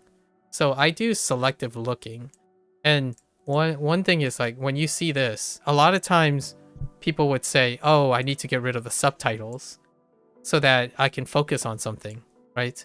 And then, oh, but I can't have nomaji, like I'm using the Japanese counterpart. They have to be literally not there. But over my life, I've spent a lot of time looking at things like selectively, like under the microscope or various like diagrams and stuff. So nowadays, if I'm sitting here, right? So I'm saying to myself like, 抄袭, and then you're hearing me say, oh, it's copy, and okay, this raid. Even though it's on my screen, I'm not actually looking at those things. Like, I'm not looking at these things. I'm actually specifically only looking at the characters. So despite the things being on screen, I'm actually doing recall on the spot. And that's how I read subtitles and stuff too. A lot of times people would say like, oh yeah, but if the subtitle's there, I would be tempted to look at the subtitles if I'm trying to focus on the image. A lot of times, even if the subtitle is there, I can choose to focus on the image and not look down, right? It's usually the idea of discipline. And oftentimes, this is the difference between like people who constitutively look at the whole picture, which is hyperstimulated folks on screen, or can you narrow it down and selectively look at something? And I'm telling you, most people can do this, despite maybe to limited extents or limited duration, but you can do this. The problem is when you're specifically doing one task far more, it's very difficult to get into a groove of doing that. So one of the things that I've had practiced is selective vision. That took a really long time to not look at like the bigger picture. Like there was a time when I played video games and I deliberately play at lower resolution. Like what I mean is more like higher resolution but like lower box, so I can see like the entire edge of the box, so I know that I can see everything, versus I can look at a very specific thing and only hone in on that. And then there's also selective hearing. I'm really bad at selective hearing. You might be thinking, what's the point of that? Why is it good to selective hearing? When you have to focus in a noisy environment, like in a cafe or something, I can't do that very well. I still learn to try to do it as an experiment, and this is very similar. So when I'm studying on here, there's one thing that I haven't been describing to people. I figure it's intuitive that people would pick it up. Usually it's not, so I'm gonna say it again, where lots of times when people saw me play video games, they're like, the answer's right there. It's like on your screen. You should read the rest of the screen. And I'm like, that's not the same thing. I'm trying to engage in it. So sometimes I could be like doing something and the answer is right after. But the idea is I'm trying to do active recall and I'm looking for connections well before I actually read the answers and the explainer. And that happens on YouTube videos, on things I try to think of more things while I'm simultaneously being fed information. So the idea is I'm practicing how to have ongoing conversations, ongoing connections, because in reality, all of this stuff, the one that I'm selectively focusing on is the one that I want to learn the most. So even despite this being on here, if you're wondering why, if there's a difference between me and the next person, is that sometimes you can effectively not pay attention to something. So you can focus on something. That's another way to say it. But generally speaking, most people would say, oh, I can't help it but look at this if it's on the screen. And I'm like, but I can effectively ignore this while focusing on the thing I must study in great detail. So whenever one of the big hot takes that people told me is like, oh dude, you can't have romaji on your screen because then you'll rely on reading it, right? To read this. Or, oh no, you can't use furigana, right? Furigana, that's a discipline. To me, if I have to be very respectful, that's a discipline problem. Not necessarily a human problem.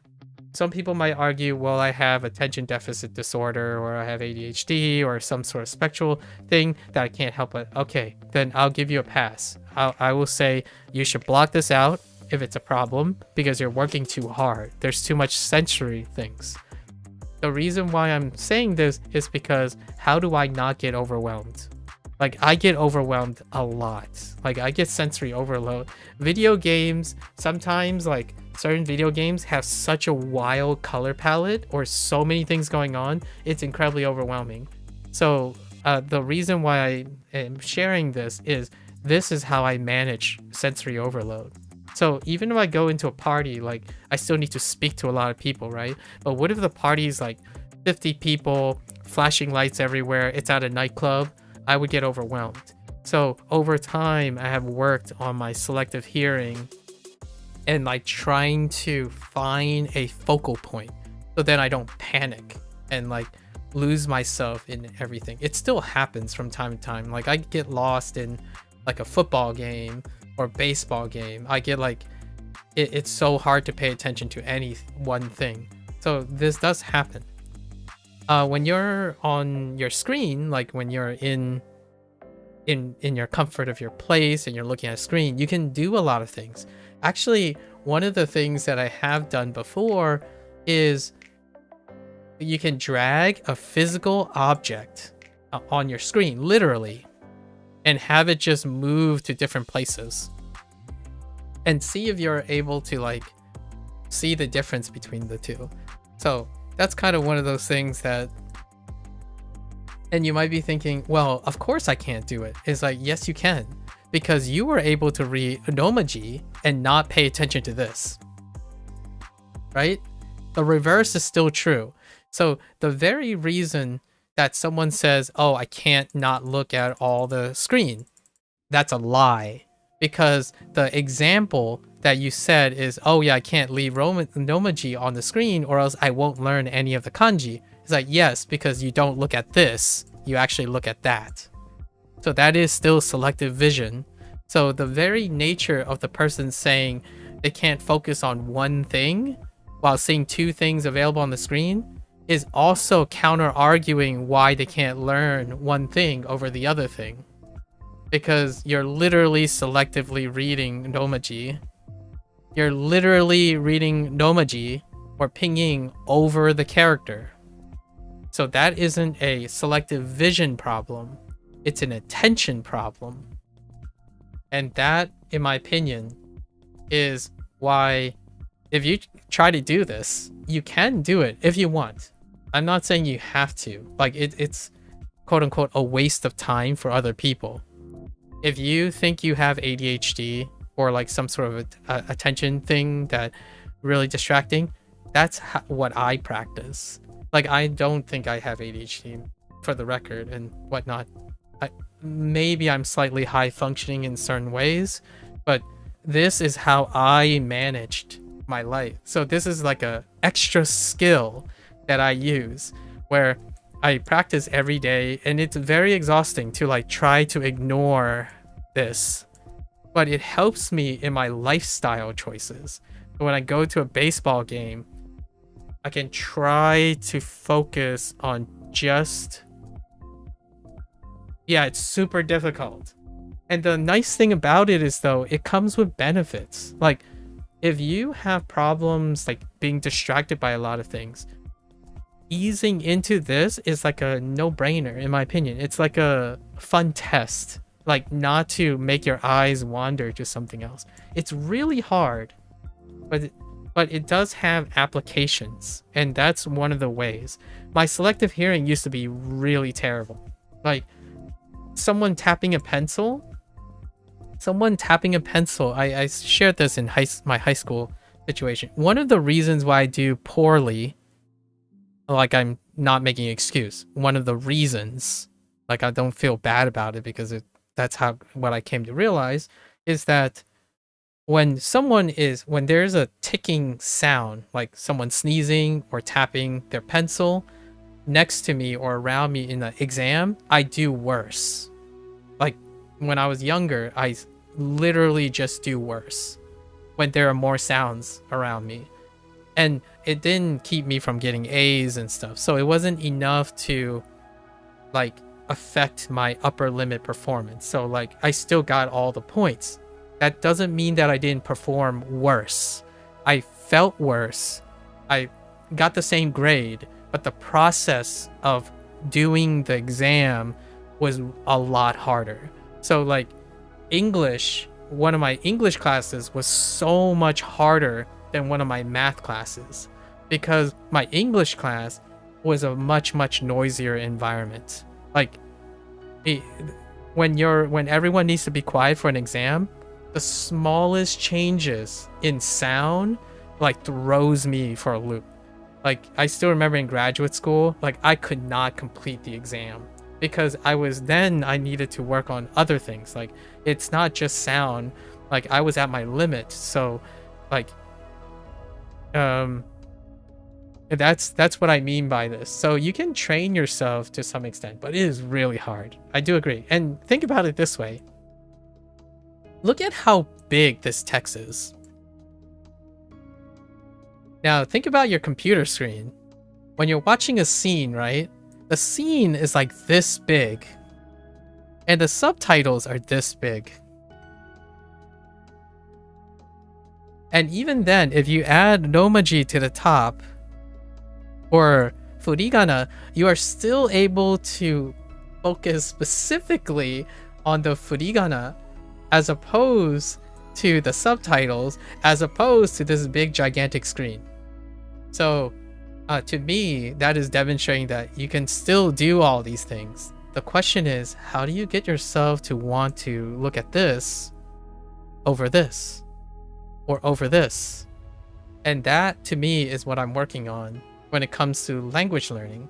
Because if you have this type of information, the idea is you can still systematically go through all of it and recalling it back and forth while they're all on your screen. It condenses the number of like screen flashing and all that stuff, but it's a great exercise. I've done this for some time now. It's to help scrutinize things. Like when I'm looking at cells and like organelles in the cells, it's so difficult for me to like have my mind not wander somewhere else.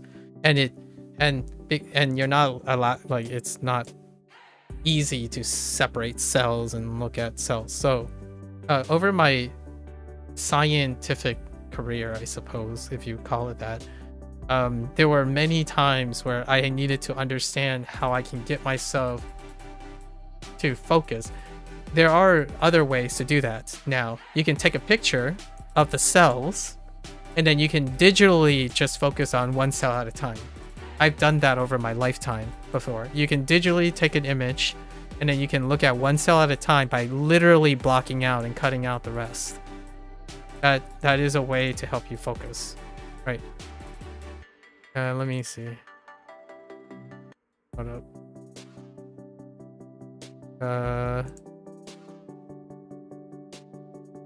Menu どうぞ。はい。 Hold up. Let me let me see.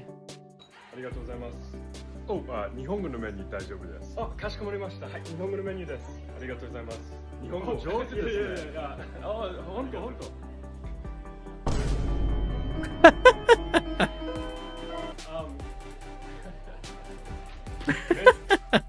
That's pretty funny.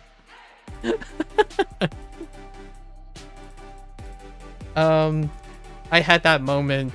I told someone before I had that moment in have you watched since we talk about sci-fi, have you watched 3 Body Problem? Oh, I don't mean the 3 Body Problem, I'm not sure. But the 3 Body Problem it was recently like adapted into English, but there's a Mandarin version. There's a Chinese version, right? And that was the original actually. Like the Chinese version came before the Netflix's 3 Body Problem. And in that Chinese version, it was a scene where you spent a lot of time looking at person handwriting a letter, right? And I'm like, oh yeah, I should be able to. I read like 2% of it. I even paused the screen. I'm like, I have no idea what that is. and this was when I was already like at 1,000. I'm like, there's got to be an I in there somewhere, right? Where's like, I'm looking for basic sentence structures. Like, this, my name is like, how are you? Like, I even look at the bottom and it's like, where's the like sincerely yours or I love you or something? And it was really hard. 2% is a bit of an exaggeration. Maybe like 20%. I would give myself at least 20%. But it was so difficult just to pick up the normal sentence structure stuff like duh, like 喜欢, like just normal. They look like blobs. And it was high resolution too. Like they really put the camera right into the letter because it was very important what was written on that letter. Like the letter was giving you things. It's kind of like when you're watching a murder mystery or something, and you know they put the letter in the front, and there's like clues in it, and you're supposed to be able to read it. And I'm like, I can't even read the common pronouns. Like I don't even know where the sentence starts. And that short, when he like opens it up and it just blinds you, like that does, I do feel very empathetic with that. I immediately like, I know all, like, however, once you breathe and you like slowly figure it out, you kind of get used to it. But then that's just one person's handwriting. So your mileage may vary. I mean, to this day, I still have problems reading people's English. So, I mean, we should try to be understanding here. Like, I've read lots of stuff, and honestly, like, English still blows me away today. So most of the time I ask the person to read it to me. Like, what I mean is, if I don't understand, like, if I can't make out something, I would have the person read it to me. In the comment section, a lot of the Japanese say they often can't read handwritten menu. Oh, I imagine the day when all of the, like, there's a handwritten English, like, video game, and my first thought is like, I don't even know what that means anymore. Like, what would a handwritten English game look like? Right, the Roman characters being here's a stylistic choice that people do. So like, sometimes people do pensive. Are you familiar with the phrase pensive? I don't know how to spell it, but it's cursive print, or print, or I like to say pensive instead.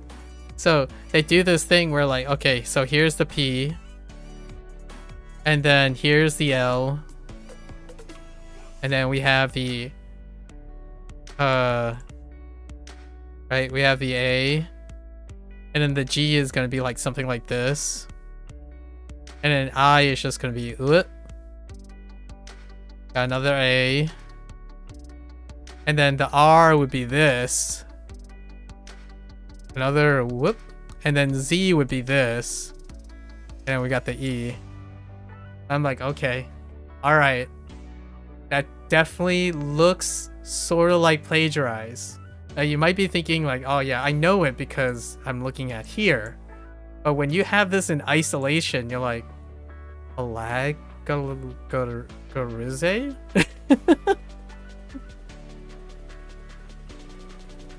Like, is this an L or is this an I? Or is this a, you know, that's kind of my thought is like, oh yeah, I mean, if we have to be really honest with ourselves, handwriting is just outrageous in general. My handwriting, you've seen my handwriting a lot of times. I write in all caps.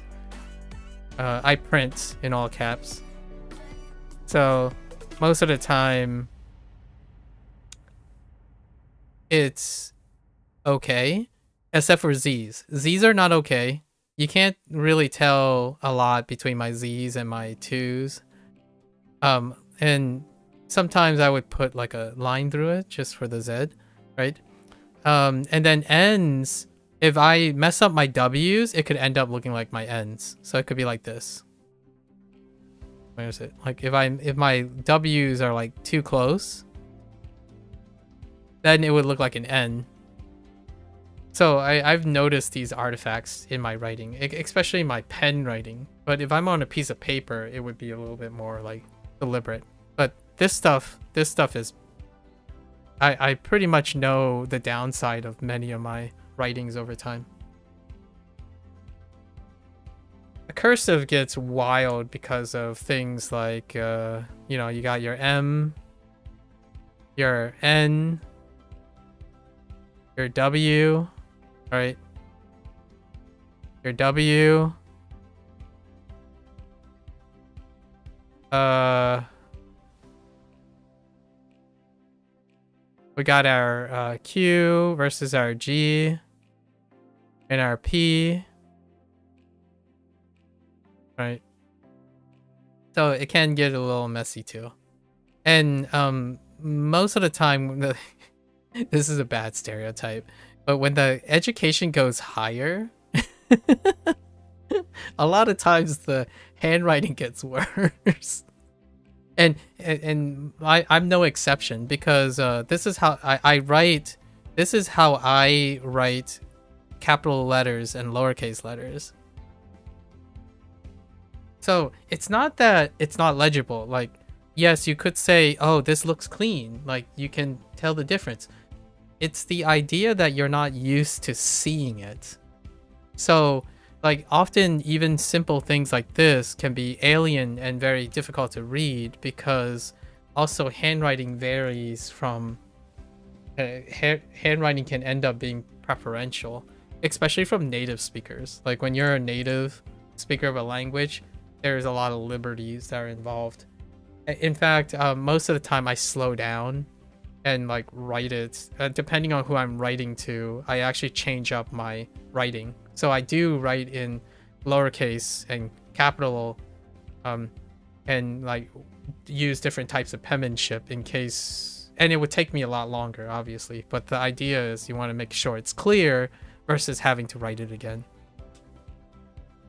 You learn cursive writing at school with fountain pens, and we're only allowed to write with fountain pens and cursive writing in primary school. Oh, wow. In primary school, I had to write Russian. I mean, not Russian. I literally read Russian. I had to write cursive. I had to write cursive in... we had like drills, you know, the typical drills. You have like grid paper. I read Russian and that's all I said. Like grid paper, or not grid paper, but line paper. Technically, they're kind of gridded because you need to space them out properly. And then you have to do the cursive exercise. But legitimately, like whole days or whole like class sessions would be dedicated to penmanship. Yeah, I was old. I was like, I'm old enough to still have those classes. I'm not entirely sure they have those classes now in the United States. It's very difficult. The only way I would truly really know is if I had a child of my own, or like go to an elementary school somehow for some reason that is not kind of weird. Russian cursive is something different. I can imagine. Yeah, I can imagine. Yeah. Most of my writing in cursive comes from drawing. I sent you 2 pictures. Oh yeah, I remember this. I have remembered this though. This was memed. This memed a lot. Like you get these Russian memes a lot. Yeah. No, I'm there with you, man.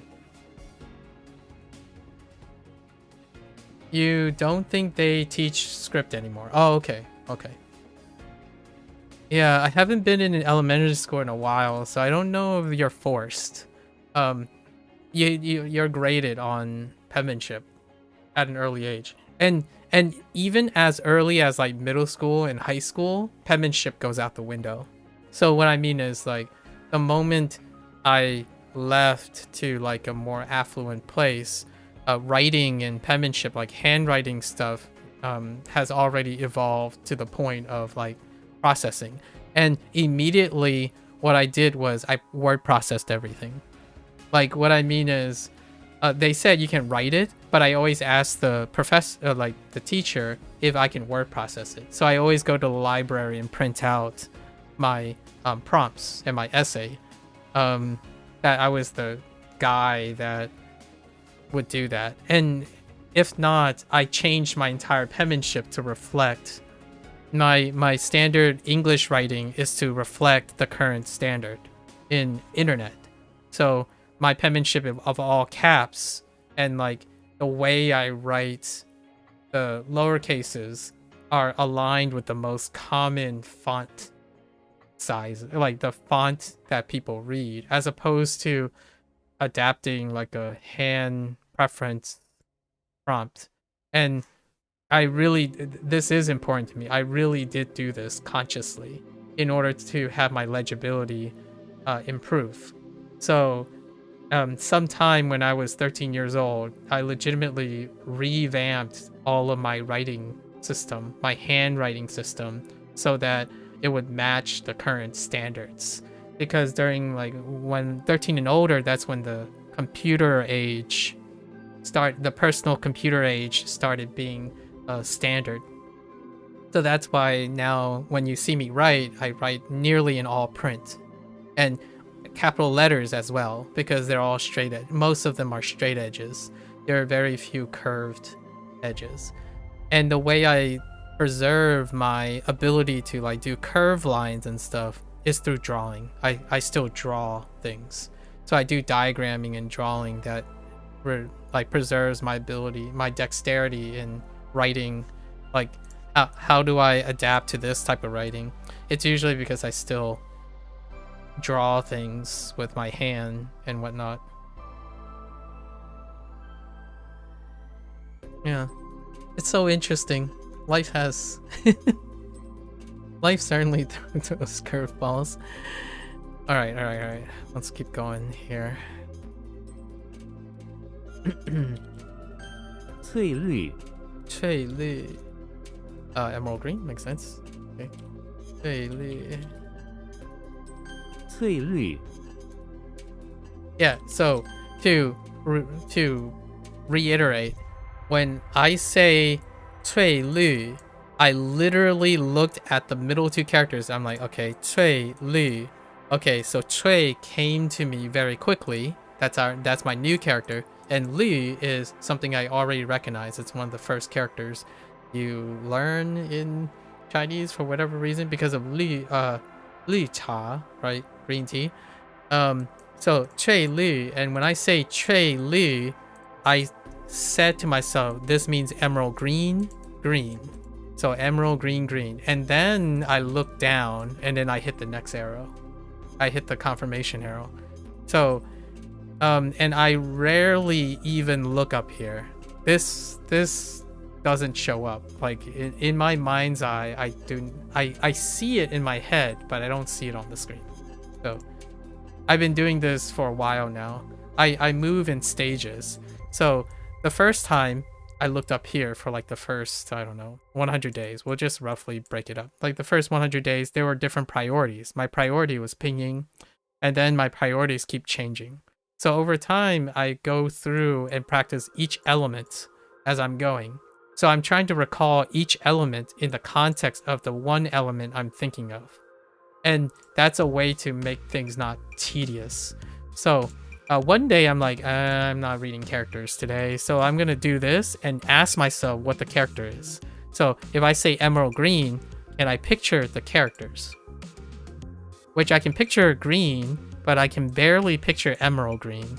And I'm looking at the chat box right now instead of the screen, right? So that's what I do over time. So I look at this and I see if I can get this. If I look at this, can I get this? If I look at this, can I get down here, right? So over time, I do all of the above at some point. And I keep myself on my toes by changing it around every once in a while. So I'm not prioritizing the same thing.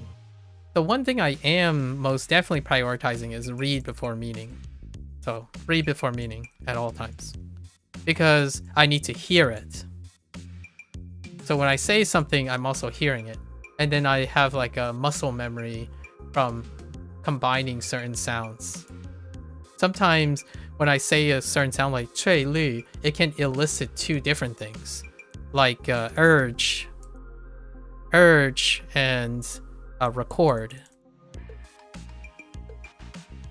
So there's lots of different ways to kind of jot your memory in some way. 青蛙 Qinghua, that's a frog, or a green frog, or a blue frog if you're into that. 青蛙 Frogs are blue, right? Right? Seriously though, if you look really close at a frog, some frogs look blue. I'm just saying. Sorry for all the colorblind folks out there. 冰子 If you're red green colorblind, frogs are probably blue, I think. Frogs are yellow. Oh yeah, it's true. True. It's probably yellow for red green colorblindness, possibly. Frogs are yellow. 钉子 is male and 钉子 Also, the thing that I do most, if you're wondering which pattern do I do most, I actually just listen to the sound and then look at the character, and then that's it. That's where it ends most of the time now for Chinese. Like, I rarely look at this or this or this most of the time when I need to go quicker. I hear the sound, I see the character, and I'm good to go. We're gone. And then I tell myself, it's like, oh yeah, that must be nail, translated. Even if it's a lesson. So what happens is I don't even need this information. What I do is I know what the sound is, I know what it looks like, and I know generally what it means now. And that's kind of my HanziHero experience. It's not my WaniKani experience. WaniKani is like, it's not there yet. WaniKani has, like, Japanese has still some time. I've never heard these words before, by the way. Dingzi, I don't know. But if I combine dingzi with those characters, it can only mean nail.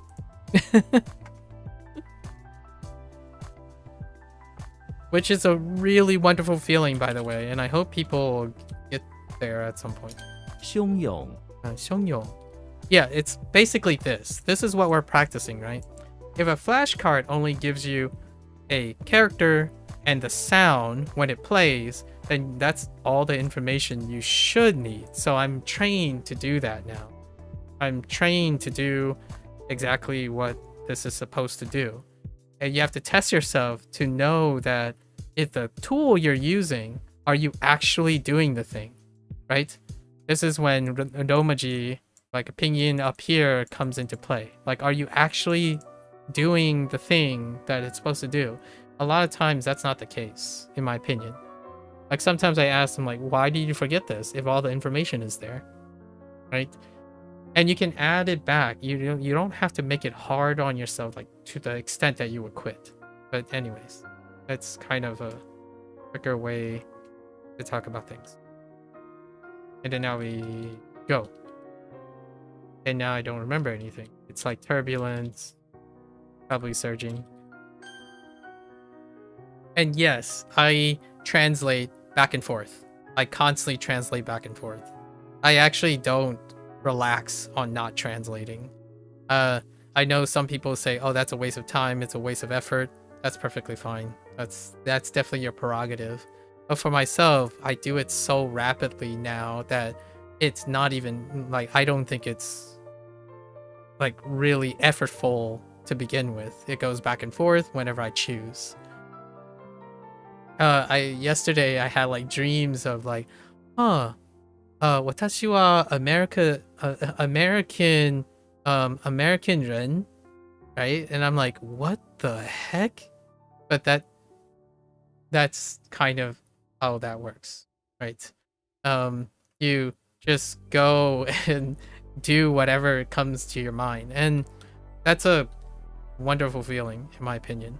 If you ever feel like, oh, does translation ever get easier? It does. I think that's one part that people don't focus on or ever talk about, because they choose not to do it well enough in order to see it as something they can use. They usually see it as something that's useless, as in it's valueless. It only takes up energy. And I can agree with you if all you want to do is think in Japanese, speak in Japanese, and meander in Japanese. I usually don't.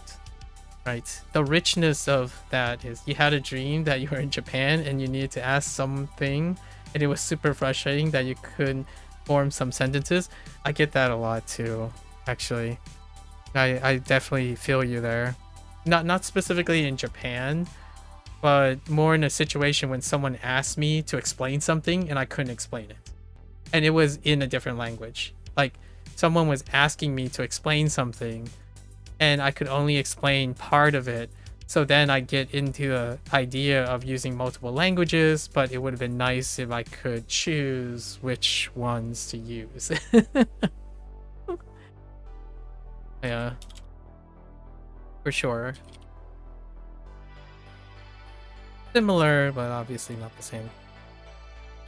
抄袭 Let's see. All right. I have 22 minutes, so let's go and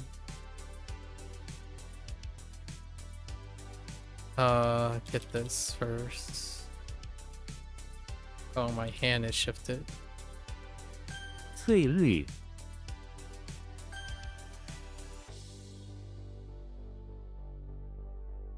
青蛙，冰子， Next one. We got 10涌入 more. 涌入. So what? Gush in. So that's fine. I would have thought something else, like to rush in, to pour into. Interesting. Oh, that's interesting. To gush into us. Huh. Okay.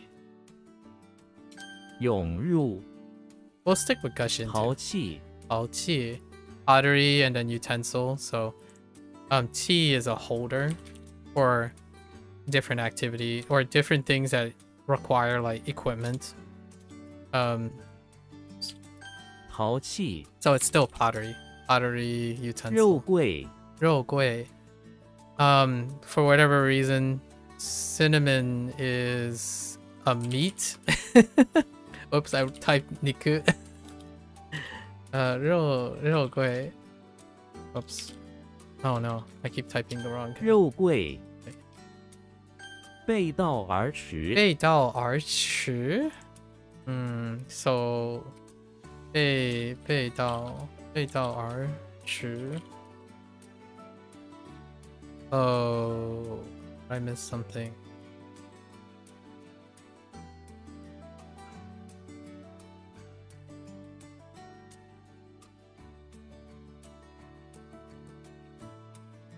Oh, 背道而驰， what is that? Back? It's just like going backwards, going back in the direction to run a counter to. Okay, like to run against. Yes, I'm gonna say to go against. To go against is better. 坐姿，坐姿.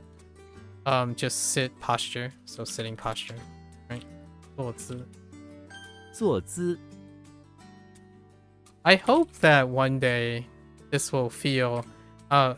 Japanese is definitely playing second fiddle to Chinese right now, but it also means that the stronger my Chinese gets, the more ground I pick up in Japanese as well. Silver linings, you know. 涌入，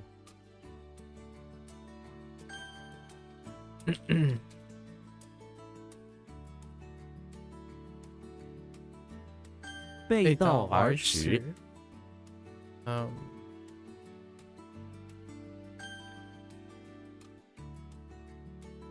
淘气，坐姿，坐姿，坐姿，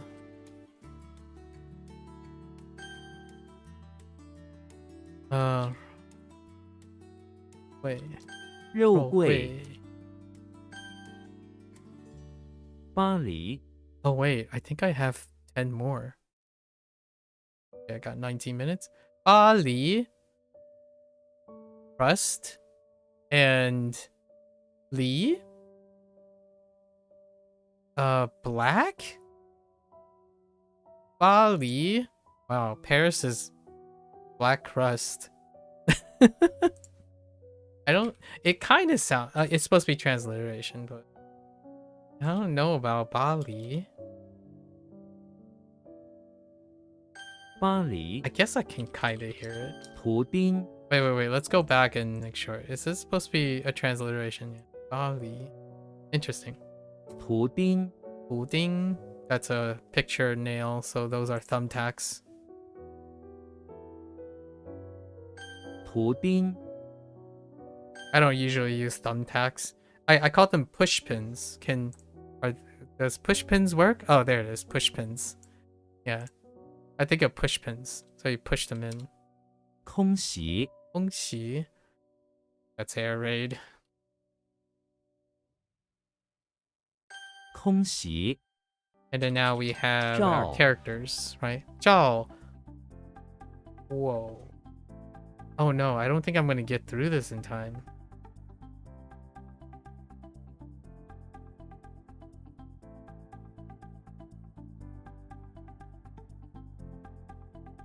That does look like... Oh no, that doesn't look like Jiao. We're gonna speed this up. I think I can get this working in my head. We'll try. 照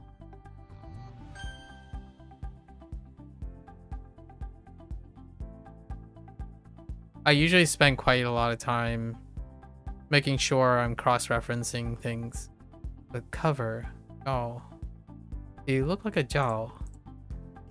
I don't think so. This is where I would cross-reference. Cause I only think of Zhuo. Yeah, I only can think of Zhuo. And Diao. This is special. I'll keep moving. 蒸 I'll get it on the recall. Oh, there's Zheng. So now we have Steam. Zhou. Right, Zhou. Steam. Zheng. Do you look like a Zheng? Water.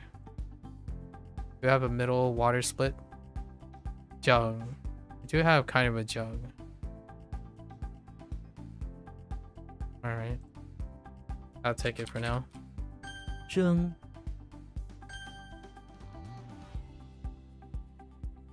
巴黎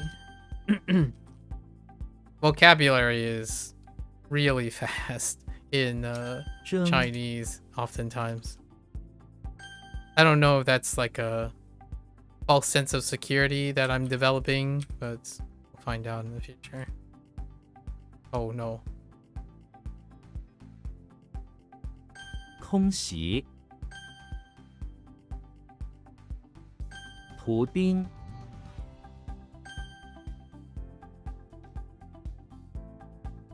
Heck!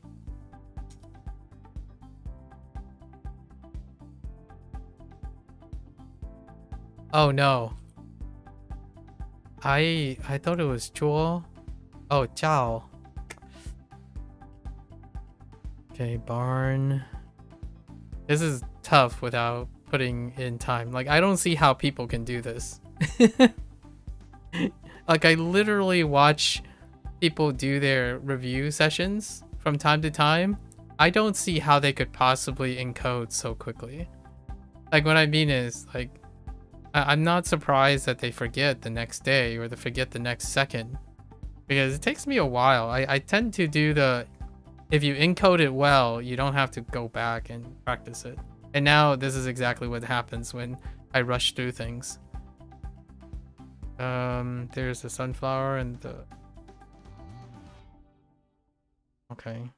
He throws a net over them to cover them, hoping that this way he can cover the mess, having completed his mission. That's not that great. I'll write something afterward.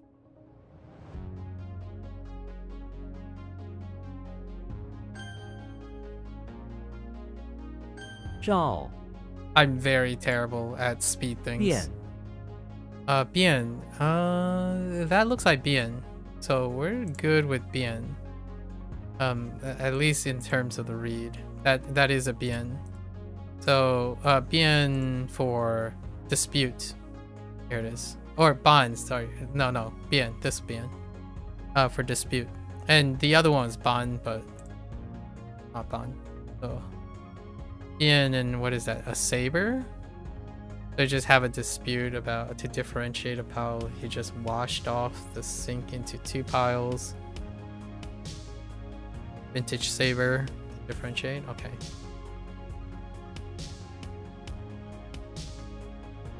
Bian We're doing an expedited. Hung? That's a buckle. Oh, we have a new component. The belt. Oh, belt buckle. Nice. That's actually really good. That's pretty good.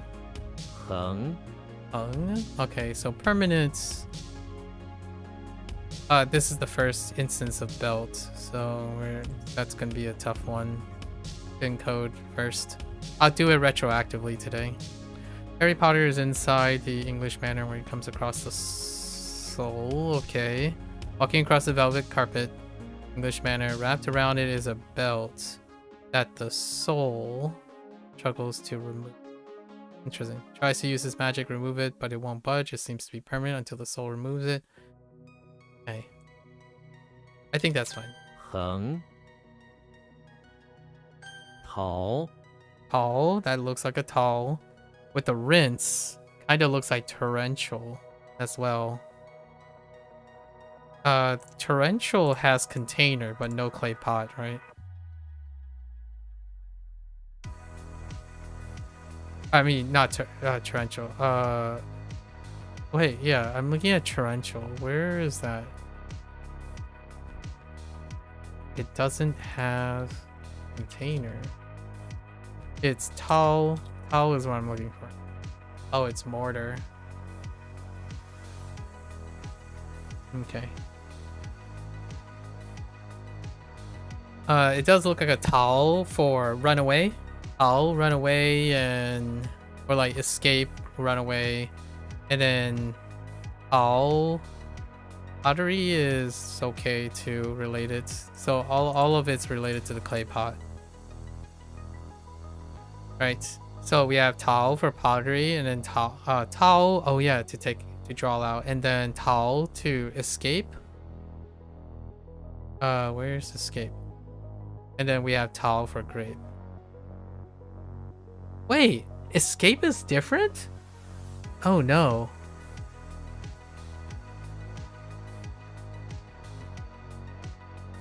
What is escape? Oh no. Oh, it's turtle shell. It's turtle shell. Okay.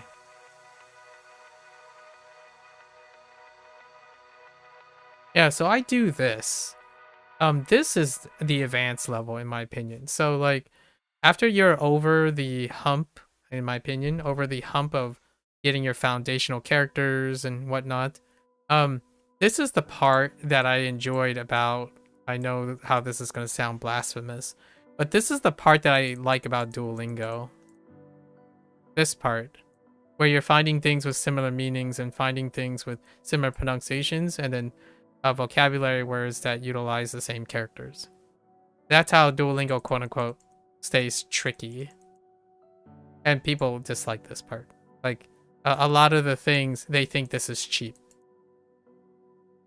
Like doing this thing. And it's like to me, it's like the boon of my thinking. My thinking skills often deal with making everything that sounds the same, everything that sounds slightly different, everything that slightly looks the same, everything that looks different but have different meanings. Like that, this is how I sort out almost all of my information in my head, because where they are similar, they overlap, so I can use them to my advantage. And then where they're different, it's in relation to what they aren't like the same. So oftentimes this is what I do once I'm comfortable with encoding the other stuff. And then that's how mnemonic devices and systems are done. When you're doing system work, you're looking at similarity, comparing and contrasting. You're analytically looking and then reiterating and improving on similarity, like comparing and contrasting. You're doing analytical thought, right? And you're doing it at the highest level is you're constructively creating new relationships too. So understanding and analyzing different relationships allow you to also then go to the next level, which is the highest level. You can create relationships where there aren't relationships as well. Like you can bridge relationships by constructively building a bridge between them, which is not necessary. That's usually the level where if you're in a creative profession or you're pioneering something, then that comes in handy. But generally, most people do not have analytical or corollary skills. Like they don't synthesize information. They stick with memorizing and having things literally organized for them. Organization is like level 3. Like if you can memorize and you can recognize, eventually you want to be able to organize it. And when you're able to organize it, that's still relatively passive. Then you take that organization and you create new associations, and then you can comparatively compare and contrast and then analytically create new relationships. Those are like going up. You're going from the bottom all the way to the top. Right. And you can do it with anything because it's not limited to what you literally have to see. That's association. The whole pyramid that I talked about that's the process of association. If you cannot do the process of association, I usually am not convinced that you learned how to understand the stuff. Inside the barn. 7 minutes. Inside the barn, rinsing some clay pots that were found buried. Okay, he's trying to learn. Okay, go all over the place and okay. I think this one's fine. I think I got it. 好评 Kiosk. Oh, Ting. Oh yeah, that looks like Ting. And Kiosk, Timmy Turner. I guess he's buying a tiara. Maybe he just wished for a tiara. Costs a couple of spikes.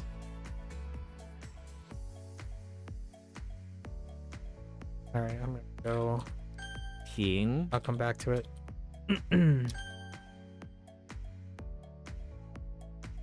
Okay, let's see if I can. 横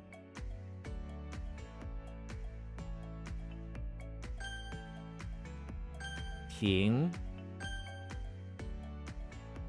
变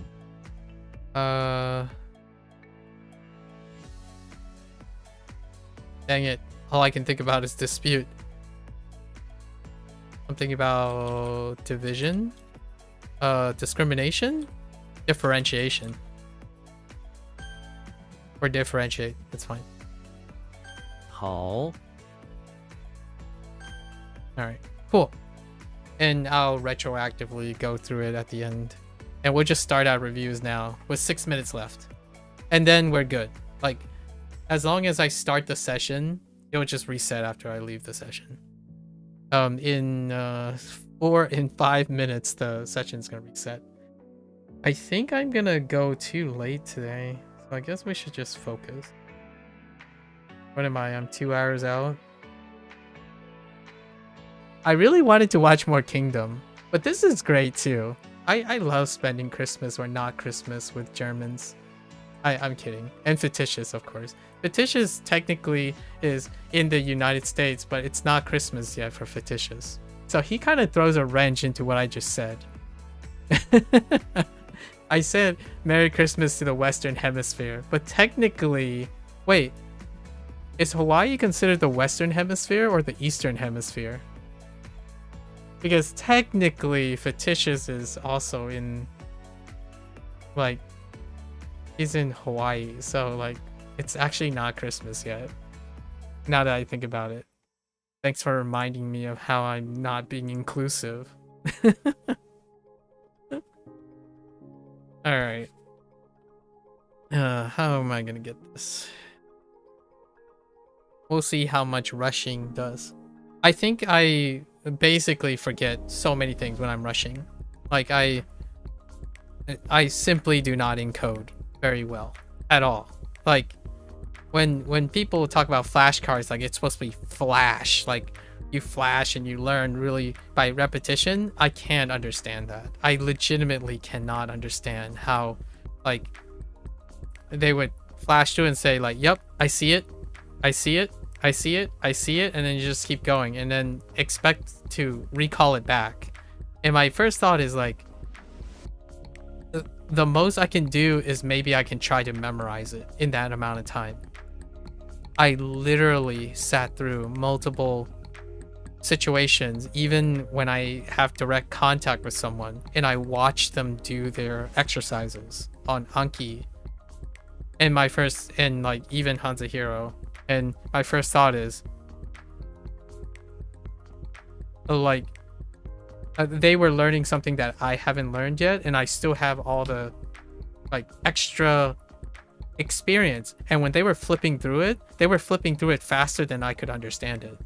Like what I mean is, even despite knowing some of the characters, I wanted to spend more time than they did.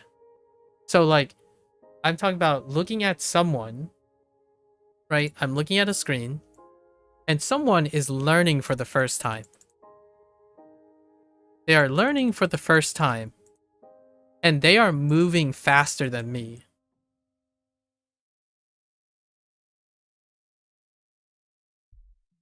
Like, usually I'm not offending anyone when I'm saying this, but people who are learning for their first time, they move faster than me.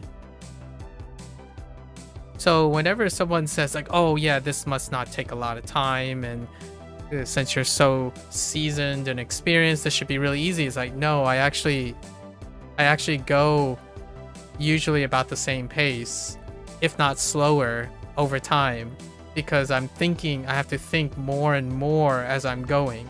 That's the opposite of what people think a lot of times. And not the professionals.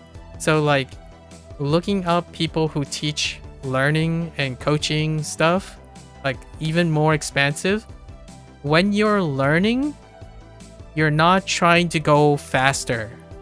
Like what I mean is, your goal is not to go as fast as possible. If you are and you're still getting it, then you're actually probably not learning that much. Like, I know how that sounds. Is like, but what if you're just naturally really fast? And I guess good for you. But if you slow down, even though you're naturally fast, you'll still learn even more than you go faster. When you're practicing, you can go as fast as you want. Like, be free, go and run as fast as you can. But if you don't learn the things the first time, and you're always worried about, oh, what if you develop bad habits and stuff? Well, it's most guaranteed if you're like doing it so fast and you're like, I know this, and then the next like 2 or 3 days you're like, oh no, now I have to go back. This is so frustrating. Like, I kid you not, I still look at people who are doing like their N5 and their HSK1 like Anki reviews, and the flashcard comes up and I'm like, huh, okay, so that's that and that's this, and they're gone already. They're like on the 10th, they're like on the 3rd card, and I'm like, wait a minute, like how do you do that? How do you look at something so fast and you're learning it for the first time? And maybe this is imposter syndrome, but I genuinely do not move that fast when I'm trying to learn something. And I was practicing as well, so technically the stuff they were looking at was not new. But what I was trying to learn was I was looking at their cards, and there was information on it that I'm not familiar with. So what I mean is, oh, despite they having characters and stuff, their examples on their card was different. So I wanted to look at those things. So they're looking for it the first time ever, and I'm more intrigued that there are different examples. And then they use like different definitions, right? They use different English words. So I was intrigued despite knowing what N5 and HSK1 stuff is. That to me is a great way to illustrate, like, I don't think that when I talk to people and they say they understand their material, that they do what is maybe required to understand something. They memorize things. And in the last like month or two, that's kind of the impression I got as well, because I'm like involved in someone else's study materials. So I'm kind of curious if this is hold up in other materials. So I've been looking at other material, like what I mean is other people who are freely sharing their experience, like how they're studying. And my first thought is, they're not explaining anything to me, that's their prerogative, but I can't discern what they're doing either. Like I can't discern how they are processing so quickly. And in my opinion, I think I'm average. Most people feel like if they are truly doing everything I'm doing, right? I'm an average person, I think. Maybe I'm slightly above average. All the things I'm doing, to maintain my vocabulary. They're doing it at like 1/4 of the time. And if I was insecure about my life, right, I would think that I'm dumb. But I don't think that's the case. I think the reality is that most people overestimate how quickly it takes them to learn something. And what happens is you might be thinking, okay, well, good for you. You can slow down and do that. And that's their loss that they don't know how to slow down. But that's not the problem I'm trying to solve. The problem I'm trying to solve is this. Like, the people that I interact with, all the individuals that talk about their problems, it's related to their learning. It's related to their encoding. If I care about interacting with people like this and they trust me and they ask me questions, I must understand how to get at this problem, because it doesn't matter how often I'm like, oh, you just need to slow down and think about this. There's something inherent about this. And it happens even in experienced learners where I'm like, did you even think about it or something like that? Because earnestly, if I'm doing well, you would think that they would be doing even better, right? And I hope they are. Maybe I'm missing the, missing the point, right? How much do you need to get? How much can you extract from this every single time, right? When I'm doing this, I'm not cutting corners. Like, I'm not trying to cut corners. It's the better example. I'm not trying to cut corners. I'm inherently trying to tell myself, hey, this is study time. This is like when I'm learning. Like, this isn't technically learning. This is practicing right now. But when I'm at a lesson, when I'm trying to learn something, 100%. You gotta, if you have time, if there's no time limit, you use up as much time as possible to understand the thing you're learning. So then you don't have to learn it again or practice it and then like double back on the practicing and whatnot. And over time, your learning becomes more and more efficient. Not necessarily because you got faster and faster at it because you've been doing it for a while. You do that. That does happen when you practice a lot of things. But you also expand your routine. So like the beginning, it's very slow doing one thing. But then you get faster, right? You get faster. So that means then you can do two things. One is slow, and now this is fast. Now this gets faster. And this gets even more get faster. So then I do three things. So over time, I'm doing more things, but I'm still using my time wisely to, at least in my opinion, to encode better. And so whenever I look at someone and they like look at a flashcard and hear some scribbled information, and then they spent like 5 seconds, my thought is, I must be really stupid.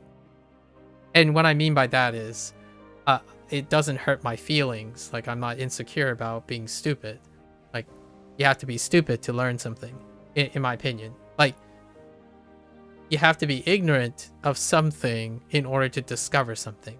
So, when they did this in 5 seconds, they look at something, they read like a couple sentences, and usually the comment is, I read fast. I literally have this comment shoved in my face so many times. When I'm watching a video with them, there's subtitles, I'm watching a scene, they say, I read fast. Or I see quick.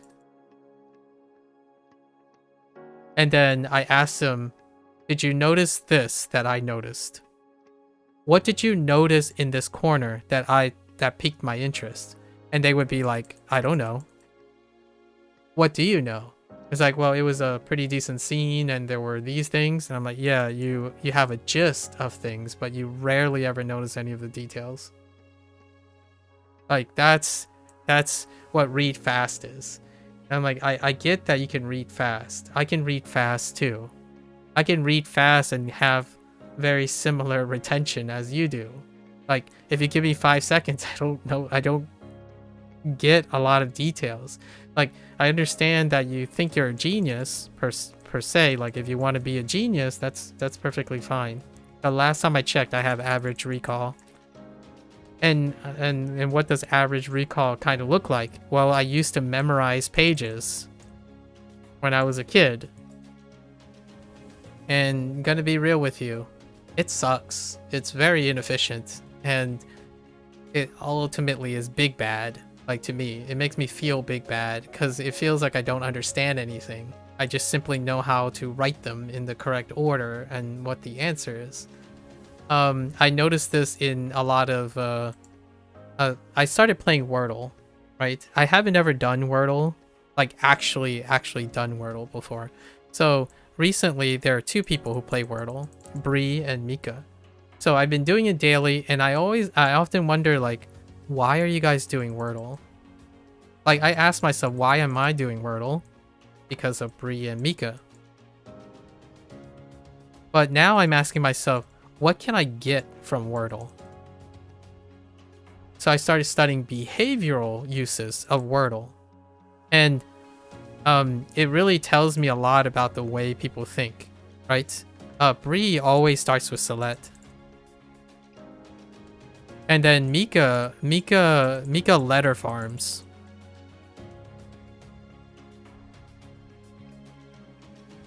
These are the things that are different from me and the two of them. I run through all the words looking at the keyboard. So, like, for example, if I started with audio and maybe like this triggers something, this triggers something. So there's a display of the keyboard. It would highlight and dim things, right? And I would systematically go through each combination that flows with the information that was given. So I looked at the keyboard and I visually moved the letters into the space and rearranged them and asked myself, do I understand if that's an English word? And then I looked at patterns, like how many English words ended with an E. Like, okay, we can weigh the probability of, how about D? We can weigh the probability that D is probably in the beginning. Like, that is what I did. And it would take me, based on how fast I see people, because like Wordle has like a built-in thing that shows you that they're currently playing. I would take like 4 times as much time. Like, it would be 4 times longer because Wordle doesn't have a time limit. So it would take me 4 times longer to hit an entry. We're not even talking about like completing the task. It would take me 4 times the amount of time to make a guess. Outside of the first one. The first one, I just throw something out that is pretty interesting. Like, oh, let's start with raise today. That looks like a pretty good word. Let's start with creates tomorrow. Or not create. That's bad. I meant crate. Right? So let's start with radio the next day. And then it gives me new challenges, new ways to think about how I can reorganize letters. So I don't specifically actually know the nuances of 5-letter words in English. So now, over time, when I was doing Wordle, that's not the spirit. So over time, sure, I'm playing Wordle with like Bree, you know, like keeping up with Bree, or like occasionally keeping up with Mika. But what I have done is I'm finding value in Wordle. Like, I want to understand what can Wordle teach me. The same spirit is to pick the same word until you get it right at first guess. By the way, the very first time I played Wordle with Mika, I got it on the second guess. And my first guess gave me no letters. No, it gave me one letter. Sorry, it gave me one letter. It was a T. and she made a comment. I'm like, and then, you know, sometimes it happens. I just thought like, okay, it's got to be in the front. Like, I didn't have Wordle experience. So over time, I became really enthusiastic. So I become really interested in the English 5 letters, like how 5 letters work. And I've noticed why is this related to everything? I've noticed I could treat it as an initial and a final. And when I treated it this way, it made it so that I can rearrange the 5-letter words to come up with a lot of words really quickly. So like bruh and I'd, like, or like I'd, like this. And like it's really interesting. I started thinking of 5-letter words like Chinese, where I'm like, oh, okay, so can I do like, we could make it like ba, pre, dre, and then it could be combined with like something like an 8. That type of thing. That's what I've been doing on Wordle. It was really interesting. Doing Chinese for quite some time and Japanese for quite some time. I even thought, how would Wordle work with kana? And that exists, by the way. Like, you can do Wordle with, you can do Wordle in a manner of way that takes advantage of pinging and kana to like create Wordle like things. And my first thought is, oh man, that'd be great to do Wordle in them too. So I took a look at how people were programming like letter discoveries or word discoveries in kana and pinging. Or even Romaji. I mean, Romaji is fine because you're still gonna have to actively recall like vocab words and like what they translate into, right? So that's pretty neat. If you're wondering when I've done this, like this Wordle approach, I started when I was in the gifted program. And the gifted program was when I was identified when I was 14. So when I was heading off to college, I was identified. And then what we do, we have like a period, like I'm guessing like a 15-minute period. I don't remember how long it was now, where we do enrichment. It's called enrichment tasks. And this is exactly what I do. So ever since I was like in middle school and whatnot, whenever I play video games and do all that, I'm usually doing it as enrichment. Like, I often tell people I don't actually play video games for fun first. I have fun after playing the video game. Like, I do things to have fun. I don't expect that things are fun in order to do them. So those are the two different things, right? That is something that I really highly doubt that the vast majority of 20-year-olds now would have the same perspective that I did. I do challenging things to have fun or to discover the fun. I don't expect it to be fun in order to do it. So if something is unfun, if you think it's unfun and you do it and it becomes unfun, you don't know if it's because you think it's unfun or not. Because a lot of times the things that are unfun to most people are fun to me. What I just did on Wordle is fun. Like, I enjoy having like only 2 characters revealed to me, and I'm just going through all of the words. I'm weighing all the probabilities. What is the overlapping things, and what's my return on letter farming? Like, if I have 3 letters and I'm trying to cover the most space of all the words that I know, how many letters can I overlap with it? And then I enter that.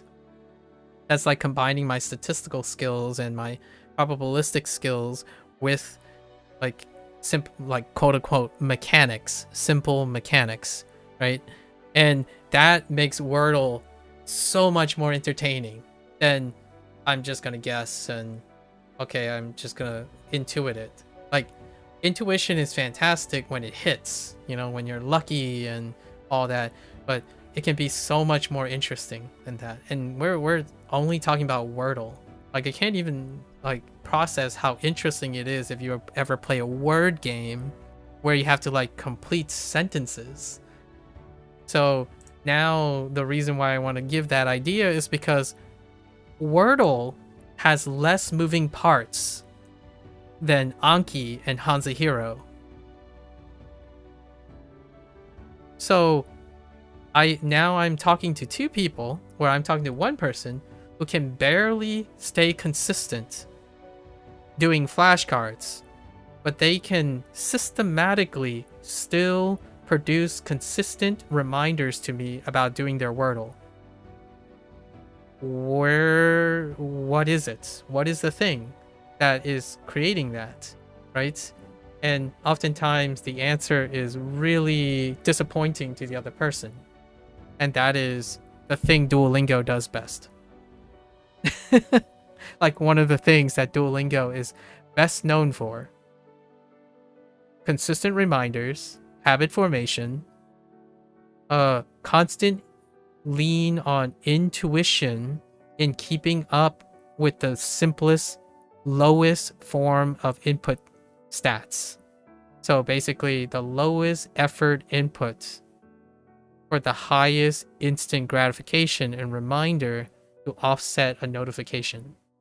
Not the language, not the difficulty of the language, not the content you're learning, the habit that it's involved in getting the instant gratification. So whenever someone asks me, well, Duolingo never works, it's like, it works like gangbusters. I don't know what you're talking about. And they're like, well, it doesn't work in the way I want it to work. It's like, well, that's fair. Like, it certainly won't teach you something when you don't put effort into any of it, right? So you need to find a tool that enables you, like, match you up. Like, so my goal in the future, or like maybe over in my time, is to peruse as much as I can different stepping stones.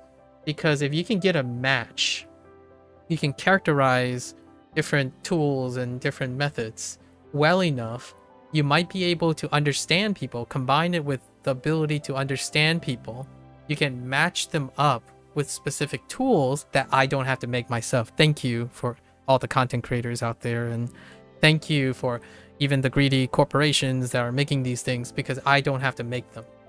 I can analyze them and use them to match it up with someone. And that, to me, is what teachers do. That's what educators do and coaching do. There are so many people making great things in their own sphere of influence. However, the nice thing is that if you can understand and consume and analyze those things, you might be able to combine it with your experience with other people to make them successful, in the sense that if they don't want to think about what makes them tick and what makes them interested, someone else can do that and still provide a foundation in which maybe one day they will have the inspiration and the confidence to do that. I think paint drying is fun. Like, I think it's interesting. So many things are interesting. Someone talking about their problems and keep telling me that, oh, you know, it's like normal people problem. It's like, tell me about it. Like, tell me how it's normal. You have to qualify these things. I'm curious. If you say you have normal problems, I like to hear them.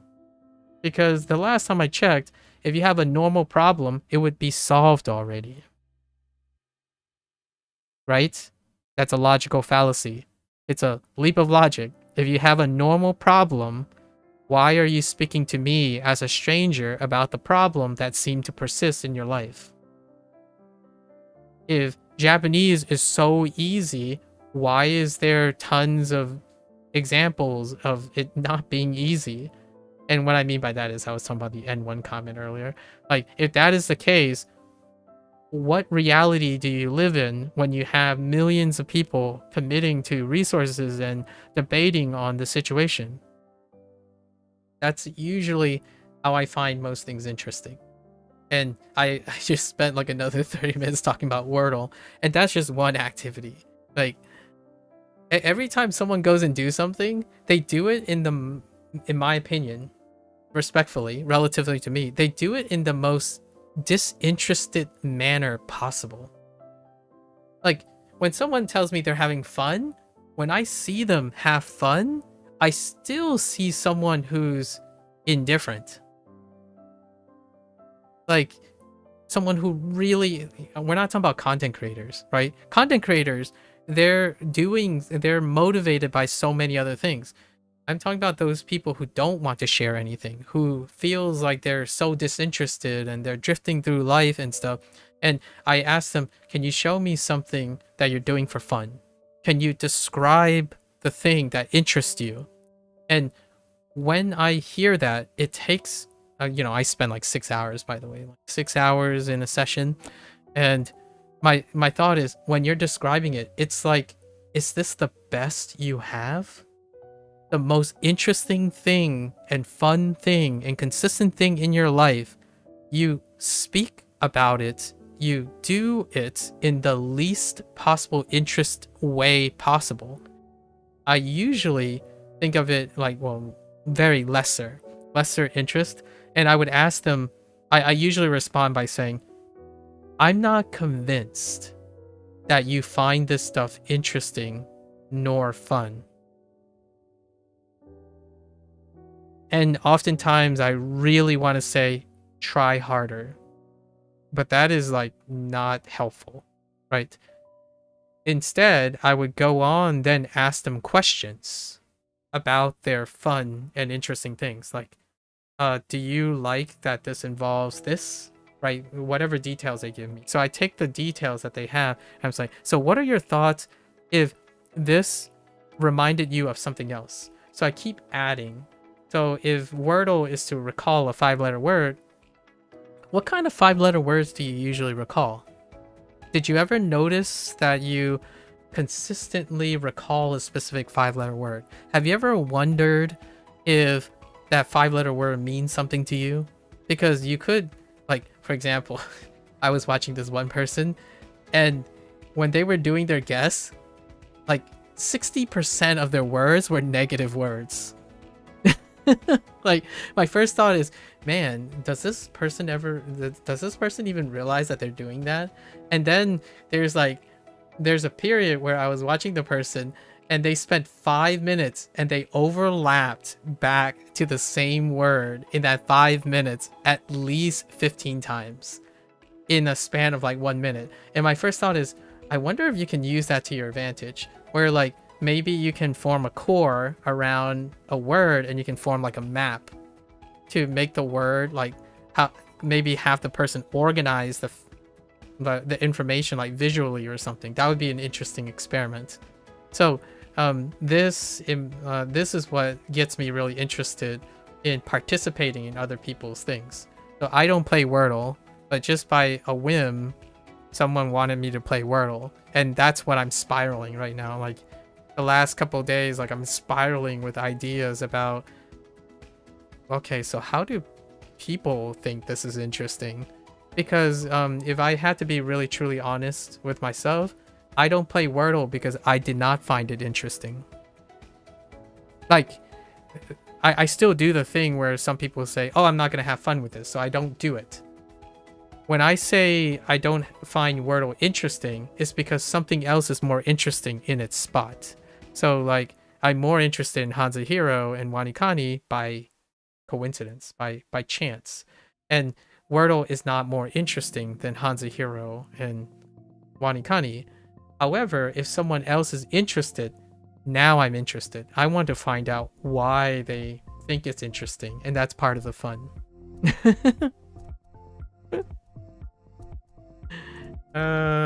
Worlds. Oh, fascinating. Like, I didn't ask Bree, why does she always start with the first word? And I didn't ask her if Celeste was ever like the word. Like, did she ever get it that was the first guess? Like, has it ever happened yet? I'm often curious about these things. Actions are I was talking about it in Neverwinter, right? You know, like live service. If I'm doing the same thing, I'm not doing the same thing. Like, if you're trying to do the same thing, it can be very cathartic. When I'm energetic and stuff, I typically do more than the same thing. If it's the same thing, I got to make the same thing transformative over time, right? Doing the same thing over time is still not the same as doing the same thing and treating it like it's the same thing every time. Like rewatching a movie, for example, or rereading your favorite book. You can decide to only retain and hold on to the exact same memory. That's memorizing again. And then maybe whatever intuitive associations you have, or you can build on it. And that's usually what I mean by the never-ending story. When you do it again, there's an opportunity to build on it, because you are permanent. The thing you're consuming, I guess that's permanent too, but in a static way. You are permanent as in, like, you're persistently changing. You're capable of persistently and dynamically adding more. So life becomes, in my opinion, the hot take here is life becomes more colorful and richer little by little when you're little by little adding more details to your life. So oftentimes when I'm thinking of people doing Anki, I don't know how many Anki streams I've like peeked into, maybe like 20 or so, because people wanted to tell me how good Anki is, so I should like go check out people doing Anki. So in the last like 2 years I peeked into it, and maybe 2 of the 20 showed some semblance of enthusiasm, like open enthusiasm. It's not that I can't tell if the other 18 are enthusiastic, because there's no expression of it. There's no like really indicative nature of seeing that they spend time and they're wanting to spend time understanding the stuff. The reason why I highlight that is because if you replace it with a graded reader, that's no guarantee that the graded reader is going to work any better than that. There's no guarantee that if you swap it for immersion, the odds go up, because immersion can be complex enough to stimulate the person's interest. There's no guarantee that their comprehension goes up, or their encoding or their practice goes up, or they quit. Sometimes people quit immersion faster than they quit flashcards. You've heard all this before. You probably found every combination of the thing. The issue here is one of the fundamental things. Curiosity is not one of the common foundations for any of those people. They are not curious. They do not want to learn things. They want to have things. The process of learning is laborious, unrewarding, tedious, and just plain sucks. It sucks not to know, like just easily know everything, and comprehend everything. And that is the root of like today's digression, basically. There's no reward, no like pandering or conditioning for the idea that hard work, it feels really good when it clicks. Like, the clicking part is due to the hard work, in my opinion. It's not due to just simply knowing and memorizing things. There rarely does just simply memorizing and drilling and like tediumly passively going through things for repeat exposure will lead to the clicking. Some might argue it does happen, I would argue that something else happened during that process. So what I mean is the clicking is not related necessarily to the literal act of repeated exposure. It's when it becomes active from that repeated exposure that it clicks. So here, when I'm talking about like, oh, now I'm starting to look at English words like Chinese breakups and pinging, those are clicking moments. They like, oh, now I kind of understand why Chinese is like such a elegant way to break up sound, and then now I'm applying it back to English, and this show really benefits from the Japanese structure because in a way it can benefit from how the characters are displaying their importance of their language, like where the things are juxtaposed. And I'm like, I wonder how that would be portrayed in English. So I start like interpreting the Japanese and then trying to find an analogous way to create an English scene, and so on and so forth. Those are the reasons why it takes so long for me to like go through things, largely because I'm having a lot more fun and curiosity. I'm not slow because I'm stupid. I'm slow because I'm diligent. I like taking in the details. Letitia's recently shared with me the idea of the blueprint situation, where like at some point people just give up and they're like, oh, well, I don't have the solution. You might as well just spoil it for me. We're just gonna go run through the puzzles as quickly as possible instead of looking at the details. And I completely resonate with that. I kind of went a little lecture-y again. Usually the telltale sign that I'm very invested in a topic is I start like rambling on Discord and talk about connections and correlations between behavior, right? And that's genuinely a normal thing. It's not a bad or a good thing. I keep trying to emphasize that. It's the current normal thing that I have to work with. And I want to be good at working with it.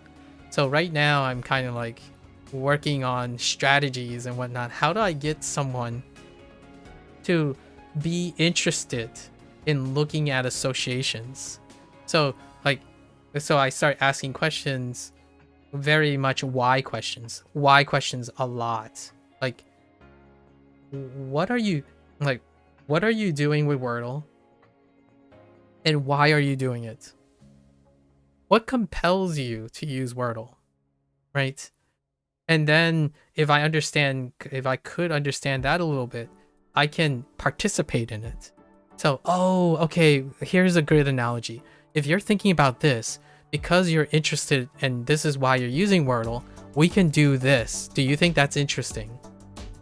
Right? And then I'm like, here, I'll give you an example. I thought about this and this. Is this interesting to you? Like, do you think this is some interesting stuff? Like, you can do this too. And that's kind of the idea. If you want to get someone to study and learn something and really get what they actually want, which is to know the language, you got to get inside their head somehow. And it's not the content. The content is not the issue, in my opinion. It's the person's ability to create value and meaning from the content. Like what I know that I said the content is not the thing, but the content can be any content. If you can highlight their interests and their connections, you're getting their brain thinking. So then that can be a transferable skill. I think one of the bases for language acquisition is to tackle a new age problem. In my opinion, a new age, it's a problem because it's keeping these people from their goal of learning a language, like acquisition, right? Language acquisition is the goal. Something is keeping them from language acquisition.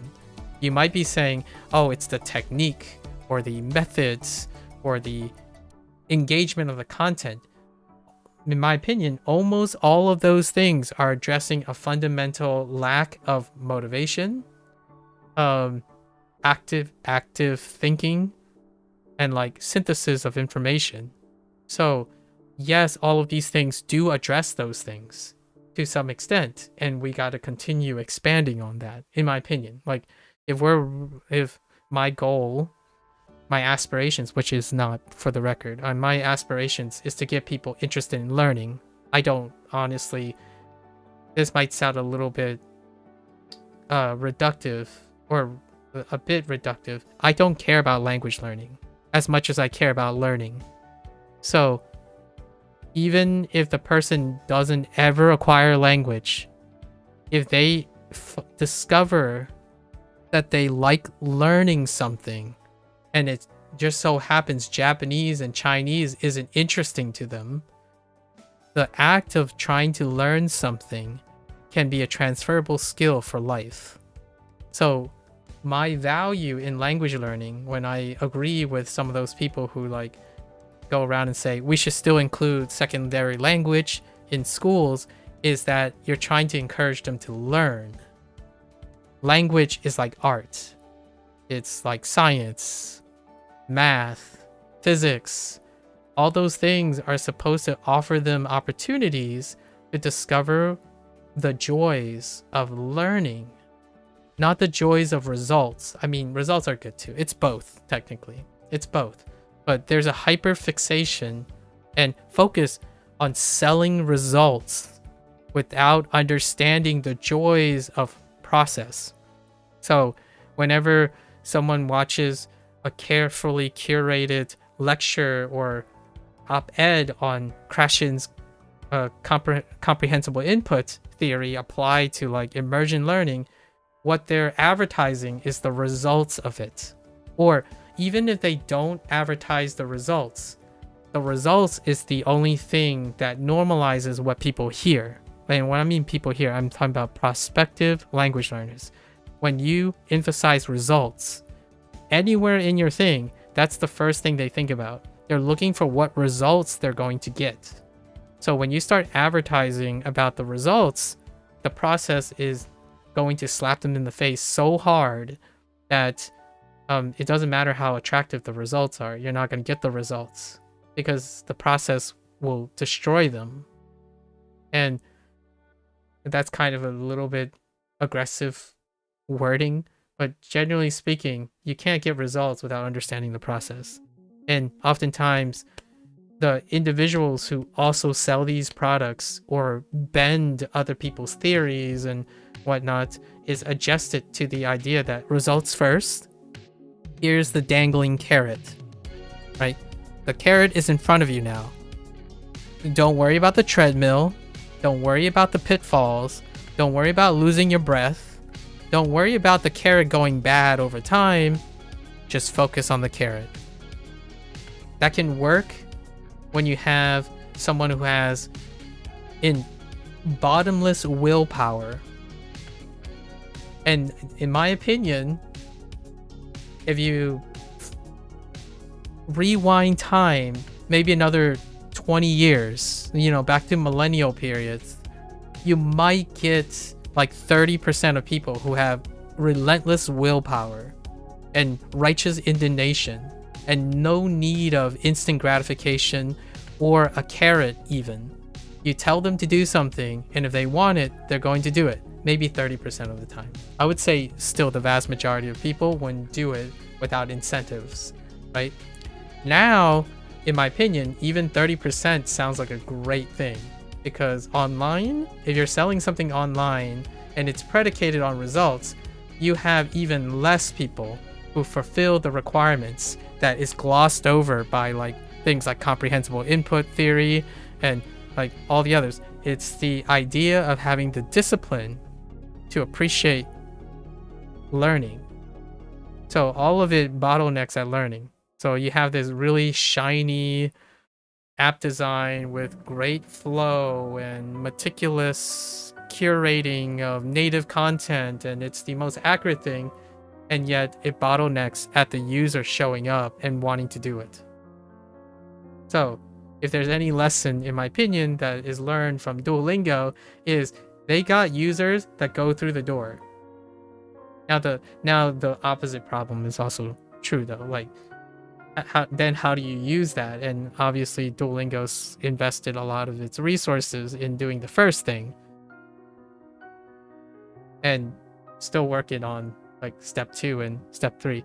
An idea would be to like bridge it with different things, and that's what users ended up doing when they step through the door.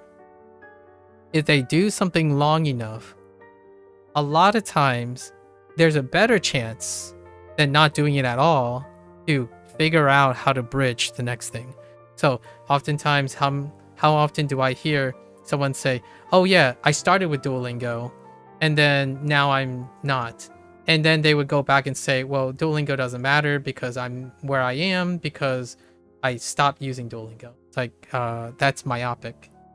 Duolingo was probably part of the process that led you to where you are. And that's the dissonance that I feel is so aptly. They didn't learn anything from their experience. They just chose to embrace the most recent thing. And that's kind of like the N1 discussion being easy and, well, the person's already a specialist. So they forgot everything else about the process. And then they're going to go and arp their trumpets and advertise how they already made it. So then you should have already made it before you start working on it. And I'm like, okay, well, that kind of sucks for anyone who doesn't have it. It's kind of like, hey, what is the secret to making money? Use money. You know, use money and go buy some stocks and reinvest. How do you be successful at acquiring a language? Acquire it first, and then you can be successful at acquiring a language. I think that's kind of where that's going. So when someone sees an advertisement, right, like, oh, here's a new app, the first thing they see is, I'm going to be fluent in Japanese by using this app. That's what they see first.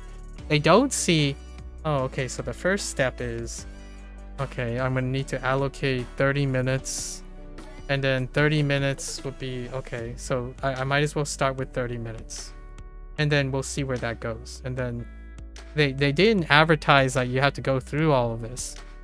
The first thing the person is going to see, even if they advertise the other stuff, the mind space that you're thinking of is your audience is going to immediately think about what's in it for them. So does $100 buy Japanese fluency? If you're advertising like it will get you to N4, they're saying that to get to N4 costs $100. Not to get to N4, it costs $100, and then you doing something for a long enough time until you get to N4, probably with other things and rescheduling your schedule and whatnot. It's that if you pay $100, you're going to get N4. No process-oriented thinking. Hello there, James. That's the mindset that I'm operating on, by the way. I'm not saying everyone thinks this way. I have to get into this mindset to figure out how to introduce something else. So you have to compete with this. How do you compete with the mindset that when you pay something and you follow something, you get the results no matter what? How do you compete with that? How do you compete with certainty, grifting, promises, even specialists who pander to a target audience with questionable motivations despite them not being teachers or having any form of compassion in mind? How do you compete with that? Right? I can't compete with someone who's fluent in Japanese no matter what I do. Yeah, people try to sell the idea of success. Exactly, Jane. Like, I can't compete with that. I'm not even fluent in Japanese. I'm not even fluent in Chinese. So, in order to compete, you sell the idea of success.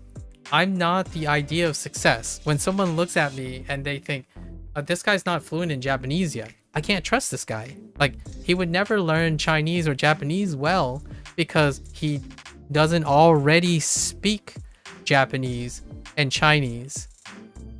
That's the mirror. That's what idea of success is. You even look like success. You are success. And that's what sells this stuff. And for the record, the only reason I don't even remotely try to sell ideas is I don't spend a lot of time in success. I spend most of my time developing success. So, like, the moment I feel like I'm in a satisfactory place with something that I'm working on, I move on to the next thing. Like, the moment we hit a milestone that I'm anticipating in HanziHero and WaniKani, we're going to be doing something else. It will still involve WaniKani and HanziHero, but it won't be something that I've been practicing doing for a while. I move on to new things. I don't sell ideas of success because that would cap me. It would mean like I need to sell my success. But why sell my success when I can just, in my opinion, I can demonstrate what it is to become successful.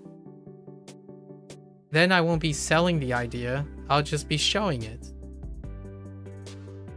And I think that's the gift that I want to give. At least to one or two people who am interested. Like, what does becoming successful, the process of becoming successful looks like? It looks like me droning on and on about all the intricacies of all the things that I have to do and mistakes that I have to do. That's what I believe is the idea, like, is the process of becoming successful. I'm not selling you an idea that has already happened. I do not know, like, hear me out, this is a really big hot take. I do not even know if I am going to be successful in the way I think other people think I'm going to be successful when I'm doing this. I will know when I'm doing it to the best of my ability where that process will give me. Will I become fluent in from WaniKani and HanziHero? Most people will say no, you can't, because they don't teach speaking and sentences. Like, okay, that's fair. I'm still going to do it to see where it ends up. Like, you still have to do it. It's not like it's optional where, like, oh, you don't need vocabulary and you don't need sentences and you don't need context. You just simply need to stick to one thing, because the idea of success is it includes all the ideas of success in it.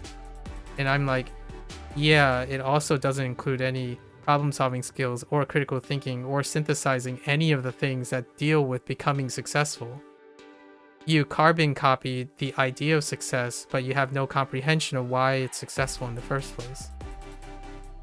That's kind of like the rough reality that the internet has kind of painted. All right. Now I'm gonna I'm gonna die. I'm gonna pass out tomorrow. Okay. Oh, I have so many I have so many things to talk about. Anyways, we'll try to carve it for today. Lock in. I have 0 of my reviews done today. All right. We got this. Okay.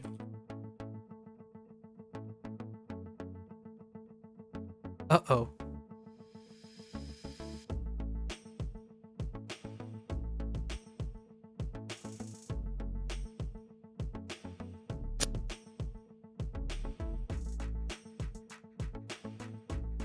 Oh, I know. Wait. Become like, oh, unique. No, what? Pass through weird. What? Or I'm gonna do a little bit of leeway, so we're not gonna try too many times to figure it out. We'll just do as much as I can afford. 渗出，汗水从他的额头渗出。 Okay. How are you doing, James, by the way? Also, I don't know if you observe Christmas, but Merry Christmas, or maybe Merry former Christmas, however you do it, but Happy Holidays. Happy Holidays. How's your reading going? How's your reading going?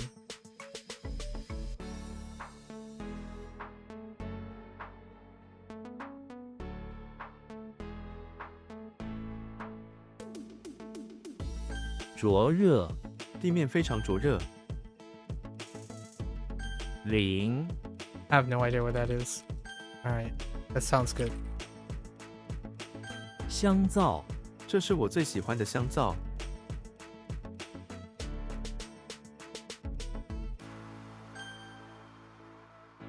Okay. 碳 Okay. We're going. That's not it. That's it. 节 Yep. That's not it. Wait, is it?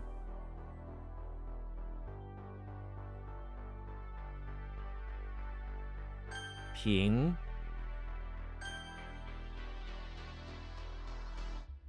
Oh no.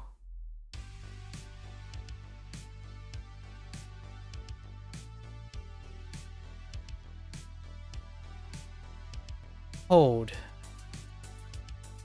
夺 Or take control. Yeah, take by force. Yeah, that's fine. 攻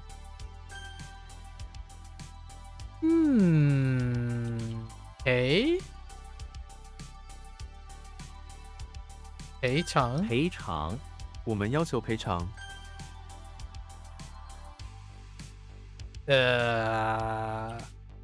信赖我很信赖你。 Okay. All right, we're back to here.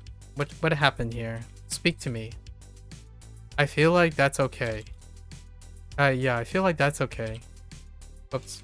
传奇我以前听过这个传奇， So that's like legend or mystery or yeah, okay. Cool. 普 What? Normal is fine. Or ordinary, but normal is fine.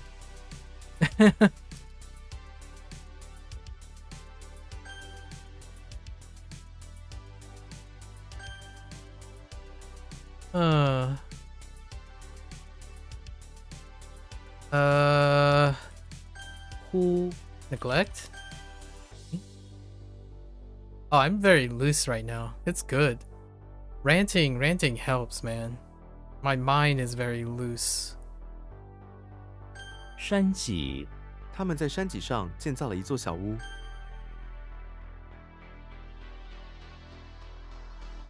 赢 I don't know why that's Ying right now. It just looks like Ying.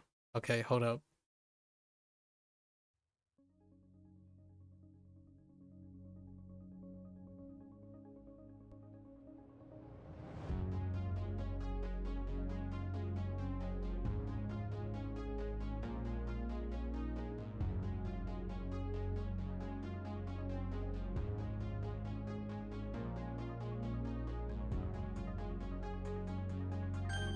Holy fool.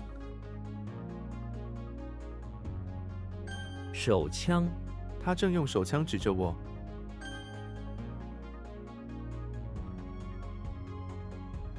挂号我想要挂号看医生。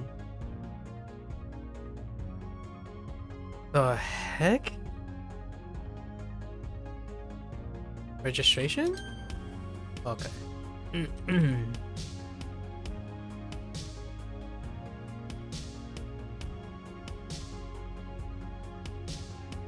针灸我想试试针灸治疗。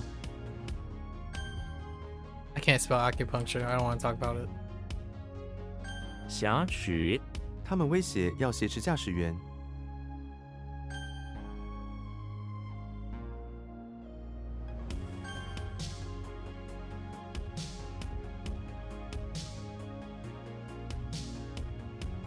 What? Something makes me want to type Xian. Oh, rip. Oh, that's a big rip. Okay. And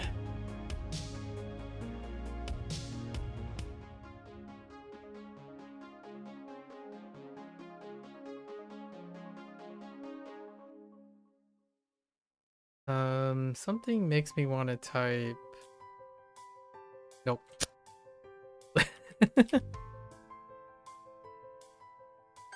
发怒，他因为这件事发怒。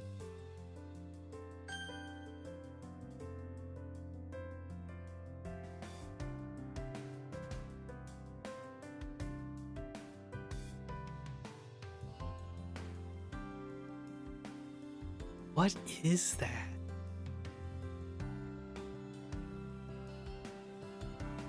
I think the left thing is something, and I just don't have it anymore. I don't think those are legs and the number 2. Oh. But it could be a pedestal and a crown. Something makes me also want to type like... Whoa, okay. Just kidding. I'll read the context sentence next. It's fine.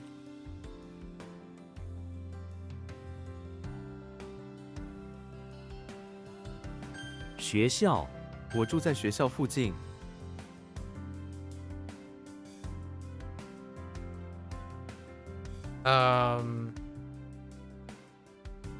增添，新的成员为团队增添了力量。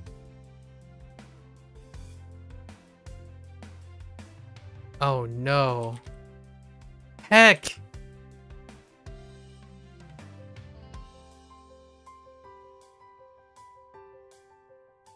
蓝领，蓝领工作通常需要体力。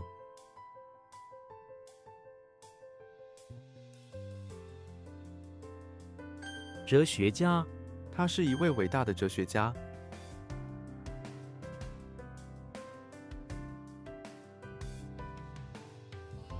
Hang on. Page is very... Page is a pretty decent grouping.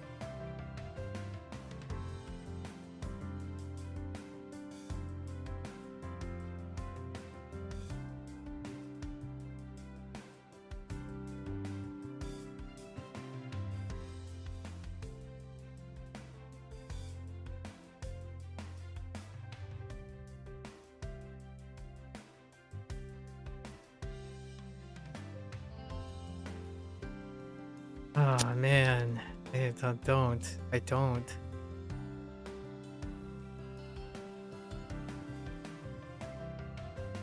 Oh, what happened here? Oh,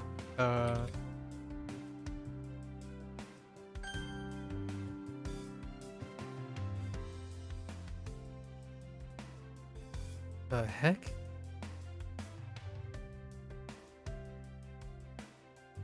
Heck?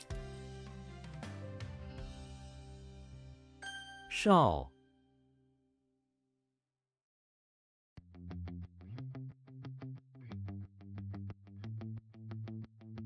Oh no.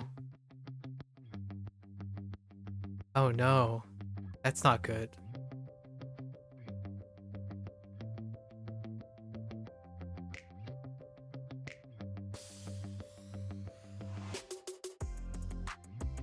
汗水，汗水比灵感更重要。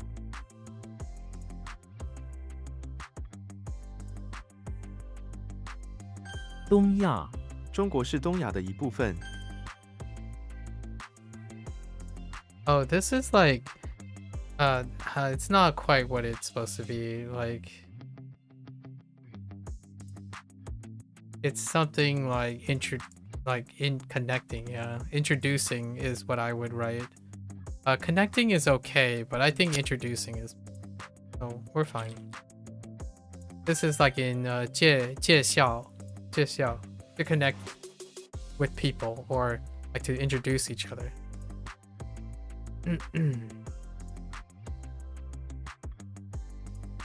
错误，那只是一个无意的错误。 YOLO? 账， Okay. Say what? 烫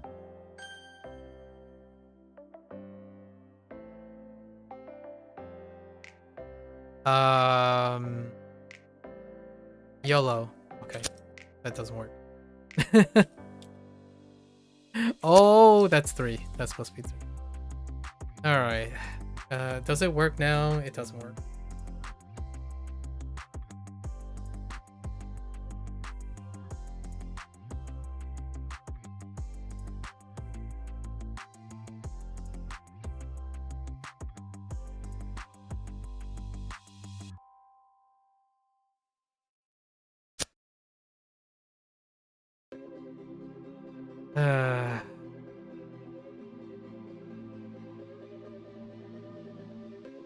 Oh no. I immediately wanted to type this, but I'm not so sure anymore.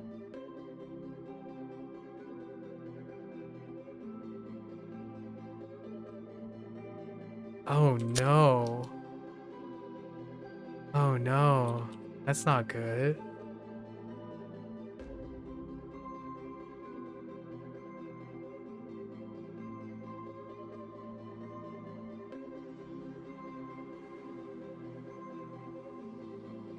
What? Oh, I typed the wrong thing. It's fine. That was a typo.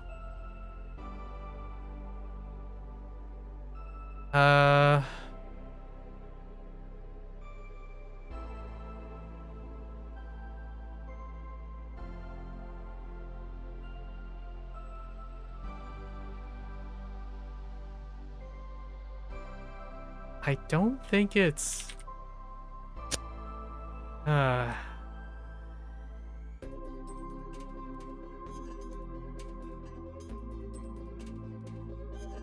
is that supposed to be dual?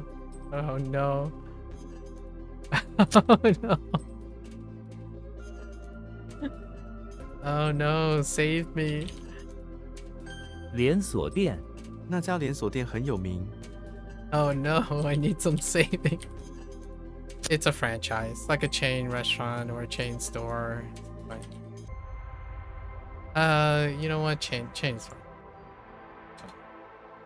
I was projecting into a place, but this is a chain commerce place.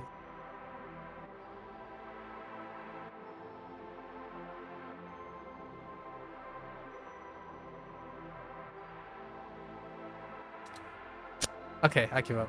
I'm not.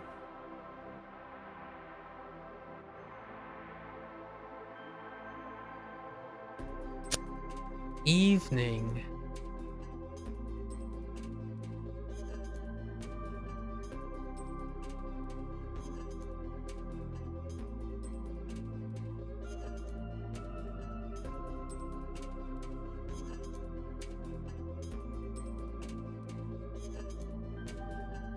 Is that...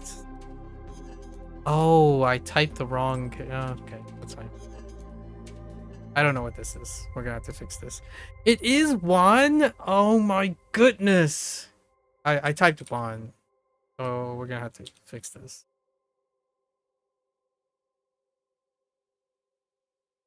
It wasn't the meaning, it was a tone.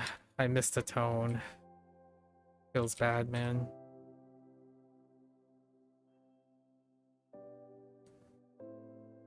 Oh? Know what this is? Voice recorder, not. Ding. Ding. Dingwa. Dingwa, non. I thought it was non-dual. Oh, wait. Is it non-dual or non-dual? Non?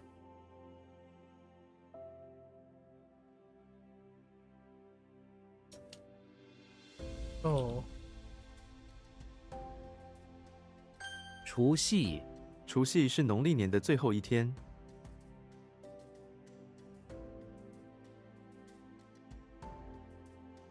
New Year's Eve? Oh no, wait. It's just New Year's. Oh, okay. Oh, I see. New Year's Eve, yeah. Fine. I've got to type Eve.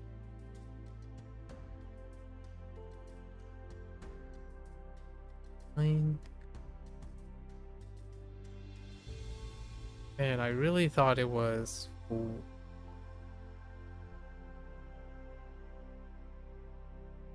火车，火车尽早出。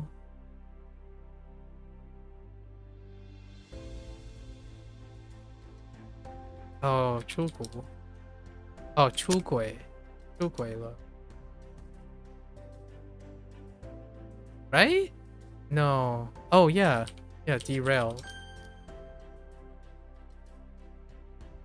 出轨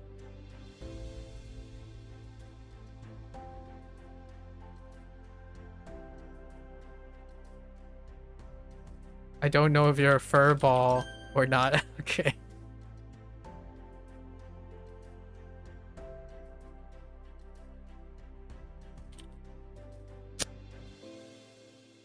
Oh, it's hecking go. Why did I think it's go?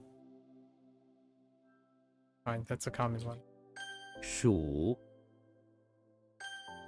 I typed rate. I am. We're gonna. 能够青蛙能够跳得很高， It's still like enough skills, so it's like the ability to. Okay. All right. Okay.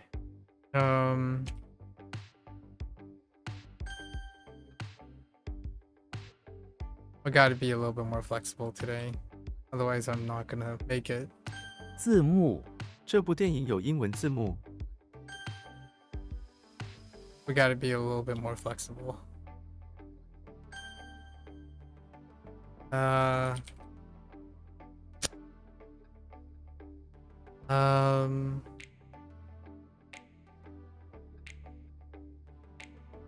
Understand where the moon thing is coming from.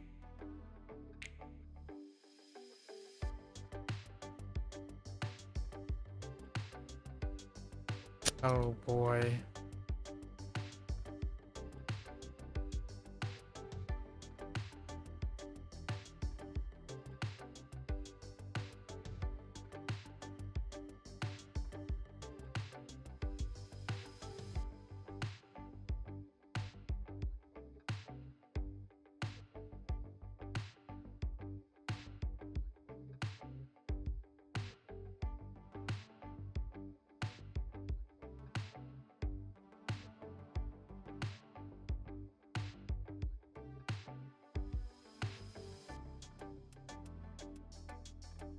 It's not that. That's firm.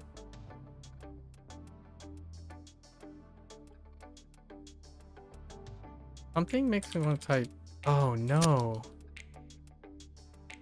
That sucks. That really does suck. 玩 This is the page was like complete. Did we use complete? No, it was dollar. That's supposed to be dollar. Okay. 些 Some is fine too.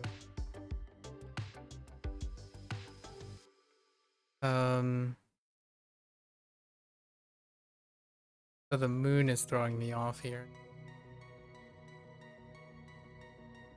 Oh wait. No. Maybe? Oh no. Just kidding.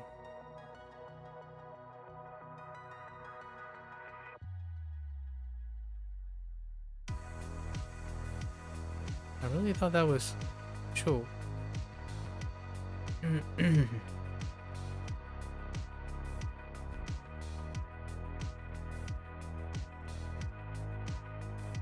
Oh no, it's not.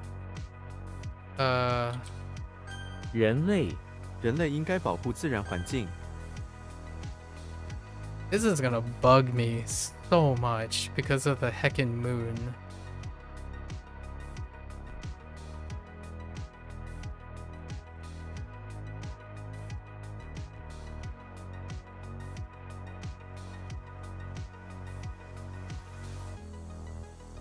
Shun. Oh, of course, it's kidney. It's the one that violates everything. Alright. We're gonna have to think about how I'm gonna try to get the like Shrek into this somehow. All the other ones have the same elements. 粮食粮食是人们生存的基本需求。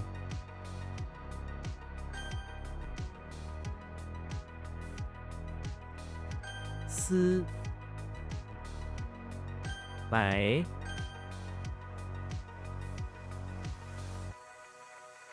What? 敢于敢于斗争，敢于胜利。敢于斗争，敢于受力。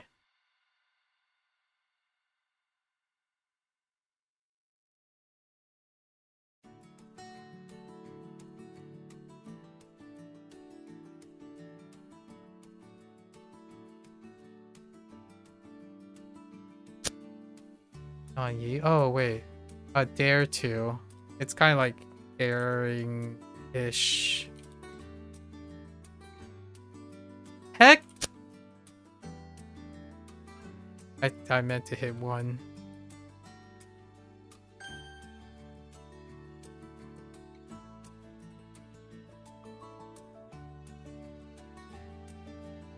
Sure or sure.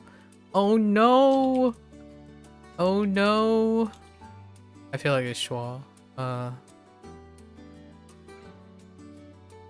Boy, yikes. No, show. I mean, not sure. Show. Show. Huh?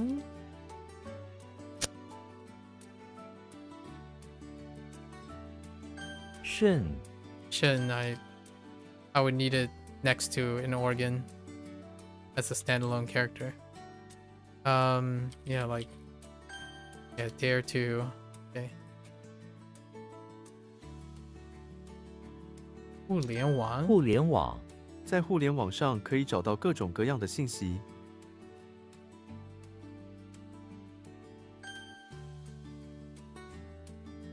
飞机飞机 Okay. 松鼠这只松鼠有一条大尾巴。酸甜这杯果汁有一种特殊的酸甜味道。村 Muda. Right, Muda. Maji. Ay, Masi? Oh, Masi. Whoops. Masi.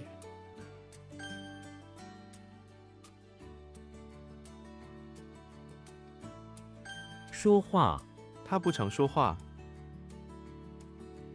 I want to ding this so badly, but it's not ding. Is it? Ding. Oops. 顶 Heck.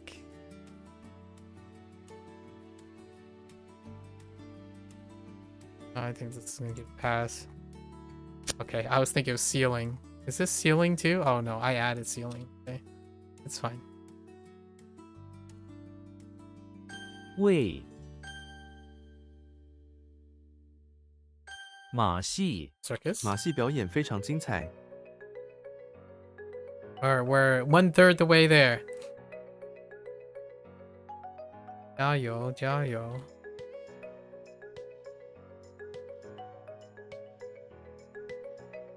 Heck!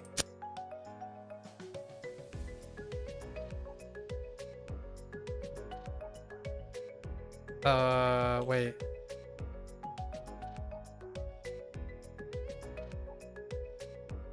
Like...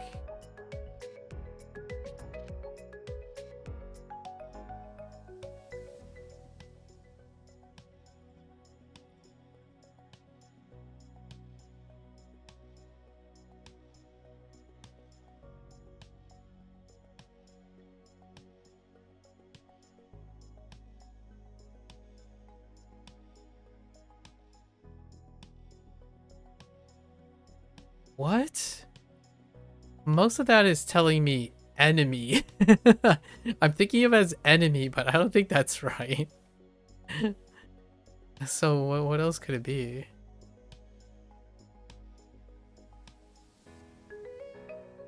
'Cause the other stuff doesn't really make sense with it. Usher. Usher to. To be to being to no to no to being to be to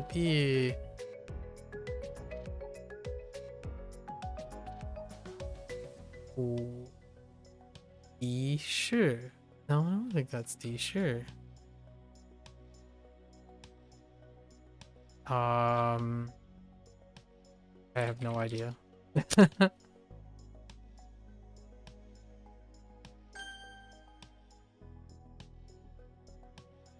I don't have any idea at the moment. 瞪眼，他瞪眼却不说话。 Or glare. Glare is better. This has 50-50 there.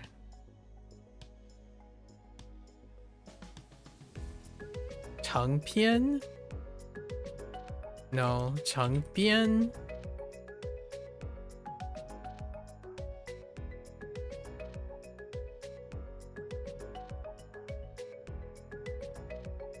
No. 长篇大论。长篇大论，他喜欢写长篇大论的文章。 Just long-winded or lengthy, it's fine.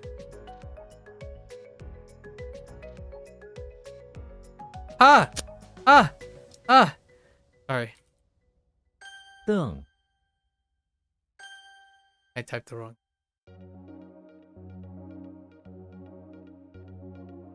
破碎，地板上有破碎的玻璃。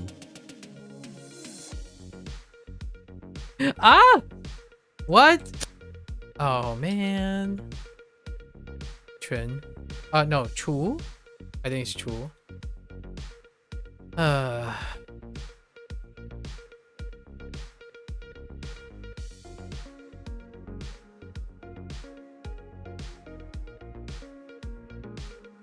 I'm genuinely a little bit tired now, so 植物，植物在房间的角落。 trying my best. Oh, quite a bit tired.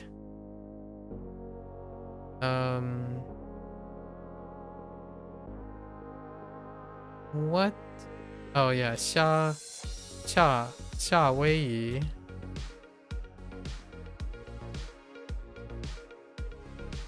夏威夷，夏威夷的沙滩非常吸引人。 How can I forget Hawaii, right? I almost did. Is this like 频道？频道，请订阅我的频道。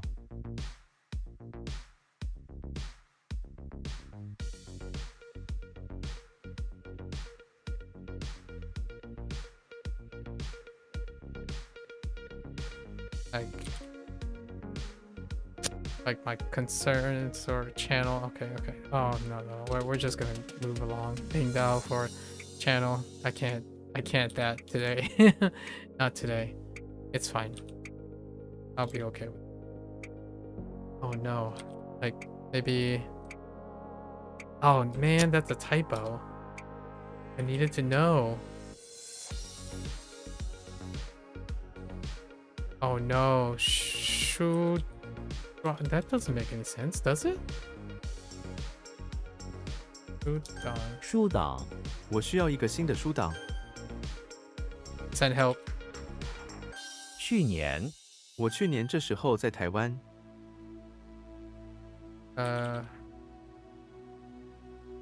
Oh no. Oh, 迫害。取， Think harder. 酗酒，他每个周末都酗酒。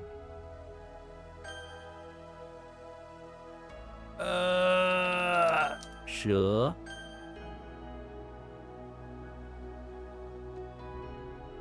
Wait, hold up. Do I know how this channel thing works? It's way, right? Way and then frequency. Yeah.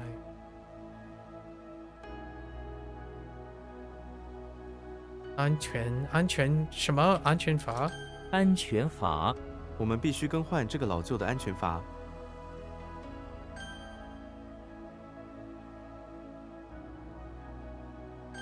和，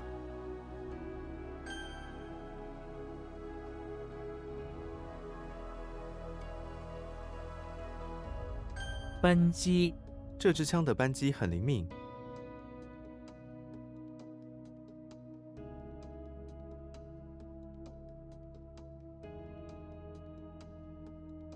No.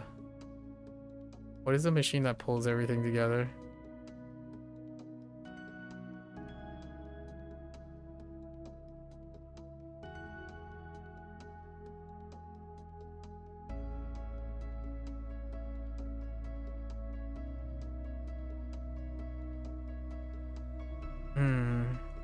Pass. Yeah, trigger. It's fine. I'm not gonna be able to like pull machine. Okay, pull machine trigger. Fine. 沪语，沪语是上海的方言。 I'm not worried about trigger. 意，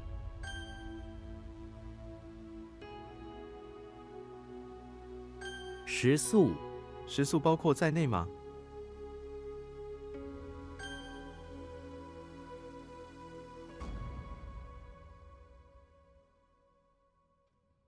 收养，收养孤儿。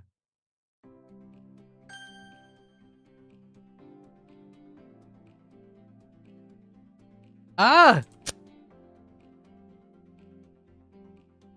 Oh, we just got that too. In Hanji. That actually helps. I'm gonna take a jab. 清晰，这张照片的细节非常清晰。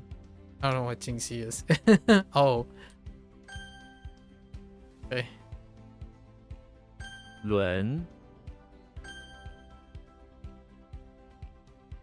，Qua. 跨， What the qua?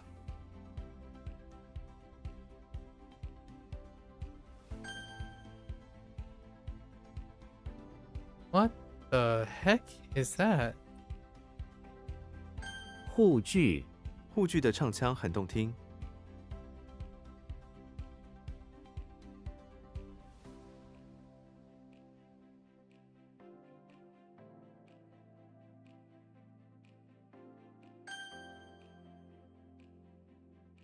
六，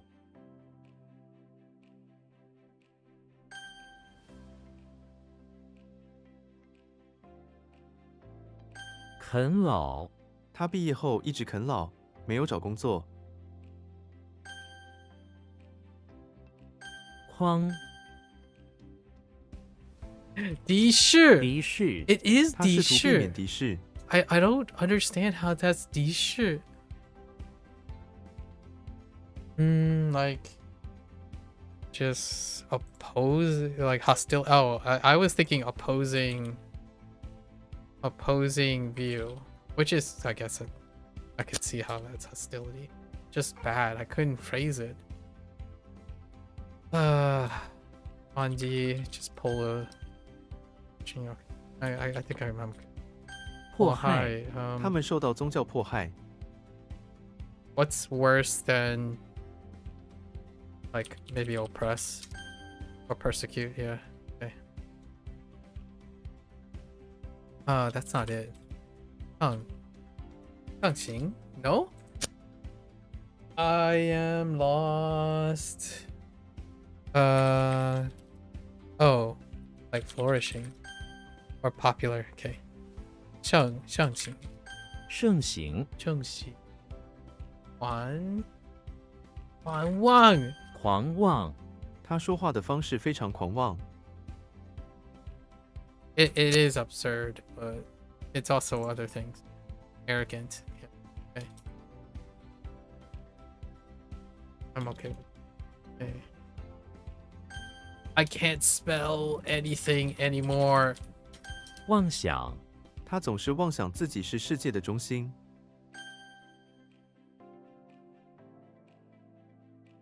Okay. Heck! I hit the 1. Typo. 文 What the when? Mosquito? Oh my gosh, mosquito. 乒乓球你想跟我一起打乒乓球吗？船舶港口里各种船舶来来往往。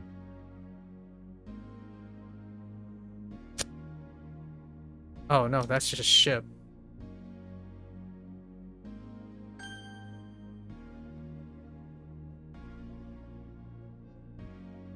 Bajao. 芭蕉这颗芭蕉长得很快，丁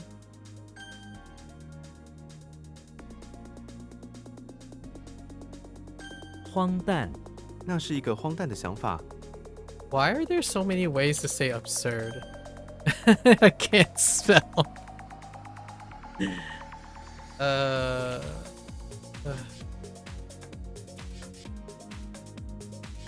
Oh no, I just went for it. Hold up. Hold up.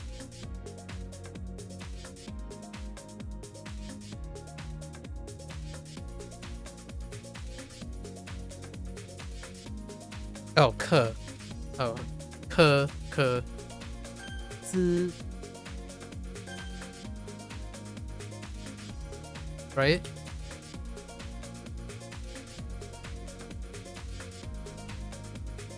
泌尿科泌尿科是一个医学领域，龙 Go, go, go. No, no, no. Yes, yes, yes. 掺杂豆子和玉米被掺杂在一起。 Oh, you heckin' G. 鸡 Uh-oh. No. 沽酒他每天晚上都会沽酒。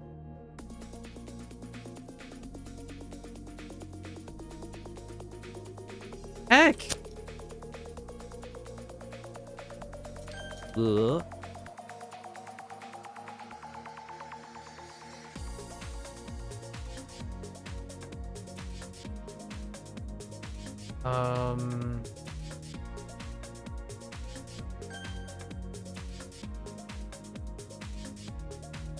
照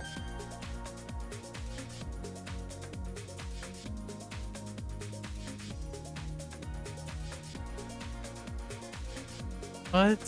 嗓音 孩子们喜欢听他的嗓音。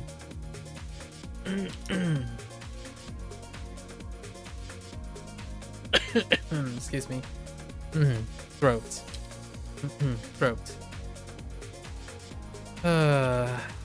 阀门 这个阀门坏了，需要修理。 Alright, we're 66% there. Or watercraft, it's fine. 扯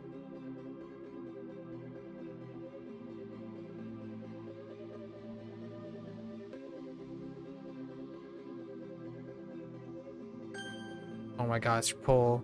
It's not good. 梨 Not good. Everything's fading. It's going black. What do?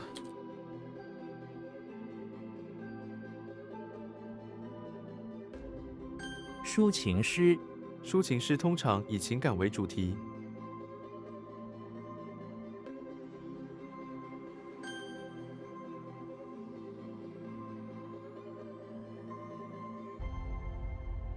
柳 What?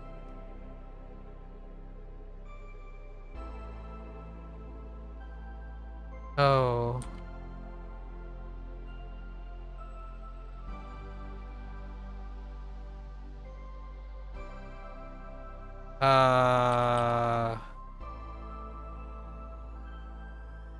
What am I looking at? Oh no. 摇 Oh no. Oh no, staircase.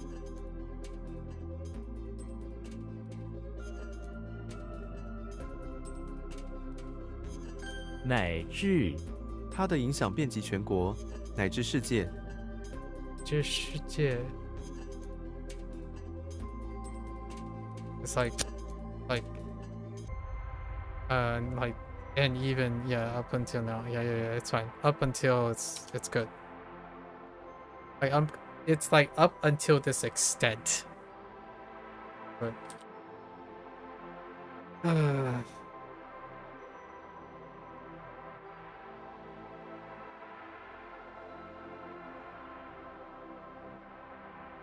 伊甸园，伊甸园是一个传说中的天堂。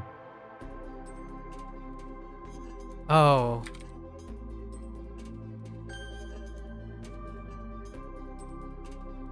城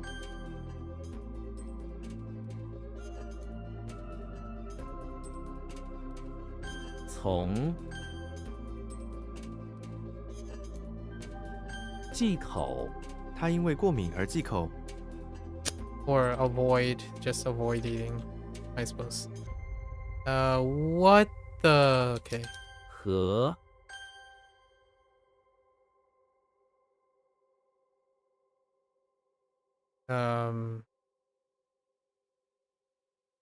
伊朗，伊朗是一个位于中东的国家。 oh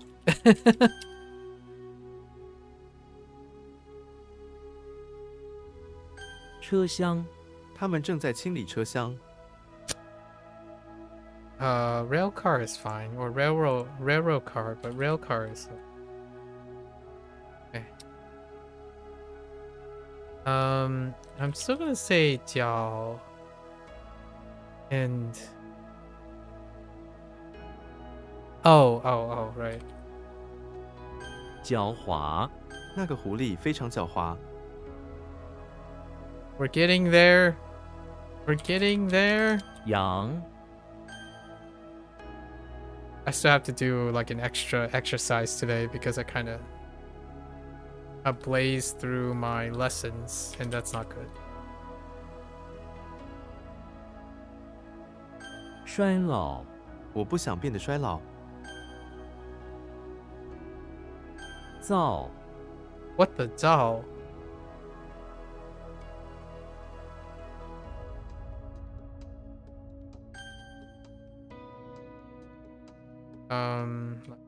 avoid certain foods okay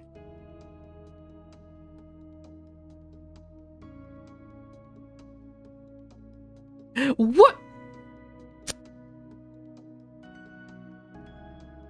wait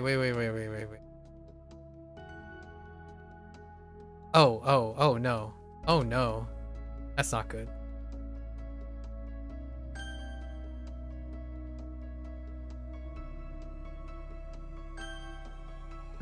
keep my energy up.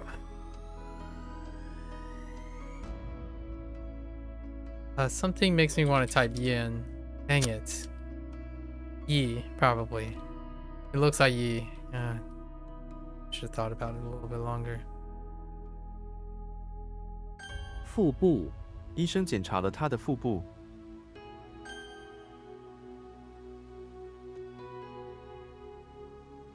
What the 蓬勃？蓬勃，中国的蓬勃经济。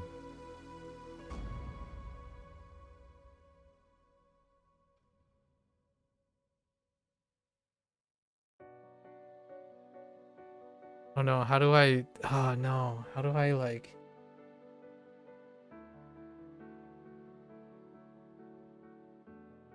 You're like just... I guess it's still vigorous to some extent. Okay. 碳，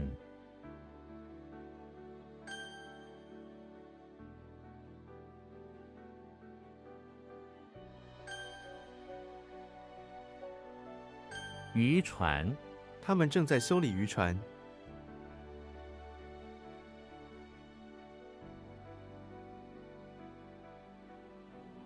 燕子，燕子通常在春天回来。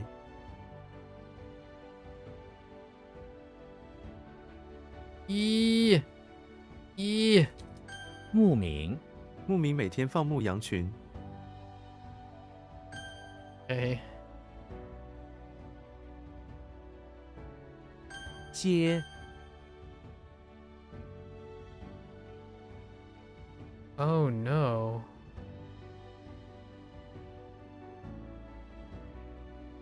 What?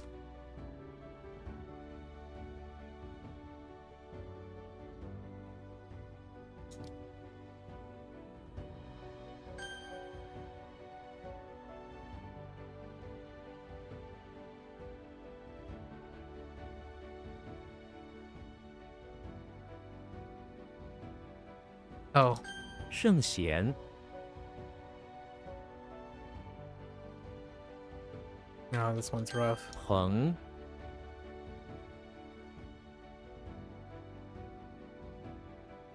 Oh my gosh, it's so rough. That's yesterday's roughest. Oh, one of the roughest. There are two rough ones from yesterday. Don't know how long those are gonna stick.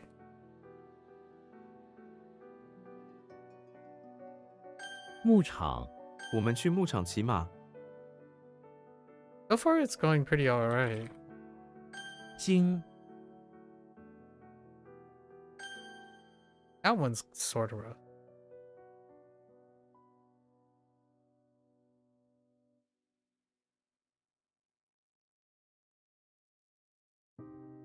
堆叠雪花不断的堆叠在屋顶上。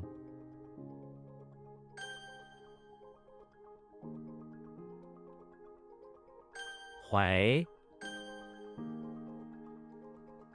渔民渔民在海上工作。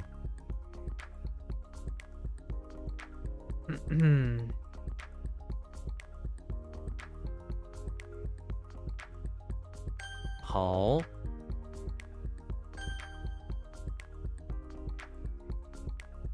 盐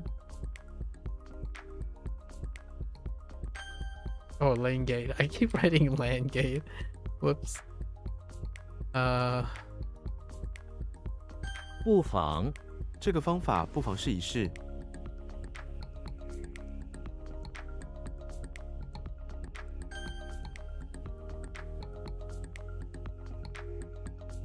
Huh?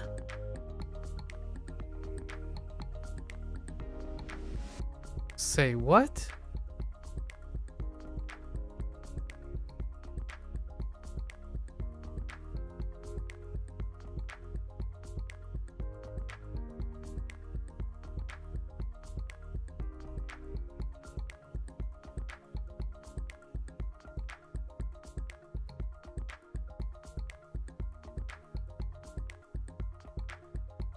Oh, is it like...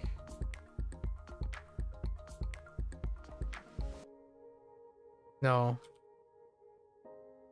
蹲 Oh, Dwin is another weak one. Sure. That might be the second one. There might be one more. Chang Chang. What?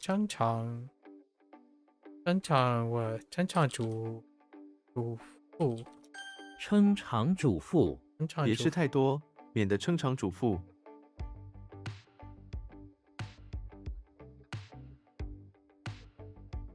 Like, just very full. How do I very full? Overly full. Okay.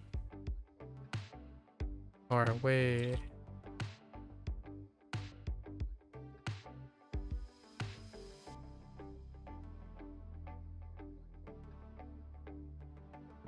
It's fear. And I lost my eyeballs on this one. Oh. 畏惧他畏惧站在高处。 Oh. Okay. What? What? Oh, yi. I typed G. 两 what? 2栖两栖两栖动物对环境变化很敏感。 Baseball amphibious. Okay. 桶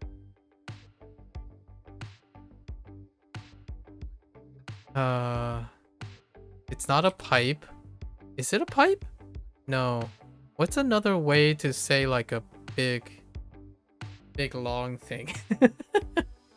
I just realized what I just said. What's a big long thing? I mean, a pipe is a big long thing. A tube? It's probably a tube. Yes, I know what I said.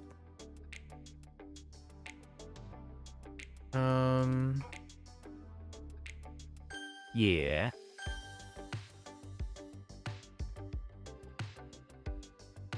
岳父 岳父今天来拜访我们， We got 21 to go. I am very tired. I'm trying to keep myself like kind of animated so it can help me out. 义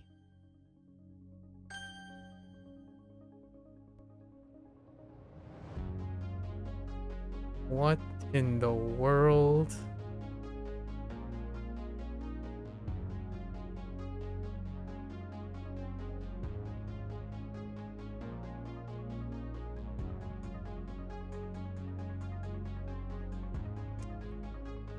I don't. Oh no, I'm drawing a blank.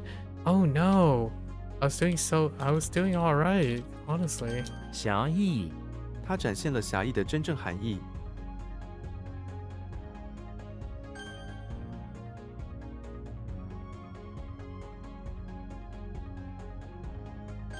湖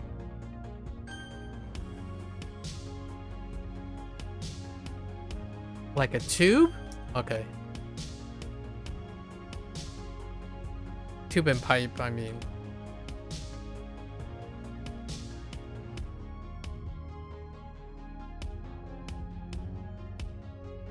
泊位 他预定了一个船只的泊位。 Oh no.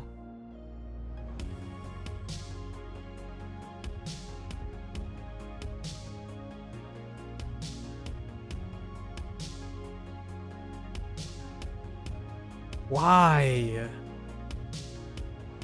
I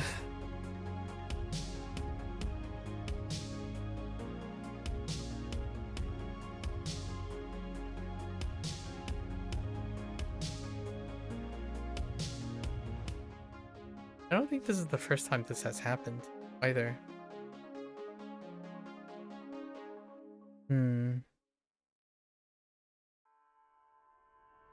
Disappointing.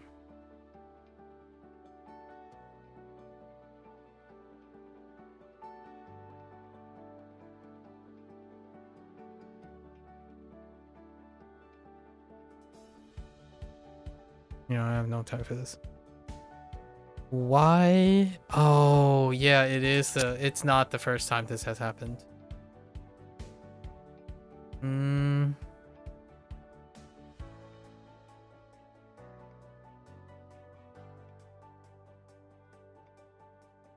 We're gonna give a pass for today. I think that mnemonic is pretty good. So what is not correct? The no sign. Oh, no sign is. Okay.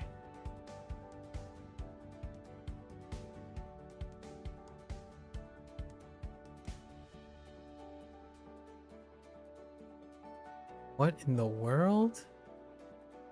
Oh no. What is that?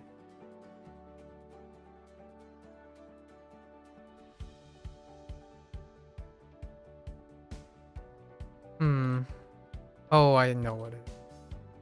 I think.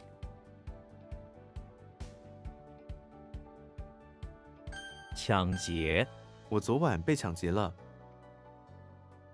I would say 斩 oh no, it's a small cup. Oh my gosh, small cup.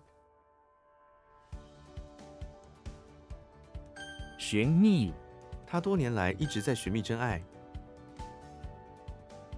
刚 What the gung?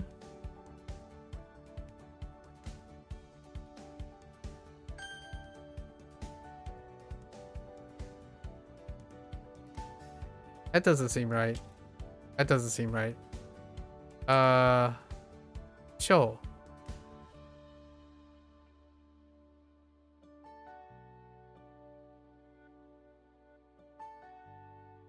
受谢受血，经过多年的辛劳，他变得瘦削。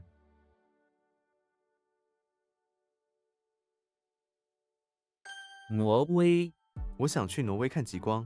I'm like, what the heck is Norway? Norway.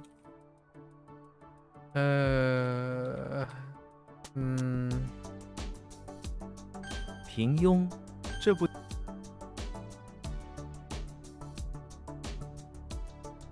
Sorry, my eyes are kind of bugging me a little bit here.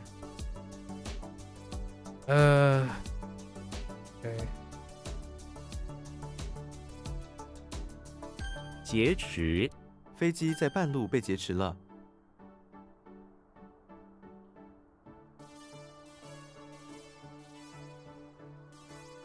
What in the... I'm gonna take a guess. 防， Hoang? Oh.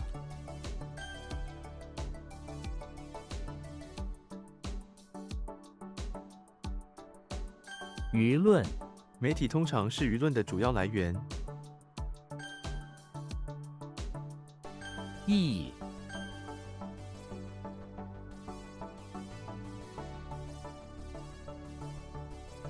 干顾 what?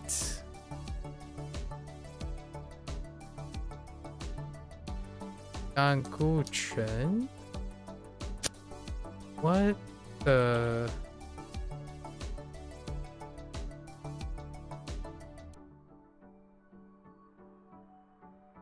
树梢，松鼠跑到树梢上，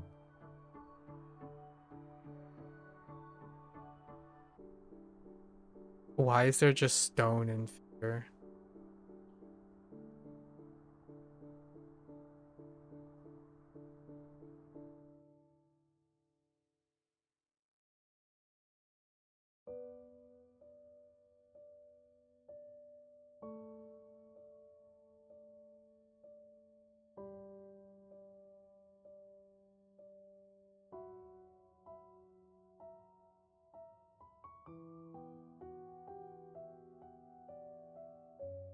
What?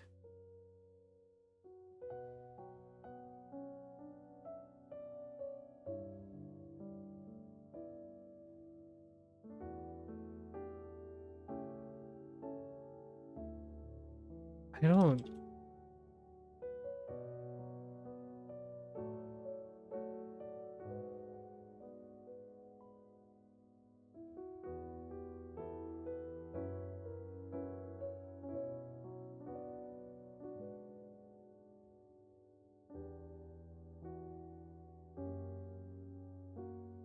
Where in the world is this stone coming from? Oh, something wide. 我们需要 something 宽这条人那条是不是条？这条人行道。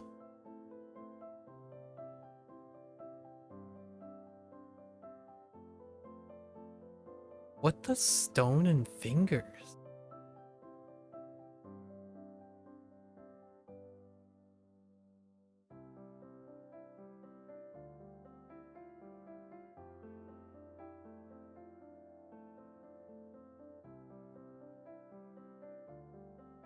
Nah, this one needs help.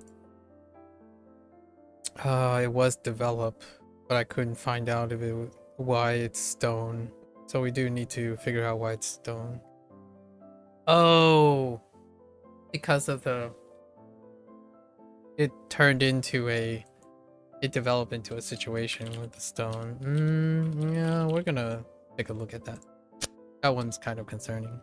Drawing a blank.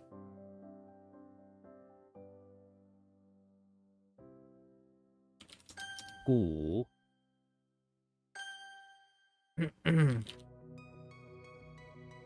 拓宽，我们需要拓宽这条人行道。 Or expand. Or widen. How's this working?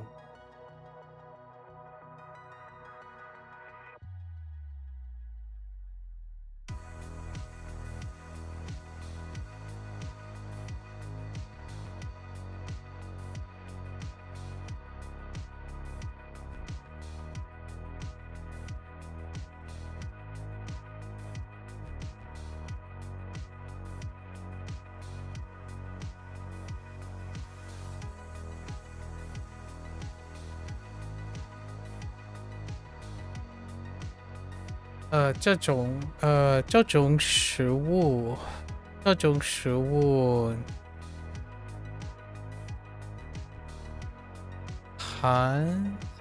有很高的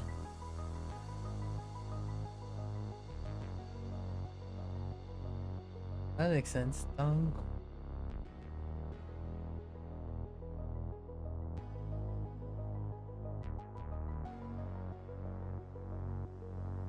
I don't know. We're just gonna get a pass here.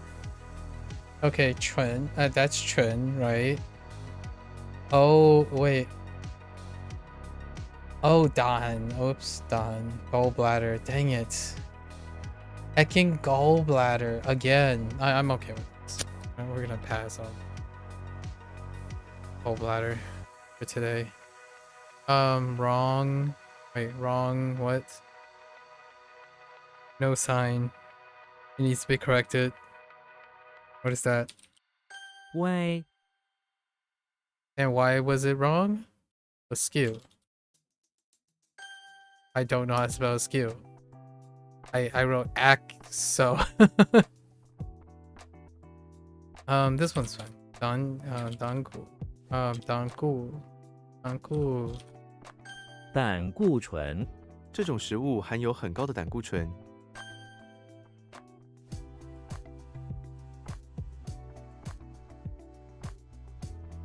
I'm just making sure.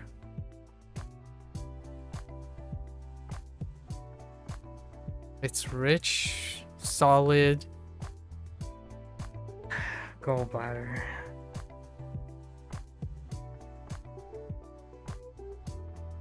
I honestly think I can improve on gallbladder though. Not today. Not today, and those are tomorrow's things. It's been a while since I've hit 6 a.m. so it's been a while since I've pushed for 12 hours. We're gonna get a little bit more loose today. Belt.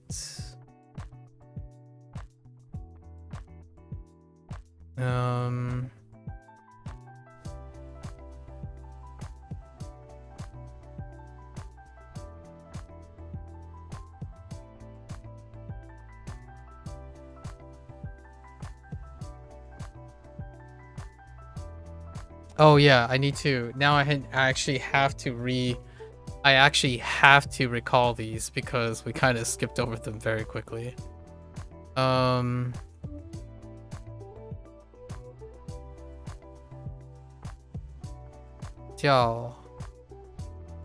Zhou. No. Yes. Zhou. No. Jiao.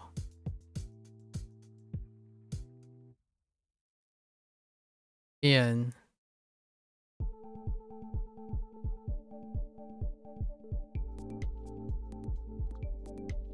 Was it He or was it Han? I think it might have been He. Ing.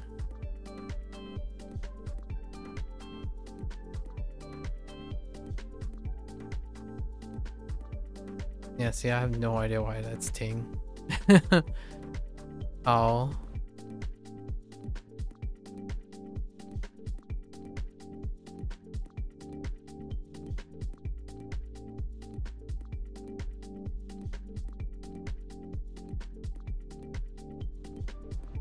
I have absolutely no idea what that is. I want to say... Oh, Jiang. Dang it. I didn't think of Jiang.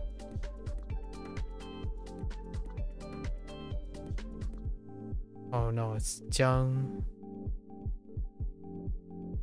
We're gonna write in our new things as we go. These ones are fine. We had time for these.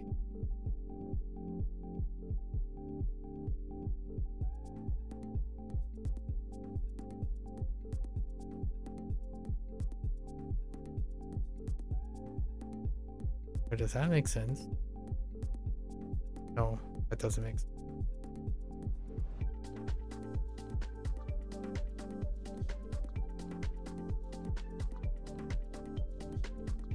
Oops. Xiong Yong. Yeah, Xiong Yong.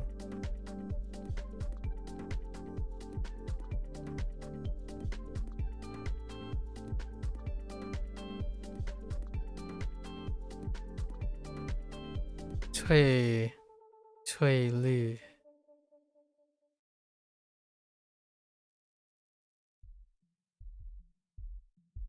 Xinhua.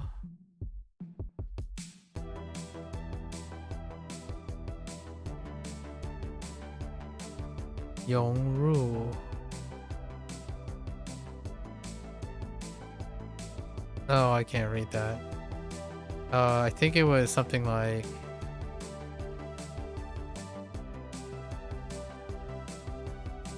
a something R. How does that work?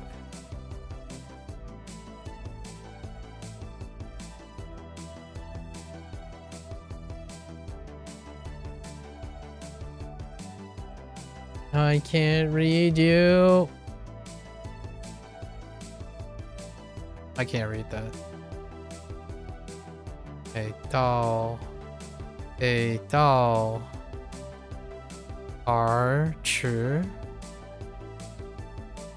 What does that tell me? 北道 Archer.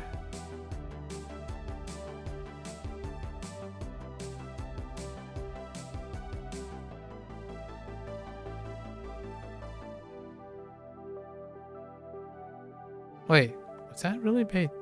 Yeah, Bei. Oh no, not Bei. Bei Dao. That makes sense a little bit more now. This is going back the other way. So running in the opposite direction, or walking, or galloping in the opposite direction. So going counter to something.